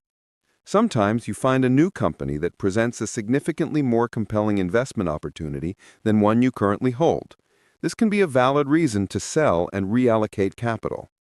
What not to do. Don't sell just because the stock price has dropped a bit.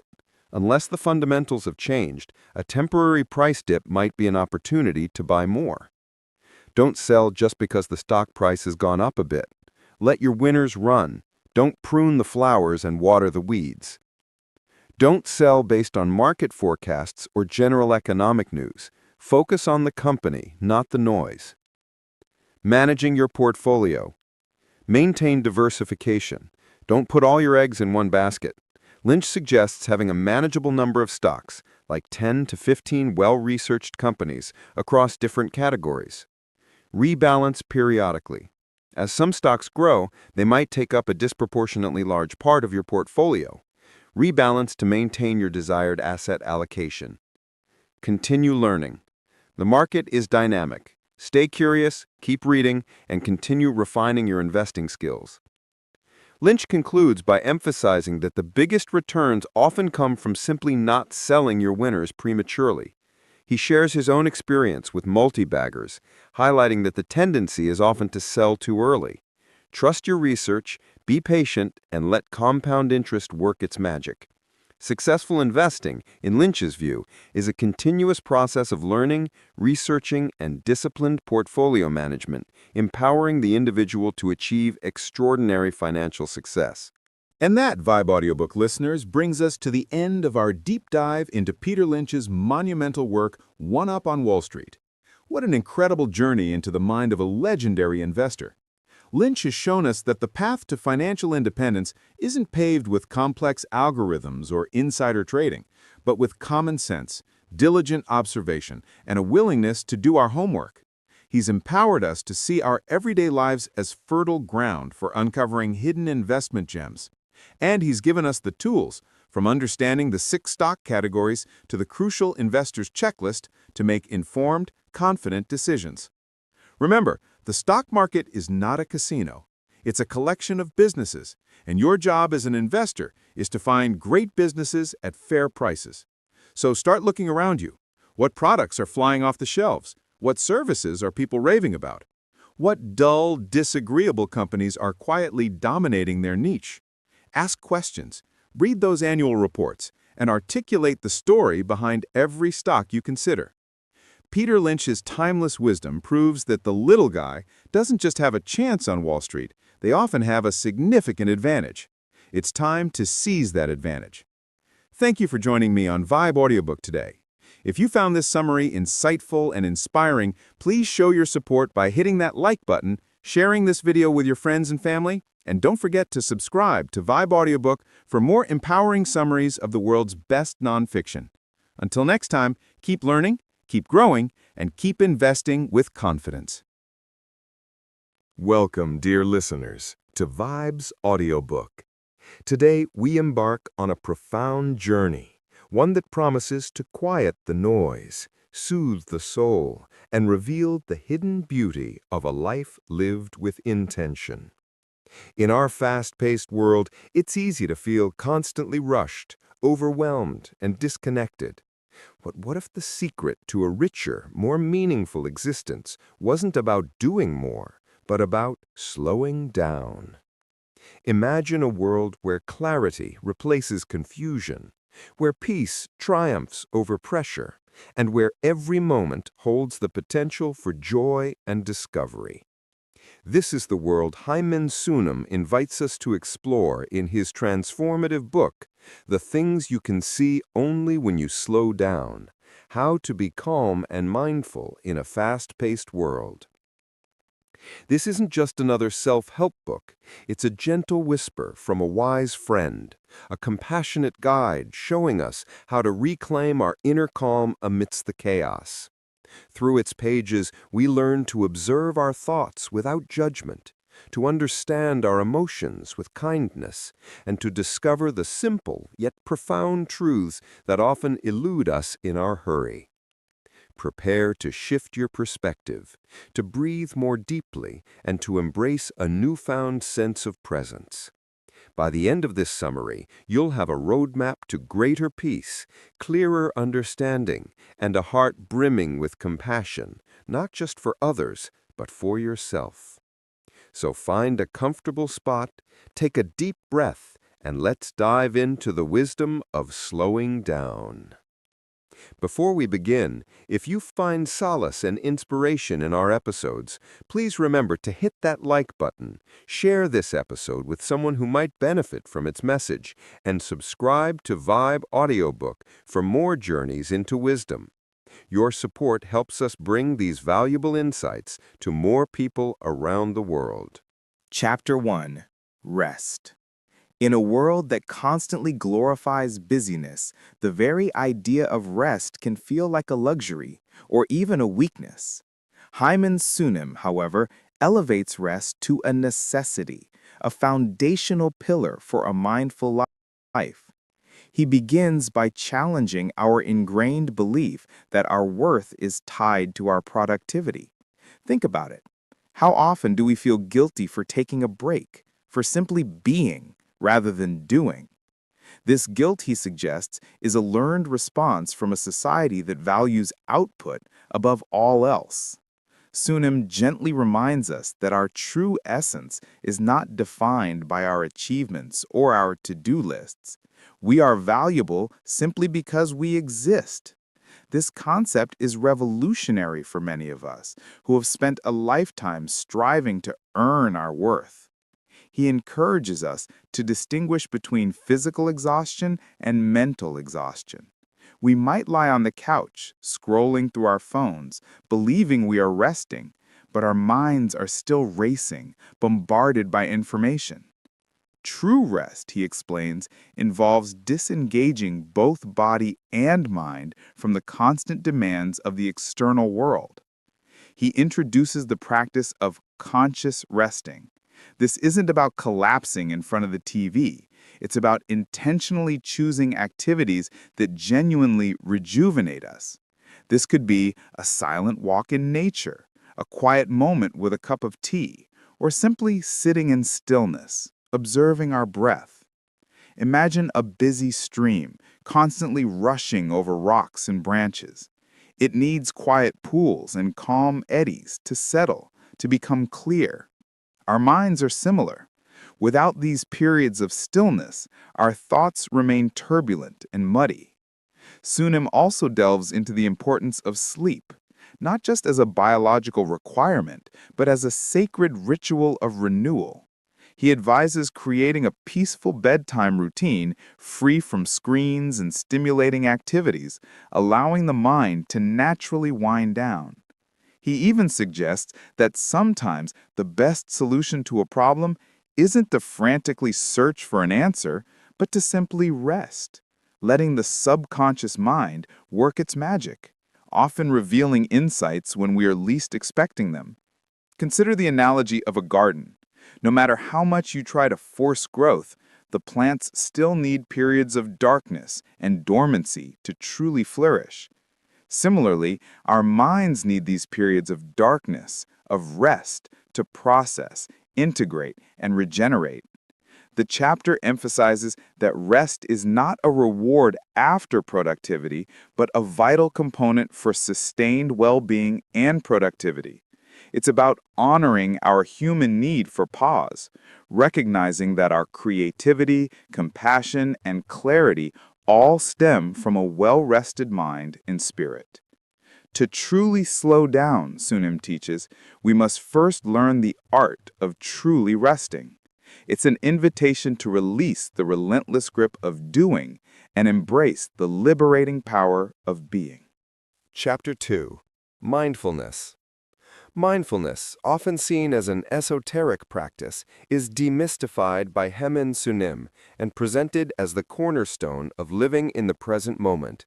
He illustrates it not as something you do for a few minutes each day, but as a quality you bring to everything you do. It's about paying attention, intentionally and without judgment, to the unfolding of experience, moment by moment. Think of it like this. Most of us live our lives on autopilot, our minds constantly drifting to the past, regrets, nostalgia, or the future, worries, plans. We eat without tasting, listen without hearing, and walk without feeling the ground beneath our feet. Sunim encourages us to wake up to our lives by consciously engaging our senses. He provides simple yet profound exercises, truly tasting your morning coffee, feeling the water as you wash your hands, noticing the sounds of birds outside your window. Each of these small acts, when done mindfully, can become a mini meditation, anchoring us to the present. He explains that our minds are like a wild horse, constantly galloping in different directions. Mindfulness is not about stopping the horse, but about gently bringing its attention back to the path.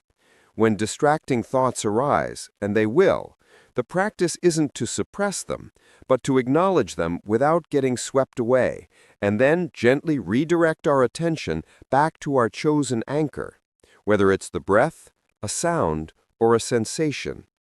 It's like watching clouds pass in the sky. You see them, but you don't cling to them.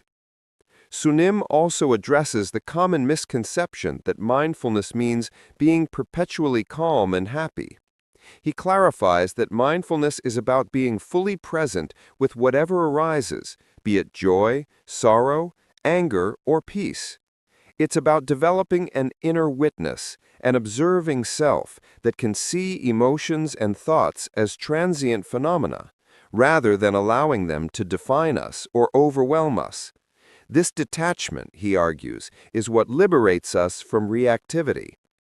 If you're caught in a storm, observing the storm from a safe distance is very different from being in the middle of it, tossed about by its winds. Mindfulness gives us that safe distance. The chapter emphasizes that mindfulness cultivates a deeper appreciation for life. When we are truly present, the ordinary becomes extraordinary.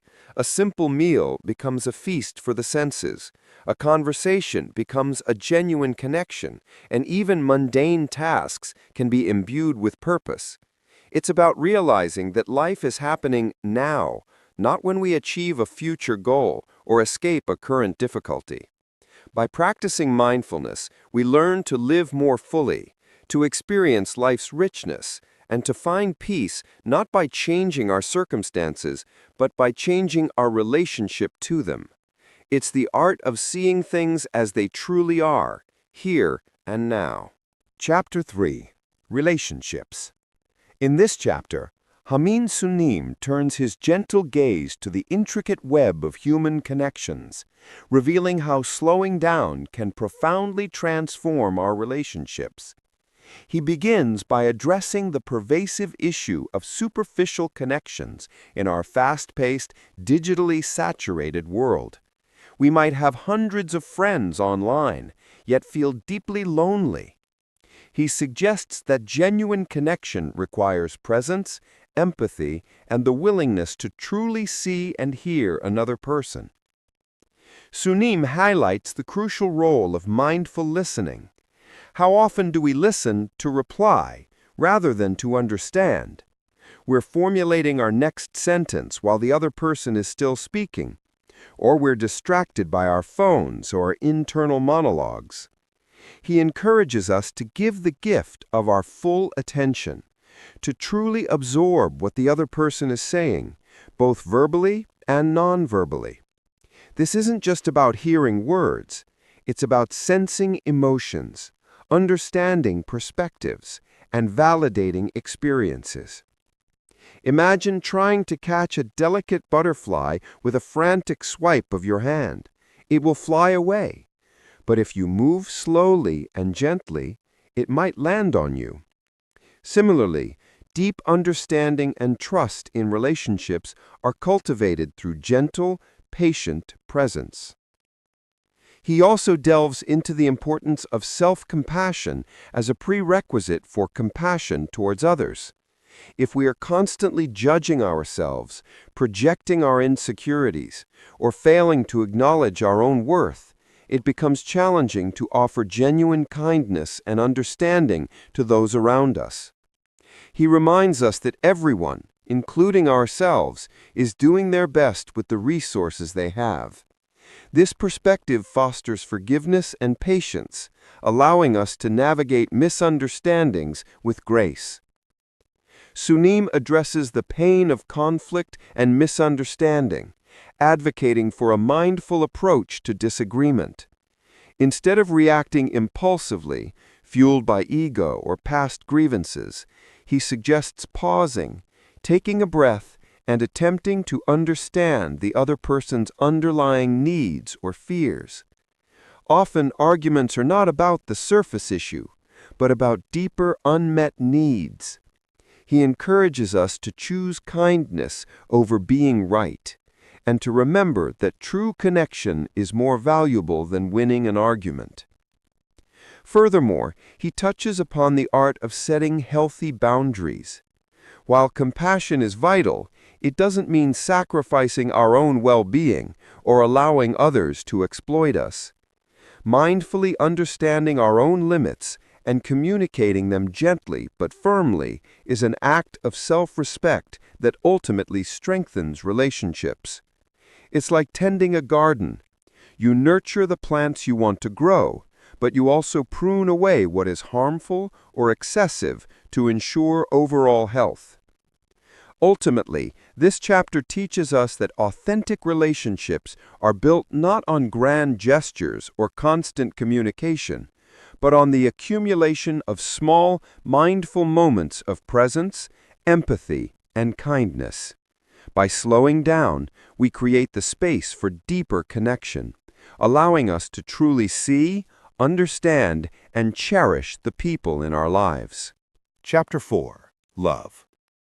In Love, Hamin Sunim explores the multifaceted nature of love, moving beyond romantic notions to encompass self-love, familial love, and universal compassion.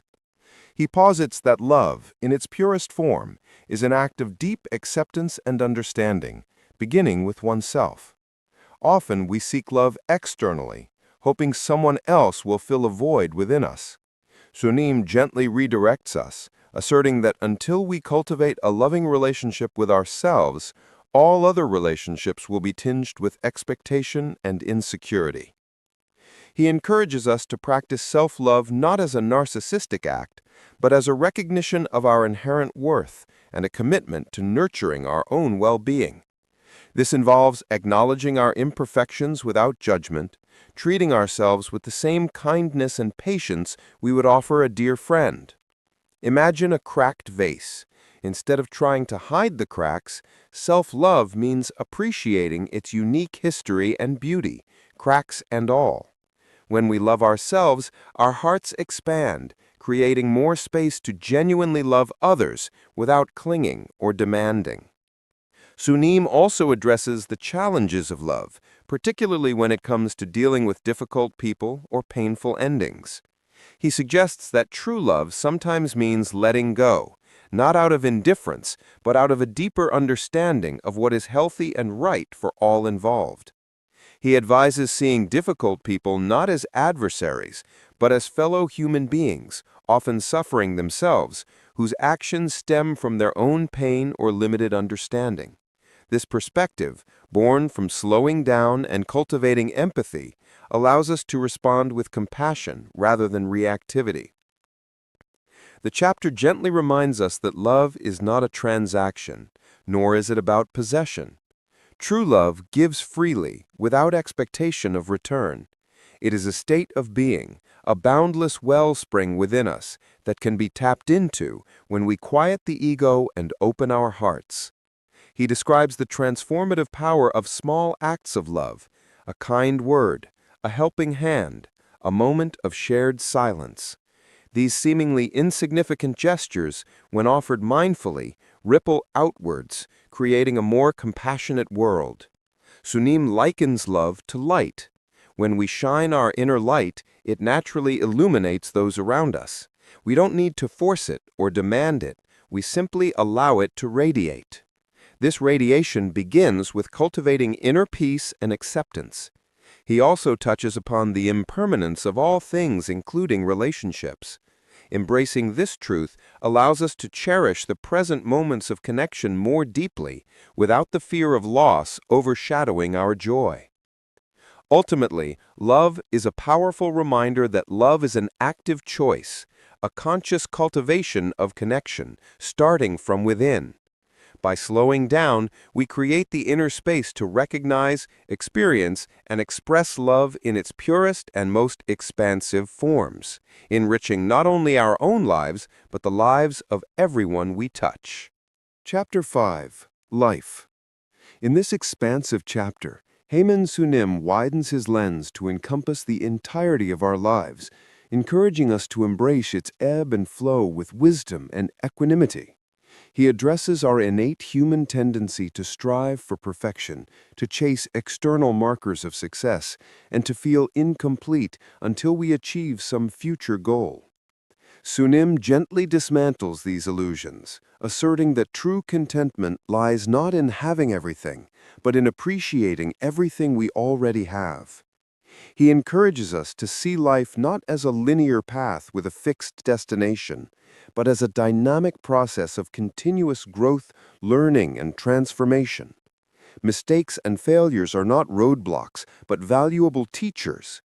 Pain and suffering are not signs of weakness, but integral parts of the human experience that can deepen our compassion and resilience. Imagine a majestic tree. It doesn't grow perfectly straight. Its branches twist and turn, bearing the marks of storms and droughts, yet these very imperfections contribute to its unique beauty and strength. Sunim emphasizes the wisdom of acceptance, not passive resignation, but an active embrace of what is, rather than a constant struggle against what isn't. When we accept our current circumstances, our current self, and the inherent impermanence of all things, a profound sense of peace can emerge. This doesn't mean we stop striving for improvement, but that our striving comes from a place of wholeness, not inadequacy. He also touches upon the fear of death, a fundamental human anxiety. By living mindfully and appreciating each moment, he suggests, we can lessen this fear. When we live fully, we leave no room for regret, and we come to understand death as a natural part of the cycle of life, rather than an abrupt ending. It's like watching the sunset. There's a beauty in its fading light, knowing that it will rise again, perhaps in a different form, but the cycle continues. The chapter advocates for cultivating gratitude, not just for the grand blessings, but for the countless small miracles of everyday life. A warm meal, a clear sky, the sound of laughter. When we slow down, we become attuned to these subtle gifts, transforming our perspective from one of lack to one of abundance. He encourages us to regularly reflect on what we are grateful for, shifting our internal narrative towards appreciation. Ultimately, life is an invitation to live with intention, to embrace all experiences with an open heart, and to find meaning not in external achievements, but in the richness of our inner world. By slowing down, we learn to dance with life's uncertainties, to find beauty in imperfection, and to live each moment as a precious gift. It's about finding our true home, not in a place or a future, but in the ever-present moment of our own existence. Chapter 6. The Future. In The Future, Haemin Sunim offers a calming antidote to our often anxiety-ridden relationship with what lies ahead. He acknowledges that planning and setting goals are natural human tendencies, but he warns against allowing the future to consume our present, leading to endless worry, procrastination, or a feeling of never being enough. He begins by reminding us that the future, by its very nature, is uncertain and largely beyond our control. While we can take steps to prepare, we cannot predict or dictate every outcome. Clinging too tightly to specific expectations for the future often leads to disappointment and suffering when reality inevitably diverges. Instead, Sunim advocates for a flexible and adaptable approach. Imagine a skilled sailor. They have a destination in mind, but they also know how to adjust their sails to unexpected winds and currents. They don't fight the ocean, they work with it. Sunim emphasizes the power of focusing on the present as the most effective way to shape a positive future. Each mindful action, each kind word, each moment of genuine effort in the now is a seed planted for what is to come. He argues that rather than being paralyzed by future fears, we should channel our energy into living fully and meaningfully in the present. The quality of our present moments directly impacts the quality of our future. If you continuously build a strong foundation, the structure you eventually build upon it will be resilient, regardless of external storms. He also addresses the fear of failure and the pressure to succeed, which often prevent us from even starting new endeavors. Sunim suggests reframing failure not as an endpoint, but as a valuable learning opportunity. Every stumble provides insight. Every setback offers a chance to grow stronger and wiser. The future is not about achieving perfection, but about continuous evolution. The chapter encourages a sense of trust in the unfolding of life. While it's important to take responsible action, it's equally important to surrender to the larger flow of existence. This trust doesn't imply passivity, but a release of obsessive control. It's about doing our best and then allowing the universe to play its part. This perspective alleviates much of the anxiety associated with anticipating every possible outcome. Sunim advises us to cultivate patience, especially when our efforts don't immediately yield the desired results. Many significant achievements require time, perseverance, and a willingness to embrace the journey rather than just focusing on the destination. He concludes by gently reassuring us that if we live our present moments with awareness, kindness, and purpose, the future will naturally unfold in a way that is ultimately beneficial, even if it looks different from what we initially envisioned. It's about learning to trust the process of life itself. Chapter 7. Spirituality. In this final chapter, Haemin Sunim delves into the essence of spirituality, presenting it not as adherence to dogma or ritual, but as a profound inner awakening to our interconnectedness and true nature. He explains that slowing down is essential for this spiritual journey, as it allows us to quiet the external noise and listen to the whispers of our inner wisdom. Sunim begins by challenging the notion that spirituality is separate from everyday life. He argues that every moment holds spiritual potential, whether we are washing dishes, walking in nature, or engaging in conversation. When we bring mindfulness and an open heart to these ordinary activities, they become infused with sacredness. It's about seeing the divine in the mundane, recognizing that the extraordinary is hidden within the ordinary, waiting to be discovered. He explores the concept of emptiness, or no self, a core tenet of Buddhist philosophy, not as a nihilistic void, but as the understanding that our individual self is not a fixed, independent entity, but a dynamic, ever-changing collection of experiences, thoughts, and sensations, interconnected with everything else. When we release the rigid grip of our ego, we open ourselves to a vast, boundless sense of being, a connection to something much larger than our individual identity. Imagine a wave in the ocean.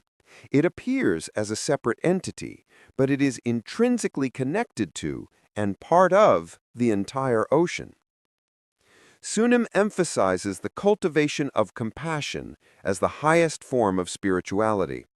When we recognize our shared humanity, our shared suffering, and our shared desire for happiness, our hearts naturally open to others.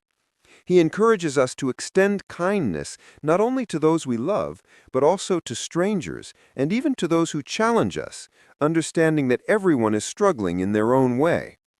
This universal compassion arises naturally when we slow down and cultivate empathy.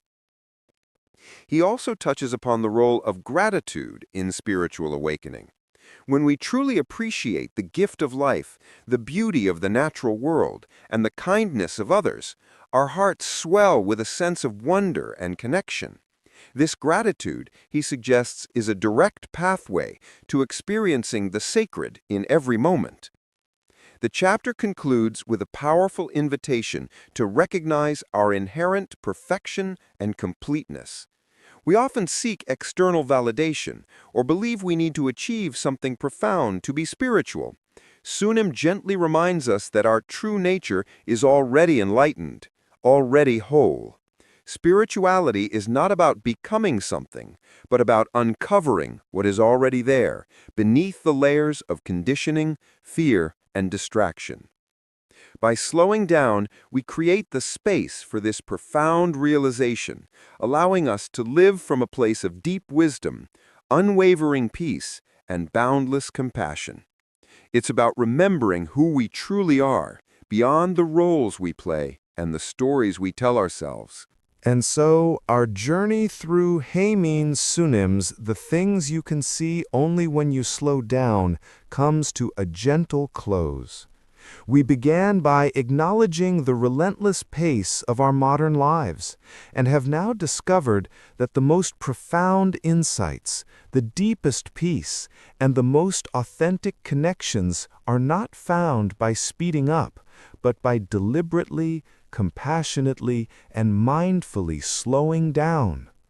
From embracing the necessity of rest to mastering the art of mindful presence, to nurturing our relationships with genuine empathy and experiencing love in its purest forms, we've learned that true fulfillment emerges from within. We've explored how to navigate the vastness of life with acceptance and how to approach the uncertainty of the future with trust, ultimately arriving at the profound realization of our own interconnected spirituality. This book is not just a guide, it's a gentle invitation to pause, to breathe, to look closely, and to rediscover the quiet wisdom that resides within each of us. The things you can see only when you slow down are not grand revelations that suddenly appear, but the subtle, beautiful truths that have always been there, waiting patiently for your attention. May you carry these lessons into your everyday life, finding moments of stillness amidst the rush, cultivating kindness in your interactions, and embracing the profound beauty of your own existence. Remember, a life lived slowly is a life lived fully. Thank you for joining us on Vibe Audiobook. If this summary resonated with you, please show your support by hitting the like button, sharing this episode with a friend, and subscribing to our channel for more enriching content. Until next time, may you find peace in every moment, and may your journey be filled with quiet joy.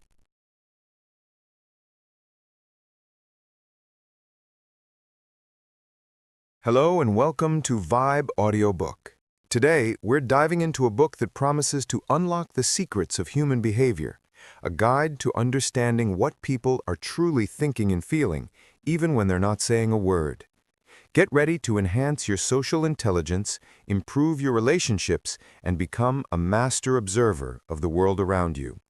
We're talking about Joe Navarro and Marvin Carlin's groundbreaking work, What Every Body is Saying. Before we jump in, if you're enjoying the insights and wisdom we're sharing, please take a moment to hit that like button, share this episode with someone who might benefit, and, of course, subscribe to Vibe Audiobook so you never miss another journey into the world of transformative ideas. Your support helps us bring more incredible content your way. Now, imagine having a superpower, the ability to read minds, not through magic, but through meticulous observation. That's essentially what this book offers. Joe Navarro, a former FBI counterintelligence agent, spent decades honing his skills in nonverbal communication, learning to interpret the subtle cues that betray our true intentions, fears, and desires. He's condensed that lifetime of expertise into this accessible guide, turning complex psychology into practical, actionable insights. This isn't just about catching someone in a lie, although it certainly helps with that. It's about building deeper connections, understanding unspoken needs, and navigating social situations with greater confidence and empathy. It's about becoming a more astute negotiator, a more perceptive friend, and a more insightful leader. So, let's peel back the layers, chapter by chapter, and discover what every body is saying. Chapter 1. The Power of Nonverbals, the Silent Language of the Mind. Imagine you're walking into a bustling room. Before a single word is exchanged, your brain is already processing a deluge of information. The way people stand, the expressions on their faces, the subtle shifts in their posture, all of it paints a picture. This immediate, intuitive understanding is the essence of nonverbal communication, a language we all speak and interpret, often unconsciously. Joe Navarro begins What Every Body is Saying by emphatically declaring that nonverbal communication is not just a form of communication, it is, in many ways, the primary form. He argues that our bodies are constantly broadcasting signals, a continuous stream of information that often reveals more truth than our carefully chosen words. Why is this silent language so powerful? Because it is largely governed by our limbic system, the most ancient and primitive part of our brain, responsible for our survival instincts, fight, flight, or freeze. These limbic reactions are instantaneous, honest, and largely involuntary, making them incredibly reliable indicators of our true internal state. Navarro, drawing from his extensive experience as an FBI counterintelligence agent, recounts how crucial understanding nonverbals was in his line of work. His job wasn't just to listen to what suspects said, but to meticulously observe how they said it. The subtle tremors, the averted glances, the fidgeting hands. These minute details, often dismissed by the untrained eye, were critical in assessing credibility, detecting stress, and uncovering hidden intentions. He realized early on that when words and body language contradict each other, the body almost always tells the more accurate story. Consider a common scenario. Two people are discussing a business deal. One person is verbally agreeing to terms, but their arms are tightly crossed, their feet are pointed towards the door, and their jaw is subtly clenched. The words say yes, but the body screams no. Navarro teaches us to trust the scream, not the whisper. He stresses that the limbic system, being the emotional core, prioritizes comfort and safety. When we feel good, our body language is generally relaxed and open. When we feel threatened, uncomfortable, or stressed, our body language will invariably reflect that distress, often through pacifying behaviors, blocking gestures, or attempts to create distance. This foundational chapter is an urgent call to awareness. It challenges us to move beyond superficial listening and to become active, engaged observers. Navarro urges us to recognize that everyone around us, including ourselves, is constantly communicating through their bodies. By tuning into this constant broadcast, we gain access to a profound layer of human interaction, unlocking secrets that mere words often conceal. It's about understanding the unspoken narratives that shape our daily lives, making us more perceptive, more empathetic, and ultimately more effective communicators. This deep dive into the power of nonverbals sets the stage for the detailed examination of specific body parts and their communicative roles that follows. Chapter 2. The Most Honest Parts of the Body. Unmasking Truth from the Ground Up. If our bodies are constantly speaking, where should we direct our attention to hear the clearest, most unfiltered messages? Joe Navarro provides a groundbreaking answer that often surprises people. Start with the feet and legs. He designates these as the most honest parts of the body because, being furthest from the brain and often out of direct sight, they are the least consciously controlled. While we meticulously manage our facial expressions during a stressful conversation, our feet and legs often betray our true feelings without our awareness. Navarro introduces the concept of gravity-defying behaviors versus gravity-influenced behaviors. When someone is excited, happy, or feeling positive, their feet and legs tend to display gravity-defying actions. Think of someone bouncing on the balls of their feet, standing tall, or even doing a little hop. These are often unconscious expressions of high spirits, eagerness, or confidence. Conversely, gravity-influenced behaviors, such as slumping, dragging feet, or lethargic movements, often signal low morale, sadness, discomfort, or a lack of confidence. It's as if the weight of their emotions is physically pulling them down. One of the most insightful observations Navarro makes about the lower body is the significance of foot direction. He explains that our feet often point towards where we want to go or towards what interests us. If you are talking to someone whose feet are pointed directly at you, it's a strong indicator of engagement and interest. They are literally pointing their intention and focus towards you. However, if their feet are angled towards the door or away from the conversation, even if their upper body and face seem engaged, it's a clear nonverbal signal that they might be uncomfortable, disengaged, or have a desire to leave the situation. This escape route signal is incredibly honest and difficult to fake. He also discusses leg crosses and their nuances. While a common interpretation of crossed legs is defensiveness, Navarro explains that context is everything. Often, it's a comfort gesture, especially when sitting for long periods. However, a tight, stiff leg cross, especially when combined with other negative cues, like a furrowed brow or arms crossed, can indeed signal resistance or discomfort. Conversely, an open leg stance or even a relaxed leg cross, where the top leg is slightly pointed towards you, often suggests comfort and openness. Furthermore, foot tapping or fidgeting can indicate impatience, anxiety, or boredom. A rapid, rhythmic tap suggests irritation or a desire for the situation to change, while a slight restless movement might just be discomfort. Navarro emphasizes that these aren't isolated signals, but part of a larger cluster. Observing the feet and legs requires practice, as they are often hidden under tables or less directly visible. However, by making a conscious effort to include them in your observational scope, you unlock a treasure trove of honest, uncensored information about a person's inner state.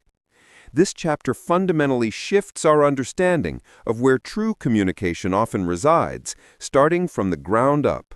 Chapter 3. Torso and Hips, the Core of Comfort and Discomfort. Moving upward from the feet and legs, Navarro delves into the communicative power of the torso and hips. These central parts of our body, housing our vital organs, are crucial indicators of our sense of security, comfort, and vulnerability. The way we position our torso often reflects how safe or threatened we feel in a given situation. A key concept introduced here is ventral display versus ventral denial. Ventral refers to the front of the body.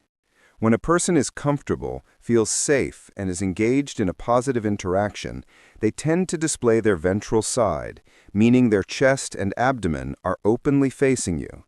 This can manifest as leaning forward, turning their entire body towards you, or maintaining an open, unshielded posture. It's an unconscious invitation, a nonverbal way of saying, I trust you, I'm comfortable with you, and I'm open to what you have to say. Think of a newborn baby lying on its back, completely exposed and trusting. This is the ultimate ventral display. Conversely, ventral denial occurs when someone turns their torso away from you, shielding their front. This is a powerful nonverbal signal of discomfort, disagreement, or even hostility. When a person feels threatened, insecure, or simply doesn't like what's being said, their limbic system prompts them to protect their vital organs by turning away. This could be a slight turn of the shoulder, an angle of the hips away from the speaker, or a full pivot.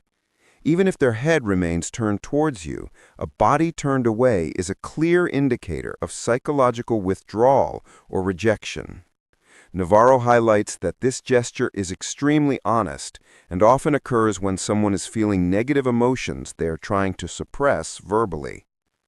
Shoulder shrugs are another important torso signal.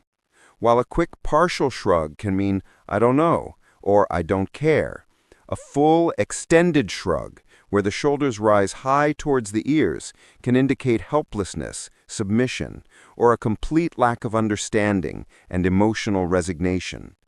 The degree and duration of the shrug provide context. The hips also play a role in revealing comfort and orientation. A person who is relaxed will often have a more fluid and open hip posture. If they are stressed or defensive, their hips might become rigid, or they might shift their weight nervously, sometimes even tilting their hips away from a perceived threat. Observe people in conversations. Those who are comfortable might lean back, expanding their personal space, while those who are uncomfortable often contract, seeking to minimize their presence or shield themselves. Navarro teaches us to look for the alignment of the torso and hips with the feet. If someone's feet are pointed towards the door, their hips are angled away, and their torso is slightly turned, you have a strong cluster of nonverbal cues indicating a desire to disengage or escape, regardless of their verbal assurances.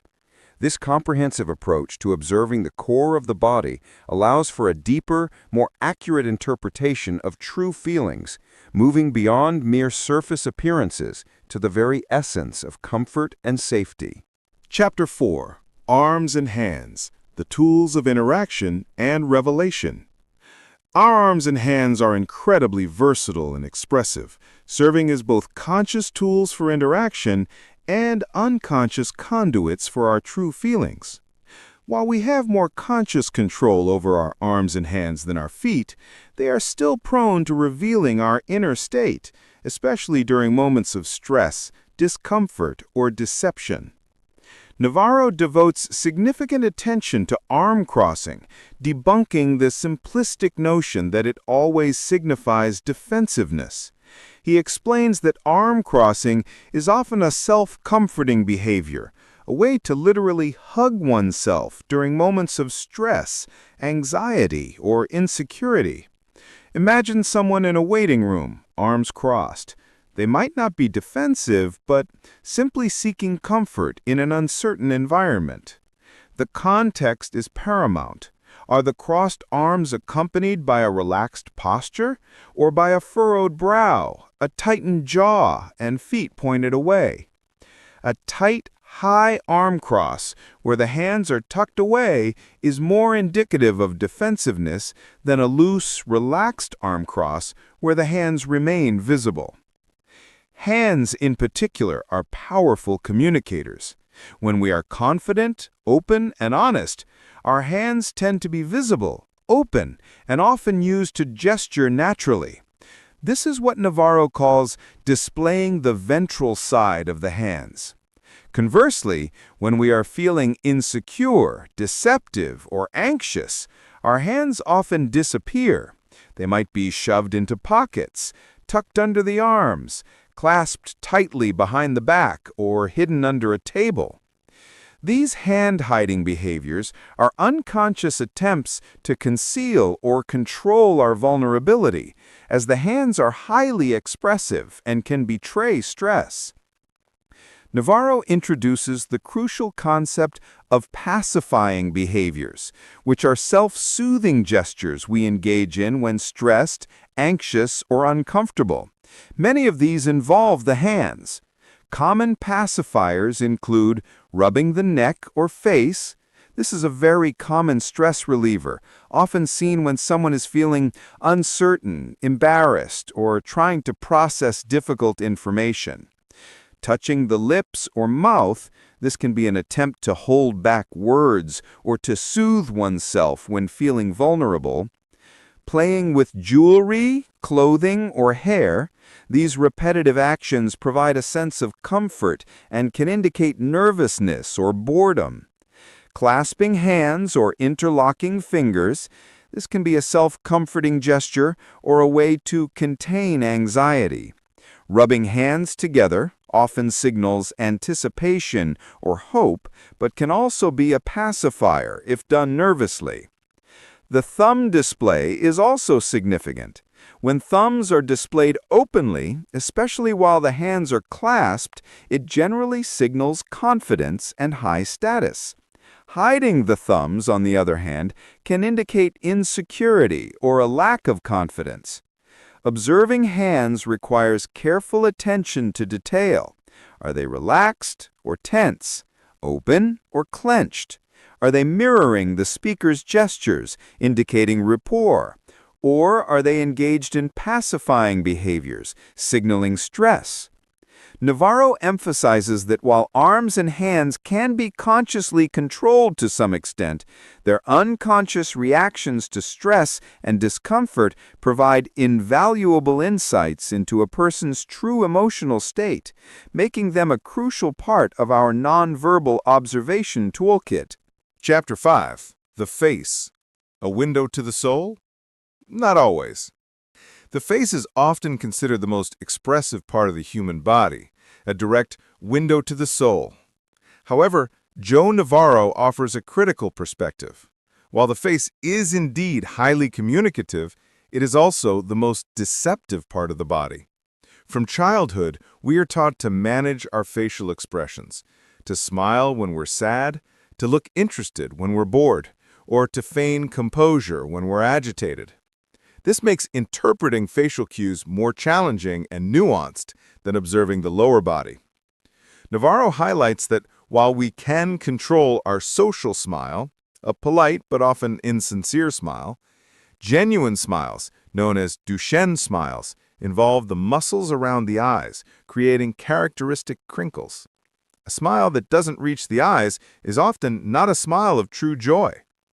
Similarly, our eyebrows, forehead, and even the subtle movements around the mouth can betray emotions we try to hide. Key facial indicators of discomfort and stress include pursed lips. This often indicates disagreement, disapproval, or the holding back of negative comments. It's a limbic response that tries to seal off the mouth. Lip compression, similar to pursed lips where the lips disappear or become very thin, signaling high stress, anger, or a desire to contain emotions. Jaw tightening and clenching, a common stress response, indicating tension, anger, or frustration. Nose scrunching can signal disgust or strong disapproval. Neck rubbing or massaging, often extending to the face, is a common self-soothing pacifier when someone is feeling anxious, uncertain, or experiencing distress. Eye blinking. While normal blinking is natural, a rapid increase in blinking often signals increased stress or discomfort. Slow blinking can sometimes indicate boredom or condescension. Squinting can signal disagreement or a critical assessment. Navarro also discusses the importance of micro-expressions. These are fleeting, involuntary facial expressions that last only a fraction of a second, revealing genuine emotions before conscious control can mask them. While difficult for the untrained eye to catch, microexpressions are incredibly honest. They are rapid flashes of fear, anger, surprise, or joy that momentarily escape our controlled facade. The eyes, while less controllable than the mouth, still offer clues. Pupil dilation can indicate interest or attraction, though it's influenced by light. Eye contact varies culturally, but generally, avoiding eye contact can signal discomfort, shyness, or deceit, while overly intense eye contact can be a sign of aggression or an attempt to dominate. Crucially, Navarro advises against interpreting facial cues in isolation. Because the face is so often manipulated, it should always be cross-referenced with nonverbal signals from the lower body, torso, and hands. If someone is smiling broadly, but their feet are pointed away and their hands are clenched, the smile is likely a social mask. The face can indeed be a window to the soul, but it's often a window with a curtain or tinted glass. We need to look for corroborating evidence from the more honest parts of the body to get the full, truthful picture. Chapter 6. Head and Neck. Subtle Signs of Engagement and Threat Assessment. While often overlooked, the movements and positioning of the head and neck are rich sources of nonverbal information, revealing a person's engagement, comfort level, and even their assessment of a perceived threat. These movements, though subtle, are often highly communicative and less consciously controlled than deliberate facial expressions. One of the most common and positive head signals is the head tilt. When someone tilts their head slightly to the side while listening, it's often a genuine sign of curiosity, interest, and engagement. It's an unconscious way of saying, "I'm paying attention to you and I'm open to what you're saying." This gesture exposes the vulnerable neck area, signifying trust and comfort in the environment. It can be a very powerful rapport-building signal. Conversely, a head lowered or chin tucked in can be a protective gesture, indicating discomfort, insecurity, or a submissive posture. It's a limbic response to shield the vulnerable neck and throat area from perceived threats. This might be seen when someone is feeling ashamed, receiving negative feedback, or is in a situation where they feel powerless. The rigidity of the neck also provides clues. A very stiff, upright neck can signal alertness, defiance, or even a sense of being challenged. If someone feels they are in a confrontational situation, their neck muscles might tense up, holding their head in a fixed position. A relaxed neck, allowing for fluid head movements, generally indicates comfort and ease. Head nodding, while often associated with agreement, can carry different meanings depending on its speed and intensity. A slow, steady nod usually indicates genuine agreement, understanding, or encouragement for the speaker to continue. However, a rapid, jerky nod can signal impatience, a desire for the speaker to hurry up, or even a superficial acknowledgement without true comprehension. Overly vigorous nodding can sometimes be an attempt to overcompensate or to feign understanding. Neck touching or rubbing is a very common pacifying behavior, much like hand-to-face touching. When someone is stressed, uncertain, or uncomfortable, they might unconsciously rub the back of their neck, often just below the hairline. This self-soothing gesture releases endorphins and helps to calm the limbic system. It's a powerful indicator of internal distress, even if the person's verbal communication attempts to project confidence or calm. Navarro also points out how hair grooming or playing with hair, especially in women, can be a pacifying behavior, particularly in social settings when there is uncertainty or mild anxiety. It's a way to self-soothe and present oneself in a more favorable light.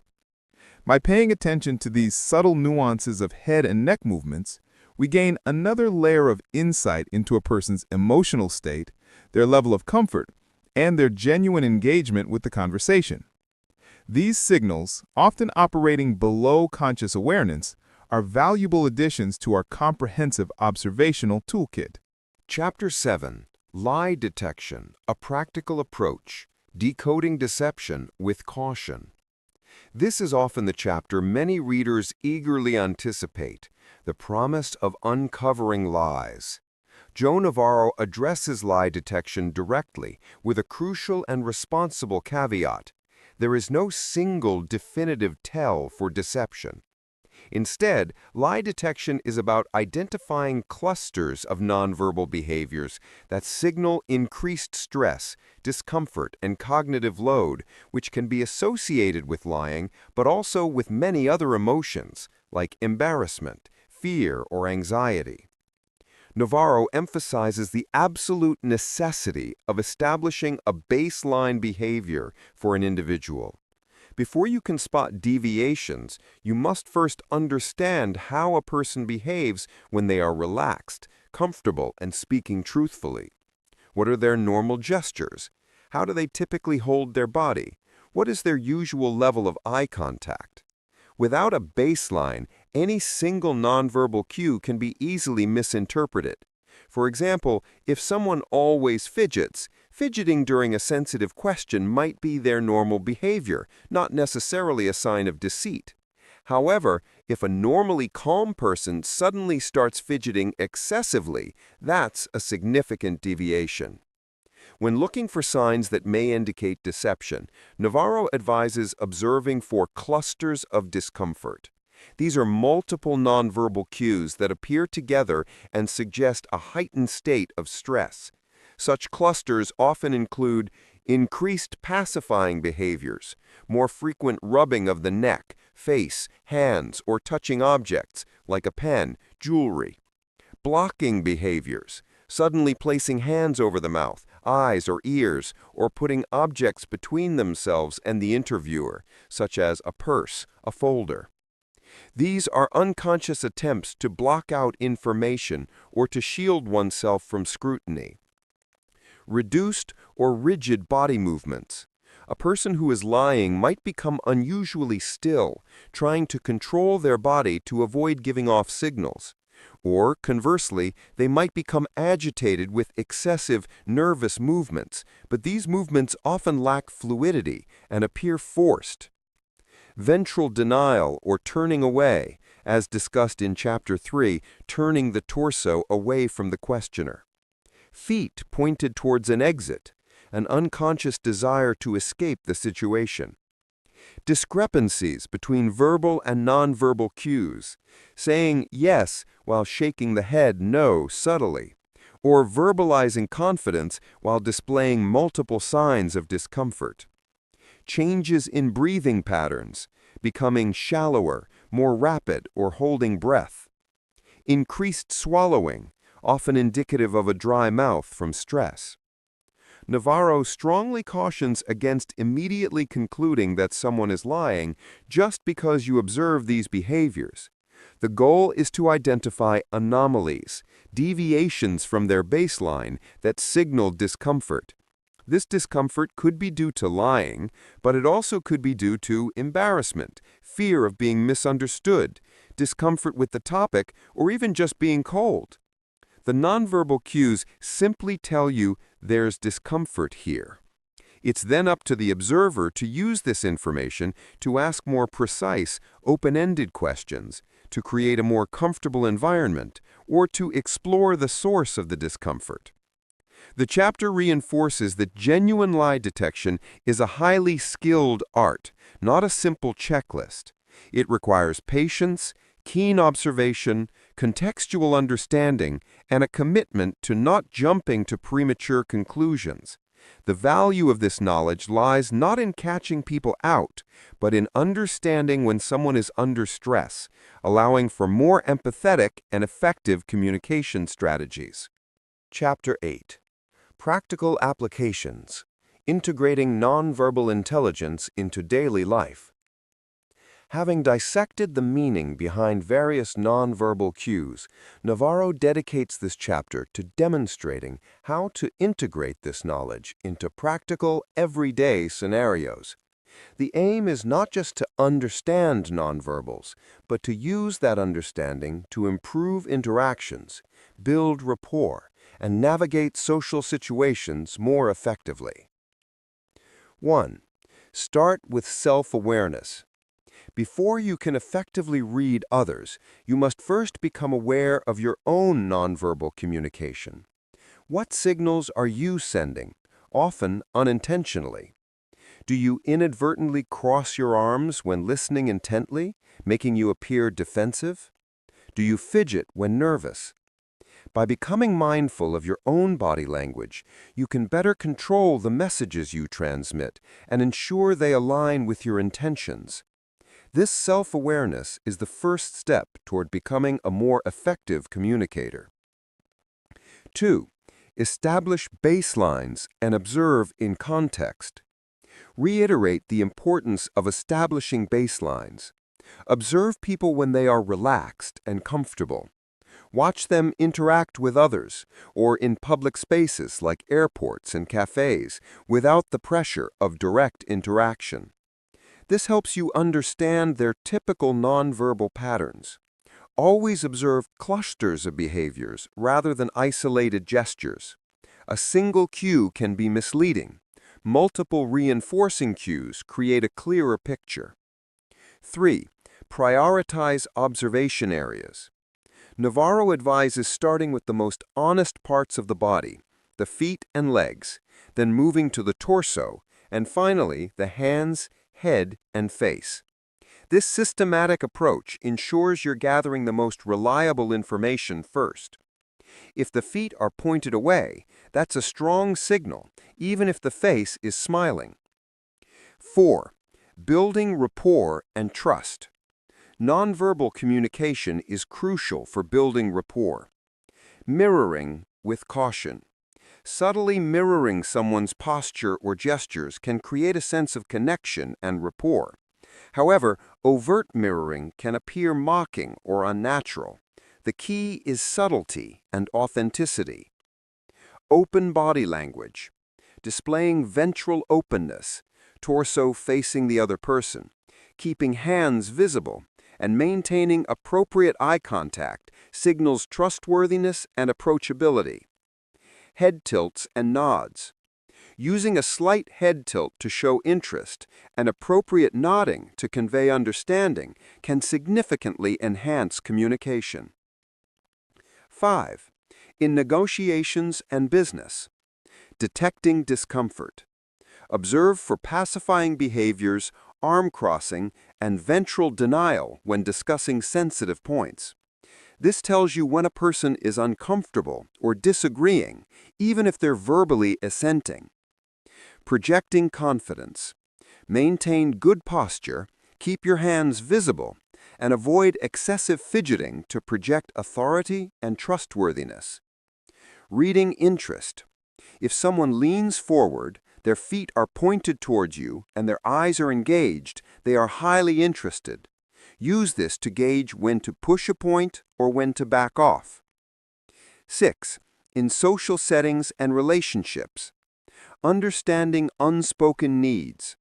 Notice if a friend is displaying pacifying behaviors, even if they say they're fine.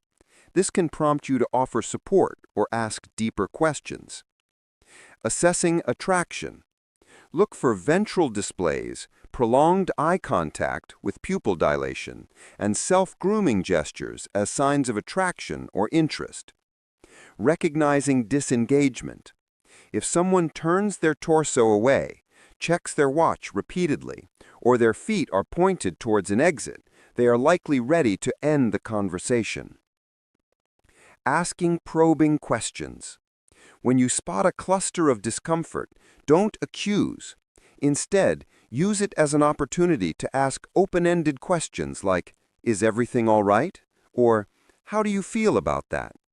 This allows the person to explain their discomfort verbally without feeling interrogated.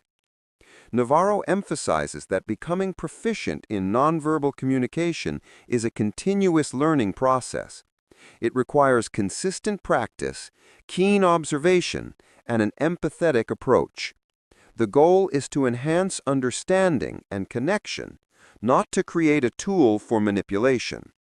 By applying these practical strategies, readers can significantly improve their social intelligence and navigate the complexities of human interaction with greater insight and finesse. Chapter 9. Becoming a Master Observer, the Art of Continuous Learning.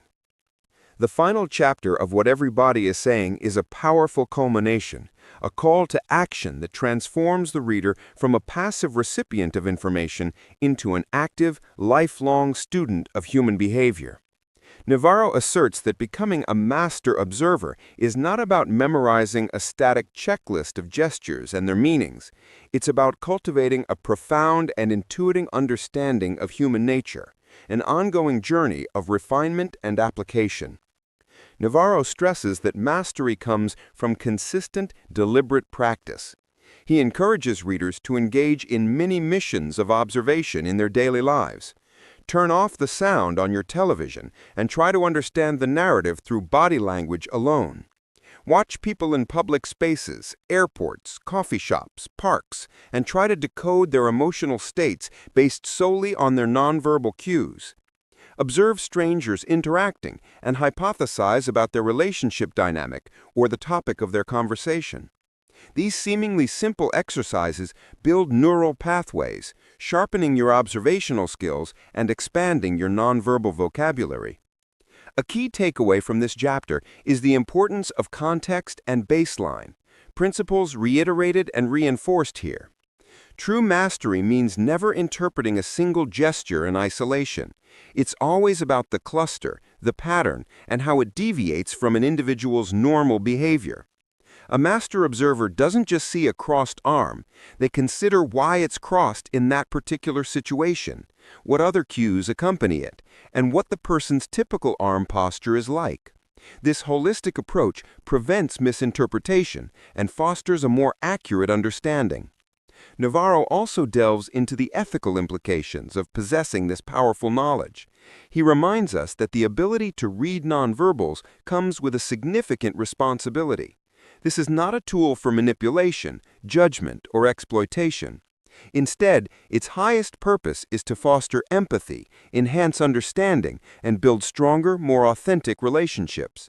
By understanding when someone is uncomfortable, you can adjust your approach to make them feel safer. By recognizing genuine interest, you can deepen your connection. This knowledge should be used to build bridges, not walls. Furthermore, a master observer understands that nonverbal communication is dynamic and fluid. People's emotions change, situations evolve, and baselines can shift. Therefore, continuous learning involves staying adaptable and open-minded, constantly refining one's internal database of observations. It's about being a perpetual student of the human condition, always curious, always seeking deeper insights into the silent conversations that shape our world. It's an invitation to embark on a lifelong journey of discovery, unlocking the profound power of what everybody is saying. Conclusion. The Unspoken Symphony of Humanity. What Everybody is Saying by Joe Navarro and Marvin Carlins is far more than just a self-help book. It is an illuminating journey into the very core of human interaction. It peels back the layers of polite conversation and social masks, revealing the raw, honest truth that our bodies constantly communicate. Through Navarro's unparalleled experience as an FBI agent, we are given a privileged glimpse into the subtle yet profound language of nonverbal cues, a language spoken universally, yet often unheard. We began this journey by understanding the sheer power of nonverbals, recognizing that our limbic system, our primal brain, is the unyielding conductor of this silent symphony. It dictates our fight, flight, or freeze responses, translating our deepest fears, comforts, and desires into physical signals. We learned that when words and actions diverge, the body rarely lies. Our exploration then moved to the most honest parts of the body, the feet and legs. These often overlooked extremities, being furthest from conscious control, provide unfiltered insights into comfort, discomfort, interest, and the desire to stay or flee. From the gravity-defying bounce of excitement to the feet pointed towards an exit, we discovered a wealth of information operating beneath the table. Next, we ascended to the torso and hips, understanding their role as indicators of security and vulnerability. The ventral display, an open invitation of trust, contrasted with ventral denial, a protective turnaway from perceived threat. These core body movements reveal our fundamental sense of safety in any interaction. The arms and hands showed us a more complex dance, capable of both conscious expression and unconscious betrayal. We learned to differentiate between defensive arm crosses and self-comforting ones, and to spot pacifying behaviors like neck rubbing or hand wringing that signal underlying stress or anxiety. The visibility or hiding of hands, we found, often speaks volumes about confidence and honesty. Even the venerable face, often considered the prime window to the soul, was revealed to be the most deceptive. While micro-expressions offer fleeting truths, Navarro taught us to look beyond the practiced smile, seeking corroborating evidence from the more honest parts of the body. Subtle cues like pursed lips or jaw clenching, combined with lower body signals, paint a more accurate emotional portrait. Finally, the head and neck provided subtle but potent clues about engagement, curiosity, and protective instincts, from the interested head tilt to the guarded tucked chin. Crucially, what everybody is saying instills a responsible approach to lie detection. It's not about a single tell, but about identifying clusters of discomfort, deviations from a person's established baseline. This nuanced understanding encourages us to be curious rather than accusatory, using nonverbals to understand underlying stress rather than to immediately brand someone a liar. Ultimately, this book is a profound guide to practical application and becoming a master observer. It challenges us to cultivate self-awareness, practice continuous observation, and apply this knowledge ethically and empathetically. The goal is not manipulation, but connection, not judgment, but understanding. By tuning into the unspoken symphony of humanity, we gain the power to build stronger relationships, navigate complex social landscapes with greater finesse, and truly understand the rich narratives that unfold silently around us every day. So, as you step back into your world, remember the invaluable lessons from Joe Navarro. Watch the feet, observe the torso, note the hands, then the head, and finally consider the face. You'll be amazed at how much more you truly begin to understand about what every body is saying. This knowledge is a superpower waiting for you to wield it with intention and empathy, transforming your interactions and enriching your life. Thank you for joining us on Vibe Audiobook. We hope this comprehensive summary has inspired you to look at the world and the people in it with fresh eyes. If you enjoyed this deep dive, please give us a like, share this episode with friends and family, and subscribe to Vibe Audiobook for more journeys into fascinating books. Until next time, keep listening, keep learning, and keep thriving. Welcome, Vibe Audiobook listeners, to a journey that promises to shatter your preconceived notions and unlock the extraordinary within you. Have you ever felt like there's more to life, a deeper potential waiting to be unleashed, but you're constantly held back by invisible rules and societal expectations? What if I told you that the path to an extraordinary life isn't about fitting in, but about bravely breaking free? Today, we're diving deep into Vishen Lakhiani's transformative masterpiece, The Code of the Extraordinary Mind, 10 unconventional laws to redefine your life and succeed on your own terms. This isn't just a book, it's a blueprint, a radical guide that challenges everything you thought you knew about success, happiness, and your place in the world. Get ready to question, to grow, and to redefine your own reality. Imagine standing at a crossroads. One path is well-trodden, safe, predictable. It's the path society expects you to take. The other path is wild, uncertain, exhilarating. It's the path of your deepest desires and true potential. This book is your compass for that second path. It's for anyone who feels that nagging sense that they're meant for more. For anyone tired of playing small. For anyone ready to sculpt their life into a masterpiece of their own making. Before we begin this incredible exploration, please take a moment to hit that like button, share this episode with anyone who needs a dose of extraordinary inspiration, and if you haven't already, subscribe to Vibe Audiobook so you never miss another life-changing summary. Your support helps us bring more transformative content to this community. Now, let's unlock the code. Introduction: The Grand Awakening, Unveiling the Rules. Our journey into the Code of the Extraordinary Mind begins not with a set of rules, but with a profound question. What if much of what we believe to be true about success, happiness, and life itself is actually, well, bullshit? Vishen Lakhiani introduces us to a powerful concept he calls rules. These are not just rules, they are bullshit rules. They are the invisible, unquestioned assumptions, beliefs, and traditions that we absorb from our culture, our families, our education system, and even our spiritual teachings. They are the unconscious agreements we make with the world about how life should be lived, what success should look like, and who we should be. Think of it like this. Imagine you're playing a game, but you were never given the instruction manual. Instead, you just started playing, watching others, and picking up rules as you went along. Some of those rules might be helpful, but many might be completely arbitrary, outdated, or even counterproductive to your unique goals. These are the rules. For instance, the rule that says you must suffer to achieve great success might lead you to endure burnout in a job you hate, rather than finding a path that brings you joy and prosperity.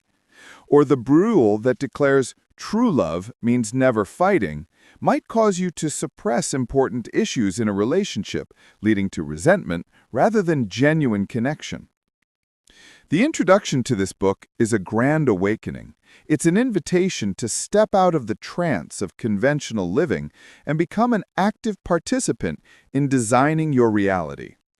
Vishen argues that most people are cultural sleepwalkers, blindly following paths laid out by others, adhering to ideals that don't truly resonate with their souls.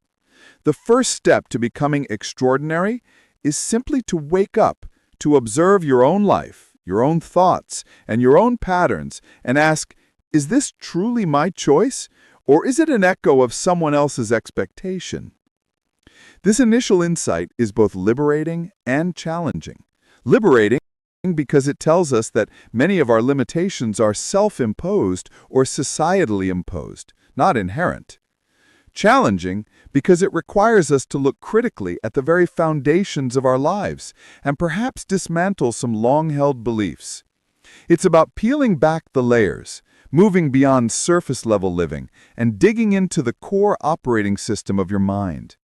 By understanding rules, we gain the power to discard what doesn't serve us and consciously choose to create a new, more empowering framework for our lives. This awakening is the first crucial step towards truly redefining your life and succeeding on your own terms. Chapter 1. Transcend your cultural trances. The first unconventional law. Building on the concept of rules, Vishen Lakhiani's first unconventional law, transcend your cultural trances, deepens our understanding of how these invisible rules shape our existence. He explains that we are all, to varying degrees, living in a cultural trance.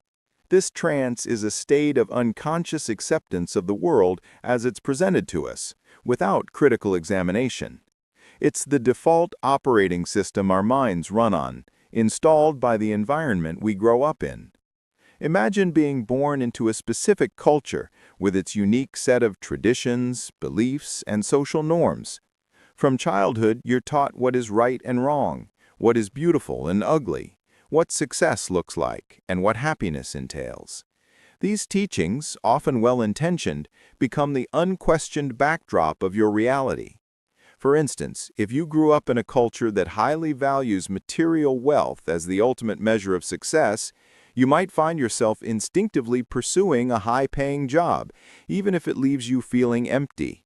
This isn't necessarily because you genuinely desire endless riches above all else, but because you've been in a trance, conditioned to believe that this is the path to a good life.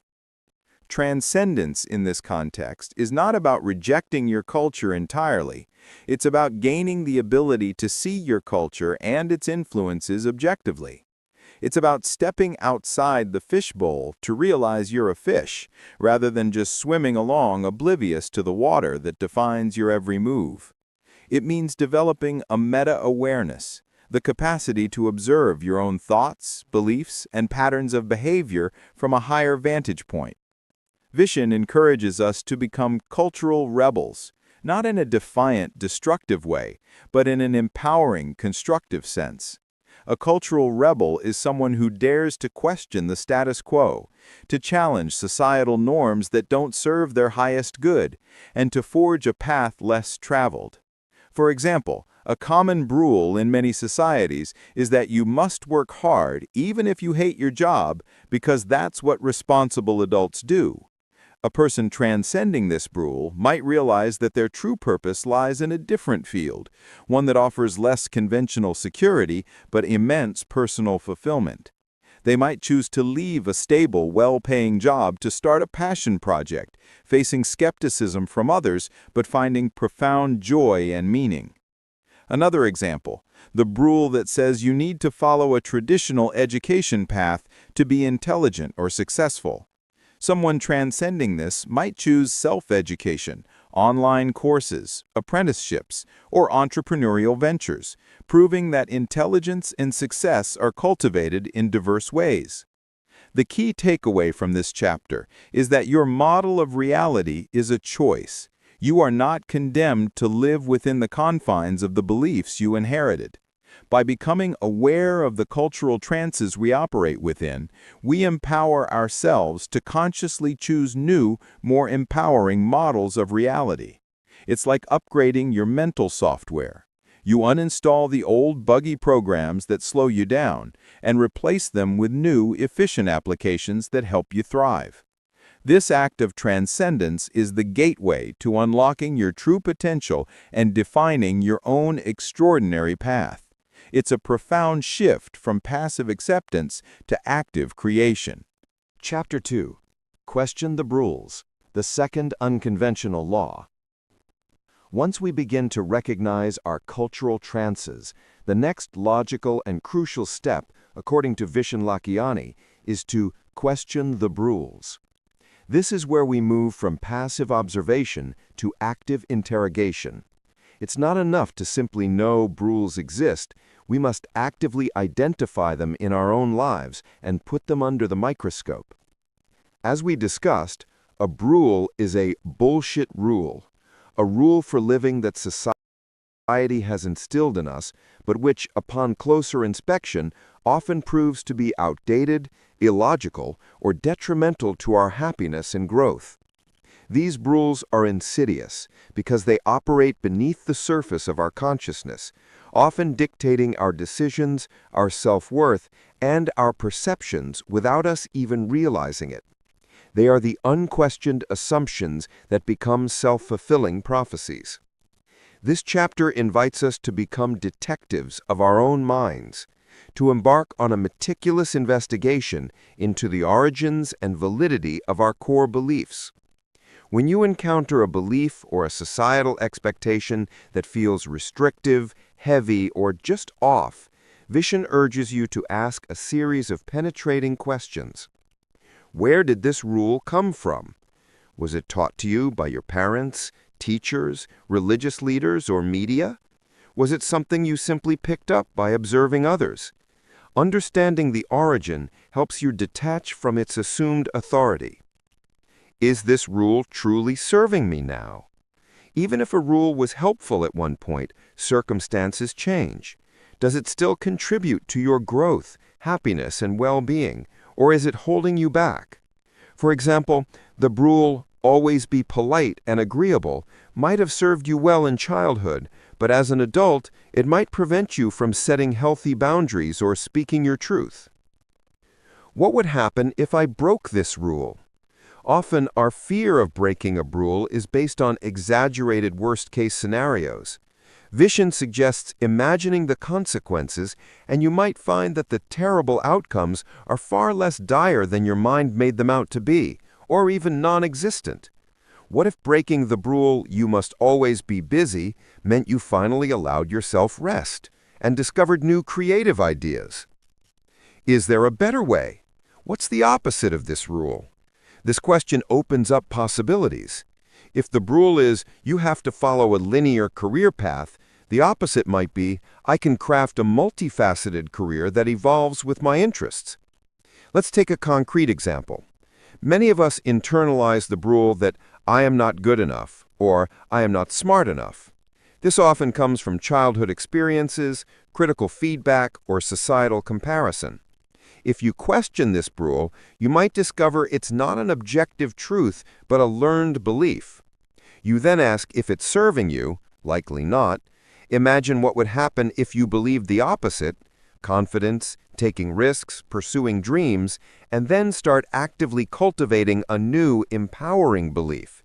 I am capable of learning and growing, or my unique talents are valuable.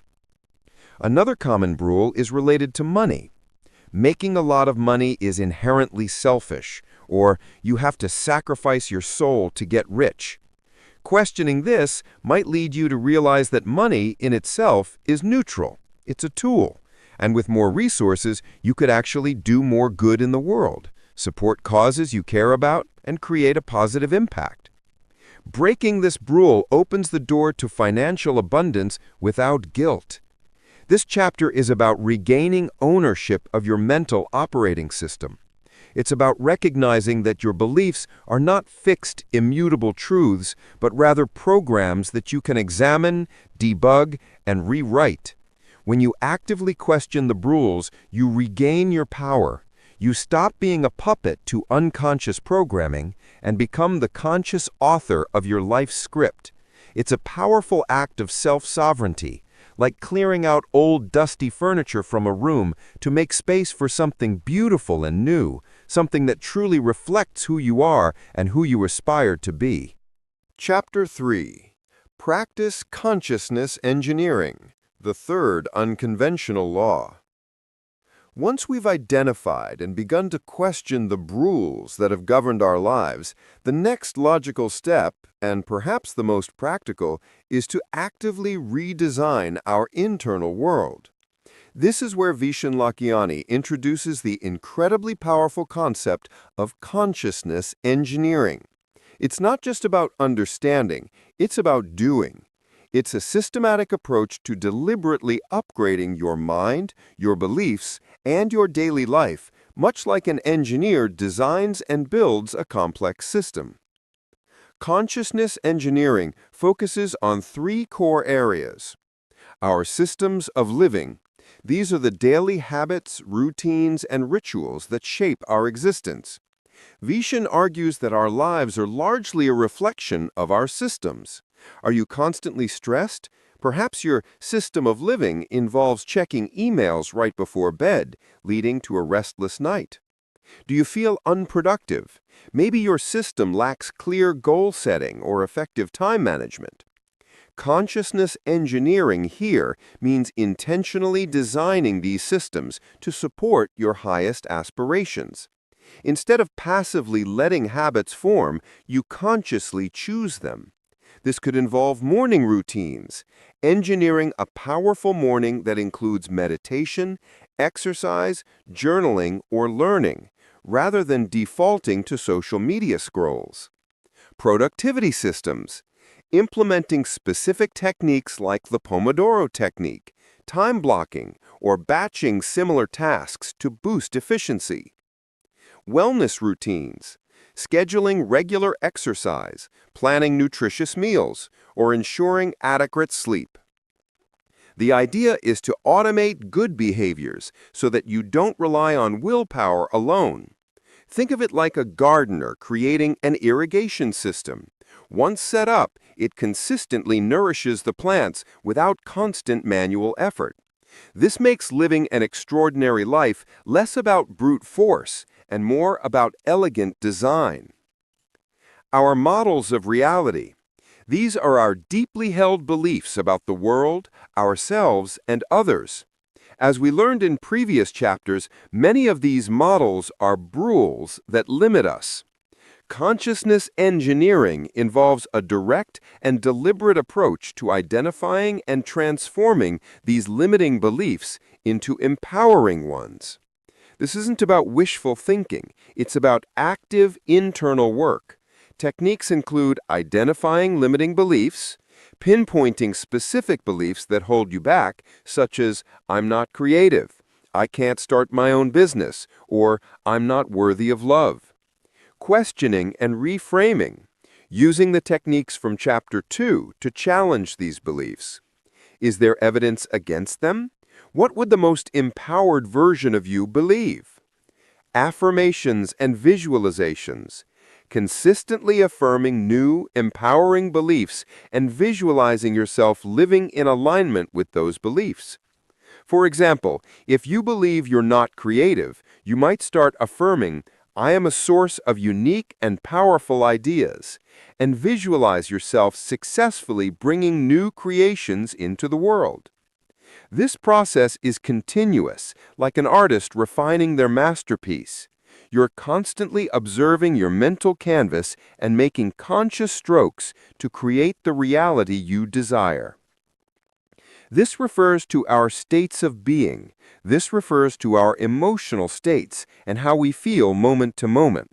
Are you generally stressed, anxious, joyful, or peaceful? Vishen emphasizes that our state of being profoundly impacts our decisions, our interactions, and our overall quality of life. Consciousness engineering teaches us to intentionally cultivate positive, high-vibration states. This can be achieved through various practices. Gratitude, regularly focusing on what you are grateful for, shifting your physiology and emotional state. A simple daily practice of listing 3 things you appreciate can be transformative. Meditation and mindfulness, practices that train your mind to be present, reduce stress, and cultivate inner peace.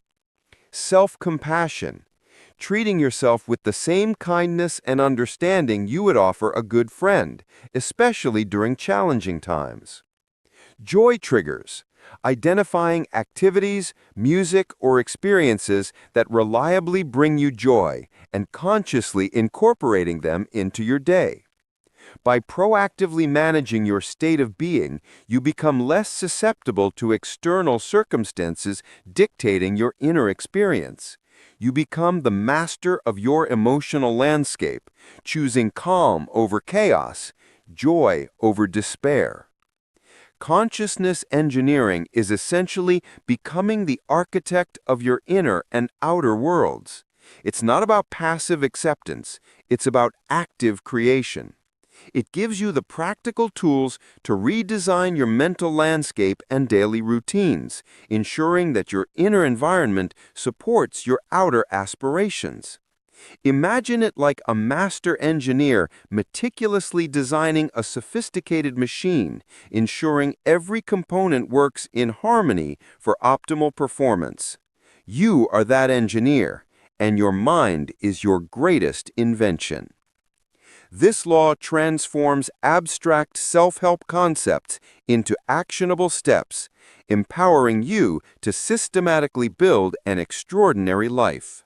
Chapter 4. Rewrite your models of reality. The 4th unconventional law. Building directly upon consciousness engineering, Vishen Lakhiani's 4th law, Rewrite your models of reality, zeroes in on the most fundamental aspect of our inner world, our deeply ingrained beliefs. Our models of reality are the subjective lenses through which we interpret everything, our perception of ourselves, others, the world, and even the laws of the universe.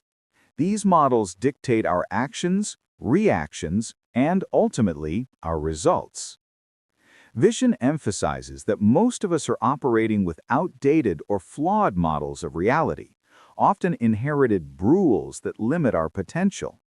For instance, if your model of reality includes the belief that true happiness is found only through external validation, you'll constantly chase achievements, possessions, or approval from others, always feeling a sense of emptiness when they don't provide lasting fulfillment. Or if your model dictates that I'm not good at public speaking, you'll avoid opportunities that could lead to significant personal and professional growth. Rewriting your models of reality is about deliberately replacing these limiting beliefs with empowering ones that serve your highest vision. It's an active, conscious process, not a passive hope. Vision outlines a powerful methodology for this. Identify the limiting belief. This is where self-awareness comes in. Pay attention to your internal dialogue, your fears, your excuses. What are the core beliefs that consistently hold you back or cause you pain? Write them down. Be specific. Instead of, I'm always unlucky, try, I believe I attract negative experiences. Question the belief again. Apply the rigorous questioning from Chapter 2. Is there any absolute truth to this belief? Where did it originate? Is it serving you? What would happen if you believed the opposite? This step helps to loosen the grip of the old belief, revealing its arbitrary nature. For example, for the belief, I'm not creative, you might ask, have I ever solved a problem creatively? Have I ever had a unique idea, even a small one? What if creativity is a skill I can develop rather than a fixed trait? Find a counterexample or evidence. One of the most effective ways to dismantle a limiting belief is to find proof that it's not universally true. Look for people who have succeeded despite similar circumstances, or recall instances in your own life where you defied the belief. If you believe, I'm not good with money, recall a time you managed a budget well or saved for something important. These small pieces of evidence chip away at the belief's foundation. Craft a new, empowering belief. Once you've weakened the old belief, consciously formulate a new one. This should be positive, present tense, and empowering. Instead of, I'm not good enough, choose, I am constantly evolving and capable of achieving my goals. Or, instead of, life is a struggle, decide, life is an exciting adventure filled with opportunities. Install the new belief through repetition and experience. This is the engineering part. Simply stating a new belief once isn't enough. You need to install it deeply into your subconscious. This requires consistent effort. Daily affirmations, regularly repeating your new belief, especially when you feel the old one creeping back. Visualization, mentally rehearsing what it feels like to live with this new belief, imagining yourself acting and experiencing life from this empowered perspective. And taking action. Most importantly, acting as if the new belief is already true. If your new belief is, I am confident and articulate, actively seek opportunities to speak up, even if it's uncomfortable at first. Each successful action reinforces the new model. Vision emphasizes that our models of reality are not fixed, they are malleable. Just as scientific models of the universe evolve as new evidence emerges, your personal models of yourself, or your model of how success is achieved, can be upgraded. For example, the scientific model of the atom has been rewritten many times over centuries as our understanding deepened. Similarly, your model of yourself as an individual, or your model of how success is achieved, can be upgraded. This chapter gives us agency over our inner narratives. It allows us to move beyond simply being shaped by our past experiences and instead become the deliberate shapers of our future. By consciously rewriting our models of reality, we literally change the lens through which we experience life, opening ourselves up to possibilities we previously couldn't even perceive. It's like upgrading your brain's operating system from a slow, outdated version to a lightning-fast, feature-rich one, allowing you to run powerful new applications and achieve incredible things. Chapter 5. Recode Yourself for Awesomeness, the fifth unconventional law. With the groundwork of understanding rules, questioning them, and consciously engineering our systems and models of reality, Vishen Lakhiani now moves to recode yourself for awesomeness. This law is about the active and systematic process of cultivating traits, behaviors, and inner states that move you towards your highest potential.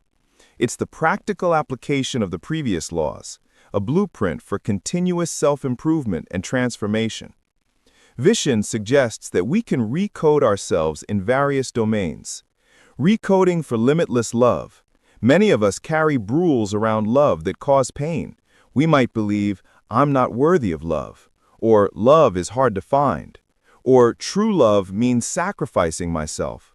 Recoding for limitless love involves replacing these with beliefs like, I am inherently worthy of love, or love flows easily to me, or healthy love is about mutual growth and respect. This might involve practicing self-love, engaging in acts of kindness, and actively fostering gratitude for the love already present in your life. It's about creating an internal environment where love can flourish. Recoding for vibrant health. Our health is often dictated by rules about diet, exercise, and aging. Common rules include getting older means getting weaker, or eating healthy is boring and restrictive. Recoding for vibrant health means adopting new models. My body is capable of incredible resilience and vitality. Nourishing my body is an act of self-love, and I can find joy in movement and healthy eating. This could involve consistent mindful eating, exploring new forms of exercise you genuinely enjoy, prioritizing sleep, and reducing stress through practices like meditation. It's about developing an inner thermostat for happiness that you can control. Recoding for unshakable happiness. Many rules equate happiness with external achievements, possessions, or lack of problems. This leads to a constant chase. Recoding for unshakable happiness involves understanding that happiness is an internal state that can be cultivated regardless of external circumstances. It means practicing gratitude daily, finding joy in small moments, developing resilience in the face of challenges, and learning to let go of expectations that lead to disappointment. It's about developing an inner thermostat for happiness that you can control. Recoding for extraordinary success. Beyond traditional notions of career and wealth, extraordinary success, as Vishen defines it, is about living a life that truly fulfills you and allows you to make your unique contribution to the world.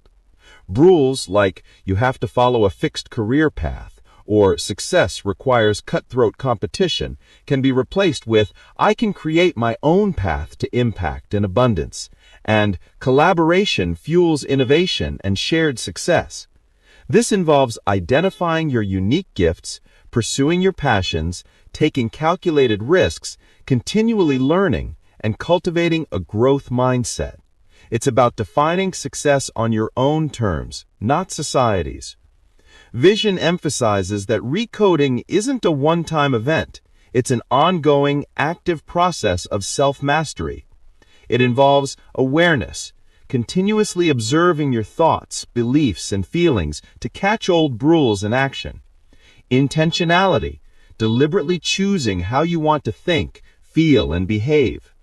Practice, consistently engaging in exercises, meditations, and actions that reinforce your new codes. This is where tools like meditation, visualization, affirmations, and self-hypnosis become incredibly powerful. You're essentially programming your subconscious mind with new, empowering directives. Just as a software engineer continuously refines and updates a program to improve its performance and capabilities, you are continuously refining and updating your inner code. By consciously recoding yourself for awesomeness across these different domains, you move beyond merely surviving to truly thriving, building a life that is rich, meaningful, and deeply aligned with your soul's deepest desires. It's about transforming yourself from the inside out, creating a future that is not just successful, but truly extraordinary. Chapter 6. Live in Blisscipline, the sixth unconventional law. Now that we've explored the process of recoding ourselves for awesomeness, Vishen Lakhiani brings us to a concept that beautifully synthesizes discipline with joy. Live in Blisscipline. This isn't just a clever portmanteau, it's a profound philosophy that challenges the common rule that growth and achievement must come through struggle, pain, and strict, joyless discipline. The traditional view of discipline often conjures images of deprivation, forced effort, and grinding through tasks we dislike.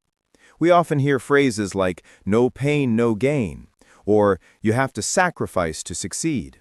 While effort is certainly necessary, Vishen argues that relying solely on willpower and grim determination is an inefficient and often unsustainable path.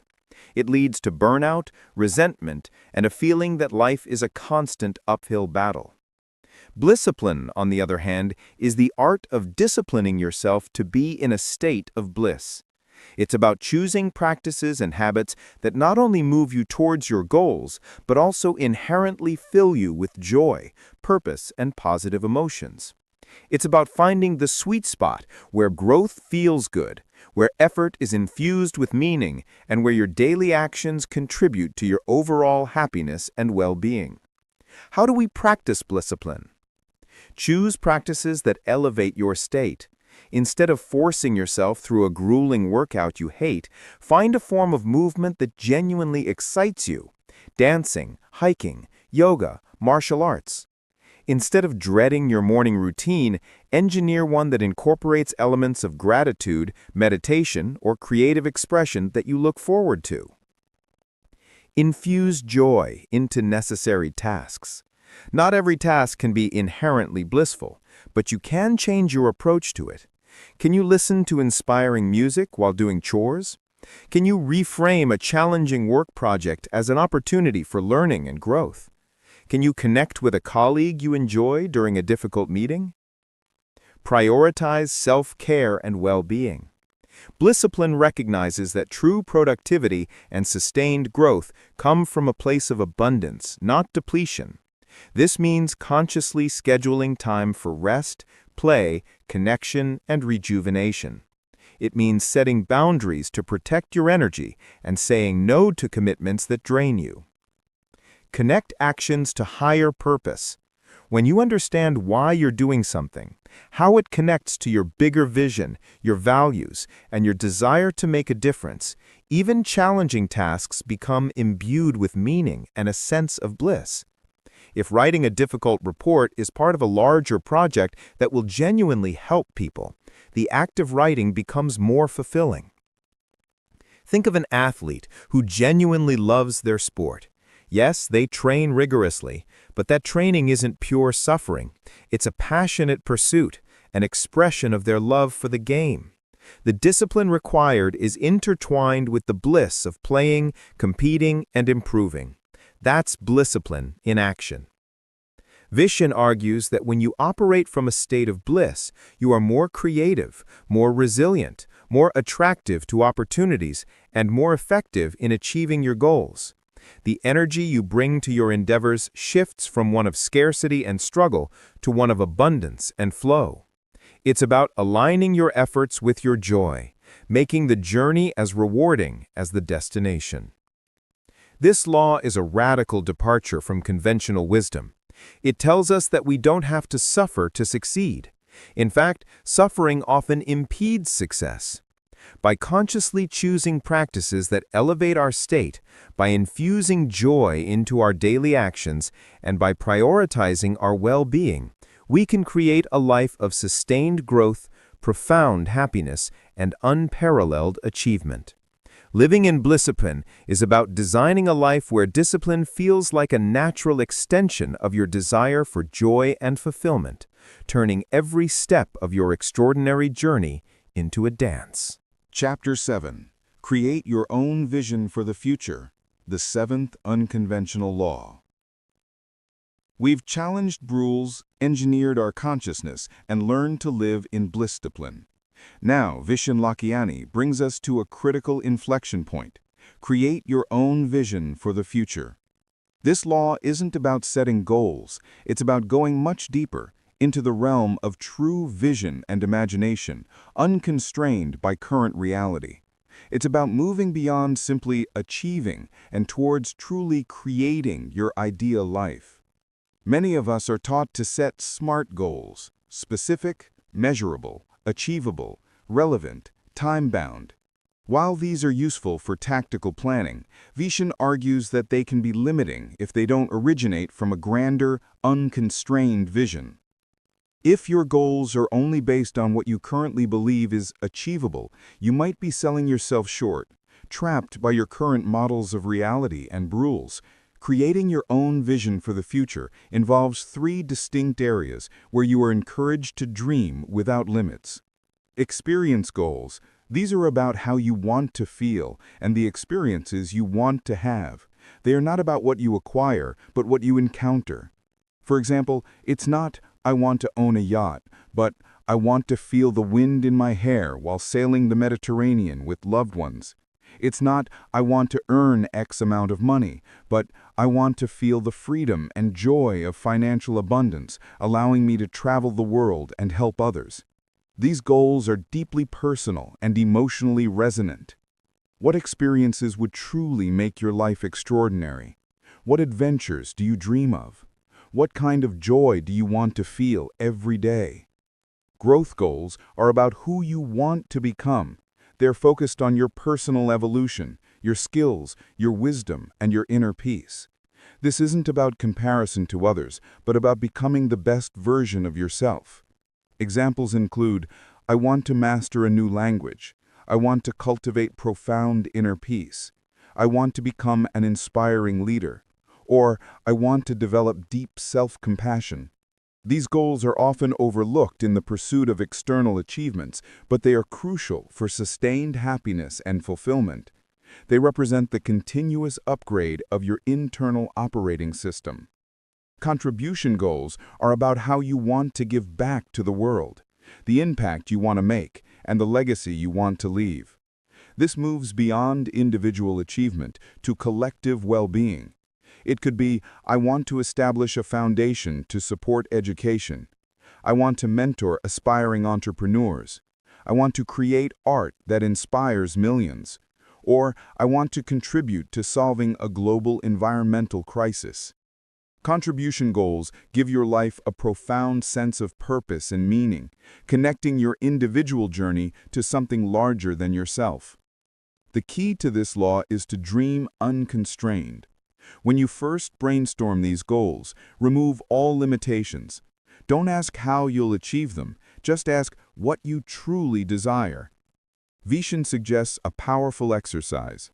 Imagine you have infinite resources, infinite time, and infinite capabilities. What would your life look like? What would you do, experience, become, and contribute? This bypasses the rules and limiting beliefs that often constrain our vision, allowing our deepest desires to surface. Once you have this grand vision, then you can start to work backwards, identifying the steps and milestones. But the vision itself must be pure, unadulterated by doubt or perceived limitations. It's like an architect sketching a magnificent building without initially worrying about the specific construction challenges. The grand design comes first. This law is a profound act of creation.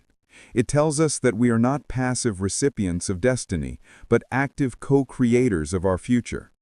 By deliberately crafting a compelling, multi-dimensional vision for our lives, one that encompasses experiences, personal growth, and meaningful contribution, we give our subconscious mind a powerful blueprint to work towards. This vision acts as a magnet pulling us forward, aligning our actions, and attracting the resources and opportunities we need to make it a reality. It's the ultimate expression of self-determination, giving purpose and direction to all the previous work of questioning rules and engineering our consciousness. Chapter 8.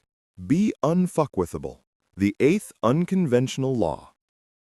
As we build our extraordinary vision and recode ourselves for greatness, Vishen Lakhiani introduces a powerful and rather provocative concept: be unfuckwithable. This isn't about being arrogant or insensitive. It's about cultivating an inner state of peace, resilience, and self-assurance that is so strong, external negativity, criticism, or setbacks simply cannot mess with your core well-being. It means becoming so grounded in your values and purpose that nothing can shake you from your authentic self.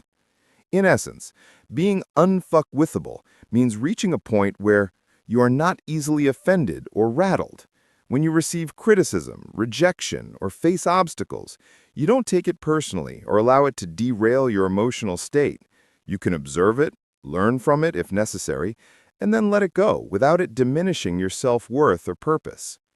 Your happiness is internally generated. Your joy, peace, and confidence don't depend on external validation, achievements, or circumstances. You've cultivated an inner thermostat for happiness, as discussed in Blisscipline, that you can control regardless of what's happening around you. You are resilient in the face of adversity. When life inevitably throws challenges your way, you don't break. You adapt, you learn, you grow, and you bounce back stronger. You see setbacks not as failures, but as valuable feedback and opportunities for evolution. You are authentic and aligned with your values. You live in integrity with who you truly are, not who others expect you to be. This means your words and actions are consistent with your deepest beliefs, leading to a profound sense of inner peace and conviction that cannot be swayed. How do we become unfuckwithable? Vishen outlines several key practices. Practice self-love and self-acceptance. This is foundational. When you deeply love and accept yourself, your worth isn't contingent on external approval. You become your own best friend and advocate. Cultivate inner peace through meditation and mindfulness practices. Help you develop a calm center, allowing you to observe thoughts and emotions without being consumed by them. This creates a mental buffer against external stressors.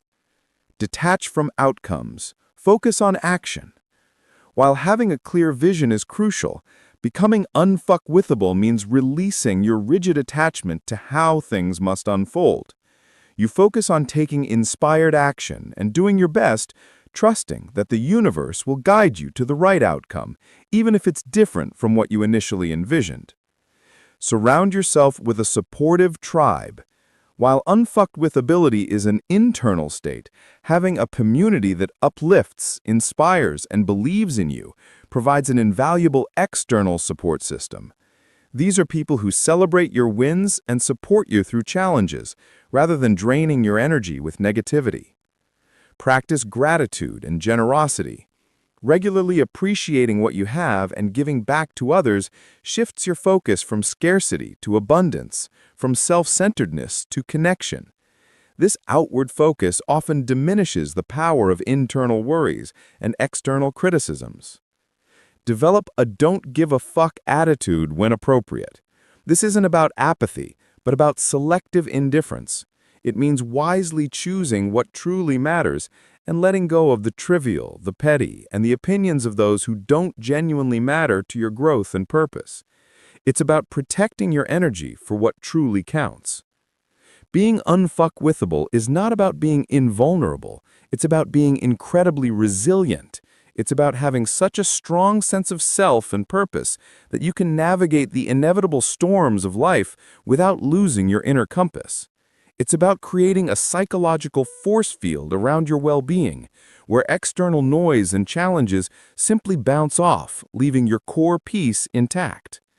This law is a profound liberation. It frees you from the tyranny of external opinion, the fear of failure, and the constant need for validation. When you are truly unfuckwithable, you are free to live your extraordinary vision with courage, authenticity, and unwavering joy, knowing that your inner peace is your most powerful asset. Chapter 9. Embrace the Quest. The Ninth Unconventional Law. As we approach the culmination of the Code of the Extraordinary Mind, Vishen Lakhiani's ninth law, Embrace the Quest, offers a powerful reframing of our entire life journey. It encourages us to see life not as a series of problems to be solved or destinations to be reached, but as an exciting, ongoing adventure, a grand quest filled with challenges, discoveries, and continuous growth. This law challenges the common rule that life is about reaching a fixed point of success or happiness, after which all struggles cease. This static view often leads to a sense of anticlimax once a goal is achieved, or profound disappointment when things don't go according to plan. Instead, Vishen invites us to adopt a dynamic, evolving perspective that life is the quest. Embracing the quest means viewing challenges as opportunities. Instead of seeing obstacles as roadblocks, you view them as essential parts of your adventure, puzzles to solve, dragons to slay, metaphorically, and trials that forge your strength and wisdom. Each challenge is an opportunity to learn, adapt, and grow. Just like a hero in a legendary tale doesn't complain about the monsters, but sees them as necessary trials. Cultivating a growth mindset. This is the core of embracing the quest. You believe that your abilities and intelligence can be developed through dedication and hard work. You're constantly seeking new knowledge, new skills, and new ways to evolve. Failure isn't an endpoint. It's feedback, a stepping stone on your path. Finding joy in the process, not just the outcome. This ties back to Blisscipline. The quest isn't just about the final treasure. It's about the excitement of the journey itself. It's about savoring the small victories, appreciating the lessons learned, and enjoying the process of becoming. If your quest is to build a successful business, embracing the quest means enjoying the creative problem solving, the team collaboration, and the personal growth that happens along the way, not just the eventual financial rewards. Living with a sense of curiosity and wonder. An extraordinary life is one filled with continuous learning and exploration. You approach new experiences, new ideas, and even difficult situations with an open mind and a sense of curiosity, eager to see what lessons they hold. Recognizing that the quest never truly ends. The beauty of this law is that it removes the pressure of arriving. There is no final destination where you simply stop growing or seeking. Instead, as soon as one phase of your quest is completed, a new one emerges. You might achieve a career goal, only to find a new passion for philanthropy. You might master a skill, only to discover a new frontier of knowledge to explore. This perspective ensures that life always remains fresh, exciting, and meaningful. Think of it like a video game. The fun isn't just in beating the final boss, it's in exploring new levels, discovering hidden treasures, upgrading your character, and overcoming various challenges. The game itself is the joy. This law transforms your relationship with life. It shifts from a mindset of striving and struggle to one of adventure and joyful exploration. It frees you from the fear of failure, because every experience, even a perceived setback, becomes a valuable part of your story. By embracing the quest, you tap into an inexhaustible source of motivation and meaning, turning every day into an opportunity for extraordinary living. It's about stepping into the role of the hero in your own epic tale, always ready for the next chapter, always eager for the next discovery, and always growing along the way. Chapter 10. Seek to be extraordinary. The 10th unconventional law from The Code of the Extraordinary Mind. We arrive now at the 10th and final unconventional law from The Code of the Extraordinary Mind. Seek to be extraordinary. This law isn't just the culmination of the previous 9 laws. It's a powerful declaration, a guiding principle that encapsulates the entire philosophy of the book. It's an active daily choice to push beyond the ordinary, to challenge yourself, and to fully realize your unique potential. Vishen Lakhiani makes it clear that extraordinary isn't about being famous, wealthy, or superior to others. It's about living a life that is uncommonly good, a life that is deeply authentic, aligned with your values, and profoundly fulfilling for you. It's about optimizing yourself for happiness, purpose, and impact, and continuously growing into the most magnificent version of yourself. This law is a call to action, reminding us that extraordinary is a choice, not a birthright. You are not born ordinary or extraordinary. You choose to be extraordinary through your beliefs, your actions, and your commitment to personal growth.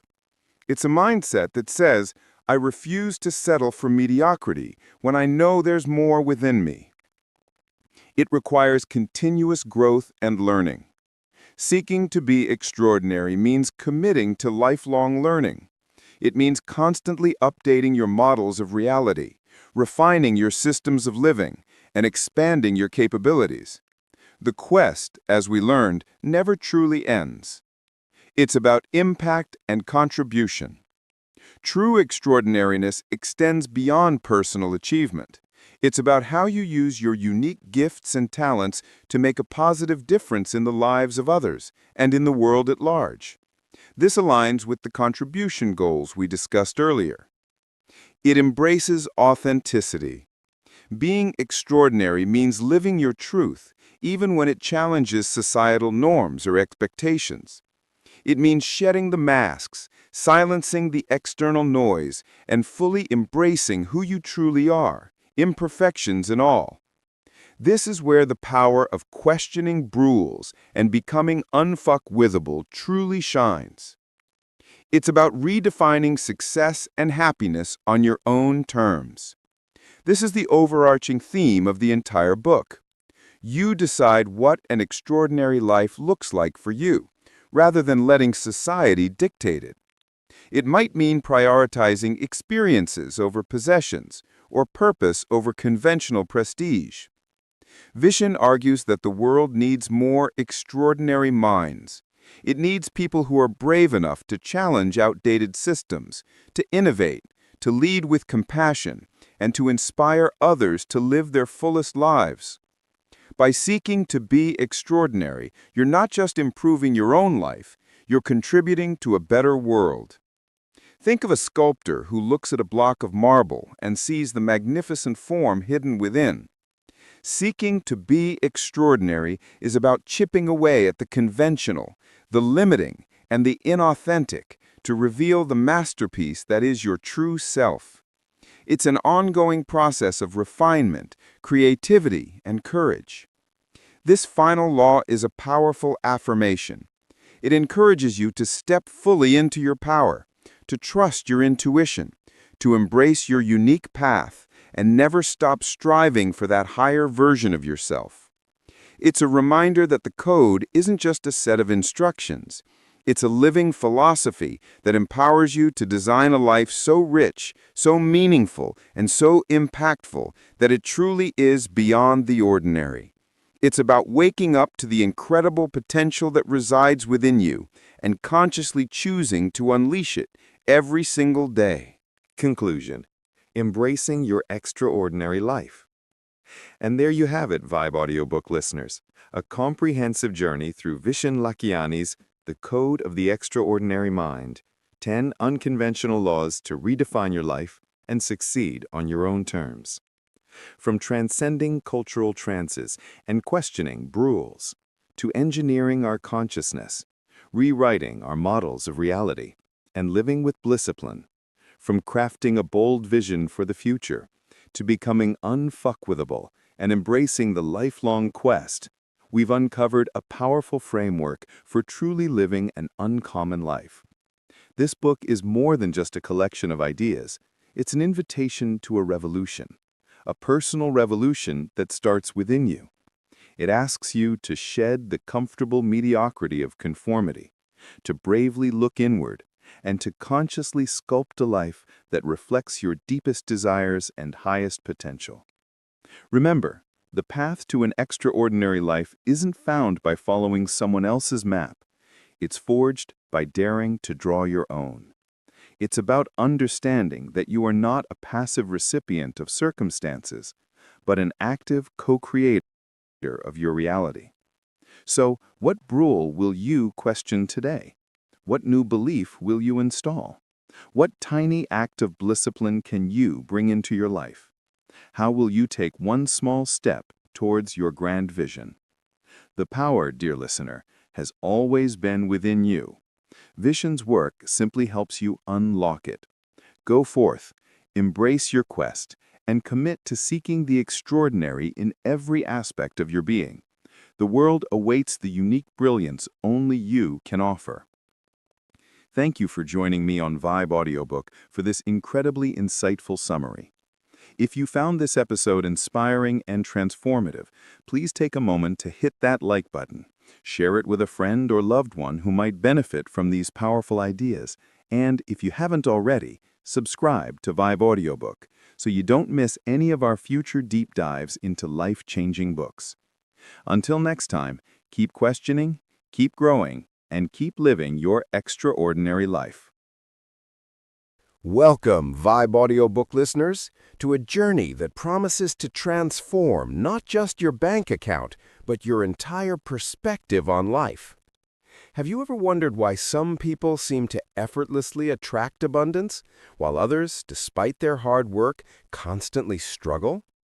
What if I told you there's a hidden code, a set of principles that, once understood and applied, can unlock a door to lasting prosperity and true plenty?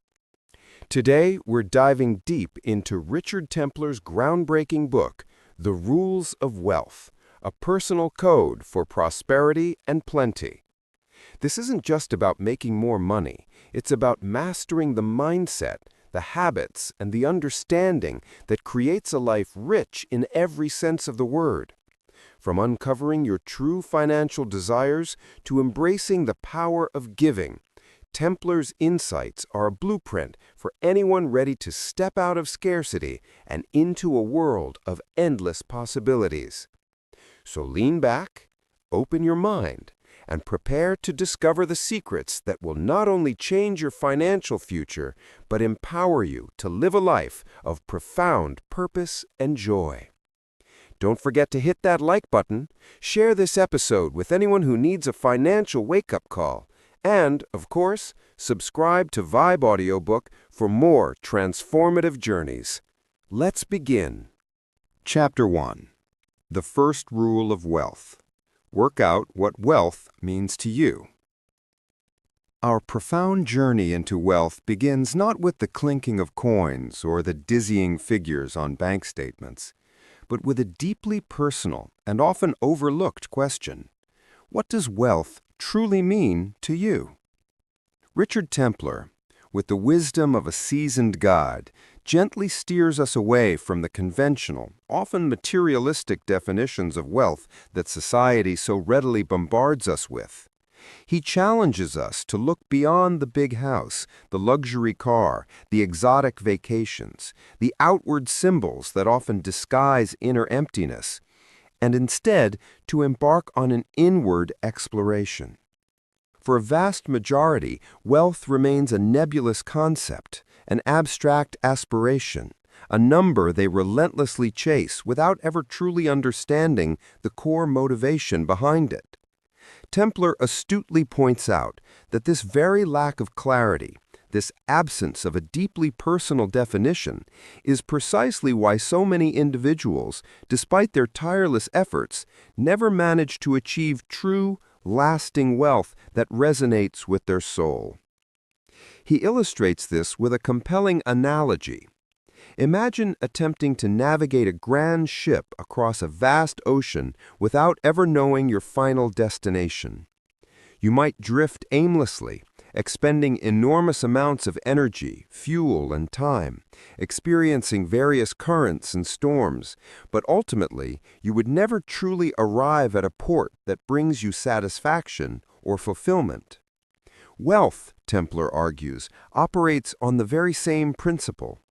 Until you articulate, with precise clarity, what wealth personally signifies for you, be it the profound peace of mind that comes from being debt-free, the exhilarating freedom to pursue your artistic endeavors without financial pressure looming over your head, perhaps it's the simple yet profound joy of living in a cozy, sun-drenched cottage by the sea, entirely liberated from the relentless grind of the rat race. This is not merely a philosophical musing. It is, in fact, the foundational, most potent act of setting your life's compass. Without a crystal-clear destination, any path will seem plausible, and more often than not, no path will lead to genuine contentment or lasting prosperity. This rule, Templar asserts, is about conscious creation, about intentionally designing your wealthy life with deliberate purpose, rather than passively succumbing to or accepting what societal norms dictate. It is the initial and arguably the most pivotal stride in harmonizing your daily actions with your deepest, most authentic desires. It sets the stage for everything that follows, ensuring that your pursuit of wealth is not just productive, but also profoundly meaningful. Chapter 2. The second rule of wealth. Be clear about what you want. Having embraced the introspective journey of defining what wealth means to you, Templar meticulously guides us to the next, equally vital step, becoming unequivocally clear about what you specifically want. This transition is crucial because it bridges the gap between abstract desires and tangible, actionable goals. It's no longer just about the feeling of wealth, but the precise manifestations of it in your life. To further illustrate this principle, Templar offers another relatable analogy. Consider the act of ordering at a fine restaurant. If you were to simply tell the waiter, "I want food," you might indeed receive something, but it would be left entirely to chance, and very likely it wouldn't be precisely what your palate truly craves. However, if you articulate your desire with specificity, "I'd like the grilled salmon, cooked medium rare, accompanied by roasted asparagus and a crisp side salad, please," you dramatically increase your likelihood of receiving exactly the meal that satisfies your specific longing. Templar places immense emphasis on the transformative power of specificity. He implores us to transform our vague, often ephemeral aspirations into concrete, measurable, and distinctly defined goals. If your personal vision of wealth unequivocally includes financial freedom, then what does that precise number look like?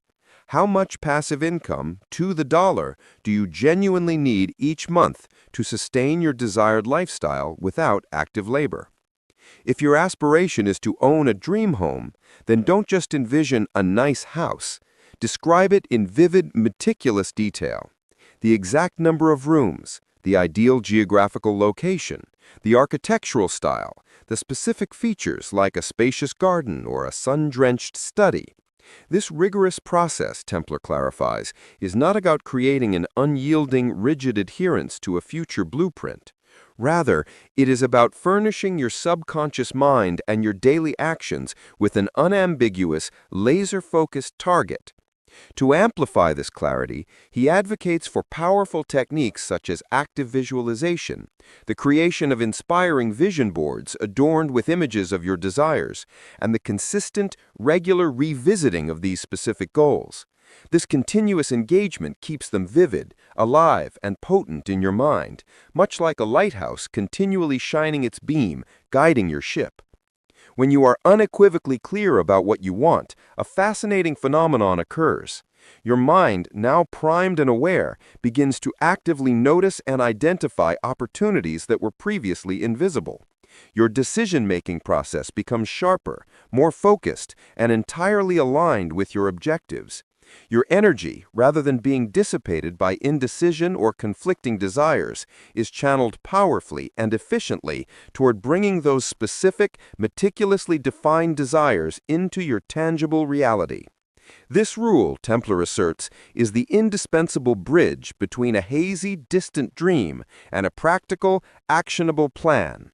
It is the alchemical step that transforms the elusive someday into the empowering now, creating a roadmap that guides your every step toward your desired destination. Chapter 3. The third rule of wealth. Take responsibility for your wealth or lack of it. This chapter is where Richard Templar delivers a profound, albeit potentially uncomfortable truth that serves as a cornerstone for all genuine wealth creation. You and only you are ultimately responsible for your current financial situation, whether it be one of abundant prosperity or persistent struggle. Templar, with the conviction of someone who understands the stakes, doesn't mince words. He demands that we meticulously strip away the layers of excuses, the convenient blame, and all the external factors we so often point to: the state of the economy, the perceived unfairness of our boss, the limitations of our upbringing, or the capriciousness of bad luck. While it is undeniably true that these external elements can and do exert influence over our lives, Templar unequivocally states that our ultimate response, our inherent power of agency, and our capacity to choose our path lie entirely within our own hands. Consider for a moment two distinct individuals who both experience the same sudden, devastating job loss. One might immediately plunge into despair, blaming the company, the entire industry, or an unfeeling twist of fate. This individual might become paralyzed by victimhood, waiting for an external savior or a miraculous change in circumstances. The other person, after an initial and understandable period of shock and grief, might swiftly pivot. They might immediately begin networking aggressively, investing in new skills to make themselves more marketable, or even boldly launching their own entrepreneurial venture, transforming adversity into opportunity. The external event, the job loss, is identical for both, but Templar's powerful insight is that the internal response, the choice of action or inaction, is the decisive factor that dictates their subsequent outcomes.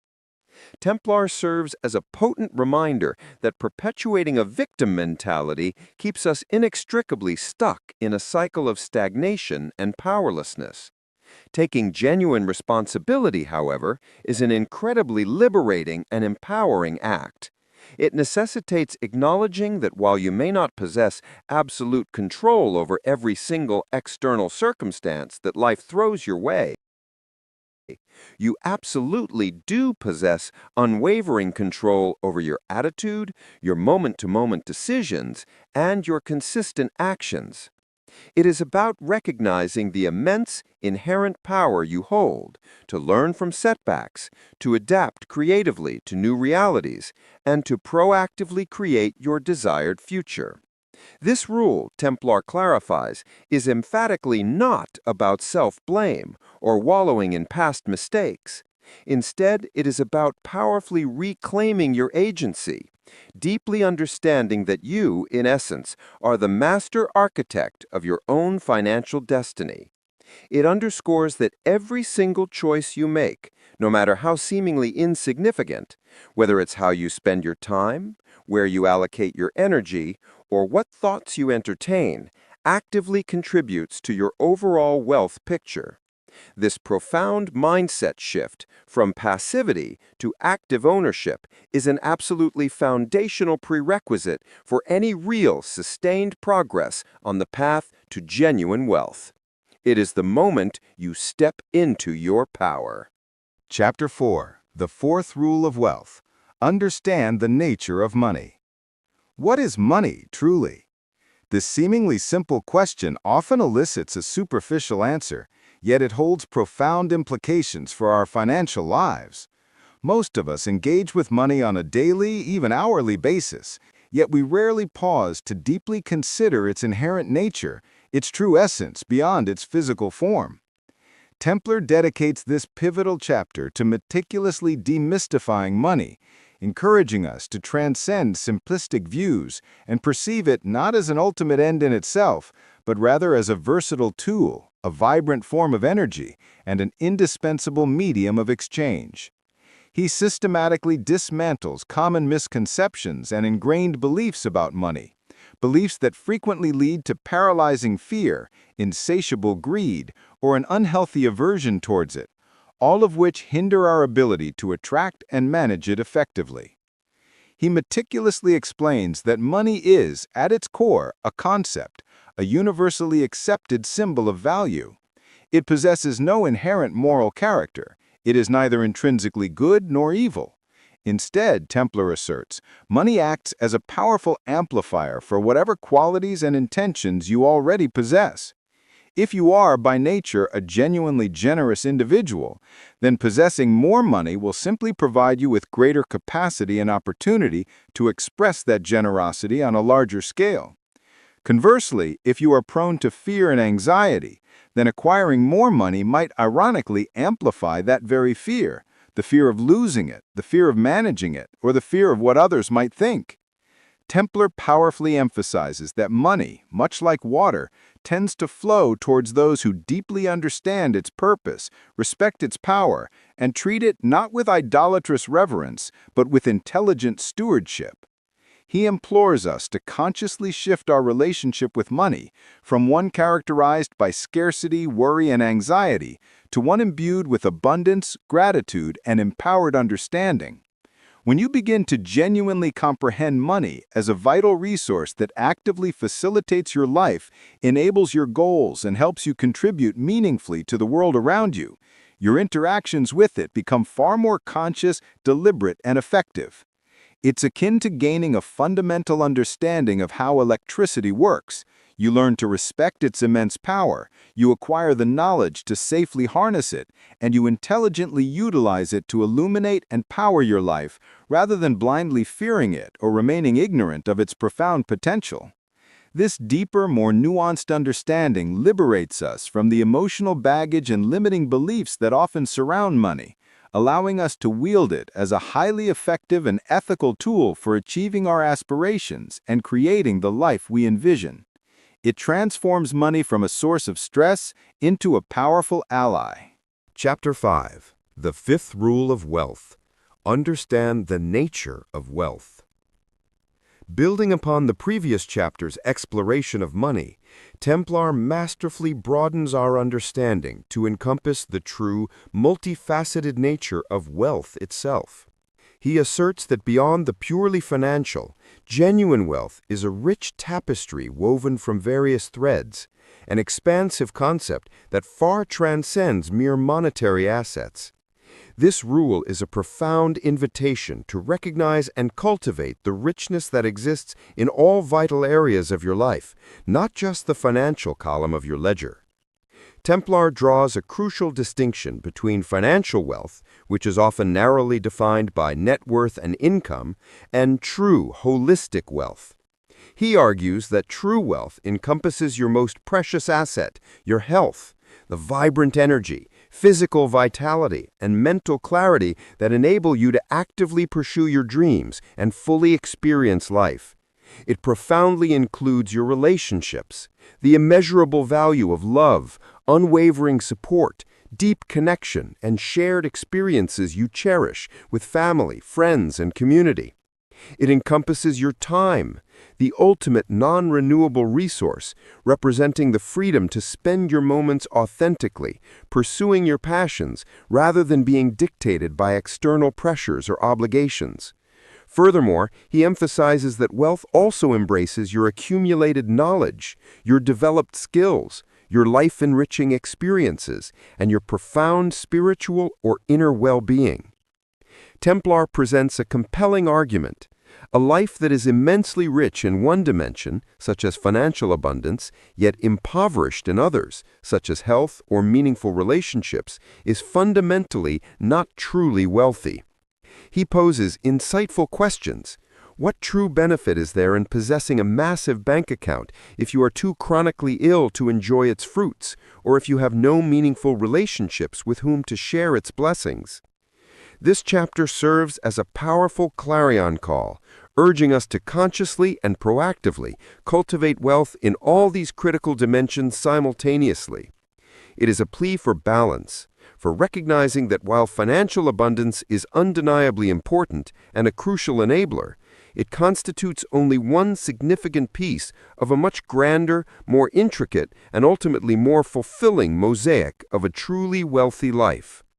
This holistic perspective is vital because it prevents us from falling into the common trap of narrowly chasing a singular, often isolated definition of wealth.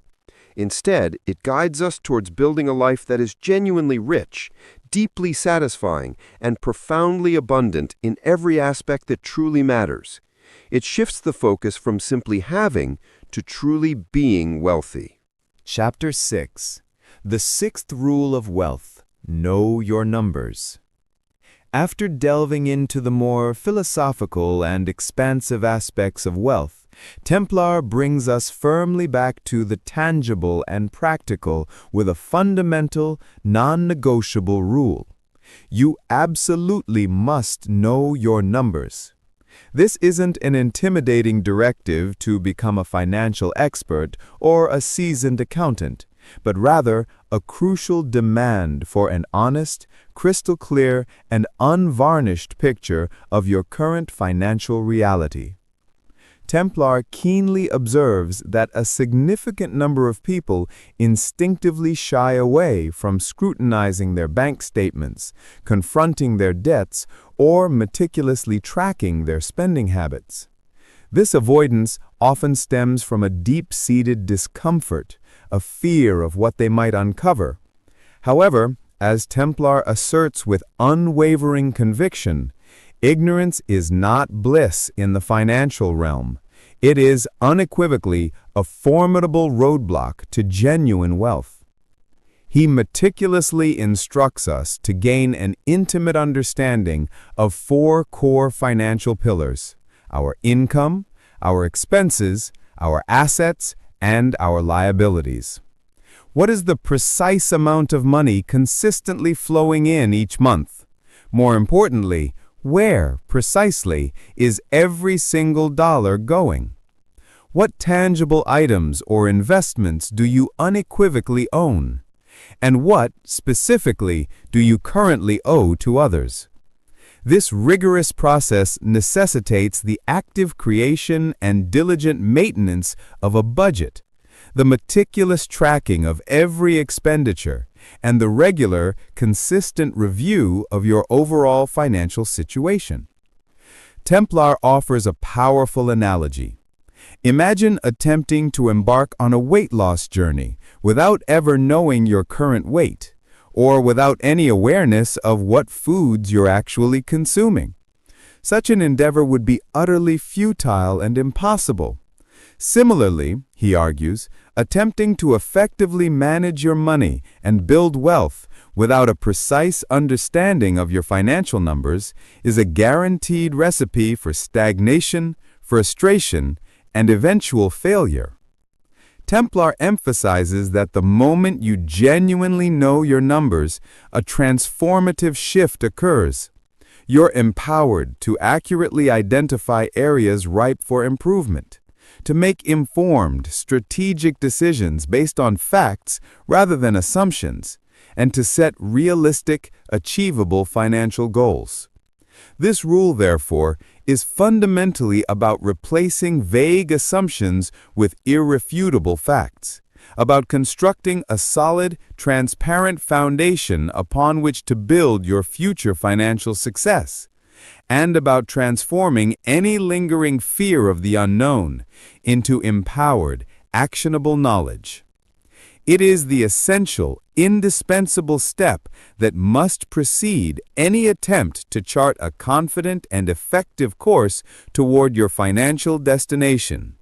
Without this clarity, you are simply navigating in the dark. Chapter 7. The Seventh Rule of Wealth. Pay yourself first. This rule stands as an undeniable cornerstone of personal finance, a principle frequently echoed by financial gurus, yet one that a surprising number of people consistently struggle to implement effectively: the imperative to pay yourself first. Templar astutely highlights our common, often unconscious inclination. We tend to prioritize paying all our bills, meticulously covering every expense, and then, only then, saving whatever minuscule amount might be left over. The fundamental flaw in this pervasive approach, Templar incisively points out, is that, all too often, there is tragically nothing left over. This reactive, rather than proactive method ensures that you are perpetually playing catch-up, forever trapped in a cycle of living paycheck to paycheck, never truly advancing. The pay-yourself-first principle, as articulated by Templar, fundamentally flips this ingrained habit on its head. It dictates that the very moment you receive your income, whether it's your salary, a freelance payment, or any other earnings, a predetermined, non-negotiable portion of it must immediately go directly into your dedicated savings or investment accounts. This action must occur before you allocate funds to anything else, before rent, before groceries, before entertainment. It is to be treated with the same solemnity and priority as any essential bill. Indeed, it is the most crucial bill of all, a payment you owe to your future, more prosperous self. Templar strongly advocates for automating this critical process. He advises setting up direct transfers from your checking account to your savings or investment accounts immediately upon receiving your pay.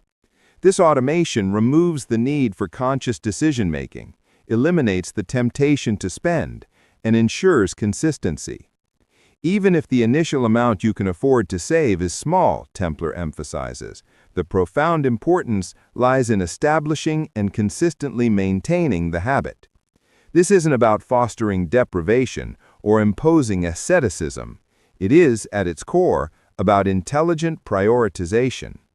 It's about diligently building your financial foundation, brick by resilient brick, ensuring that your wealth compounds and grows steadily, almost invisibly, in the background of your life. He draws an apt parallel. Think of it as planting a precious seed. You nurture and prioritize its growth first, ensuring its strong development before you attend to the surrounding garden. This rule cultivates an invaluable financial discipline, builds unstoppable momentum, and fundamentally ensures that your financial future is not left to the whims of chance or leftover scraps, but is actively, consistently, and purposefully constructed. It is the bedrock of accumulating capital and truly breaking free from the paycheck-to-paycheck cycle. Chapter 8. The Eighth Rule of Wealth. Don't get into debt unnecessarily. Debt, in the nuanced landscape of personal finance, is undeniably a potent double-edged sword. While certain forms of debt, such as a strategically leveraged mortgage for a primary residence that appreciates in value, or a student loan for a high-value degree that significantly enhances your earning potential, can indeed serve as powerful tools for wealth creation, Templar dedicates this crucial rule to meticulously dissecting the profound dangers of unnecessary debt, particularly the insidious grip of consumer debt. He delivers a stark, unambiguous reminder that debt, at its core, is essentially the act of borrowing from your future self, often at an exorbitant cost, and can very swiftly transform into a relentless, suffocating burden that systematically chokes off any genuine financial progress. Templar meticulously distinguishes between what he terms good debt and bad debt. Good debt is characterized by its potential to help you acquire an appreciating asset, one that grows in value over time, like real estate, or debt that actively increases your earning capacity, like an investment in education that leads to a higher-paying career. Conversely, bad debt is incurred for rapidly depreciating assets, like a new car that loses value the moment it's driven off the lot, or most perniciously, for consumption. A prime example being high-interest credit card debt, accumulated for impulse purchases or lifestyle expenses that offer no long-term return. He paints a vivid and cautionary picture of how the relentless accumulation of interest payments can ensnare individuals in a devastating cycle of servitude, diverting precious funds that could have been strategically directed toward saving, investing, and true wealth building. Templar advises extreme caution and disciplined restraint when it comes to credit cards, unequivocally encouraging their use only if you possess the unwavering discipline and financial capacity to pay off the full outstanding balance every single month, thereby avoiding any interest charges. He ardently advocates for the time-honored wisdom of living well within your means, practicing judicious delayed gratification, and prioritizing your fundamental needs over fleeting wants. Furthermore, if you find yourself already entangled in the clutches of bad debt, Templar doesn't leave you stranded. He provides practical, actionable strategies for systematically tackling and eliminating it, citing popular and effective methods such as the debt snowball method, paying off the smallest debts first for psychological momentum, or the debt avalanche method, prioritizing debts with the highest interest rates to save money. This rule is therefore about proactively protecting your future self, deeply understanding the true, often hidden cost of instant gratification, and diligently building a robust financial fortress that is resistant to the corrosive and eroding power of unnecessary interest payments. Ultimately, it is about consciously freeing yourself from financial shackles, allowing your resources to work for you rather than against you. Chapter 9. The ninth rule of wealth. Make your money work for you.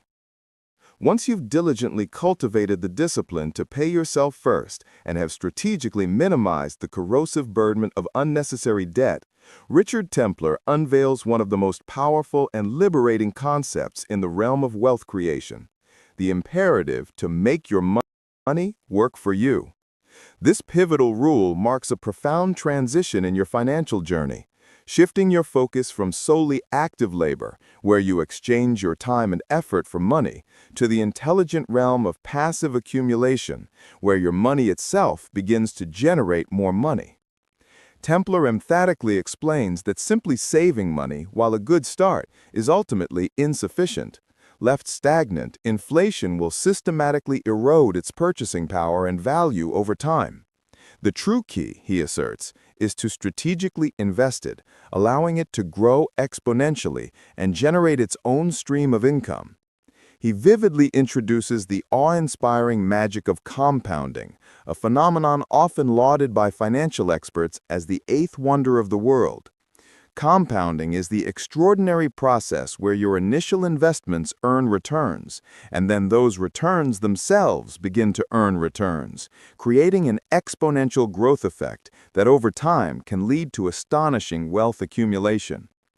Templer uses a simple yet powerful analogy. Imagine a small snowball delicately perched at the top of a long snow-covered hill. As it begins its descent, it starts small, but with each revolution, it gathers more snow, gaining both size and momentum, eventually becoming a massive, unstoppable force. Your investments through compounding behave in precisely the same way. Templer passionately encourages even individuals with modest means to begin making small, consistent investments. He suggests exploring various investment vehicles, such as diversified index funds, which offer broad market exposure and lower risk, carefully selected stocks, strategic real estate ventures, or even investing in growing your own business. He emphasizes that the act of investing doesn't necessitate vast sums of capital or a specialized in-depth knowledge to commence.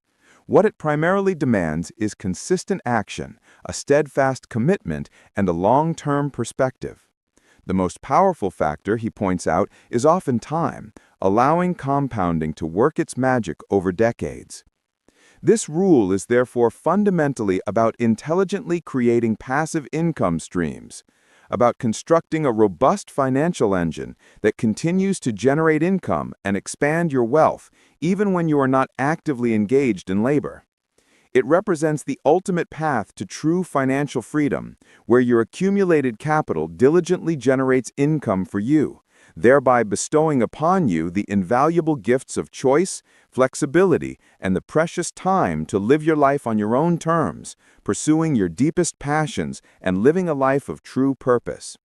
It is the moment your money graduates from being a mere tool to becoming a diligent, tireless employee working tirelessly for your financial prosperity. Chapter 10. The 10th Rule of Wealth. Know where your money is going. While the 6th rule, know your numbers, provides a crucial macroscopic snapshot of your overall financial health, your income, expenses, assets, and liabilities, Richard Templer's 10th rule, know where your money is going, demands a far more granular, microscopic level of financial awareness. He argues with compelling conviction that unconscious spending is a silent yet exceptionally potent killer of wealth. A surprisingly large number of people are genuinely taken aback, often bordering on disbelief, when they undertake the rigorous exercise of meticulously tracking their daily expenditures.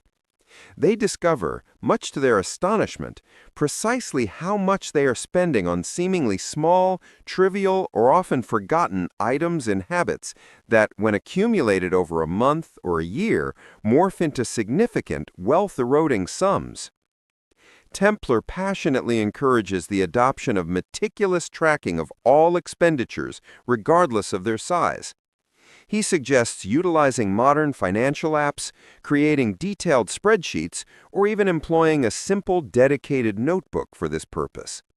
He swiftly clarifies that this exercise is emphatically not about fostering deprivation, guilt, or shame regarding past spending choices. Instead, its primary objective is to cultivate heightened awareness, instill greater control, and empower informed decision-making. When you gain absolute clarity on exactly where every single penny of your hard-earned money is truly going, you become adept at identifying money leaks, those insidious, often unnoticed drains on your finances. These might manifest as forgotten subscription services you barely use, impulsive purchases made without forethought, or ingrained daily habits that steadily deplete your funds without providing commensurate value or satisfaction. For instance, you might discover an astonishing amount spent on daily lattes, or a weekly takeout habit that adds up to thousands over a year. Knowing where your money is going empowers you to make conscious, deliberate, and strategic choices. Perhaps you identify that a disproportionate amount of your income is being spent on dining out, prompting a conscious decision to cook more meals at home. Or you might realize you are paying for multiple streaming services that rarely capture your attention, leading to a smart decision to cancel some. This rule, therefore, bestows upon you the invaluable power to intelligently reallocate funds from unconscious, often wasteful spending towards purposeful saving, strategic investing, and ultimately accelerating your journey towards your most cherished financial goals. It is akin to possessing a highly detailed, real-time map of your spending habits, allowing you to navigate your financial landscape with unparalleled efficiency, precision, and intentionality towards your ultimate wealth destination. It turns passive spending into active financial management. Chapter 11. The 11th Rule of Wealth. Spend less than you earn. This rule, spend less than you earn, might at first glance appear so blindingly obvious as to be simplistic. Yet Richard Templer masterfully elevates it to the status of a fundamental, non-negotiable pillar of wealth building. A principle that, despite its apparent simplicity, is alarmingly often overlooked, misunderstood, or even intentionally ignored by countless individuals. The unvarnished truth, Templer asserts, is unequivocally clear. If you consistently and habitually spend more money than you earn, you will, without exception, never be able to build sustainable wealth. You will only accumulate escalating debt and perpetuate chronic financial stress. This rule, therefore, stands as the absolute bedrock of not just financial solvency, but also the foundation for all future prosperity. Templer emphatically clarifies that adhering to this rule is decidedly not about embracing miserliness, living a life of scarcity, or denying yourself all pleasures. Instead, it is profoundly about cultivating the crucial discipline of living conscientiously within your means and making deliberate, intentional choices about your expenditures. He astutely points out that modern society often subtly, and sometimes overtly, encourages us to constantly engage in a futile game of keeping up with the Joneses, to perpetually upgrade our lifestyle in direct proportion to any increases in our income. This pervasive phenomenon, widely known as lifestyle creep, can become an insidious trap.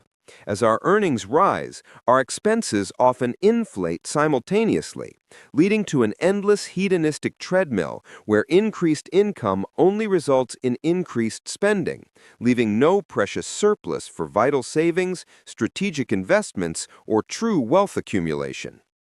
This rule, Templar emphasizes, champions the virtues of discipline, the power of delayed gratification, and the indispensable practice of intentional budgeting. Its core objective is to consciously create a significant gap, a deliberate surplus between your income and your total expenses. This surplus, once consistently generated, can then be strategically directed toward fulfilling your long-term financial goals. Whether your current income is modest or substantial, the consistent practice of spending less than you earn is the non-negotiable prerequisite for constructing any form of lasting wealth. It is the elegantly simple, yet profoundly powerful equation that, when diligently followed, guarantees consistent financial progress, transforms your potential into tangible reality, and lays the groundwork for a secure and prosperous future. It's the ultimate act of financial self-mastery. Chapter 12. The 12th Rule of Wealth. Diversify your income. In today's rapidly evolving and often unpredictable economic landscape, relying solely on a single source of income can be a remarkably precarious position. Richard Templar dedicates this crucial rule to meticulously explaining the paramount importance of diversifying your income streams, a strategic imperative for building robust financial resilience and significantly accelerating your overall wealth-building journey. He employs a classic yet exceptionally apt analogy, likening it to the wisdom of not putting all your eggs in one basket. If that solitary basket were to unfortunately fall, everything would be irrevocably lost. Templar passionately encourages us to transcend the limitations of the traditional single-job model and proactively explore innovative ways to generate income from multiple distinct sources. This strategic approach can manifest in a myriad of ways.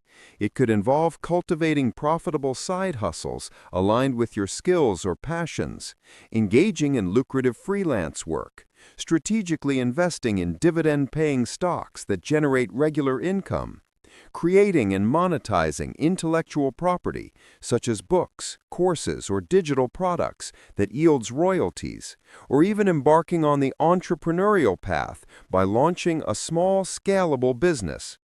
The overarching goal, he clarifies, isn't necessarily to completely replace your primary income, though for some it might eventually lead to that.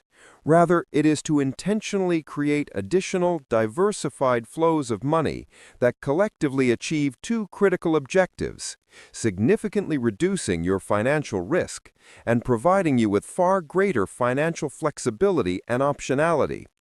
Imagine for a moment a scenario where your main job experienced an unforeseen downturn, perhaps due to economic shifts, industry disruption, or company restructuring.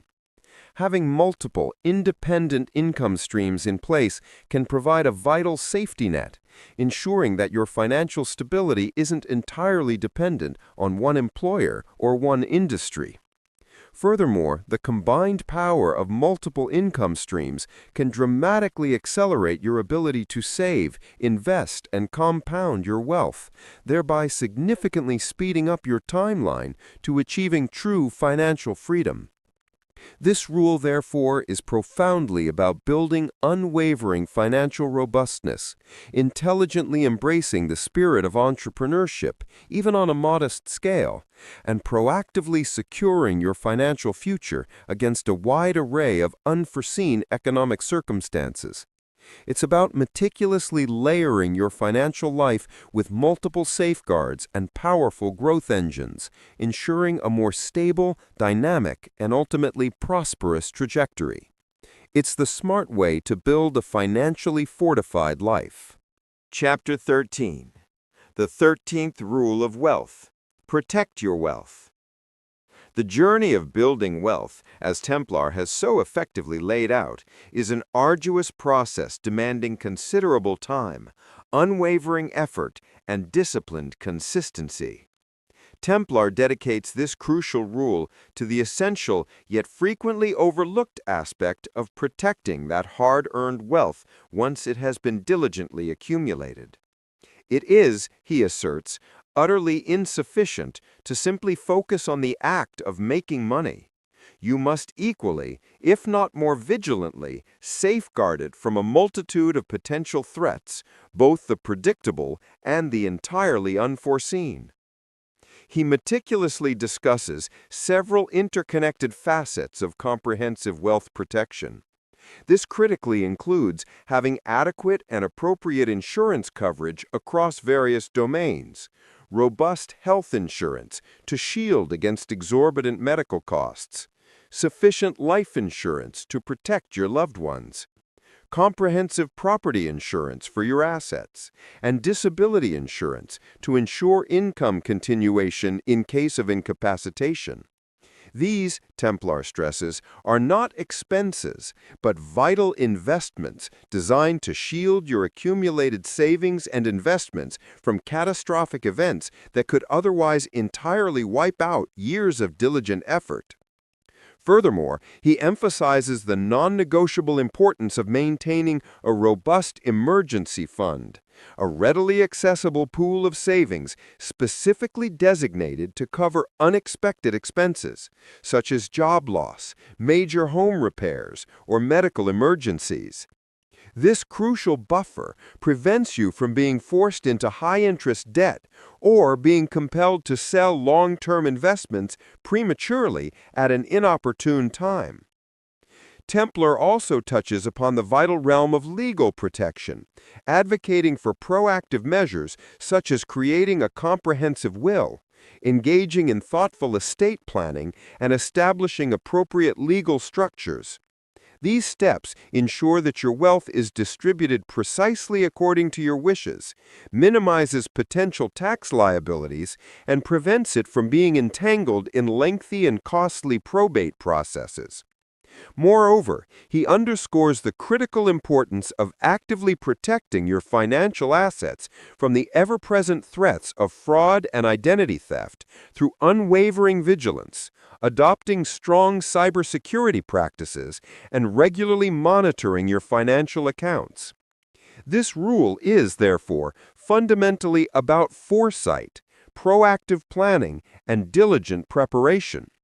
It's about meticulously constructing a formidable wall around your financial fortress, anticipating potential dangers that could erode your wealth, and diligently implementing robust measures to mitigate those risks. Just as a diligent gardener meticulously protects their precious crops from pests, harsh weather, and disease, a wise wealth builder must actively and intelligently protect their financial harvest, ensuring its longevity and continued growth. It's the ultimate defense strategy for your financial future. Chapter 14. The 14th Rule of Wealth. Give something back. This rule, give something back, might at first glance appear counterintuitive to the conventional pursuit of wealth, which often focuses on accumulation. However, Richard Templar masterfully presents it as not merely an ethical imperative, but a profoundly powerful and transformative rule for cultivating true, abundant, and deeply fulfilling wealth. He argues with unwavering conviction that generosity, contribution, and altruism are absolutely integral components of a genuinely rich life, creating a virtuous and positive feedback loop that, perhaps surprisingly, often leads to even greater prosperity and well-being for the giver. Templar eloquently suggests that the act of giving, whether it be through the dedication of your precious time, the sharing of your unique talents, or the distribution of your financial treasures, fundamentally shifts your inner mindset from one of scarcity and lack to one of profound abundance and gratitude. When you consciously choose to give, you internally reinforce the powerful belief that you already possess enough, and indeed more than enough to spare.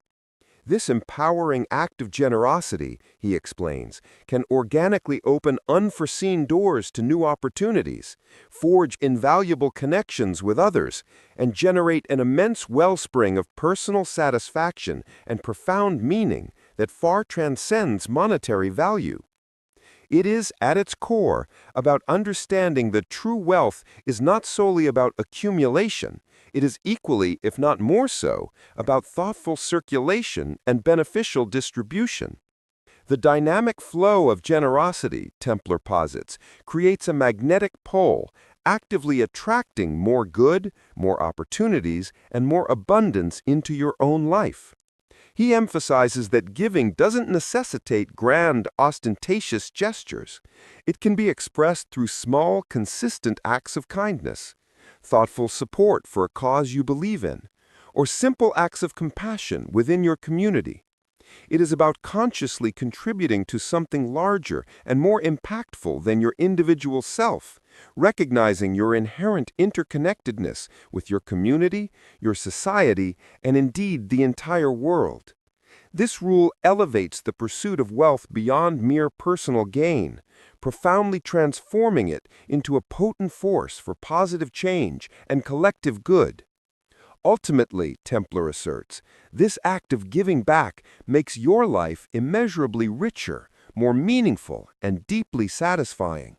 It is the ultimate expression and demonstration of true plenty, signifying that you have not just accumulated, but are also able to contribute, thereby fulfilling a higher purpose of wealth.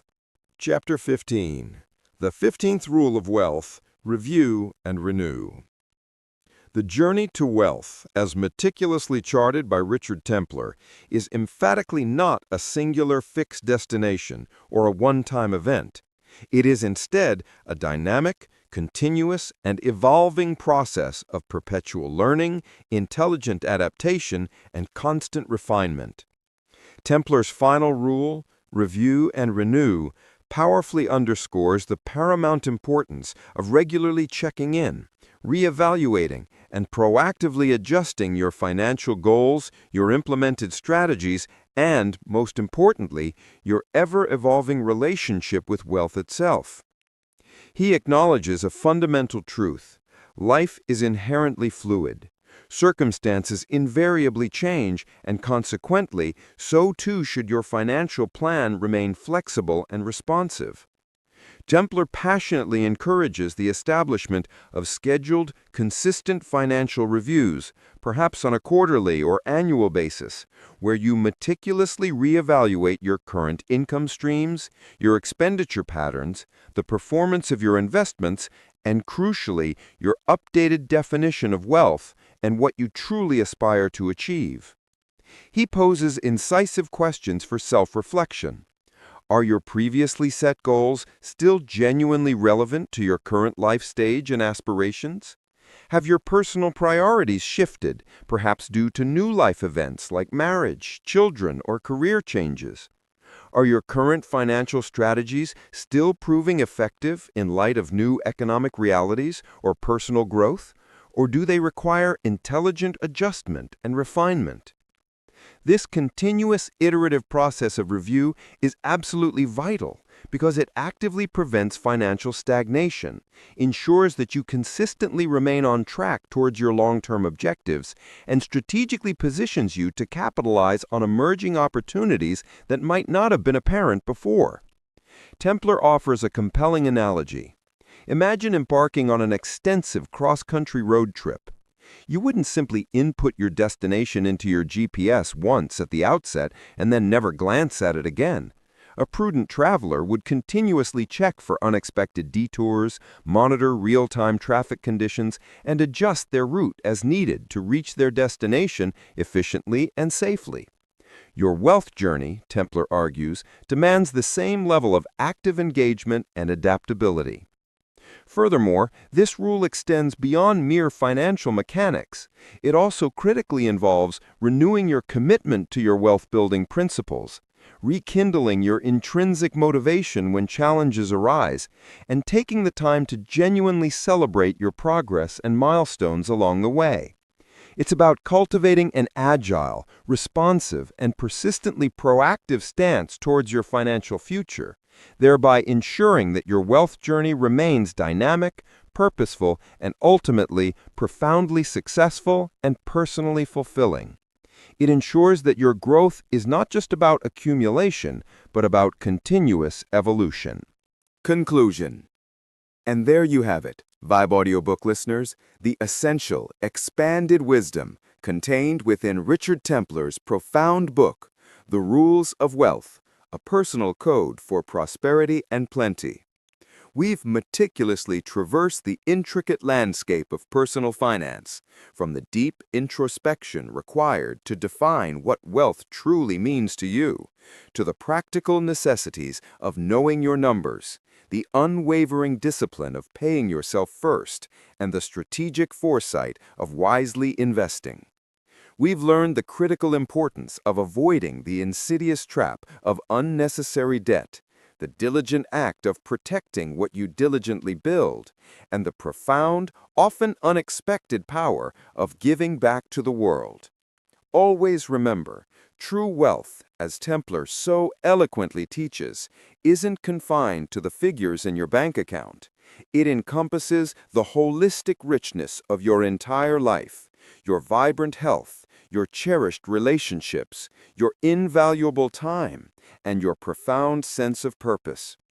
Templer's rules are not rigid, unyielding laws, but rather flexible yet powerful guiding principles specifically designed to empower you to take absolute control of your financial destiny and consciously create a life of true abundance in every sense of the word.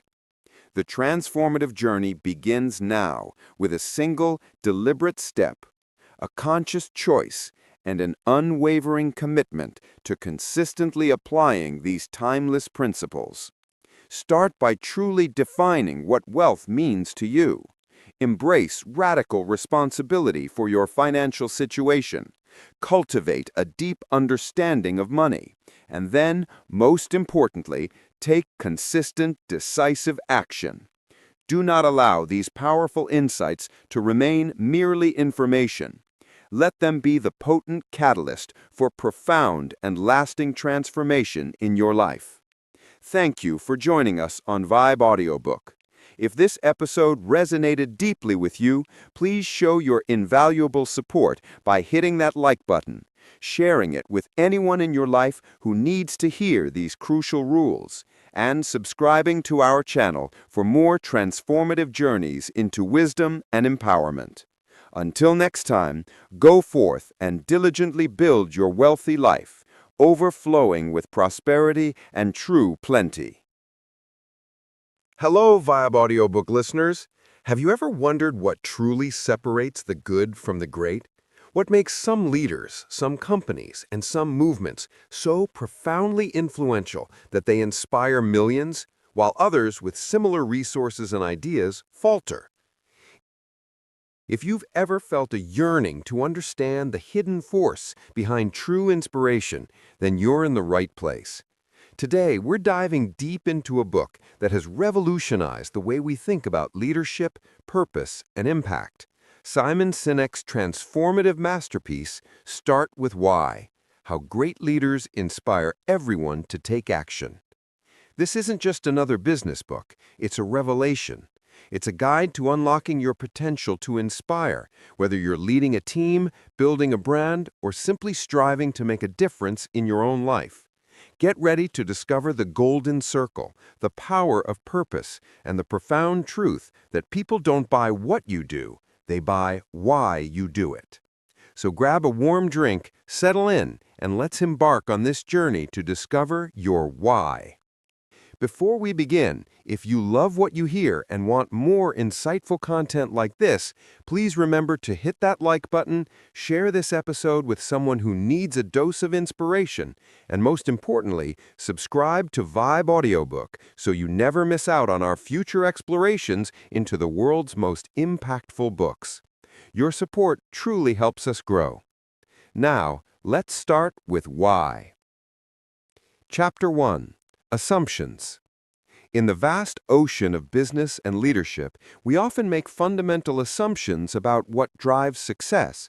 We assume that competition is the primary motivator, that fear of failure pushes us forward, or that simply having the best product or service is enough to win. But Simon Sinek challenges these very assumptions from the outset. He points out that while many companies and individuals know what they do, their products or services, and how they do it, their unique selling propositions, very few truly understand why they do what they do. Imagine a company that meticulously designs a new smartphone. They focus on sleek aesthetics, powerful processors, and innovative features. They launch it with a massive marketing campaign, highlighting all the incredible whats and hows. Yet another company, perhaps Apple, launches a similar product and creates a global phenomenon, inspiring fervent loyalty and unprecedented sales. What's the difference? It's not just about the product itself. It's about something far deeper, something that resonates on an emotional, almost primal level. Sinek argues that our traditional approaches to business, manipulating people through price drops, promotions, fear, or aspirations, might yield short-term gains, but they don't foster loyalty or true inspiration.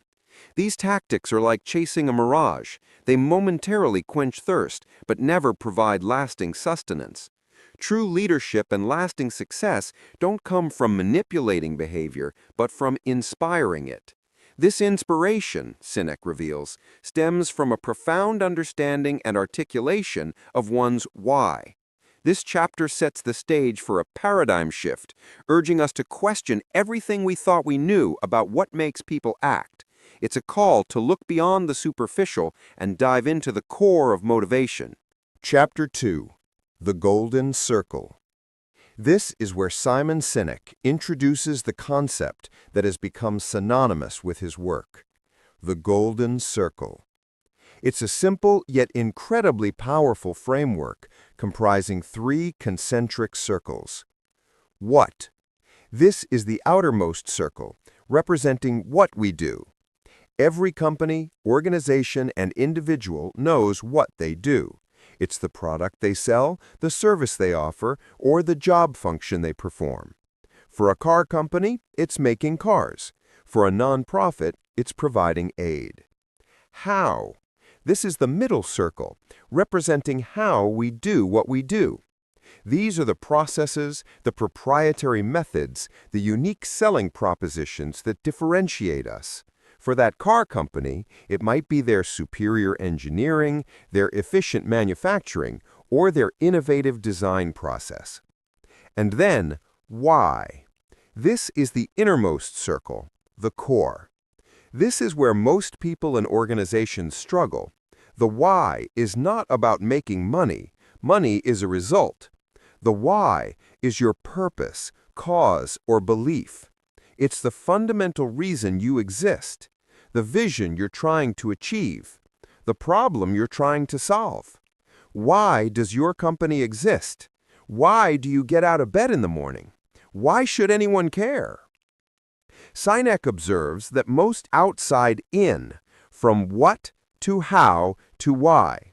They start by telling us what they do, then perhaps how they're different, and rarely, if ever, articulate their fundamental purpose. But inspirational leaders and organizations operate from the inside out, from why to how to what. They start with their purpose, their belief, and only then explain how they manifest that belief and what products or services result. Think of Apple again. They don't start by saying, "We make great computers. They're beautifully designed, simple to use, and user-friendly. Want to buy one?" Instead, their communication starts with, "Everything we do, we believe in challenging the status quo. We believe in thinking differently. The way we challenge the status quo is by making our products beautifully designed, simple to use, and user-friendly. And we happen to make great computers. Want to buy one?" The difference is subtle but profound. One sells a product. The other sells a belief. People don't buy what Apple does. They buy what Apple believes. The golden circle is not just a marketing tool, it's a biological imperative. Our limbic brain, which controls feelings, trust, and loyalty, has no capacity for language. It responds to feelings. The why speaks directly to this part of the brain, bypassing the rational, language-based neocortex. When we start with why, we tap into people's emotions, their deepest values, and create a sense of belonging and trust. This chapter fundamentally alters our understanding of communication and influence, providing a clear roadmap for truly inspiring action. Chapter 3. Leaders need a following. A leader without followers is just a person taking a walk. This chapter delves into the crucial relationship between a leader's why and their ability to attract and retain a loyal following. Sinek emphasizes that true leadership isn't about having authority or being in charge. It's about having people who willingly choose to follow you, not because they have to, but because they want to.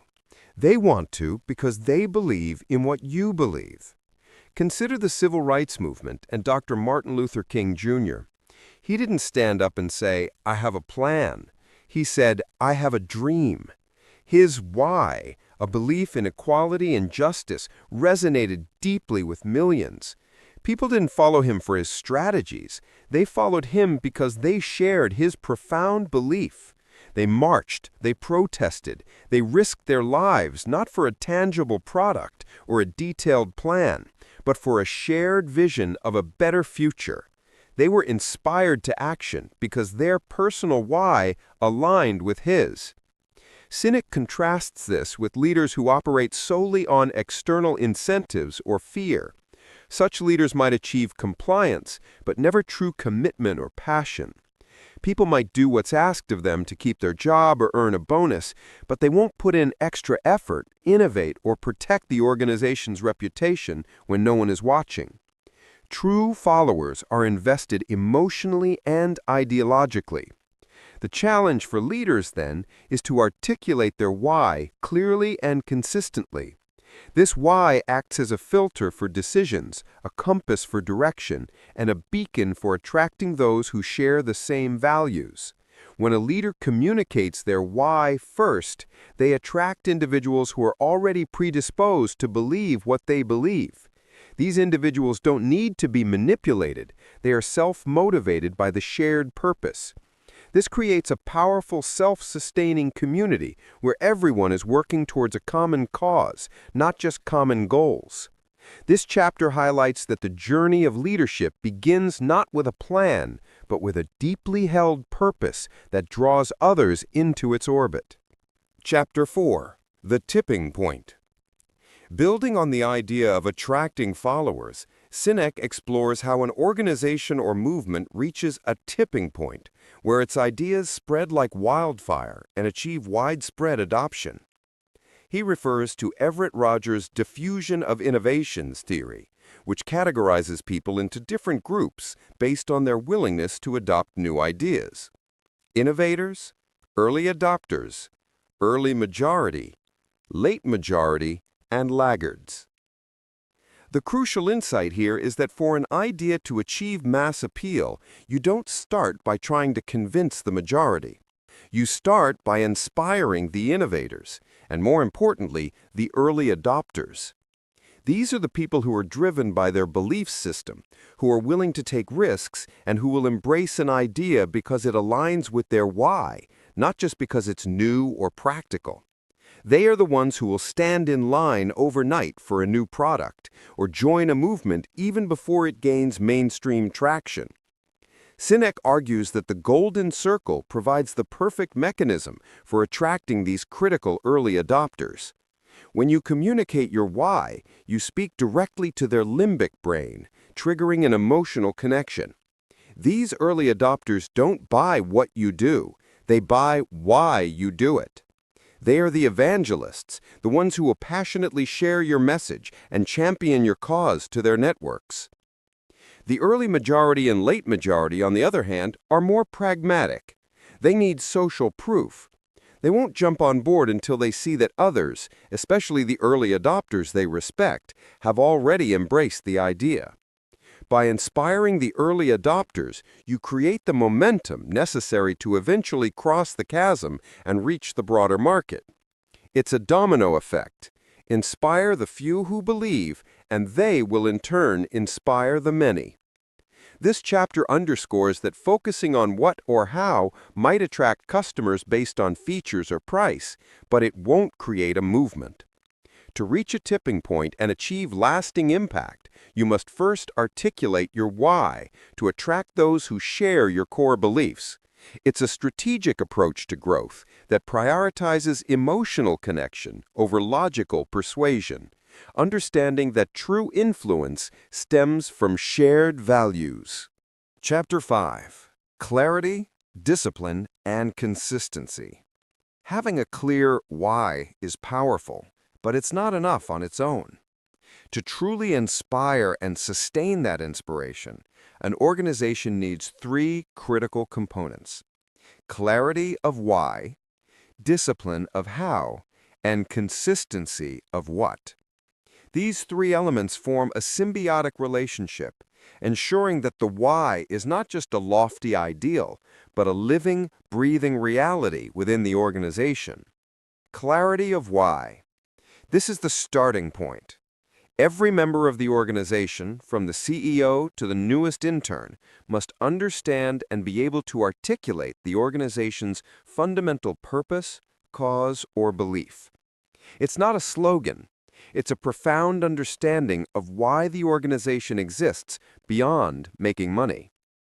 When the why is clear, it serves as the ultimate filter for every decision, every strategy, and every hiring choice. It provides direction and meaning, allowing individuals to connect their daily tasks to a larger purpose. Without a clear why, decisions become arbitrary, and efforts can become fragmented. Discipline of how. The how represents the values and principles that guide the actions taken to bring the why to life.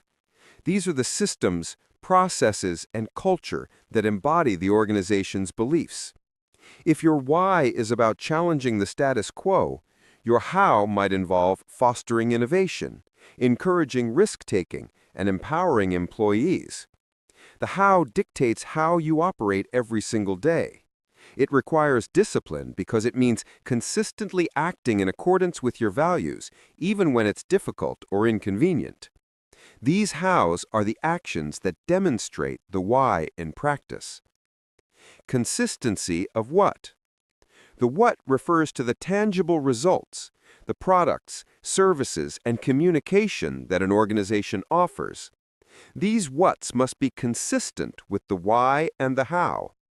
If your why is about sustainability and your how involves ethical sourcing, then your what, your products, must clearly reflect these values. Inconsistency between what you say you believe, why, and what you actually do, how and what, leads to confusion, mistrust, and ultimately a loss of inspiration. People need to see and feel that your actions align with your stated purpose. Sinek uses the analogy of a megaphone. The what is what people hear. The how is how it's amplified, and the why is the voice itself. If the voice or why is unclear, no amount of amplification, how, or clever messaging, what, will make a lasting impact. When all 3 are aligned, they create authenticity and build unwavering trust. This chapter serves as a practical guide for operationalizing the Golden Circle, turning abstract purpose into concrete, inspiring action. Chapter 6. The Biology of the Golden Circle. This chapter takes the Golden Circle from a conceptual framework to a biological imperative, grounding it in neuroscience. Sinek explains that our brains are structured in a way that perfectly aligns with the Golden Circle.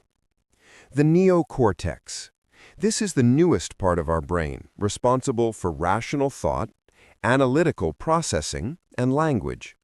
It's where we process facts, figures, and features, the what and how. When companies communicate from the outside in, focusing on what they do and how they do it, they are primarily engaging the neocortex. While the neocortex can understand vast amounts of complex information, it doesn't drive behavior directly. It allows us to rationalize decisions, but it doesn't create them. The limbic brain. This is the older, inner part of our brain, responsible for all our feelings, such as trust and loyalty, and for all human behavior and decision-making. However, the limbic brain has no capacity for language. This is why, Sinek explains, when someone makes a decision from the gut, or it just felt right, they often struggle to articulate why they made that choice. The decision was made in the limbic brain, which controls feelings but not language. This part of the brain is activated by the why. When leaders communicate from the inside out, starting with why, they speak directly to the limbic brain. This creates an emotional connection, a sense of trust and belonging, before the rational brain, neocortex, even processes the what and how. This is why people don't just buy Apple products, they feel loyal to Apple. This loyalty isn't rational, it's emotional. They feel that Apple understands them, that they are part of something bigger than just a product. Sinek illustrates this with simple examples. If you list all the features of a car, your audience might rationally conclude it's a good car. But if you start by saying, "We believe in the freedom of the open road, in the joy of discovery, and in building vehicles that empower you to explore without limits," you've tapped into something deeper. People will then be predisposed to trust your cars, to feel a connection, and to rationalize their purchase based on those feelings. This biological explanation provides a powerful scientific basis for why the start with why approach is so effective. It's not just a clever marketing tactic, it's tapping into the fundamental neurological pathways that govern human behavior and decision-making. Understanding this biological link empowers leaders to move beyond mere persuasion to genuine inspiration, fostering deep-seated loyalty and action. Chapter 7. Where do whys come from? If the why is so critical, how does one discover it? Sinek clarifies that a why is not something you invent, it's something you discover. It's not a marketing statement or a strategic objective. It's a reflection of your core purpose, your fundamental belief that has been present since the very beginning of your journey or your organization's inception. For an individual, discovering your why involves introspection. It means looking back at your life experiences, identifying recurring themes, moments of profound satisfaction, and times when you felt most alive and purposeful. It's about understanding the core contribution you want to make to the world, the impact you want to have, and the belief that fuels your actions. Your personal why remains constant throughout your life, even as your career path or interests may change. It's your underlying motivation, your reason for being. For an organization, the why typically originates with the founder or the founding team. It's their original vision, their driving passion, the problem they set out to solve, or the belief they wanted to propagate. The why of a company is not a consensus decision made in a boardroom. It's an articulation of its inherent reason for existence. This is why many successful companies often struggle as they grow and their original founders depart. The clarity of the why can get diluted, replaced by a focus on what and how, metrics, processes, profit. Sinek emphasizes that the why is rarely about the product or service itself. It's about the deeper contribution. For example, Southwest Airlines' why isn't just to fly planes. It's to democratize air travel, making it accessible and enjoyable for everyone. That why guides everything they do, from their no-frills approach to their fun, friendly customer service. The process of discovering your why is often challenging because it requires vulnerability and deep self-reflection. It requires peeling back layers of assumptions, habits, and external pressures to reveal the authentic core. But once articulated, the why becomes a powerful compass, guiding decisions, attracting like-minded individuals, and providing a source of unwavering inspiration. It's a journey of self-discovery, leading to profound clarity and purpose. Chapter 8. The Why in Action. This chapter provides tangible examples of organizations that exemplify the Start with Why principle, demonstrating how a clear why translates into real-world success, innovation, and enduring loyalty. Sinek showcases a diverse range of companies and leaders, illustrating that the golden circle is universally applicable. He often revisits the example of Apple. Their why, challenging the status quo and thinking differently, permeates every aspect of their business. It's evident in their product design, their marketing campaigns, their retail store experience, and even their hiring practices. People don't just buy an iPhone, they buy into the Apple philosophy, becoming part of a community that values creativity and innovation. This unwavering commitment to their why has allowed them to consistently disrupt industries and maintain a cult-like following. Another compelling example is Southwest Airlines. Their why is to give everyone the freedom to fly, to democratize air travel. This isn't about cheap tickets. It's about providing accessible and enjoyable experiences. Their how involves creating a fun, friendly, and efficient environment. Their what is low-cost air travel. Every decision, from boarding procedures to employee engagement, is filtered through this why, resulting in a consistently positive customer experience and fierce employee loyalty. Their employees are often cited as their greatest asset, and this stems from a shared belief in the company's purpose. Sinek also touches upon Harley-Davidson. Their why isn't just about selling motorcycles. It's about providing a sense of freedom, adventure, and belonging to a community. Their bikes are symbols of this larger purpose. Owners often tattoo the logo on their bodies, not just because they like the product, but because they identify with the why that the brand embodies. It's a powerful illustration of how a why can transcend mere functionality and tap into deep human desires. These examples highlight that organizations with a clear why don't just compete on price or features, they compete on belief. They attract customers and employees who resonate with their purpose, leading to greater resilience, innovation, and long-term success. When the why is clear, the hows and whats naturally fall into place, creating an authentic and inspiring brand that stands the test of time. This chapter provides concrete evidence that starting with why is not just theory, but a proven path to extraordinary impact. Chapter 9. The Right People. One of the most profound impacts of starting with why is its ability to attract and retain the right people, those who genuinely fit and thrive within an organization. Sinek argues that while many companies hire for skills and experience, the what and how, truly successful organizations hire for shared belief, the why. When you hire based on why, you're not just looking for someone who can do the job, you're looking for someone who believes in the same purpose, cause, or vision as your organization. These individuals are more than just employees. They are advocates, passionate contributors, and intrinsically motivated team members. They don't just work for a paycheck. They work for a purpose. Think about it. Skills can be taught and experience can be gained, but a person's core belief system is much more deeply ingrained. If someone fundamentally believes in what your organization is trying to achieve, they will be more resilient, more innovative, and more committed, even when faced with challenges. They will go above and beyond because their work feels meaningful, not just transactional.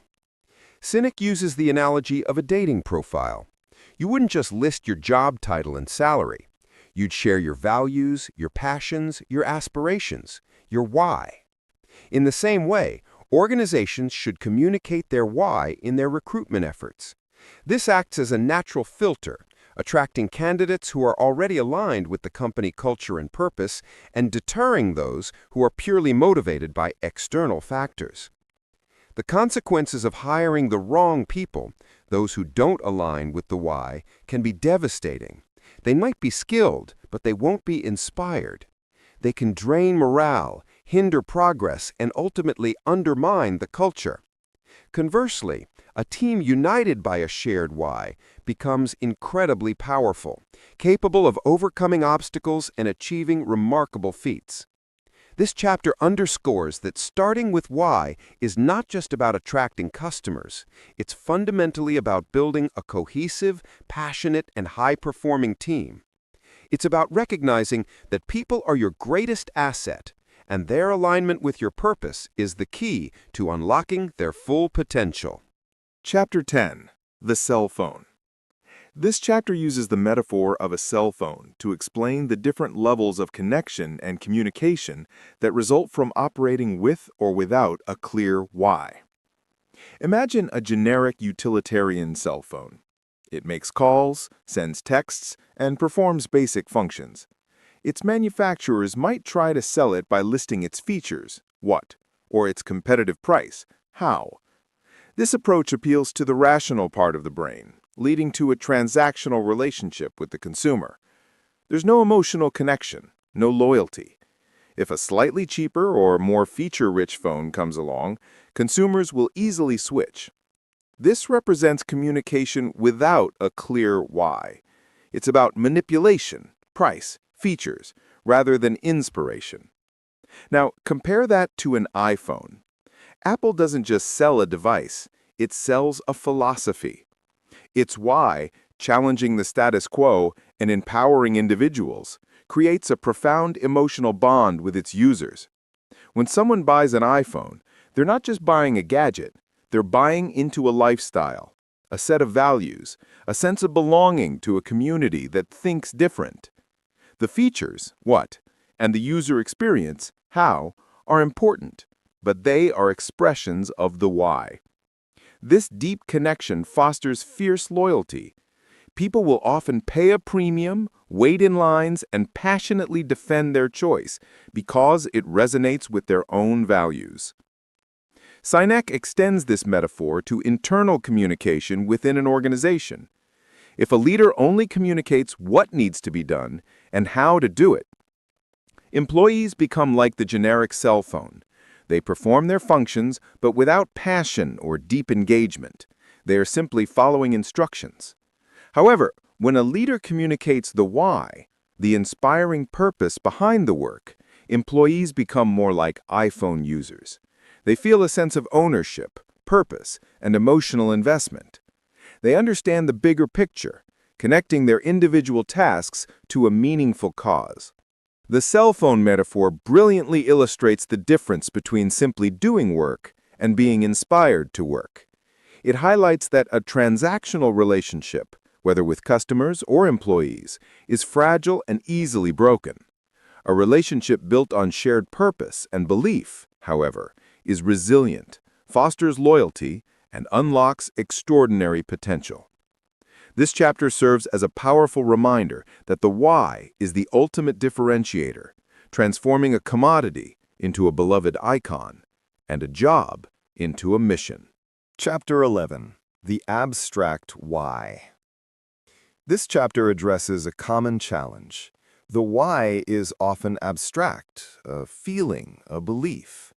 How do you make something so intangible, concrete, and actionable? Sinek explains that while the why itself is abstract, its power lies in its ability to inspire tangible actions, behaviors, and products, the hows and whats. The why provides the direction, a clear North Star. It's the conviction that guides all decisions. However, for that why to have an impact, it needs to be manifested through clear hows, the values, principles, and systems, and consistent whats, the products, services, and communications. Think of it like a journey. The why is your destination. The hows are your map and mode of transport, and the whats are the specific roads you take and sights you see along the way. Without a clear destination, all the maps and vehicles in the world won't get you anywhere meaningful. Sinek also discusses the split that often occurs in organizations. The why person, the visionary, the founder, the charismatic leader, and the how person, the pragmatist, the operator, the one who brings the vision to life. Steve Jobs was the why for Apple, while Tim Cook is arguably the master of the how. They are two halves of a whole, each essential for sustained success. The abstract nature of the why is precisely its strength. It allows for flexibility and innovation in its execution. The why never changes, but the hows and whats can and should evolve over time as circumstances change. For example, a company whose why is to empower individuals through technology might start by making personal computers. What? Then move to music players, smartphones, and wearable tech. The what's change, but the core why remains constant, providing a consistent sense of purpose. This chapter helps bridge the gap between inspiration and execution. It clarifies that while the why is deeply philosophical, its true power is unleashed when it is meticulously translated into concrete actions and tangible offerings. It's about ensuring that the abstract belief is consistently demonstrated through every facet of an organization's existence, making the intangible feel real and impactful. Chapter 12. The Origin of a Why. Reiterating and expanding on previous points, Sinek delves deeper into the profound truth that a why is not manufactured, it is discovered. It stems from a singular moment or a series of deeply impactful experiences that shape an individual's or an organization's foundational beliefs. For an individual, your why often crystallizes in your formative years, driven by specific experiences, challenges, or revelations that instilled a core purpose within you. It's an internal belief that feels immutable, a deep conviction that fuels your passion and drives your actions. Sinek often talks about a why statement not being a declaration of ambition, but a statement of contribution. It defines the impact you seek to make on others, a contribution that gives meaning to your own life. For organizations, the why is typically born out of the original founder's vision and passion. It's the specific problem they wanted to solve, the particular belief they wanted to champion, or the unique impact they aimed to create.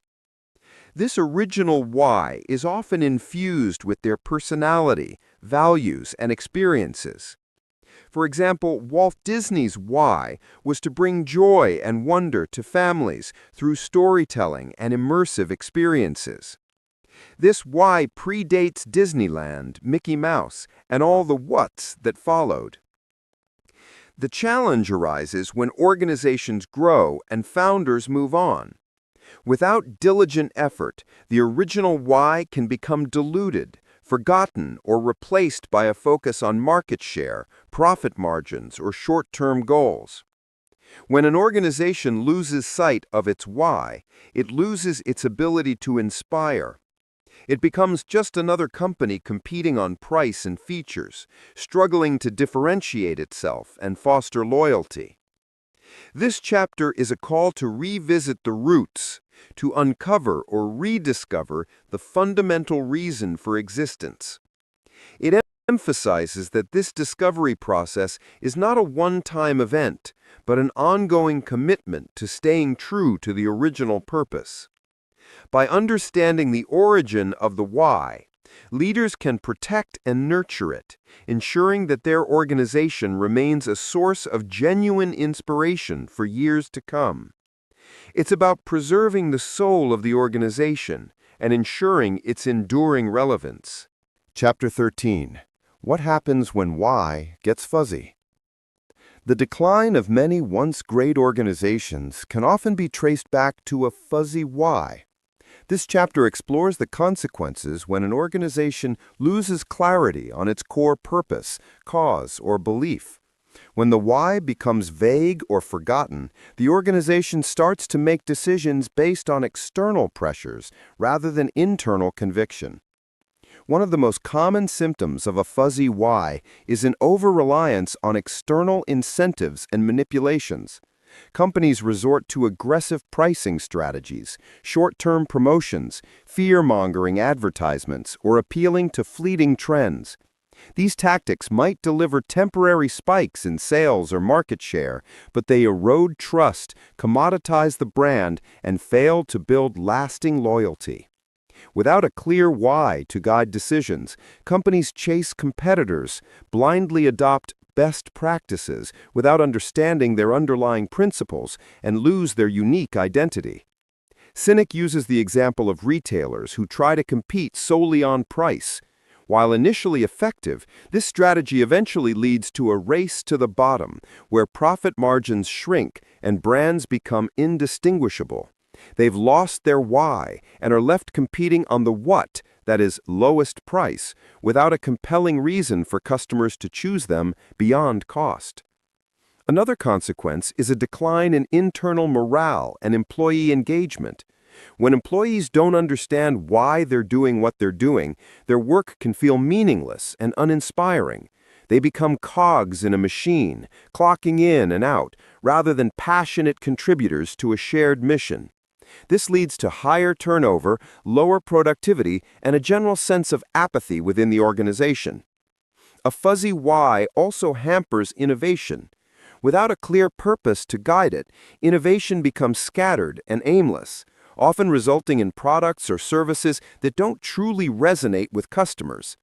When the why is clear, innovation is focused, purposeful, and driven by a desire to bring the why to life in new and meaningful ways. Ultimately, a fuzzy why leads to a loss of authenticity. When an organization's whats and hows no longer align with a clear purpose, consumers sense the disconnect. They might not be able to articulate why they feel uneasy, but they will intuitively distrust the brand. This chapter serves as a stark warning. Losing sight of your why is a perilous path that can lead even the most successful organizations to decline and irrelevance. It underscores the critical importance of continuously nurturing and reaffirming the core purpose. Chapter 14. The Split. When why and how diverge. As organizations grow, a common and dangerous phenomenon occurs: the split between the why, the visionary founder or leader, and the how, the operational leadership. This split, if not managed carefully, can lead to the why becoming fuzzy and the organization losing its way. Initially, a small startup is often driven by the founder's personal why. They are the living embodiment of the company's purpose, inspiring everyone around them with their vision and passion. As the company grows, it needs structure, systems, and efficient processes to scale. This is where the how person or team becomes critical, the pragmatists who can translate the abstract why into concrete hows and manage the whats. The problem arises when the why person is no longer directly involved in the day-to-day operations, or when the how people lose connection with the original why. The why person might become too far removed, or the how person might become overly focused on metrics, efficiency, and short-term goals, forgetting the underlying purpose. Sinek uses the analogy of an artist and a CEO. The artist, the why person, has a vision, a passion, a belief they want to express. The CEO, the how person, then builds the structure to support that artist, ensuring their work can reach a wider audience sustainably. Both are essential. If the artist tries to be the CEO, they might lose their creative spark. If the CEO forgets the artist's original vision, the art itself loses its soul. When this split occurs without proper bridge building, the why can become a mere slogan, disconnected from the daily reality of the organization. Decisions are made not to advance the why, but to optimize for efficiency or profit, leading to a focus on manipulation rather than inspiration. Employees and customers sense this disconnect, and the organization's authenticity suffers. To prevent this split from becoming detrimental, Sinek emphasizes the need for constant communication and alignment between the why and how functions. The how people must always be reminded of the why they are serving, and the why person must trust the how people to execute the vision. This symbiotic relationship, where the why sets the direction and the how builds the path, is crucial for sustained inspiration and growth. This chapter underscores the vital importance of integrating purpose into every level of an organization, ensuring that the why remains vibrant and actionable. Chapter 15. The Emergence of Trust. Trust is not given, it is earned. And according to Sinek, it is earned when an organization consistently demonstrates that its why and its what's are in perfect alignment. This chapter explores how starting with why is the most powerful way to build deep, enduring trust with customers, employees, and partners. Most organizations try to build trust by talking about their what's, quality products, great service, or their how's, our integrity, our ethical practices. While these aren't important, Sinek argues that true trust emerges when people believe you are driven by something more profound than just self-interest or profit. Trust is built when people feel that you share their values, that you have their best interests at heart, and that you stand for something bigger. When an organization consistently communicates its why and demonstrates it through its how's and what's, it creates a sense of authenticity. People intuitively recognize when an organization is genuinely driven by a purpose beyond its products. This authenticity fosters trust. For example, Patagonia's why is about environmental activism and quality gear for explorers. Every product, every marketing campaign, every supply chain decision aligns with this why. Customers trust Patagonia not just for their jackets, but because they believe in what the company stands for. Trust is also fundamental for innovation. When employees trust their leaders, because leaders operate from a clear why, they feel safe to take risks, share new ideas, and admit mistakes. They believe their leaders have their backs and are genuinely working towards a shared purpose. This psychological safety is crucial for fostering a culture of innovation and continuous improvement. Furthermore, trust creates loyalty. Loyal customers don't just buy your products, they become advocates, defending your brand and recommending it to others. Loyal employees don't just work for you, they become ambassadors, actively contributing to the company's success and embodying its values. This deep emotional trust is far more resilient than loyalty based on price or features, which can easily be eroded by competitors. This chapter positions trust not as a soft skill, but as the bedrock of sustainable success. It's the ultimate outcome of consistently communicating and living your why. When trust emerges, it creates a powerful, virtuous cycle, attracting the right people, inspiring innovation, and fostering a community around a shared belief. It's the ultimate currency of inspiration. Conclusion. And so, we've journeyed through the profound insights of Simon Sinek's Start with Why, a book that challenges us to fundamentally rethink how we lead, how we communicate, and how we inspire.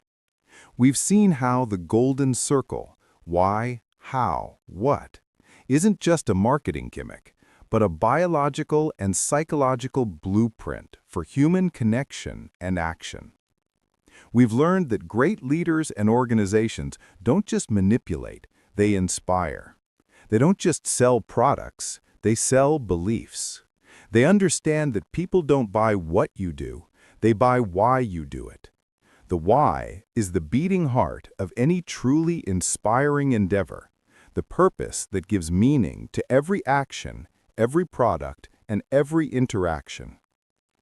From understanding the biology of trust to the critical importance of clarity, discipline, and consistency, Sinek has armed us with a powerful framework to discover our own why, both personally and professionally. He's shown us that by starting with purpose, we can attract the right people, build unwavering loyalty, and create a lasting impact that transcends mere success. So, as you go forward from today, I encourage you to ask yourself, what is your why? What is the purpose, cause, or belief that truly drives you? How can you articulate it with clarity, live it with discipline, and demonstrate it with consistency? The journey to discovering and living your why may not always be easy, but it is undoubtedly the most fulfilling path to true leadership and genuine inspiration.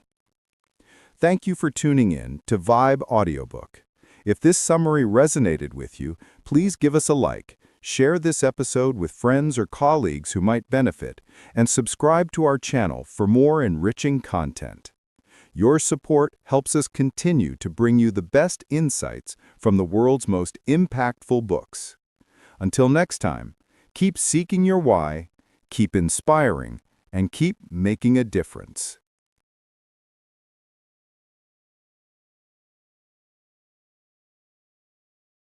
Hello, and welcome to Vibe Audiobook. Today, we're diving deep into a timeless classic that promises to unlock your potential and guide you toward a life of profound fulfillment. Truthful Living by the legendary Jeffrey Gitomer and Napoleon Hill. Get ready to embark on a journey that will not only transform your perspective, but also equip you with the practical tools to build the life you've always dreamed of. Before we begin, if you love what you hear, please hit that like button, share this episode with a friend, and subscribe to Vibe Audiobook for more inspiring content. Your support helps us bring more incredible insights to you. Now, let's open the pages of Truthful Living. Introduction: the foundation of a truthful life. Imagine a magnificent oak tree, its roots deeply embedded in the earth, its branches reaching confidently towards the sky. Its strength and resilience come from its foundation. Similarly, a truthful life isn't just about honesty in words, it's about building your entire existence on a bedrock of integrity, purpose, and unwavering principles. Gitomer and Hill, two titans in the world of success and personal development, present a powerful collaboration that merges Hill's timeless wisdom on thought and achievement with Gitomer's practical, no-nonsense approach to action and engagement. This book isn't just theory, it's a roadmap. It's a profound exploration of how living in alignment with your deepest truths can unlock unparalleled success and personal satisfaction. Have you ever felt a subtle misalignment in your life? A feeling that something isn't quite clicking, despite your best efforts? Perhaps you've achieved certain milestones, but still feel an underlying sense of unease or dissatisfaction. Often that feeling stems from a disconnect between our inner values and our outward actions. Truthful Living addresses this head-on, showing us how to bridge that gap and live authentically. It's about discovering your truth and then having the courage to live it every single day in every interaction. This journey begins, as all profound journeys do, with a single conscious step, a commitment to look inward and build outward from a place of genuine self-awareness. This isn't just about being honest with others, it's about radical honesty with yourself, which is the true cornerstone of all lasting success and happiness. Chapter 1. The Power of Thought. Your Mind, Your Masterpiece. Napoleon Hill famously taught us that whatever the mind can conceive and believe, it can achieve. This chapter delves deep into this foundational principle, reminding us that our thoughts are not just fleeting whispers in our minds, they are the architects of our reality. Think of your mind as a fertile garden. If you plant seeds of doubt, fear, and negativity, perhaps "I'm not good enough" or "this is too hard," what kind of harvest can you expect? A sparse and bitter one, no doubt, filled with weeds of regret and missed opportunities. But if you consciously choose to cultivate positive, empowering, and purposeful thoughts, such as "I am capable," "I will find a way," or "this challenge will make me stronger," your garden will bloom with abundance, resilience, and success. Gitomer adds a crucial layer here. It's not enough to simply think positively. You must direct those thoughts with intention and focus, like a laser beam. He challenges us to move beyond passive optimism and engage in active, constructive thinking. This means consciously choosing your thoughts, challenging limiting beliefs, and actively visualizing your desired outcomes with vivid detail and emotion. For instance, if you want to launch a new business, don't just hope it will work. Visualize yourself successfully negotiating deals, serving happy customers, and celebrating milestones. Feel the emotions of success. It's like being a sculptor, carefully chiseling away at the unnecessary doubts and fears to reveal the masterpiece within. Every thought is a strike of the chisel. Are you creating something magnificent or something muddled? The choice, they argue, is entirely yours, and it starts with the discipline of your mind. Chapter 2. Defining your purpose, the North Star of your existence. Without a clear purpose, life can feel like a ship adrift at sea, buffeted by winds and currents with no clear destination. This chapter emphasizes the critical importance of defining your major definite purpose, a concept central to Hill's philosophy. This isn't just about setting goals like get a promotion or make more money. It's about identifying the overarching mission that gives meaning to your life, both personally and professionally. It's that internal fire that fuels your drive, that clear vision that guides your decisions, even when the fog of daily tasks obscures the path. Your purpose is the answer to the question, why am I doing all of this? Gitomer then brings this grand concept down to earth, asking, how do you find this purpose? He encourages deep self-reflection, honest assessment of your passions, talents, what truly makes you feel alive, and what problems in the world you feel compelled to solve. It's about asking yourself tough questions. What truly matters to you? What kind of impact do you want to make on your family, your community, or the world? What would you do even if you weren't paid for it? Once you identify your purpose, it acts as your personal North Star, providing unwavering direction and clarity, especially when the path ahead seems uncertain or difficult. Imagine trying to build a magnificent cathedral without a blueprint, or climbing a mountain without knowing which peak you're aiming for. Chaos, right? Your definite purpose is that precise blueprint for your life, giving every effort meaning and direction. Chapter 3. The Power of Faith and Belief. Unshakable Conviction. Faith, in the context of truthful living, isn't about blind adherence to dogma. It's about an unwavering belief in your ability to achieve your purpose, even in the face of adversity, and a profound trust in the process of your own growth. This chapter explores how developing strong faith in yourself and your mission is a non-negotiable component of success. Think about any great achievement in history, from scaling Everest to launching a groundbreaking company or even overcoming a personal health crisis. They all began with an individual or a group who held an unshakable belief that it was possible, even when others doubted them. Their faith was their inner fortress. Gitomer stresses that this faith isn't born overnight. It's cultivated through consistent positive thought, relentless action, and a deep understanding of your capabilities, built on small wins and lessons learned from failures. He encourages us to actively eliminate self-doubt and replace it with a robust sense of self-efficacy. This means consciously celebrating your progress, recalling past successes, and reframing setbacks as valuable learning experiences. It's about convincing yourself with every fiber of your being that you can do it, not just once, but every single day. When obstacles arise, and they will, because life always presents challenges, it's this deep-seated faith that will empower you to persist, to find new solutions, to bounce back stronger, and to keep moving forward. It's like a spiritual muscle. The more you exercise it with belief and consistent effort, the stronger and more resilient it becomes. Chapter 4. Specialization and Knowledge, Mastering Your Craft.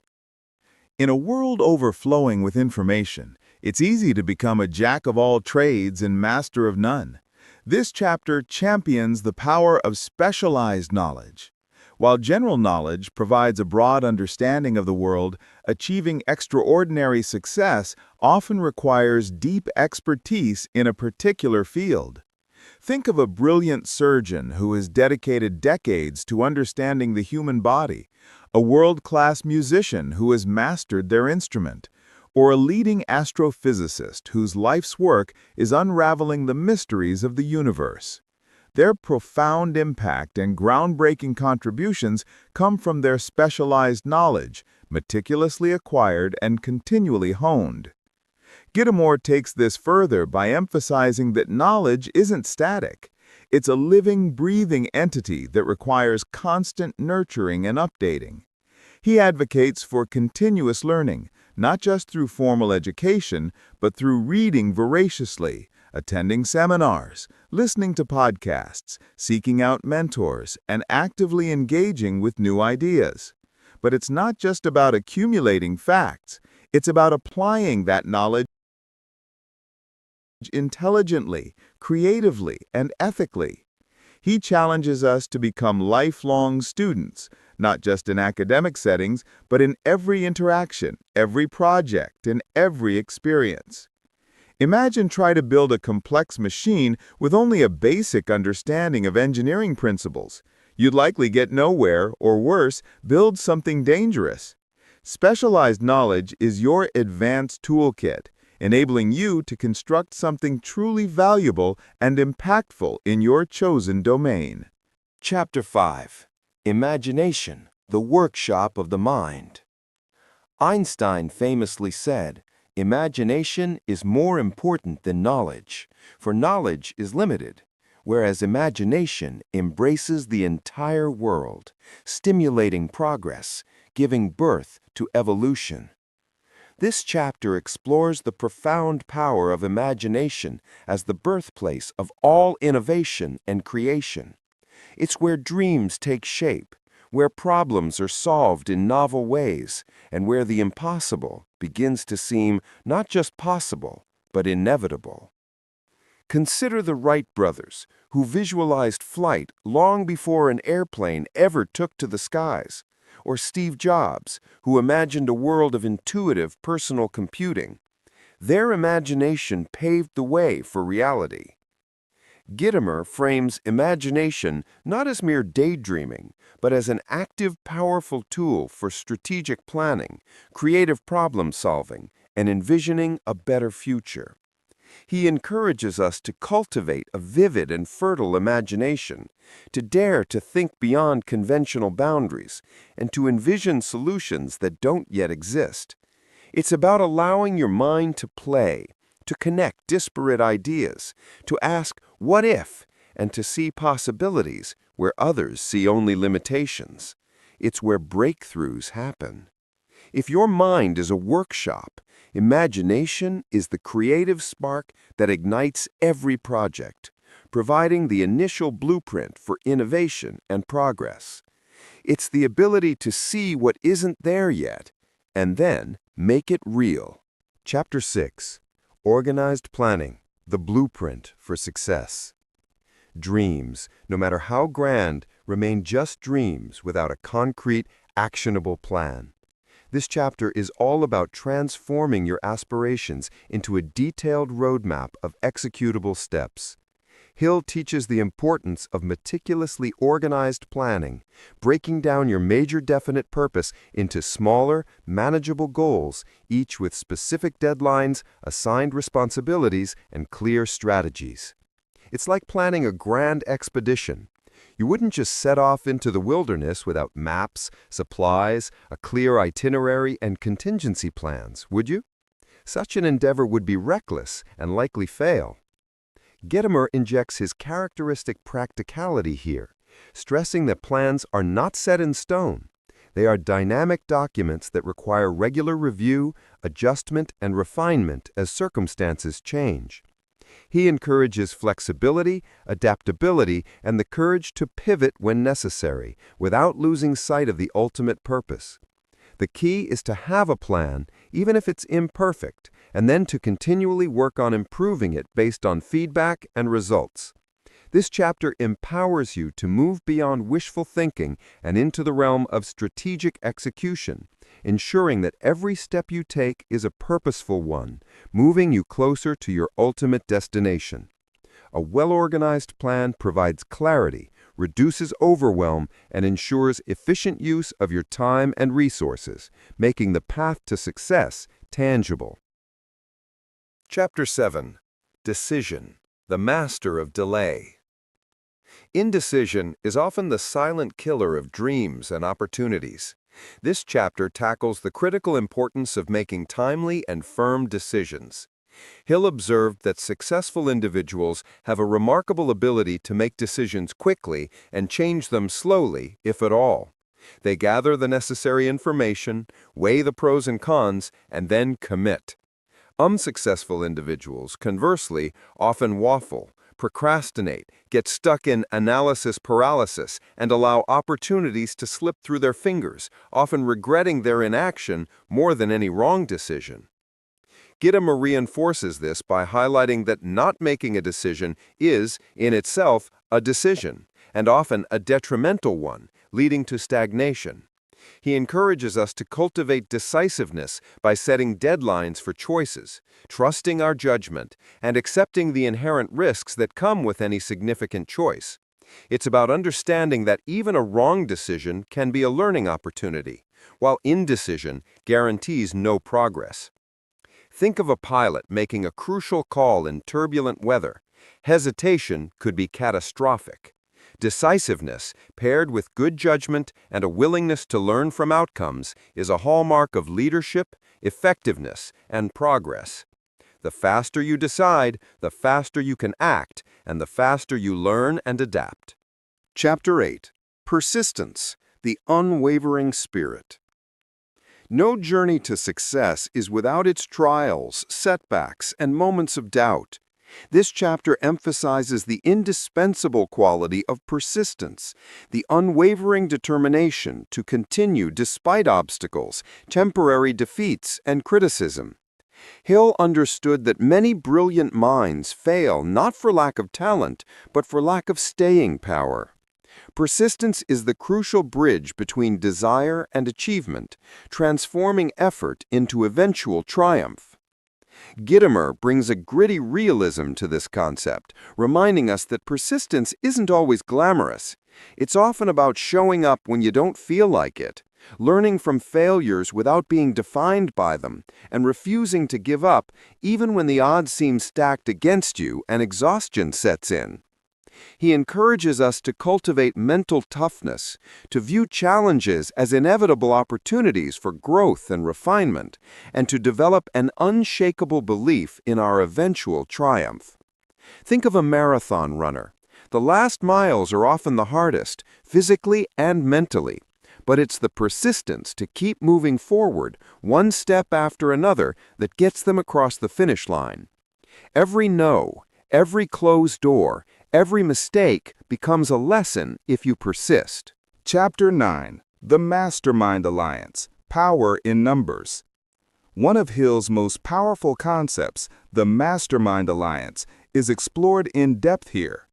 This is defined as the coordination of knowledge and effort of two or more people who work toward a definite purpose in a spirit of harmony. It's about leveraging collective intelligence, diverse perspectives, complementary skills, and mutual support to achieve far more than any individual could alone. Imagine a high-performing sports team, a groundbreaking scientific research group, or a highly effective business executive board. Their synergy creates something exceptional, a sum far greater than its parts. Gitomer extends this principle to include mentors, advisors, coaches, and even a network of supportive peers and collaborators. He encourages us to actively seek out individuals who can uplift, challenge, inspire, and provide honest feedback, and to in turn contribute positively to the lives and goals of others. It's about understanding that true, lasting success is rarely a solitary endeavor.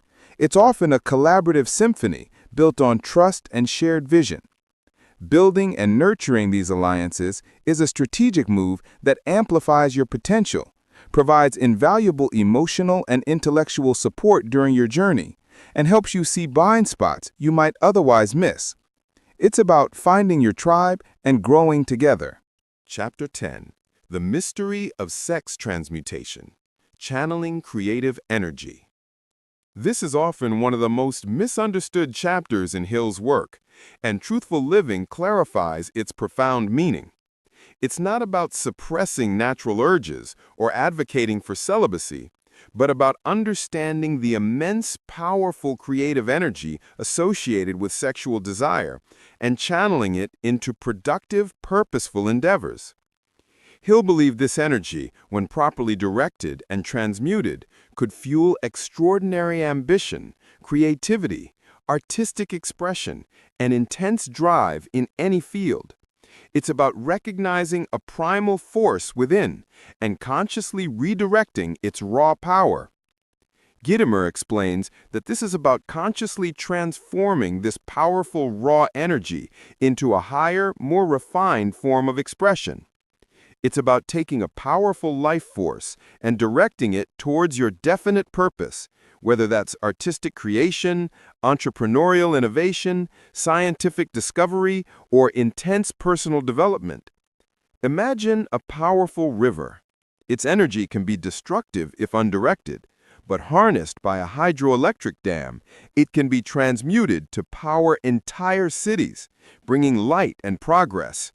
This chapter teaches us to be the conscious dam, directing our innate, potent energy with deliberate intent towards constructive and fulfilling outcomes, rather than letting it dissipate or become misdirected. It's a profound lesson in self-mastery. Chapter 11. The Subconscious Mind, Your Silent Partner. Your subconscious mind is a powerful, silent partner, constantly working behind the scenes, processing information, influencing your beliefs, habits, and actions. This chapter delves into how to program your subconscious for success and align it with your conscious desires. Hill believed that by consistently feeding your subconscious positive thoughts, powerful affirmations, and vivid, emotionally charged images of your desired future, you can effectively align your inner world with your outer aspirations. The subconscious doesn't judge, it simply executes the instructions it's given. Gitomer offers practical techniques for doing this, from daily affirmations spoken with conviction to guided visualization exercises where you mentally rehearse your desired outcomes, to mindful and empowering self-talk.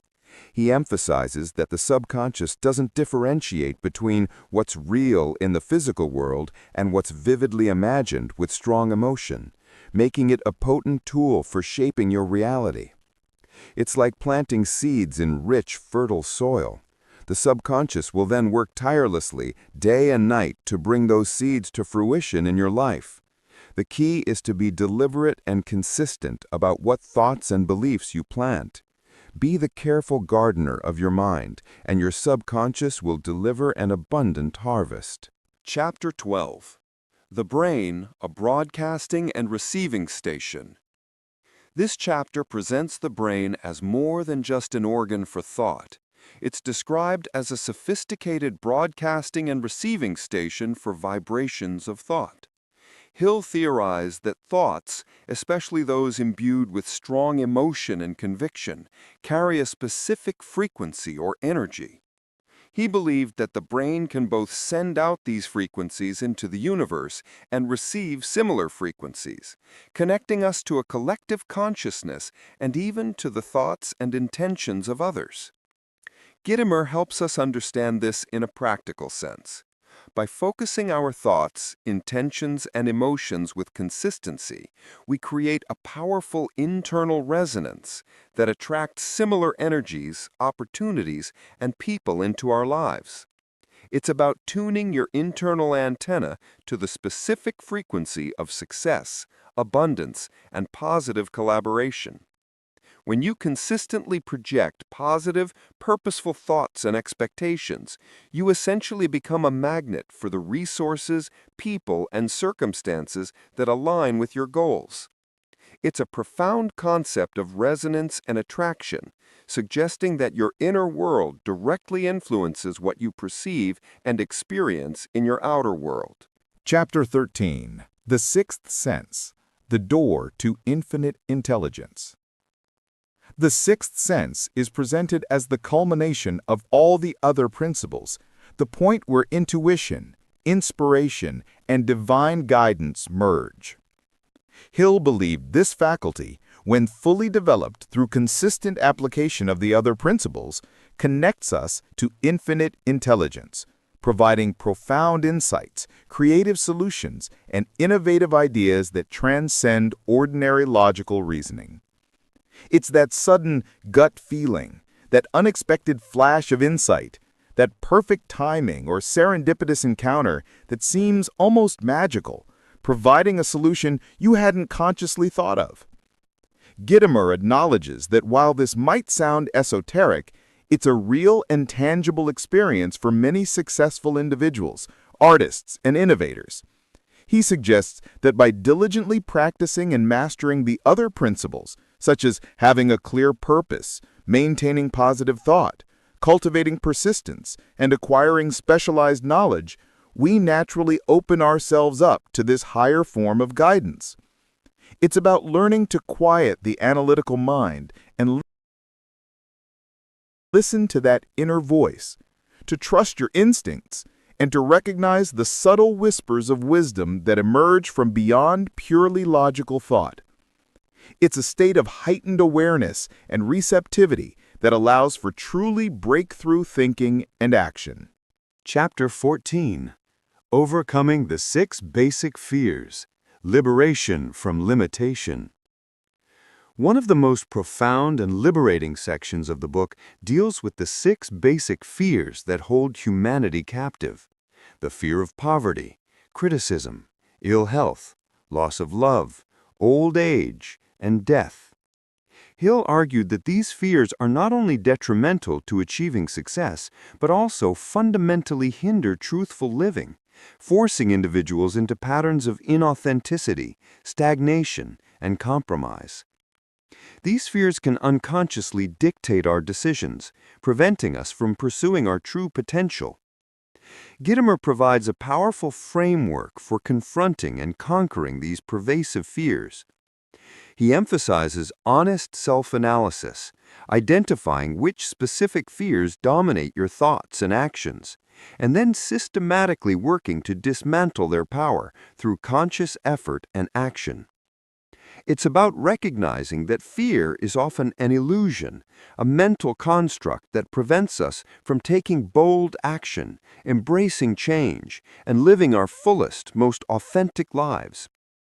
By understanding their origins, their mechanisms, and their subtle influence, we can strip these fears of their control and reclaim our freedom to choose, to act, and to create.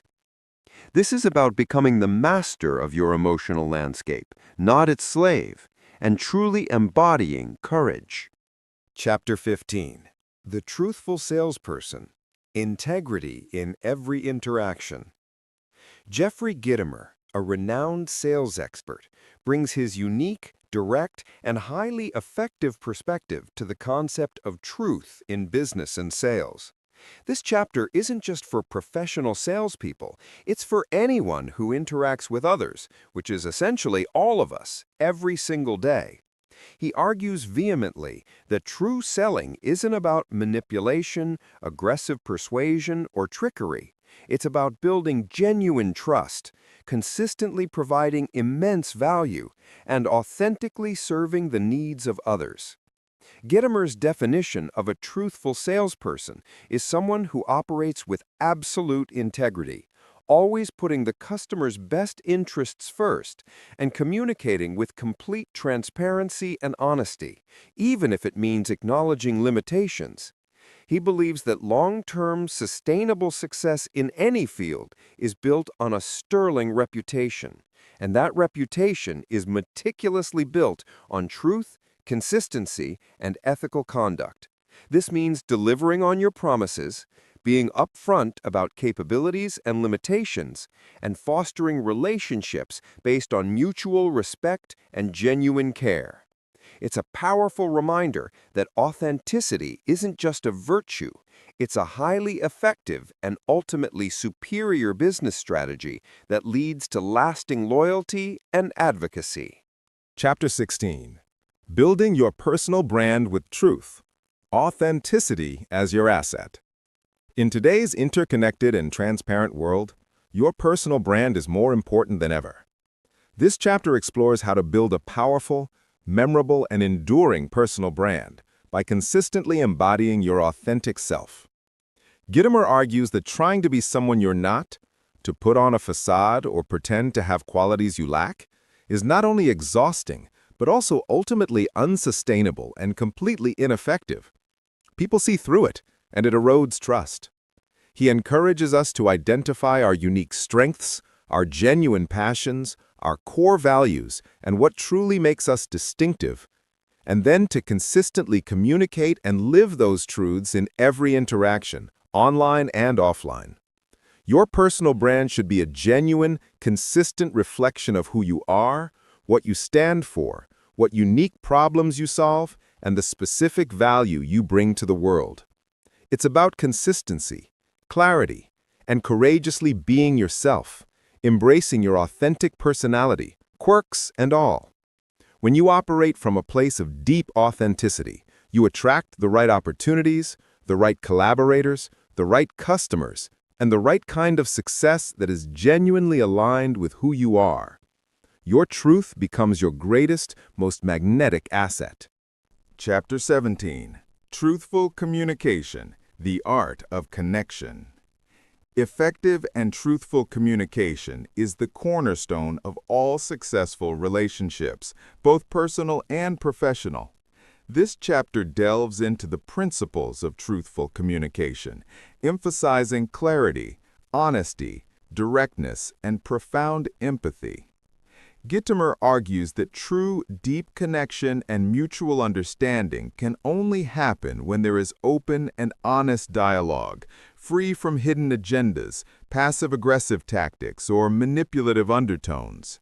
He encourages active listening, truly hearing and understanding the other person's perspective, asking insightful, clarifying questions, and expressing your own thoughts and feelings with integrity and respect.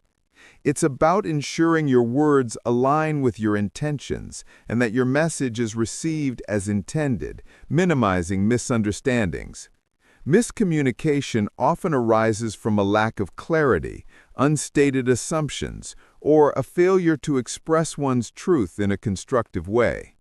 By cultivating truthful communication skills, you build stronger bonds, resolve conflicts more effectively and respectfully, and foster an environment of deep trust, understanding, and psychological safety in all your interactions. Chapter 18.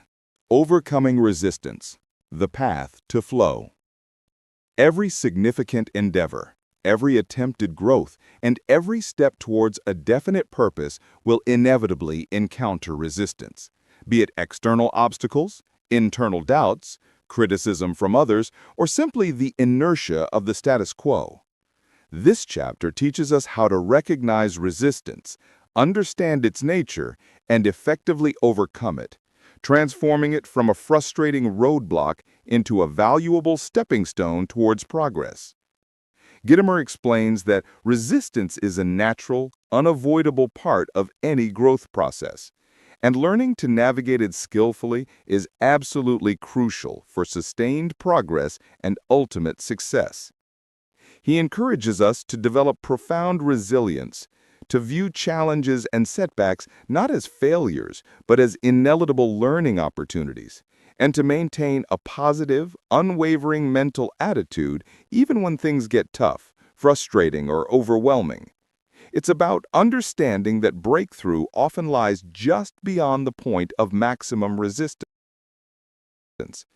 By persistently pushing through, adapting our strategies, learning from our experiences, and maintaining our belief in our purpose, we can transform struggle into a state of flow, where our actions become more effortless and aligned, moving us smoothly and powerfully towards our goals.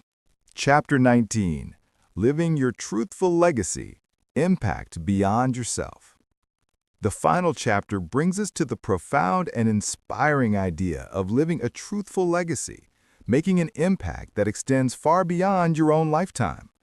This isn't just about accumulating personal wealth or achieving fleeting accolades.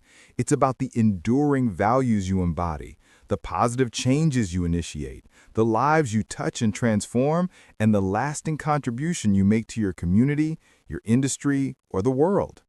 Hill always emphasized the importance of public service and giving back as a core component of true success.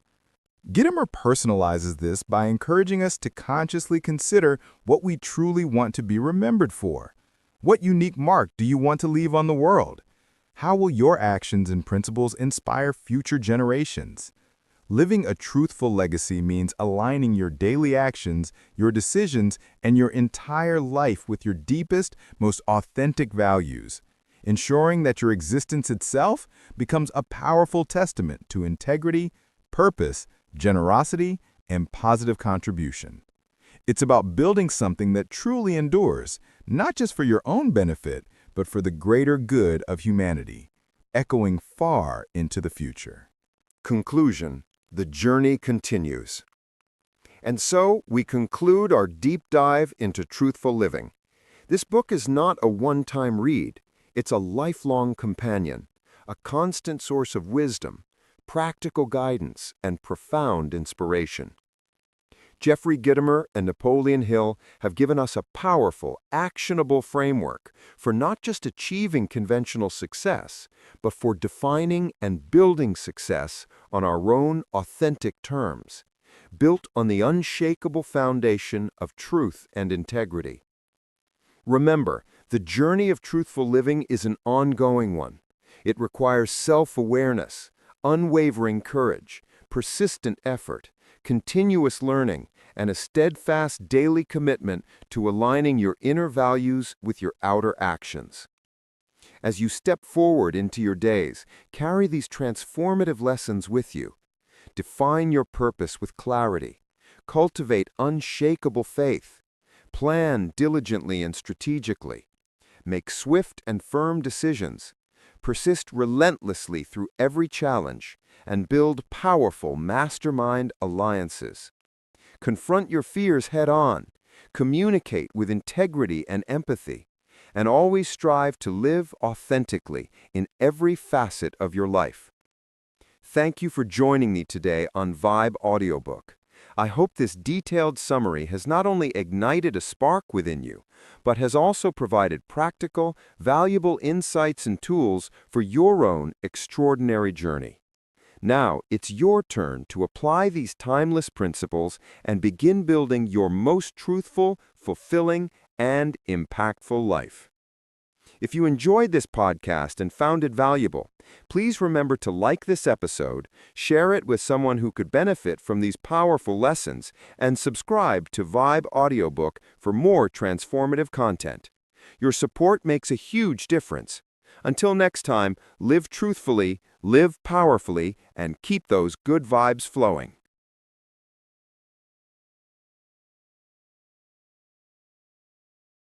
Welcome, Vibe audiobook listeners, to a journey that promises to transform your perspective on life's challenges and triumphs.